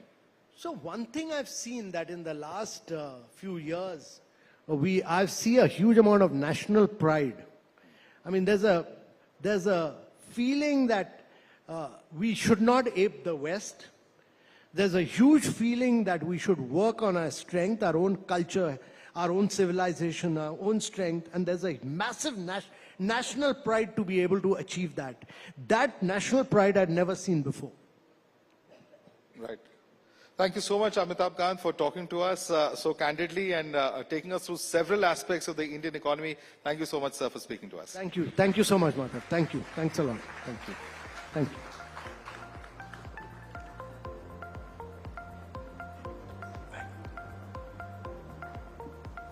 Thank you, Mr. Kant and Madhav. Let's have a big round of applause for the man who's actually led that transformation when it comes to the big G20 journey. And okay, I think we should get ready for our next guest. We've been waiting to hear from him. Remember, this is the Union Minister Anurag Thakur, and as we go along the day, talking about India Unstoppable, it is time to hear from him. Now, for our next session, we will be joined by one of the government's most energetic ministers, someone who handles multiple portfolios. Remember, it's Anurag Thakur. It's often said that every business is a digital business now. But it could soon be changed to say that every business is also about artificial intelligence business. This is the new talk of the town. Should we be scared about AI, deepfake videos? A lot of that conversation, is being driven right now. So should there be a worry of deepfakes using AI that has grown exponentially? Do remember the government has also spoken about this concern in the run-up to elections, that we all must be aware about this concern. How can this be addressed? So we will ask that question to the minister once he's here. I'm told he's in the house and he should be in any moment now. And he's going to be speaking about that interpretation of regulating information in the age of AI. And that's where this conversation will be driven towards. He's also the I&B minister. And again, like I said, when you have ministers in the house, there will be political questions. He's hit out earlier at the Aam Aadmi Party, at Arvind Kejriwal, a lot of other issues that he's going to be speaking about. There has been a transformational change also in the sports ministry. Remember that he looks at very, very closely.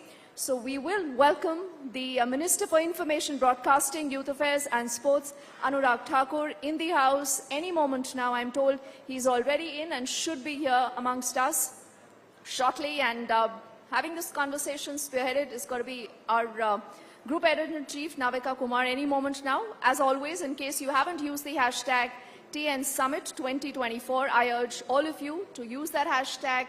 Put your comments, your feedback on the social media and share your feedback. Remember, it's that feedback of yours that essentially drives a lot of these conversations. A lot of our viewers have been speaking about what we've done through the day, what essentially could we do better the next time around. So do keep that feedback coming, ladies and gentlemen. And we'll also have Anurag Thakur with us in just a moment. I'm told he's just going to take another few minutes. He's just been here now for a while, and we've been seeing significant sessions. We are also, in fact, going to be having Kirti Sanan joining us at the end of the day. We had Kangna yesterday, and it'll be interesting to see the kind of impact that cinema also has in today's day and time. We talk of the soft power. What more can India achieve through the cinema, again, is something that I think most of us are interested in. And for all of our guests still at the doors, I request all of you to please come in, be seated. We are just expecting the Union Minister Anurag Thakur to be in the house any moment now. The conversation is going to be about AI, about deepfake videos. Not sure how many of you've actually, encountered this yourself, but we've seen a lot of chatter about it. So should you be concerned, what is it that the government is doing to control that, to ensure that there is a level playing field, to also ensure that there is no, disinformation that is penetrated, particularly keeping in mind the all-important Lok Sabha elections. We will hear from the Minister very, very shortly. And like I said, it's been 2 fascinating days of bringing together multiple sessions for all of you. You've been a fantastic audience, and, I hope that you've enjoyed this as much as we've enjoyed this in bringing to you from a variety of speakers, right from union ministers, to people who are influencers, to people who are digital content creators, to a lot more of them. And any moment now, at the back, if I may request all our guests to please take their seats and continue to ensure that your phones remain in the silent mode, if possible, please. And we are just awaiting the Union Minister Anurag Thakur to be in the house. Okay, any moment now, I'm told that he's just going to be inside here. So we'll quickly recap what has happened through the day. As far as this big conversation goes, you've heard from Rajnath Singh to Hardeep Singh Puri to also Ashwini Vaishnav. And important is also, I think, what Piyush Goyal ji said. He remembers going to be contesting the elections, and that's exactly what we asked him about this entire journey from the cabinet, from the Rajya Sabha to the Lok Sabha. He's contesting that big battle this time around. And Anurag Thakur is our next speaker. He's in the house, ladies and gentlemen. We continue to expect your patience. And for all of the guests who are still not on their seats, request all of you, please, to remain seated. And we are just moments away from beginning this conversation that's going to be led by Navika, and Anurag Thakur just joins her any moment now. For the moment, Madhav is here. Madhav, it's been an interesting conversation that you've had with Amitabh Kant. Well, yes, and he's, of course, someone who's seen government policy at the highest level. He's been, of course, associated with the Niti Aayog. He's someone who's led India's diplomatic initiative in terms of G20. And yes, Mr. Anurag Thakur now, in fact, a round of applause, ladies and gentlemen, for the Union Minister for Information and Broadcasting, Mr. Anurag Thakur, who is, of course, now on stage. We also welcome on a stage, in fact, Mr. Subramaniam, who will join us on a stage as well, and will give a shawl to Mr. Anurag Thakur. Would like to invite Mr. Subramaniam, Group CEO of Times Group, to join us on stage and present a token of our appreciation.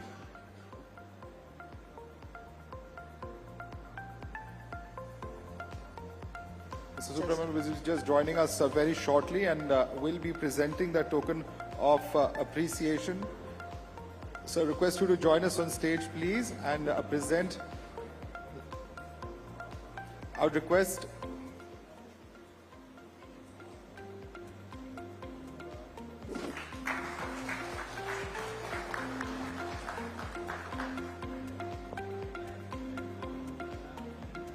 Ladies and gentlemen, presenting to you Union Information and Broadcasting and Sports Minister, Mr. Anurag Thakur. अनुराग, आप चुनाव लड़ने के लिए पूरी तरह से तैयार है, टिकट आपकी आ गई है, पार्टी ने आपको टारगेट दे दिया है, 400 पार पूरी? पहली बात तो जहां मेरी बात है, सबको नमस्कार। मैं 4 बार का लोकसभा सांसद हमीरपुर हिमाचल प्रदेश से हूं। आभारी हूं मोदी जी का, अमित शाह जी का, नड्डा जी का, जिन्होंने 5वीं बार फिर भरोसा दिलाया है और चुनाव लड़ने के लिए भेजा है। मैं आपको विश्वास दिलाता हूं पिछली बार से भी ज्यादा रिकॉर्ड मतों से जीत कर आएंगे। और जहां तक आपने पूछा, अब की बार कैमरामैन फोकस करो, आई एम सुपर कॉन्फिडेंट, अब की बार 400 पार। जब इतना आपका इरादा मजबूत है, जब इतना कॉन्फिडेंस आपके पास है, तो फिर कांग्रेस की सरकार हिमाचल में तोड़ क्यों रहे हैं? देखिए, 2 बातें। इरादा मजबूत है निश्चित तौर पर, जो कहा वो किया। तोड़ने का काम नहीं, देश को आगे बढ़ाने का काम। जब हम आए थे तब लड़खड़ाती चरमराती अर्थव्यवस्था थी। India was amongst the fragile 5 economies of the world, and today we are the 5th largest economy. तो नाविका जी लड़खड़ाती चरमराती से 5वीं बड़ी अर्थव्यवस्था बनाया है। केवल यही नहीं, और क्या क्या किया, एक ही बार बता दूं अगर आपकी अनुमति हो तो। बिल्कुल, इंडिया अनस्टॉपेबल है टाइम्स नाउ समिट का थीम। तो एक अनस्टॉपेबल अनुराग ठाकुर भी सुन लीजिए। 74 एयरपोर्ट 2014 में थे, आज 150 एयरपोर्ट हैं। मात्र 5 शहरों में मेट्रो थी, आज 20 शहरों में मेट्रो है। उस समय 380 मेडिकल कॉलेज थे, आज 700 मेडिकल कॉलेज हैं। 50,000 सीटें उस समय एमबीबीएस की थी, आज 1 लाख सीटें एमबीबीएस की है। उस समय 31,000 सीटें पोस्ट ग्रेजुएशन की थी, आज 65,000 सीटें हैं। उस समय मात्र 16 आईएम थे, आज 23 आईएम है। उस समय 12 आईआईटी थे, आज 19 आईआईटी हैं। उस समय 7 एम्स थे, आज 22 एम है। उस समय 96,000 किलोमीटर नेशनल हाईवे थे, आज 1.5 लाख किलोमीटर नेशनल हाईवे है। उस समय 3,20,000 किलोमीटर ग्रामीण सड़कें थी, आज 6,75,000 किलोमीटर ग्रामीण सड़कें हैं। उस समय कोई चंद्रयान मिशन नहीं था, आज चंद्रमा पे भी तिरंगा झंडा है। और यही नहीं, उस समय एक भी वंदे भारत नहीं थी, आज 41 वंदे भारत है। उस समय 20,000 किलोमीटर रेलवे लाइन इलेक्ट्रीफाइड थी, आज 41,000 किलोमीटर इलेक्ट्रीफाइड रेलवे लाइन है। उस समय आवाज दबाने का काम होता था, आज स्वतंत्रता है, अभिव्यक्ति की भी और अपनी क्रिएटिविटी की भी। उस समय एक राष्ट्रीय ऑपोजिशन पार्टी थी कांग्रेस, आज इंडिया अलायंस है, ये भूल गए। देखिए, पहले तो मैं आपको थोड़ा सुधार दूं, इंडी अलायंस जो अहंकार और घमंड से भरा हुआ है। अगर वो इतने पाक साफ होते, इतने ईमानदार होते, तो अपना नाम क्यों बदलते? काम तो वही है, केवल नाम ही बदला है। क्योंकि 2G घोटाला था, कॉमनवेल्थ खेल घोटाला था, अंतरिक्ष घोटाला था, देवास घोटाला था, अगस्ता वेस्टलैंड घोटाला था, कोयला घोटाला था और नेशनल हेराल्ड घोटाला था, सबमरीन घोटाला था, घोटाले पे घोटाला था, घोटालों का बोलबाला था। और आज वो चेहरा लेकर नहीं जा सकते थे, इसीलिए यूपीए का चोला उतार दिया और घमंडिया गठबंधन ने इंडी अलायंस नाम रख लिया। लेकिन उसमें जोड़ा कौन?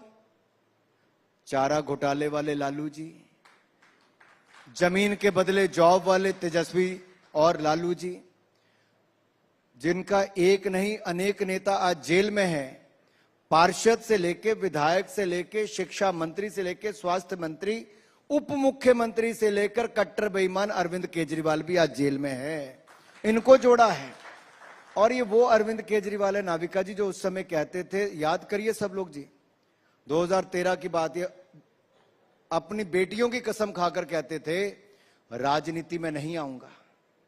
फिर आए, फिर कहा कांग्रेस से हाथ नहीं मिलाऊंगा। पता नहीं हाथ तो कितना मिलाया, गले जरूर लगाया है। और ऐसा गठबंधन बनाया है कि चोर चोर मुसेरे भाई एक ही मंच पर इकट्ठे होकर नजर आए हैं। आप मुझे बताइए, शीश महल घोटाला तो किसी और ने नहीं, ये आपका ही चैनल का बहुत बड़ा काम है जो आपने इनके भ्रष्टाचार को उजागर किया। आपके एक नहीं तीन पत्रकारों को धक्के देकर आम आदमी पार्टी ने अपने दफ्तर से निकाला था नाविका जी। आज आप वो सवाल नहीं पूछती हैं, लेकिन देश याद रख रहा है। मुझे बिल्कुल याद है, हमने आपकी पत्रकार भावना गई थी, आपको याद होगा, पंजाब के उपचुनाव में जलंधर में गया, इन्होंने कहकर आपका रिपोर्टर बुलाया, लेकिन एक महिला पत्रकार को जिस तरह से अपमानित आम आदमी पार्टी ने किया, लॉकअप में रखा, बेल मिलने के बाद भी 24 घंटे लगे छोड़ने के लिए, शौचालय तक उनको इस्तेमाल नहीं करने दिया। आप सोचिए महिला पत्रकार के साथ क्या दुर्व्यवहार किया होगा। ये लोग आएंगे साथ साथ, ये भ्रष्टाचार के दलदल में डूबे हुए लोग हैं, इनके पास अपनी उपलब्धि कोई नहीं जाने के लिए। मैं तो कहता हूं आप आइए, अपनी उपलब्धियों के साथ हमारा मुकाबला कीजिए, लेकिन इनके पास उपलब्धि कोई नहीं। सुबह गाली मोदी जी को, शाम को गाली मोदी जी को, रात को गाली मोदी जी को, अब तक 120 गालियां निकालने का रिकॉर्ड बनाया है। अब शब्द कहे हैं, लेकिन देश की जनता की ताकत देखिए, जितनी गाली इन्होंने निकाली है उतनी बड़ी जीत नरेंद्र मोदी की हर बार करके दिखाई है। अनुराग ठाकुर जी, भावना किशोर के साथ जो हुआ और जो जंग हमने लड़ी, हम खूबी उसे जानते हैं। मैं ये नहीं कह रही कि जो तब हुआ हम उस पर कायम नहीं है। शीश महल की जो बड़ी स्टोरी थी वो टाइम्स नाउ और टाइम्स नाउ नव भारत ने की थी, लेकिन सवाल यह है कि टाइमिंग ऑफ अरेस्ट। चुनाव से पहले आप हेमंत सोरेन को जेल में डाल देते हैं, झारखंड के मुख्यमंत्री थे। आप चुनाव से पहले अरविंद केजरीवाल को जेल में डालते हैं, दिल्ली के मुख्यमंत्री हैं। एक ने रिजाइन कर दिया जेल जाने से पहले, एक ने अभी रिजाइन नहीं किया जेल जाने के बाद भी। लेकिन समय और टाइमिंग ये महत्व रखते हैं। कहीं आप विपक्षी आवाज तो नहीं दबा रहे? भारतीय जनता पार्टी वो राजनीतिक दल है जिसने जनसंघ के समय से लेकर अब तक अभिव्यक्ति की आजादी की लड़ाई लड़ी। इंदिरा गांधी की इमरजेंसी के खिलाफ अगर कोई राजनीतिक दल खड़ा हुआ था तो उस समय भी हम थे, और आज भी अभिव्यक्ति की आजादी, फ्रीडम ऑफ स्पीच के हम पक्षधर हैं और आगे भी रहेंगे, इस बात का मैं आपको विश्वास दिलाता हूं। जहां तक बात आती भ्रष्टाचार के खिलाफ क्या करना है, चलिए मैं आपके करोड़ों दर्शकों से तो यहां नहीं पूछ सकता, लेकिन इस हॉल के अंदर जितने बुद्धिजीवी बैठे हैं आप सबसे पूछता हूं कि भ्रष्टाचार के खिलाफ लड़ाई होनी चाहिए कि नहीं होनी चाहिए? क्या भ्रष्टाचार के खिलाफ कार्रवाई होनी चाहिए कि नहीं होनी चाहिए? अगर होनी चाहिए तो टाइमिंग क्या होता है? जिस देश में चुनाव एक साल में 8-8 राज्यों में आते हैं, आप मॉडल कोड ऑफ कंडक्ट में घिरे रहते हैं। हम वन नेशन वन इलेक्शन करवा के देश के हजारों करोड़ रुपया बचाने की बात करते हैं, उसका विरोध ये सारे राजनीतिक दल करते हैं, क्योंकि उनको पता है इलेक्शन कोड ऑफ कंडक्ट लगा रहेगा तो नाविका जी जैसे लोग सवाल पूछेंगे, अरे भाई इलेक्शन आने वाला था, कार्रवाई क्यों की? अब मैं याद करूंगा, मध्य प्रदेश का चुनाव हो तब कार्रवाई करो, छत्तीसगढ़ का हो तो कार्रवाई करो। क्या करें नाविका जी? महादेव ऐप घोटाला भूपेश बघेल ने किया था, छोड़ देते हैं? चुनाव के समय उन पर अब भी कार्रवाई हो रही है, अब भी हो रही है। और देखिए हुआ क्या है, मनीष सिसोदिया जी जेल में गए, क्या उस समय कोई चुनाव था? सत्येंद्र जायल जी जेल गए, क्या कोई चुनाव था? संजय सिंह जेल में गए, क्या कोई चुनाव था? इनके पंजाब के स्वास्थ्य मंत्री 2 महीने में सरकार बनने के भ्रष्टाचार के चलते इस्तीफा देना पड़ा।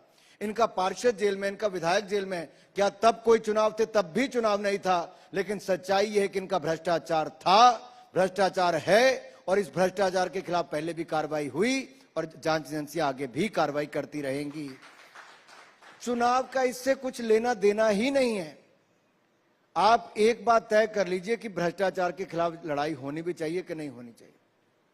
हमने वायदा किया था देश से कि कांग्रेस के भ्रष्टाचार के खिलाफ हम जंग लड़के आए हैं। देश को कहा था मोदी जी ने, ना खाऊंगा ना खाने दूंगा। 10 साल के बाद मैं मोदी सरकार का मंत्री आपके सामने खड़ा होकर कहता हूं, 10 पैसे का आरोप भी भ्रष्टाचार का कोई मोदी जी पर नहीं लगा पाया।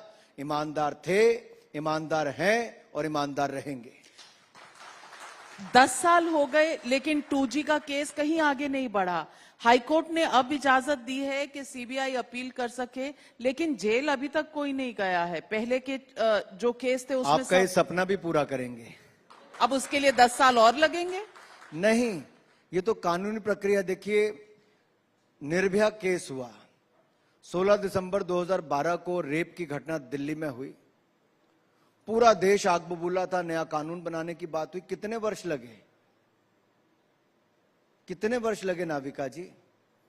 2-3 वर्ष लगे। 2-3 वर्ष, 8 वर्ष लग गए मुझे लगता है उसके बाद भी। लेकिन जो कानूनी प्रक्रिया वो अपना काम कर रही है। लेकिन मैं आपको थोड़ा सा पीछे ले जाना चाहता हूं।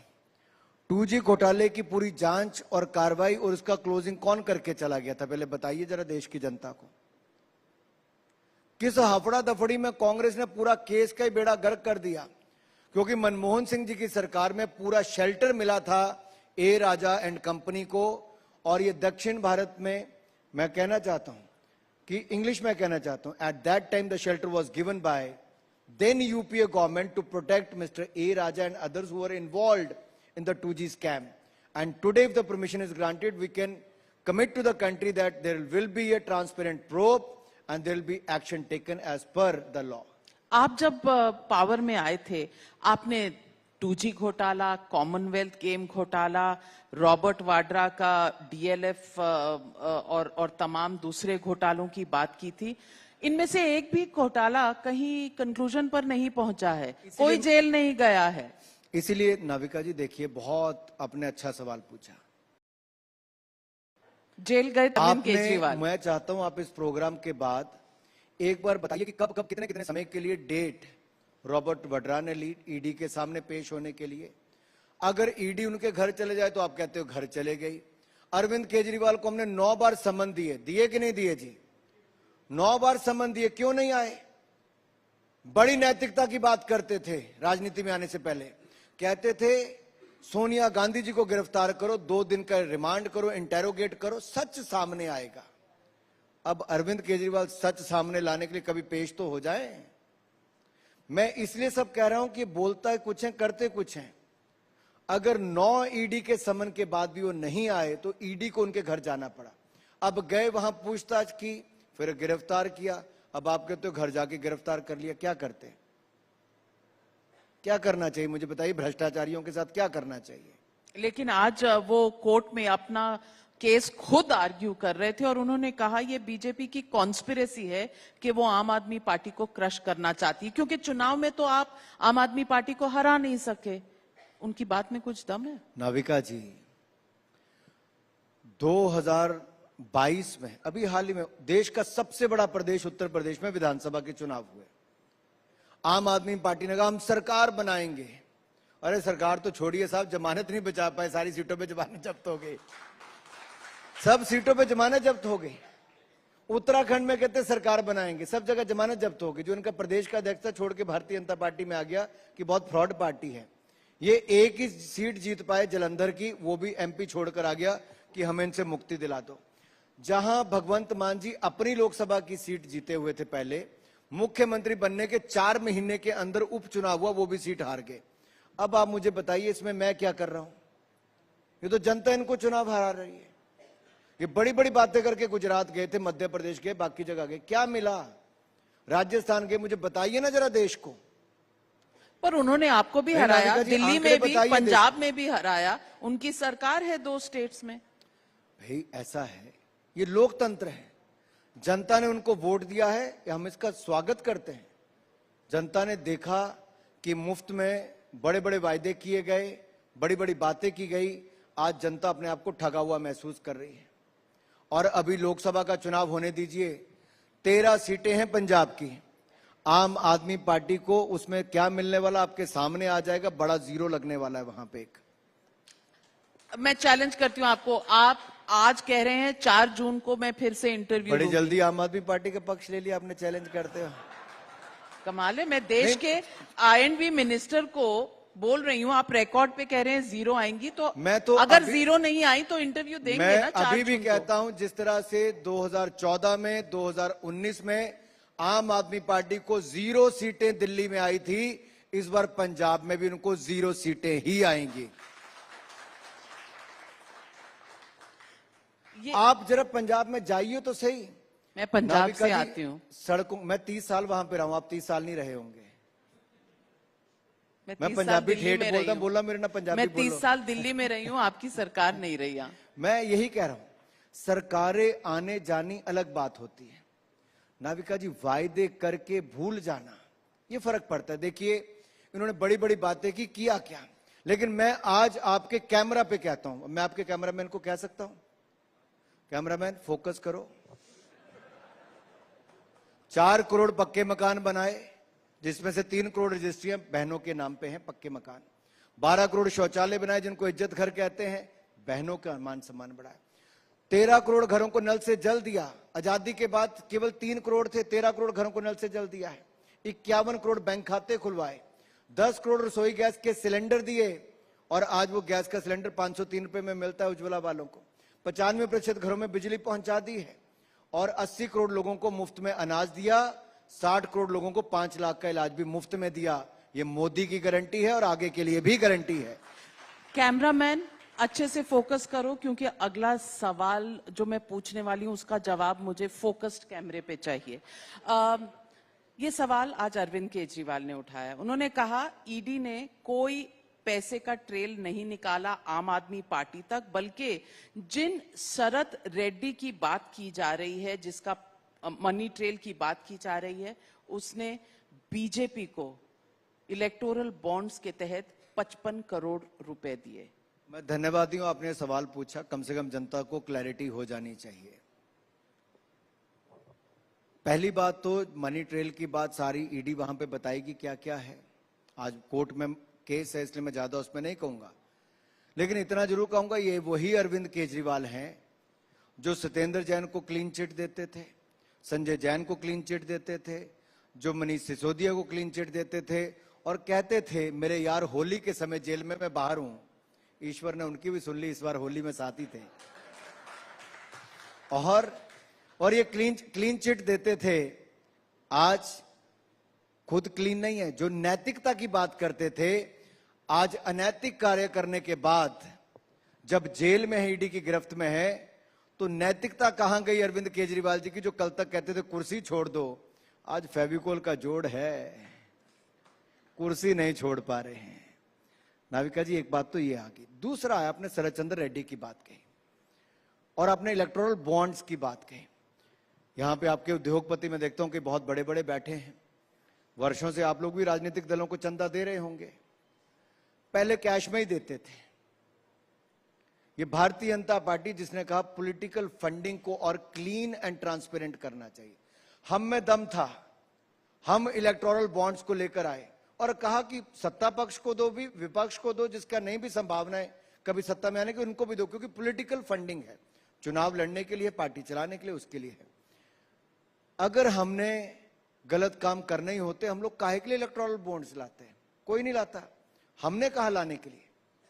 और जब सुप्रीम कोर्ट ने कहा, हमने कहा बिल्कुल सच सामने आना चाहिए। आपने देखा हमारे पास 303 सीटें हैं, 18 राज्यों में सरकारें हैं, उसके बावजूद हमारा चंदा मात्र 6000 करोड़ है।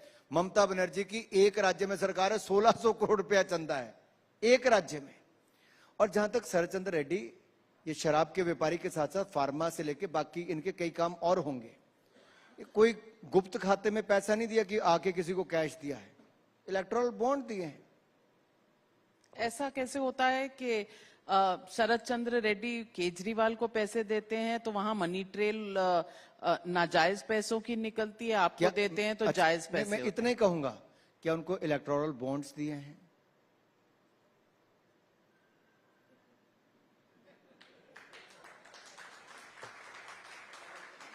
कैमरा सवाल ये भी है, शरद चंद्र रेड्डी की बात को अगर मैं आर्ग्यूमेंट को आगे लेकर जाऊं तो लिकर स्कैम के बारे में कहा जाता है। सुप्रीम कोर्ट ने जो वर्डिक्ट दिया उसके बाद विपक्ष कह रहा है कि ये इलेक्टोरल बॉन्ड भी एक सबसे बड़ा स्कैम है। इस पर क्या जवाब? मुझे लगता है जब 10 वर्षों की मोदी जी की उपलब्धियों के सामने विपक्ष बौना नजर आता है, तर्क खत्म हो जाता है, नाम बदलकर भी जनता उनको स्वीकार नहीं करती है, तब फिर एक बार झूठे आरोपों की बौछार होती है। मैं इतना ही कहूंगा, 2001 से 2024 तक जितना इन्होंने अपशब्द, अभद्र भाषा का प्रयोग, अशोभनीय शब्द कहे, वो सारे मोदी जी के पक्ष में ही गए। झूठ के पांव नहीं होते। और विपक्ष आज भी जितना मर्जी प्रयास कर ले, दुनिया के सर्वाधिक लोकप्रिय नेता पिछले 4 वर्षों से भारत के प्रधानमंत्री नरेंद्र मोदी हैं। और आज जब दुनिया कोविड के संकट में थी, तब कहती थी भारत में भूखमरी और महामारी से मर जाएंगे। आज मैं गर्व के साथ कहना चाहता हूं, नेता ईमानदार था और हमें अपने नेता से पूरी उम्मीद थी, तो आज महामारी से भी बचाया, भूखमरी से भी बचाया। और आज दुनिया कहती है उम्मीद कहीं दिखती है तो मोदी में, उम्मीद कहीं दिखती है तो भारत में। सवाल यह है कि आपके पास इतना बड़ा अलायंस पार्टनर है ईडी और सीबीआई का, कि लोग कहते हैं कि आप रेड करवाते हैं किसी एजेंसी से और उसके कुछ हफ्तों बाद, कुछ महीनों बाद आपके अकाउंट में इलेक्टोरल बॉन्ड्स आ जाते हैं। अब जस्ट बिकॉज वो इलेक्टोरल बॉन्ड्स हैं तो वो जायज हैं ये, या ये कहीं ना कहीं डर और धमकाने का? ऐसा है, एक अलग कार्यक्रम में माननीय अमित शाह जी ने बहुत क्लैरिटी के साथ बताया था कि बिल्कुल झूठे आरोप में कोई सिर पैर ही नहीं है, कोई दूर दूर तक लेना देना ही नहीं है। चुनाव के समय चंदा है और हमें नहीं, सभी पॉलिटिकल पार्टीज को आया है। और ये बिल्कुल झूठे आरोप हैं, मैं आपके चैनल पे कर, बिल्कुल झूठे आरोप हैं जिनका एक भी कोई तर्क और तथ्य नहीं दे पाया। राहुल गांधी ने भारत जोड़ो न्याय यात्रा की और मणिपुर से महाराष्ट्र तक गए। महाराष्ट्र में बड़ी इंडिया अलायंस की रैली भी हुई। मैं पूछना चाहती हूं कि कहीं आप ऑपोजिशन को अंडर एस्टिमेट तो नहीं कर रहे? नहीं, कम से कम मुझे खुशी इस बात की है, विदेश यात्रा की बजाय आजकल भारत यात्रा भी कर रहे हैं। नहीं तो हम तो विदेश यात्रा की कहानी आपके माध्यम से सुन रहे थे। प्राप्त क्या हुआ? अल्टीमेटली तो रिजल्ट आता है। मध्य प्रदेश से गुजरी, मध्य प्रदेश हार गए। छत्तीसगढ़ से गुजरी, छत्तीसगढ़ हार गए। राजस्थान से गुजरी, राजस्थान हार गए। अब पूरे देश में गुजरी, आप समझ रहे हो क्या क्या हारने वाले हैं। लेकिन कहीं ना कहीं अगर सारी पॉलिटिकल पार्टीज एक प्लेटफॉर्म पर ये कह रही हैं कि बीजेपी कहर बरसा रही है, ऑपोजिशन को जिंदा ही नहीं रहने देना चाहती, और तमाम वो एजेंसियां, तमाम वो अपने पावर का इस्तेमाल कर रही हैं, तो कहीं ना कहीं बीजेपी डरी हुई है। क्या बीजेपी डरी हुई है? मैं पहली बात तो आपको कह दूं नाविका जी, ईडी, सीबीआई और जांच एजेंसियां स्वतंत्र हैं और ये भ्रष्टाचार करने वालों के खिलाफ कार्रवाई करती हैं। ये पॉलिटिकल सिनेरियो क्या है, कहां चुनाव है कहां नहीं, इस पे उनको कोई फर्क नहीं पड़ता है। ये अपने सबूतों के आधार पर, अपने समय सारणी के आधार पर कार्रवाई करती हैं। पहली बात तो ये, इसका हमसे दूर दूर तक कोई लेना देना नहीं, स्वतंत्र है। हाँ, दूर दूर तक कोई लेना देना नहीं, क्योंकि आपके नेताओं के यहाँ तो जाती नहीं, इसीलिए दूर दूर तक कोई घोटाला करेगा तो जाएंगे, करेंगे नहीं तो क्यों आएंगे। पहली बात है। दूसरा आपका सवाल क्या था? ये आपके पार्टनर है सबसे बड़े। नहीं, वो तो मैंने कह ही दिया। नहीं तो सवाल तो यही है कि आप उनकी आवाज बंद करना चाहते हैं और आपके आरोप लगाए हुए लीडर्स अगर आपकी पार्टी ज्वाइन कर लेते हैं तो वहां जाना बंद हो जाता है। नहीं, ऐसा नहीं है नाविका जी। कोर्ट में केस जब चलते हैं, उसका ट्रायल होता है, उस पर सबूत दिए जाते हैं, उसका निर्णय आता है। और भारत के लोकतंत्र में हमारी जो पूरी व्यवस्था है, इसमें कोर्ट्स एक ओपन, कोई भी जा सकता है, आप में से कोई जा सकता है, कोई और भी जा सकता है। आप मुझे बताइए, इन्हीं कोर्ट्स में जाके अरविंद केजरीवाल जी ने आज तक कितनी बार जो झूठे आरोप लगाए उस पर कितनी बार माफी मांगी, बताओ? मानहानि के दावे तो कई बार उन्होंने माफी मांगी है, नितिन गडकरी जी से, अरुण जेटली जी से, विक्रमजीत मजीठिया जी से, बाकियों से। ऐसे 5 लोगों के नाम मैं कम से कम गिना सकता हूं। जो व्यक्ति बोलता ही झूठ है, फिर कोर्ट में जाके माफी मांगता है, जनता के दरबार में उसका चेहरा पहले बेनकाब हो चुका है। सबसे बड़ा झूठा अगर दुनिया में कोई है तो उनका नाम श्रीमान अरविंद केजरीवाल है। लेकिन और मैं क्या नहीं, सबूत है आपके आपका पास? रिकॉर्ड कहता है। नहीं, सबूत क्या है? सबूत क्या है? कोई मनी ट्रेल अरविंद केजरीवाल तक मिली? नाविका जी, अब चैनल पे मेरा काम नहीं है, ईडी सीबीआई का काम है। अगर यही था तो मनीष सिसोदिया जी जेल में है कि नहीं है? शराब घोटाले में है। कविता जी जेल हैं, शराब घोटाले में है। संजय सिंह जी जेल में है, शराब घोटाले में है। अब इनके कौन कौन से घोटाले सत्येंद्र जैन से लेके बाकी सब आपके पास हैं। अगर ये जेल में है, कोर्ट में जाने के बाद भी इनको कोई राहत नहीं है, तो इसमें मैंने कुछ करना है कि कोर्ट ने करना है? मैं और आप तो एक चैनल पे डिसाइड नहीं कर सकते किसको बेल मिलनी, किसको जेल मिलनी है। कानूनी प्रक्रिया है और देश का कानून तय करता है। ये अनुराग ठाकुर, नाविका कुमार जी तय नहीं कर सकती।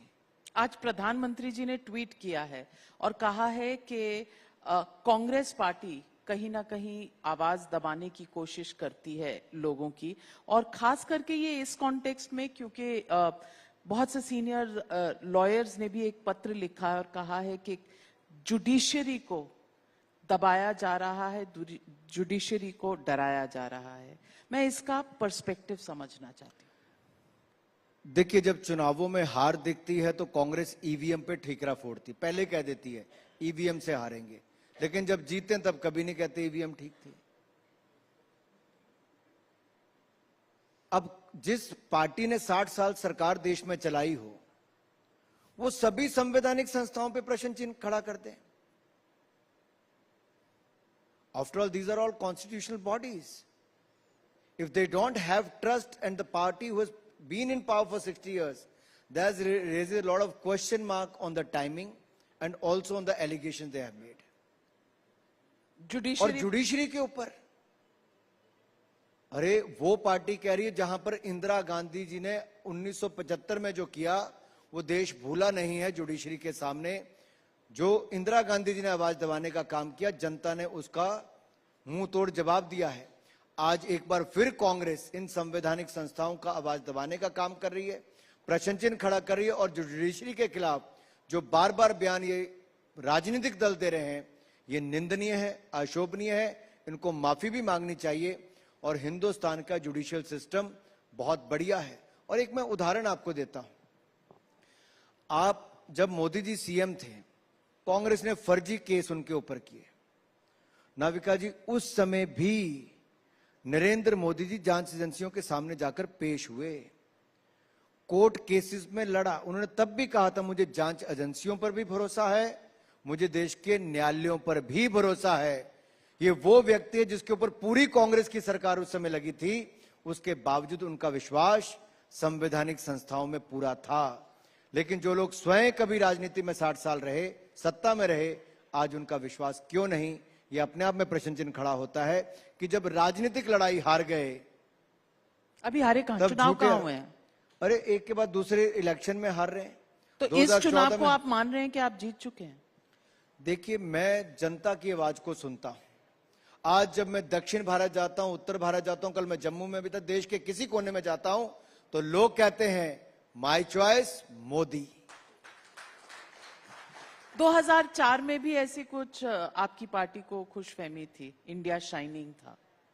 देखिए, गलतफहमियां तो आप लोग कई बार पैदा करते हैं। 2014 में भी की आपने, 2019 में भी की। आप लोग 2014 में कहते थे भाजपा पूर्ण बहुमत, 200 आ जाएगा तो बड़ी बात हो जाएगी। नाविका जी 282 जीती, पूर्ण बहुमत।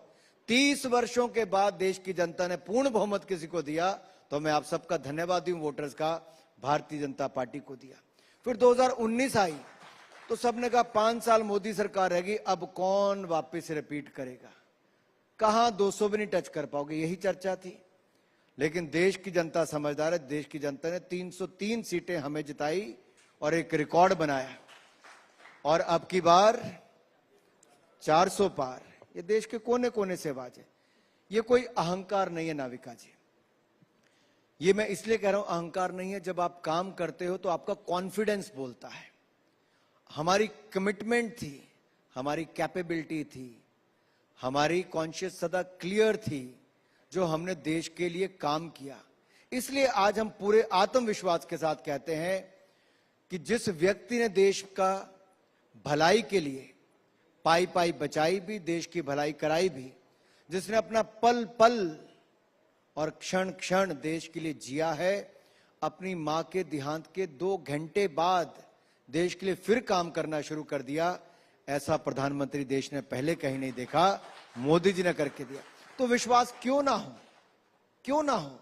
ईमानदार सरकार हो, उपलब्धियों भरा आपका 10 वर्ष का कार्यकाल हो, दुनिया में योग से लेके आयुर्वेद आपने दिया हो, इंटरनेशनल सोलर अलायंस दिया हो, ग्लोबल बायोफ्यूल अलायंस दिया हो, इंटरनेशनल बिग कैट अलायंस दिया हो, और यही नहीं G20 का सफल आयोजन किया हो, और अब 2030 में यूथ ओलंपिक्स और 2036 में समर ओलंपिक्स की भी कमर कस ली हो, तो 2036 तक यहीं रहेंगे भाई। मैं तो 2047 तक सोच रहा हूं, 2047 क्योंकि 2047 तक जो 25 वर्ष का कालखंड है, ये मोदी जी ने देश के लोगों को कहा है कि हमें जन भागीदारी से जन आंदोलन बनाना है।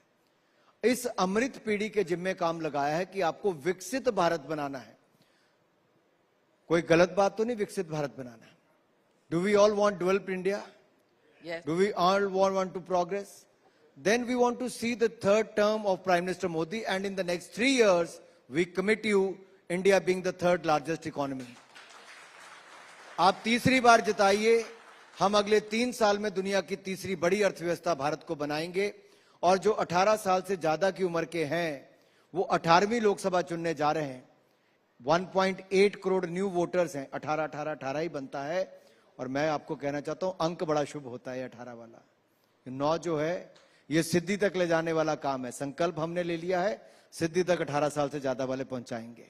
तो जो लोग कहते हैं कि अगर तीसरी बार भी मोदी आएंगे तो पुतिन बाबा जैसी हालत हो जाएगी भारत की, उन्हें क्या जवाब देंगे? देखिए, जब 1947 से लेकर 2014 तक कांग्रेस के 60 साल राज रहा, नेहरू गांधी परिवार की 4-4 पीढ़ियां राज करके चले गई, तब क्या हुआ जी? गरीब मां का बेटा देश का प्रधानमंत्री बने तो उनको स्वीकार नहीं है। ये कैसे चलता है नाविका जी? 2014 का चुनाव थे, उन्होंने कहा ये मोदी देश का चुनाव जीतेगा। ऐसे कहते थे लोग, कहते थे गंदी नाली का कीड़ा, नीच, और कहते थे चाय बेचने वाला है, क्या देश चलाएगा। लेकिन ये लोकतंत्र है भारत का। भारत की जनता ने देश बेचने वाली कांग्रेस को नकार दिया था, ईमानदार चाय बेचने वाले को देश का प्रधानमंत्री बना दिया। और आज उनकी ईमानदारी ही ये मोदी की गारंटी है कि ईमानदारी से सरकार चलाते हैं, नहीं चाहते वो बेईमानी को। राहुल गांधी कहते हैं कि आप पिछड़ों की मदद नहीं करते, आप किसानों की मदद नहीं करते, आप यूथ को जॉब्स नहीं देते, आपने कुछ सही किया ही नहीं है। अच्छा, वो आप ऐसे सवाल पूछता रहा करो, मुझे उपलब्धियां बताने का मौका मिलता है। नहीं, राहुल गांधी नहीं, राहुल जी पूछे तो मेरे लिए और अच्छा है ना। राहुल जी से बड़ा वरदान भाजपा के लिए क्या हो सकता है?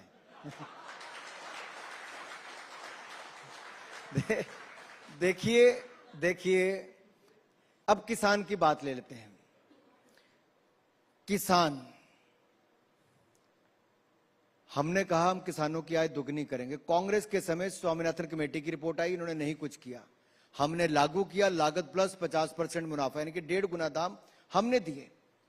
कांग्रेस ने 2004 से 14 तक 5.5 लाख करोड़ की खरीद की एमएसपी के अंतर्गत। मोदी सरकार ने 18,40,000 करोड़ की खरीद की है। सबसे बड़ा किसान आंदोलन भी आपके समय सुनिए ना नाविका जी, सुनिए, आंदोलन पर अभी लंबा सुनना पड़ेगा। 5.5 लाख करोड़ की खरीद की इन्होंने 10 साल में, हमने 18.5 लाख करोड़ की है। इन्होंने 27,662 करोड़ रुपया बजट था 2014 में, आज 1,25,000 करोड़ रुपए का कृषि बजट है भारत सरकार में। इनके समय ना किसान सम्मान था ना निधि थी। हमने 3 लाख करोड़ रुपया किसानों को किसान सम्मान निधि में दिया है, 6,000 रुपया साल का दिया है। इनके समय मुआवजा नहीं मिलता था फसल बर्बादी पे, हमारे समय 1,54,000 करोड़ रुपया मुआवजा मिला है फसल बीमा योजना के अंतर्गत। इनके समय कृषि की सिंचाई योजनाएं पूरी नहीं होती थी, हमने 15,511 करोड़ रुपया पिछले साल खर्च किया। इनके समय 7,30,000 करोड़ रुपया 2014 में बैंकों से मिला था किसानों को, हमने पिछले साल 21 लाख करोड़ रुपया दिया है, 3 गुना ज्यादा दिया। तो राहुल गांधी को कन्विंस क्यों नहीं करते? आप मुझे आंकड़े पूरे क्यों नहीं बताने देते? नहीं, पर आप राहुल गांधी को कन्विंस क्यों नहीं कर पाते? अब या तो मेरे आंकड़ों से आप आप मेरे आंकड़ों से बोर हो जाते हो, लेकिन सच्चाई यह है कि आंकड़े सच बोलते हैं। मैं कह सकता था मोदी सरकार ने बड़ा काम किया, आप कोई एक कांग्रेस का नेता यहां पर लाकर बिठाओ जो इतने आंकड़े दे जाए उपलब्धियों भरे। हमने काम किया, इसलिए जुबान पर हमारे आंकड़े हैं, और किसानों के लिए हमने लगातार काम किया है। क्यों नहीं कांग्रेस सम्मान निधि शुरू कर पाई? हमने तो नमो ड्रोन दीदी को लेकर बहनों को भी लखपति दीदी बनाया, 1 करोड़ बहनों को लखपति दीदी बना दिया और अगले 5 साल में 2 करोड़ बहनों को और लखपति दीदी बना देंगे। वहीं पे किसानों के लिए हमने नमो ड्रोन दीदी, यानी कि ड्रोन के माध्यम से आप पेस्टिसाइड्स और आप अपना खाद और यूरिया इसका स्प्रे कर सकते हो। किसान की लागत भी कम होगी, मुनाफा भी ज्यादा होगा। हमने ई नैम जैसी योजना लेकर आए, ई नेशनल एग्रीकल्चर मार्केट प्लेस, जहां मंडी में आप देश में कहीं पे भी माल बेच सकते हो। हमने 1 लाख करोड़ रुपया एग्रीकल्चर इंफ्रास्ट्रक्चर फंड के लिए लाए, जिनमें से 35,000 करोड़ हमने अब तक दे दिया है फंड बनाने के लिए। राहुल गांधी क्यों नहीं आपसे इंप्रेस हो रहे हैं? अरे राहुल गांधी जी वो हैं जो कहते हैं मैं आलू इधर से डालूंगा सोना उधर से निकलेगा, ये राहुल गांधी हैं। अब बताइए राहुल गांधी का मैं क्या जवाब दूं? कांग्रेस उसको झेल नहीं पा रही है तो आप क्यों झेल रही हैं? कांग्रेस बिल्कुल झेल रही है, उनके लीडर हैं, उन्होंने भारत जोड़ो मैं भी बहुत मान सम्मान करता हूं, बहुत मान सम्मान करता हूं मैं राहुल जी का।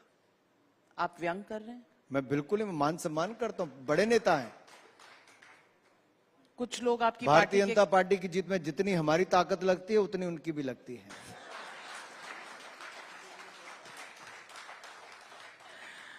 अनुराग ठाकुर जी, मैं आपसे पूछना चाहूंगी, आप कहते हैं आप अभी सवाल मेरा आपसे है, क्या राहुल गांधी जी अमेठी या रायबरेली से लड़ेंगे?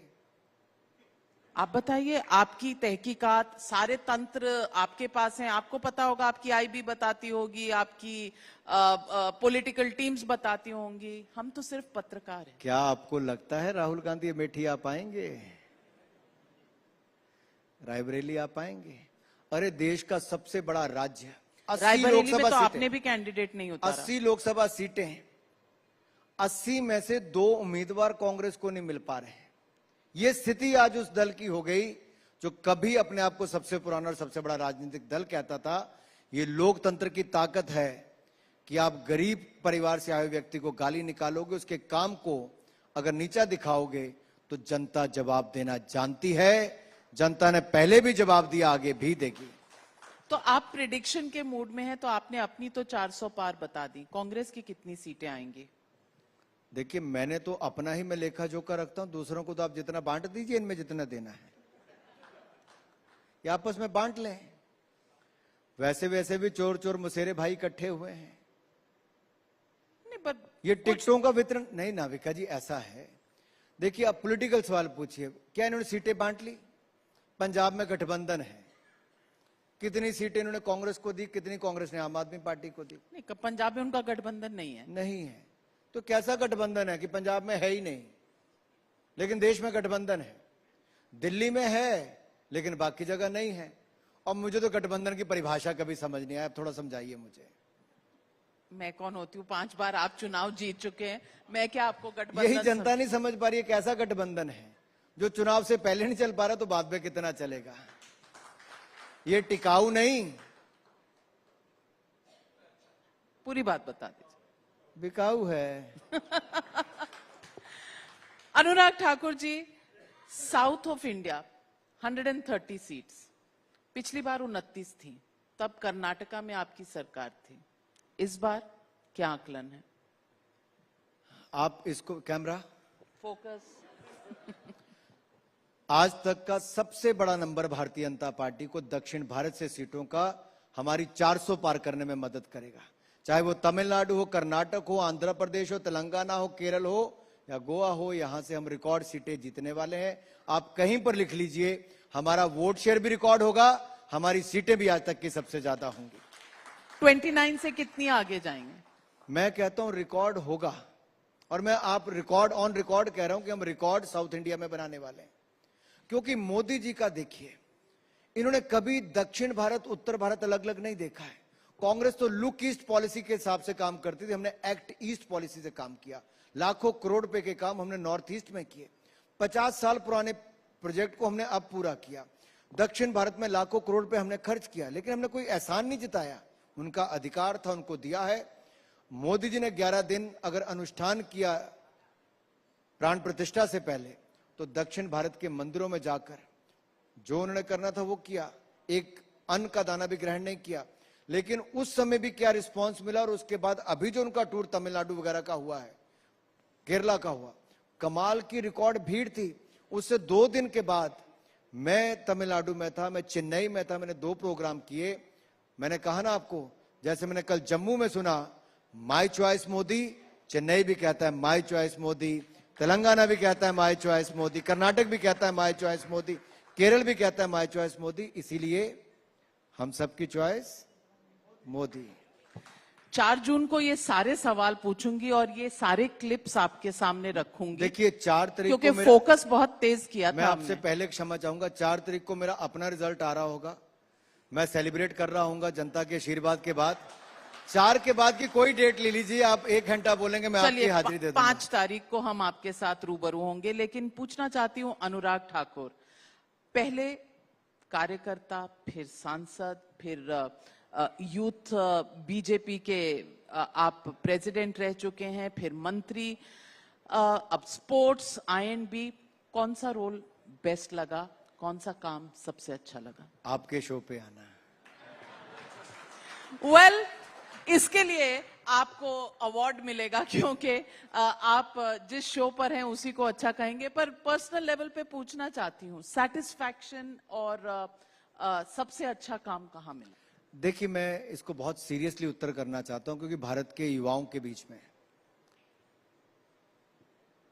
आपको कोई भी जिम्मेदारी मिले, छोटी हो बड़ी हो, काम कोई छोटा नहीं होता।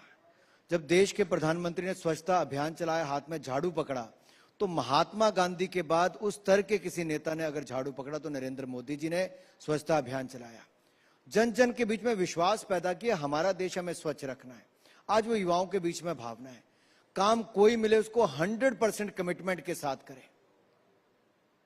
मैंने अपना 100% देने का प्रयास किया। मैं कहीं पर भी रहा, BCCI में रहा, IUA में रहा, मंत्रालय फाइनेंस में रहा, या यूथ में, या I&B में, मेरी जो क्षमता है मैं उतना काम करता हूं। और इतना आज आपको वायदा कर रहा हूं, I stand committed for the progress of the country, I stand committed for the nation building process, I will be always there. आगे भी, आज भी समर्पित था, आगे भी समर्पित रहने वाला। Anurag Thakur, thank you very much for joining us on the Times Now Summit. Ladies and gentlemen. आज नाविका जी वैसे अनस्टॉपेबल थी। सुबह से मैं टाइम्स नाउ देख रहा हूं, नाविका जी रुक ही नहीं रही। Well, India is unstoppable under Prime Minister Modi, as you said, so Times Now is also unstoppable. Thank you very much, Mr. Anurag. Thank you, Mr. Thakur and Navika, for that powerful discussion. Our final session of the day is with a talented persona, an all-rounder, a national award-winning actor, entrepreneur for the beauty label Hyphen, The Tribe, and a producer at the Blue Butterfly Films, which is her own venture. And she, ladies and gentlemen, is here today as a part of a film that's a perfect mix of comedy, fun, drama, and of course, a very seasoned crew. It's a charming journey of 3 protagonists aimed to both entertain and inspire audiences. And Madhav, who are we talking about? Well, to talk on the topic of steering success, navigating with the ideal crew, please join us in welcoming on stage Kriti Sanan, and she will be in conversation with Padmaja Joshi.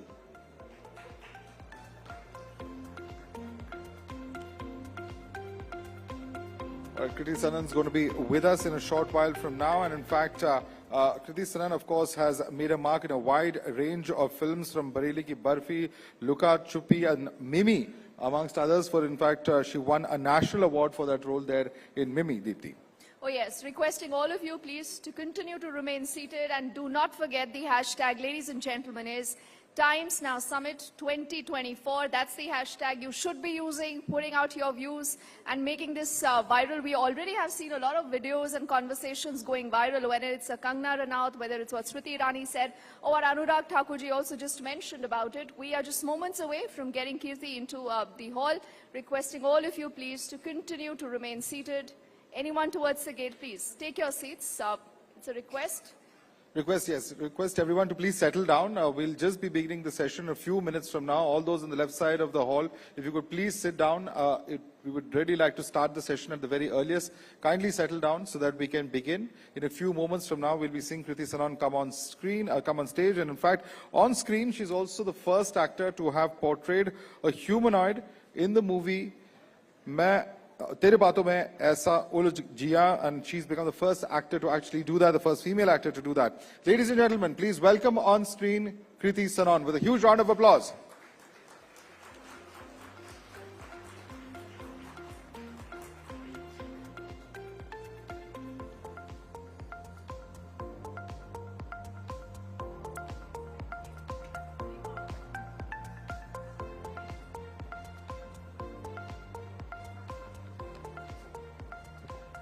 You know, I have to say, I suddenly realize it does nothing for your self-confidence to walk in with somebody who's towering above you, looking very stunning. To be honest, you're in flats, I'm in heels. Otherwise, we might be matching height for a change. Well, being able to wear those heels is a life skill in itself. So, well, props to you for that. Yeah, that's true. Kriti Sanon is here with us. She's had a spectacular year already, and we're only in March right now. So you've had Teri Baaton Mein Aisa Ulja Jia, you have gone viral with your songs, you already have another film coming out, Crew, and you have managed to become an entrepreneur and producer as well at the ripe old age. I won't tell you what her age is, but let's just say she's fairly young only now. What are you on? Like, what are you trying to do over here? You are making 2 films just at the beginning of the year, and you're running a business on the side also, you're a producer also. What's going on with you, Kriti? I'm basically hyphening everything to my life that I like, that I'm passionate about, and nicely plugging my brand in also. Yeah, I think I've always felt like there is no end to dreams, you know. You should just like find your passions, find things that you really love doing, and follow them, and hopefully make a career out of them, because that's when it doesn't feel like work every day. Every time someone used to ask us, you know, while we were growing up, aapko kya banna hai? You know, aap bade hoke kya banna chahoge? Or even your occupation, you know, and you just have to normally fill one thing and say one thing. And I was like, why?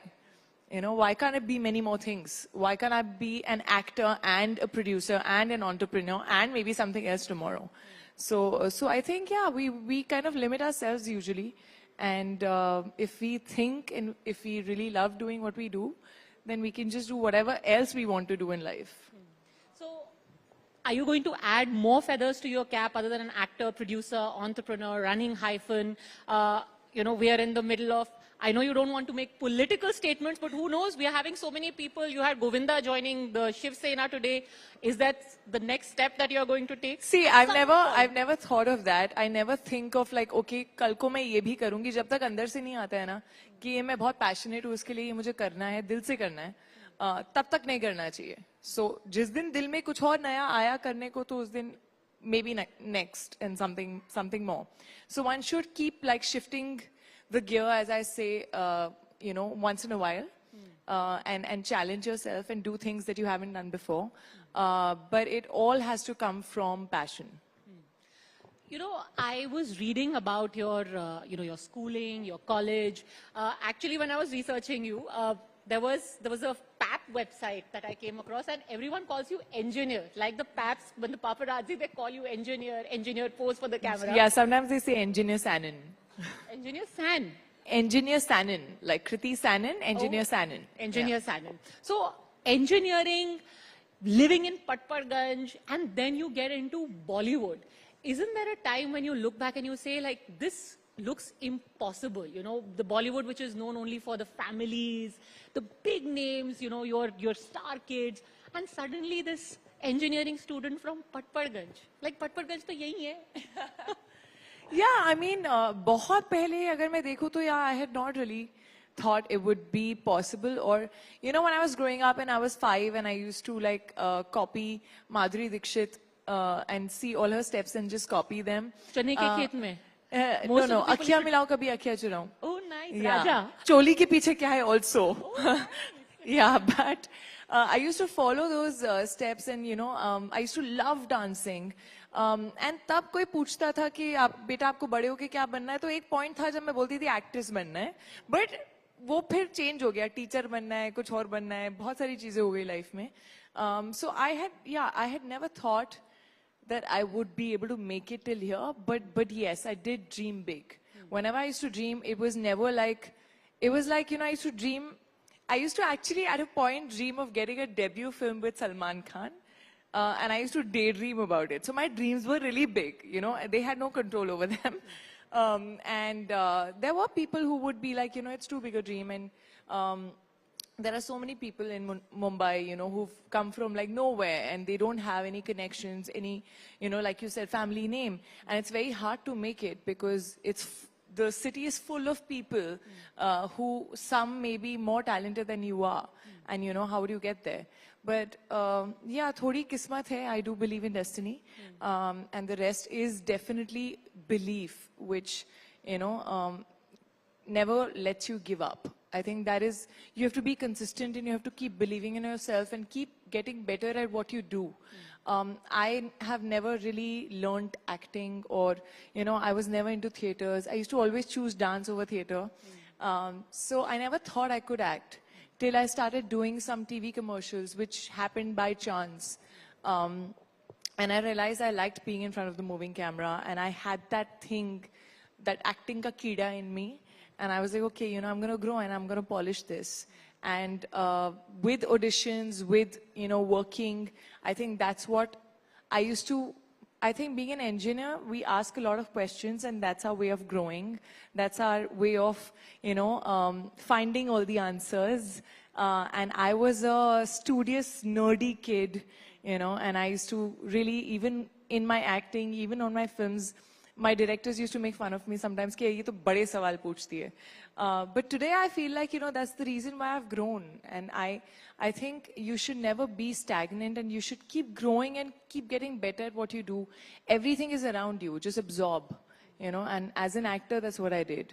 So yeah, back then, that Kriti, I also didn't know if she would be here today, sitting in front of you, in front of all these lovely people. But yeah, never give up, I would just say that. You know, the film that your release coming up next, you've got like legends working with you. We were just talking earlier that it's almost like, you know, there are like 3 women who have been so successful in like 5-6 years apart. I mean, there's Tabu, there's Kareena Kapoor Khan, and then there's you. What was it like to work with both of these ladies? You're coming on the back of your own successes, and they are also bringing a whole lot of their own, you know, history with them onto the film set.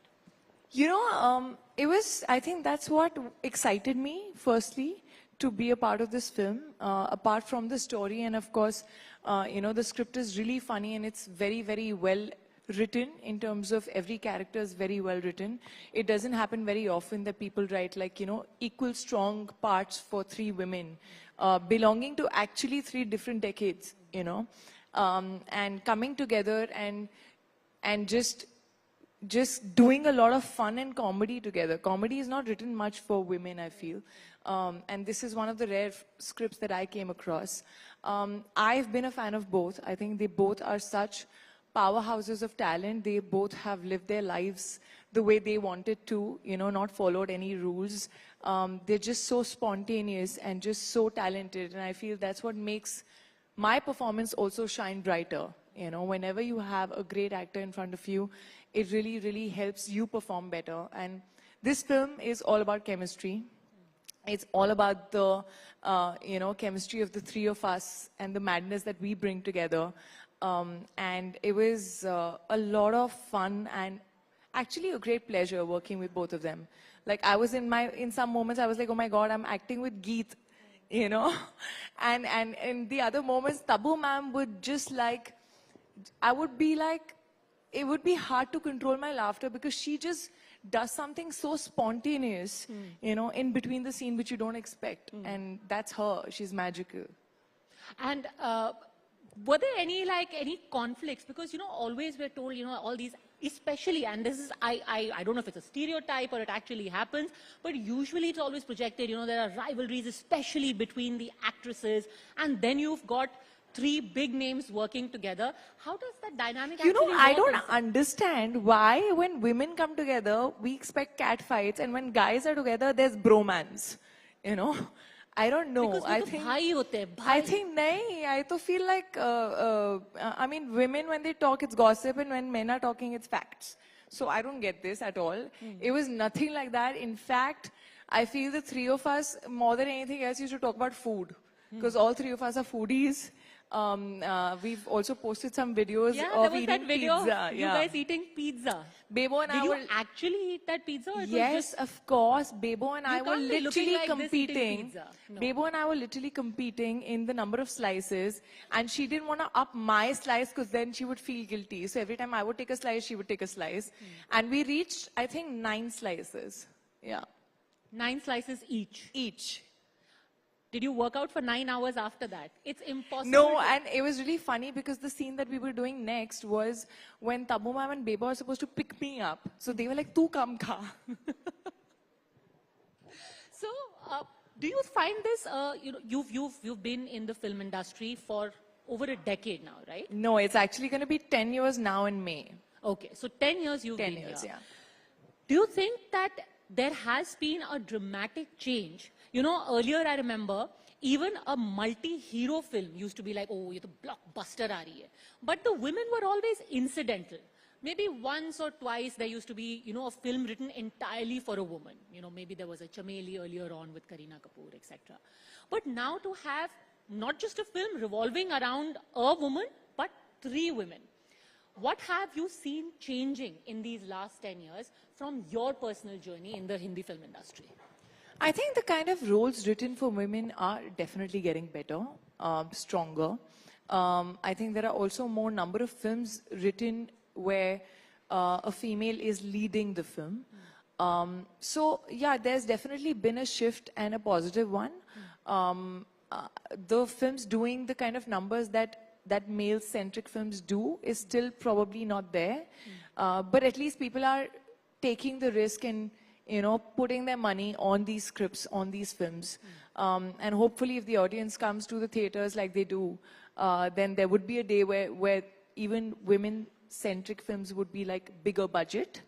But yeah, definitely I feel there's been more material. There's also been women choosing stronger roles and not wanting to do just the song and dance and be happy with it. Of course, you can also do that. I love dancing, you know, but sort of mixing it up with doing stuff that you really, really dig your teeth in and, you know, you really go deep into.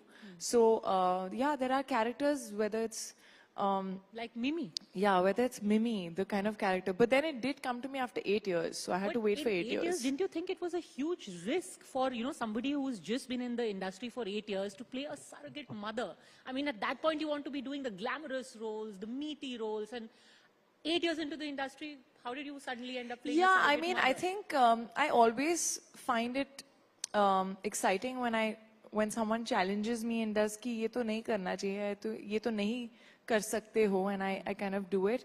When I was doing Bareilly Ki Barfi also, people were like, you don't look like this small town girl, how are you going to fit into it? You know, you're more of a glamorous urban girl, but that's how they'd seen me, you know. So that was exciting to break the mold. With Mimi, there were people who were like you're saying, you're so young, you know, why would you want to play a mother? And also, why would you want to do a film with, you know, from such a small town? And surrogacy as a subject is taken as something very serious. So there were people and there were friends who were like, "Arey, tum to bahut arty ho gayi ho," you know. And little did they know that the film actually had so much comedy and so much heart into it. And that's what attracted me to it. So I was actually excited because I was looking for something like that. I was hungry as an actor. I wanted a film where, you know, I could have that graph of showing so much that I could do, you know. I always say कि घड़ा जितना बड़ा होता है उतना ही भर सकते हैं. तो अगर मेरा कैरेक्टर मुझे इतना ही देगा तो मैं इतना ही कर सकती हूँ. अगर वो ज्यादा देगा तो मैं ज्यादा कर सकती हूँ. So I was actually looking for that ज्यादा बड़ा वाला घड़ा. You know, and Mimi happened at that point. But I always believe that everything happens at the right time for a reason, for good. So maybe that film came to me when I was actually ready. And look at the dividends it paid off to win a national award, again at such a young age. Congratulations for that, by the way. Thank you so much. Thank you. What was it like, you know, when you're rubbing shoulders winning a national award, started out to be an engineer. What did your parents say? I always find these stories the most interesting. Your mother's been a professor, your father's a chartered accountant, and there you are getting a national award. What was their first reaction like? I mean, when they got to know that I had won a national award, I feel like that moment when I told them was probably my most surreal moment, I would say. Because the pride that I saw in their eyes, you know, those happy, watery eyes. I think every child wants to see that kind of pride in their parents' eyes. My mother was in a salon when I told her that I'd won a national award, and she firstly couldn't believe it, and she thought it was a prank. And then when she actually believed, she came like in wet hair, and she literally, I was in a meeting, and she literally came dancing like that, you know, and then we all celebrated with just like family and few friends. They accompanied me to the Rashtriya Bhavan, yeah, Vigyan Bhavan, when I won the award, and they saw me win it, you know. And that moment of them sitting there, you know, of me before my award came, I was constantly looking, kahan baithe, kahan baithe. You know, those precious moments are what you do everything for. So, yeah, that is something jo ek picture की तरह मेरे दिमाग में है जो हमेशा रहेगी. As an outsider, how different is your experience when you speak to your contemporaries now who have been, you know, maybe to the manner born, if they are, say when you speak to a Kareena Kapoor Khan, how different was your experience? Has it changed at all? We hear a lot of stories, or rather just read the stories of how people have struggled, etc. How difficult was it for you to break in? I always believe that everyone has their own journey and their own pressures, you know. So my first film was Heropanti, which was with a star kid, Tiger Shroff. We both were getting launched together, but we both had different pressures, you know, where he had the pressure of being compared to his father. I had the pressure of, I hope people notice me and I hope people know my name, where people know his name before he's even launched. And I was like, I hope people do know my name at some point, and I hope I get my second film, and I hope I get my third film, you know, and I hope I'm here to stay. So there are different pressures that everyone goes through. I think eventually talent is what you know, sticks through. And yes, being an outsider, of course, it takes a while for people to know your name, to match your name to your face. For the longest time, they were like, "Arey, wo Tiger Shroff ki film mein aayi thi," you know, at the airport. That's how they used to address sometimes. The kids of Ashwini Iyer Tiwari, my director of Bareilly Ki Barfi, they used to call me Tiger Didi back then. Tiger Didi? Yeah, because they didn't know my name. That's what I'm saying. It takes a while for people to register who you are when you don't come from a film background.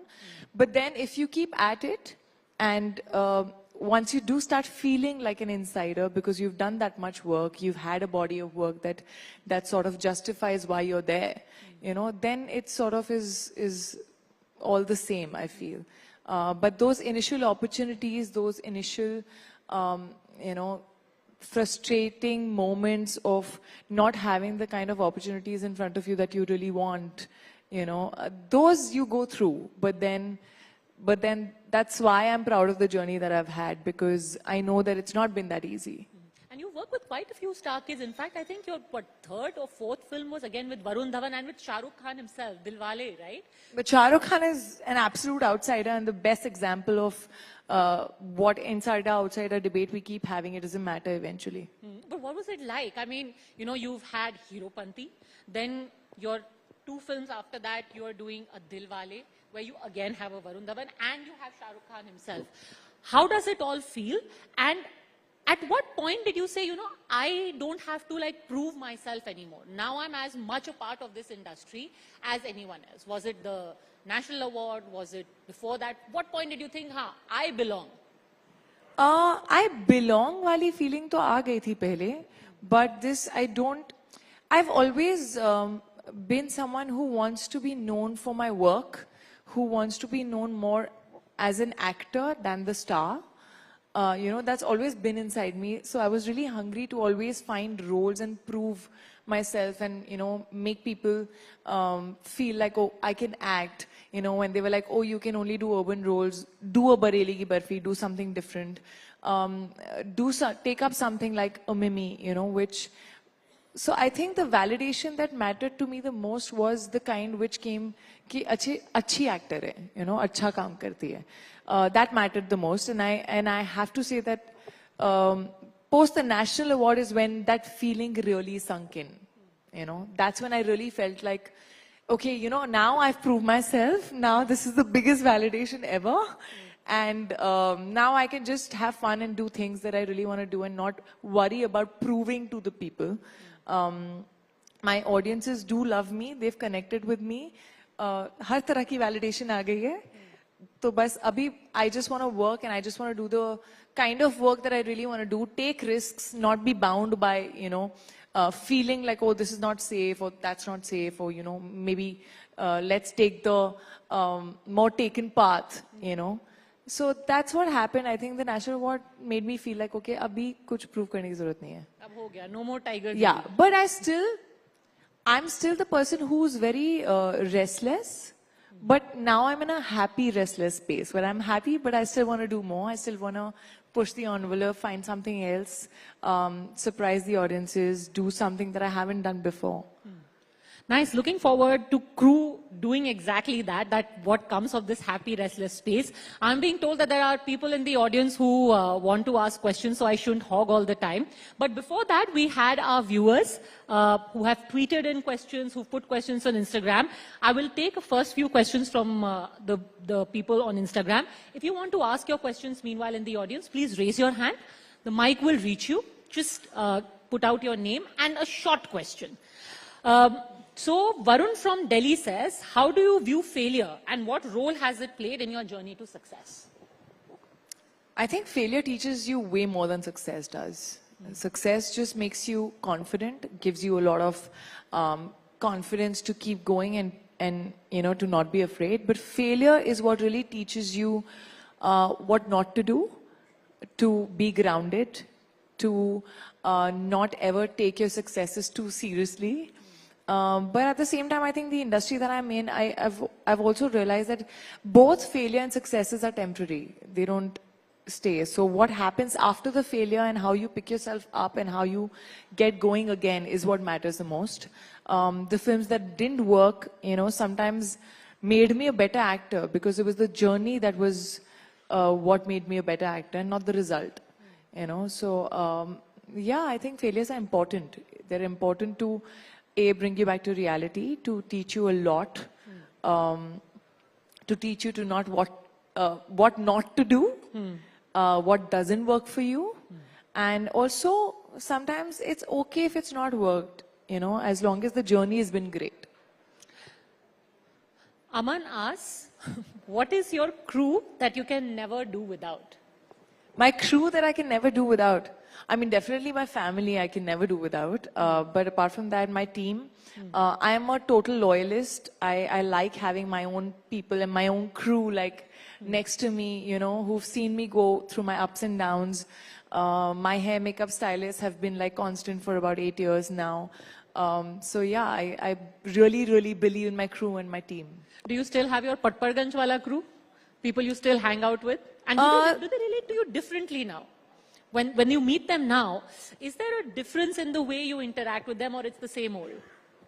There are some people who it's the same with every time, and there are some people who you see change through, with time and who now behave differently with you and they treat you as the star and not the person that they used to know. But I think I like being in touch with the people who I feel like are still the same. I have two of my best friends from college who I always make a point that I meet them. This is the only trip that I've made to Delhi and not met them, and they will kill me, I know. But yeah, they've been exact same with me, through my journey. Their behavior has not changed one bit, and that's what I love. I love that our girls' night that happens is still the same. I'm still the first one to pass out, and nothing has changed. What are the two things that you always do when you come to Delhi? Everyone has some things about Delhi which you can never get in Mumbai? There'll be like, you know, the golgappe is not the same, or the chaat masala is not the... So what are the two things you're like, Delhi jaake ye do to karne hi karne hai?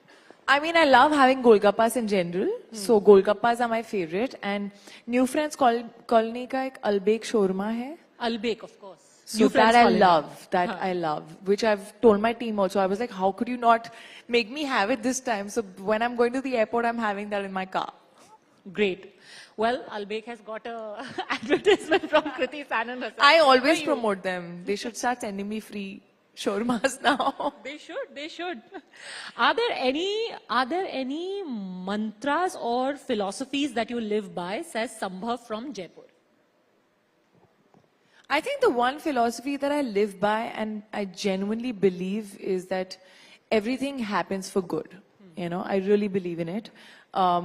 Things that happen in your life and the things that don't happen in your life are for a reason. So I feel like the films that didn't end up happening in my life were probably not meant for me. The doors that did not open were probably not meant for me. God has a better plan is something that I really believe in. I have to say the viewers of Times Now are very intense people. Why is everyone asking such intense? Not a single fun question has come so far. All right, Bareli Ki Barfi is my all-time favorite movie. How much do you resonate with the role, says Srijita from Kolkata. The role of Bitti, right? Yes. How much do I resonate a lot with her mindset. She's someone who was brought up in a very, very different environment. Bareli mein, छोटे से घर पे. But वो मन से जो उसके मन में आता था वो करती थी. और she used to really ask some big questions of like, you know, अगर हम लड़का होते तो ये सब ठीक होता. You know, तो सिगरेट पीता है लड़का है. You know, it's okay. देर रात तक बाहर घूमता है लड़का है. So उसका जो ये mindset है of equality, of what real feminism is, that is something that I really related to. Okay, Kriti has to go and meet her fans and friends in Delhi. So I'll be able to take just a couple of questions very, very quickly, please. Very, very quickly. That gentleman there. Your name, sir? Quick question. नहीं आ रही आपकी आवाज.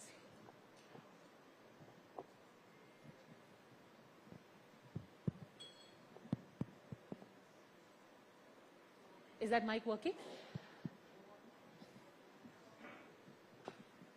बोलिए sir. TV पे नहीं आएगा ना, ऐसे ही बोल देंगे तो प्रॉब्लम ये है. हेलो, मेरा नाम संजीव है. मैं एक छोटा सा सवाल पूछना चाहता हूं कि जो हमारे देश में जो चल रहा है अभी के जो संस्कार हैं, उस संस्कार से संबंधित जो आप कोई फिल्म बनाने वाले हैं जिससे कि जो बच्चे हैं आजकल के वो संस्कृति और संस्कार को और अच्छे तरीके से समझ सकें, क्या ये है ऐसा? सर मैं तो बस एक्टर हूँ, मैं सिर्फ एक्टिंग करती हूँ. जो फिल्म बनाते हैं वो तो प्रोड्यूसर्स, राइटर्स, डायरेक्टर्स होते हैं. तो मैं तो किरदार प्ले कर देती हूँ बस. तो उनके सामने में आप कुछ ऐसा Okay, note to all the producers and directors watching. Ashish ji here wants you to make a script and quickly get it to Kriti, जो कि वो आज के संस्कार से resonate करे. Very good, sir. Final question from that lady here. Very quickly, please.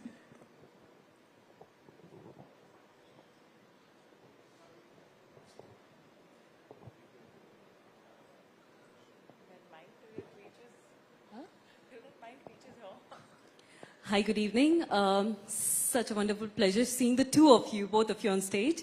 Kriti ji, my question is, so you've seen all these, Bollywood actors, actresses, entering the foray of politics.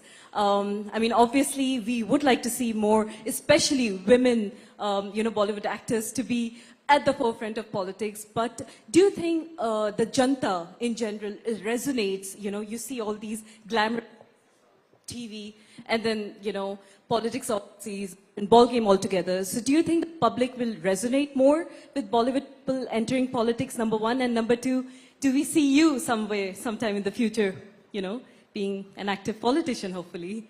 I mean, I know I'd love to see that for one. So thank you, ma'am. Thank you so much for the question. I don't know if people resonate with Bollywood actors. I think when you resonate with a politician in general, it should be the mindset of the politician and what the politician believes in. and what the politician does.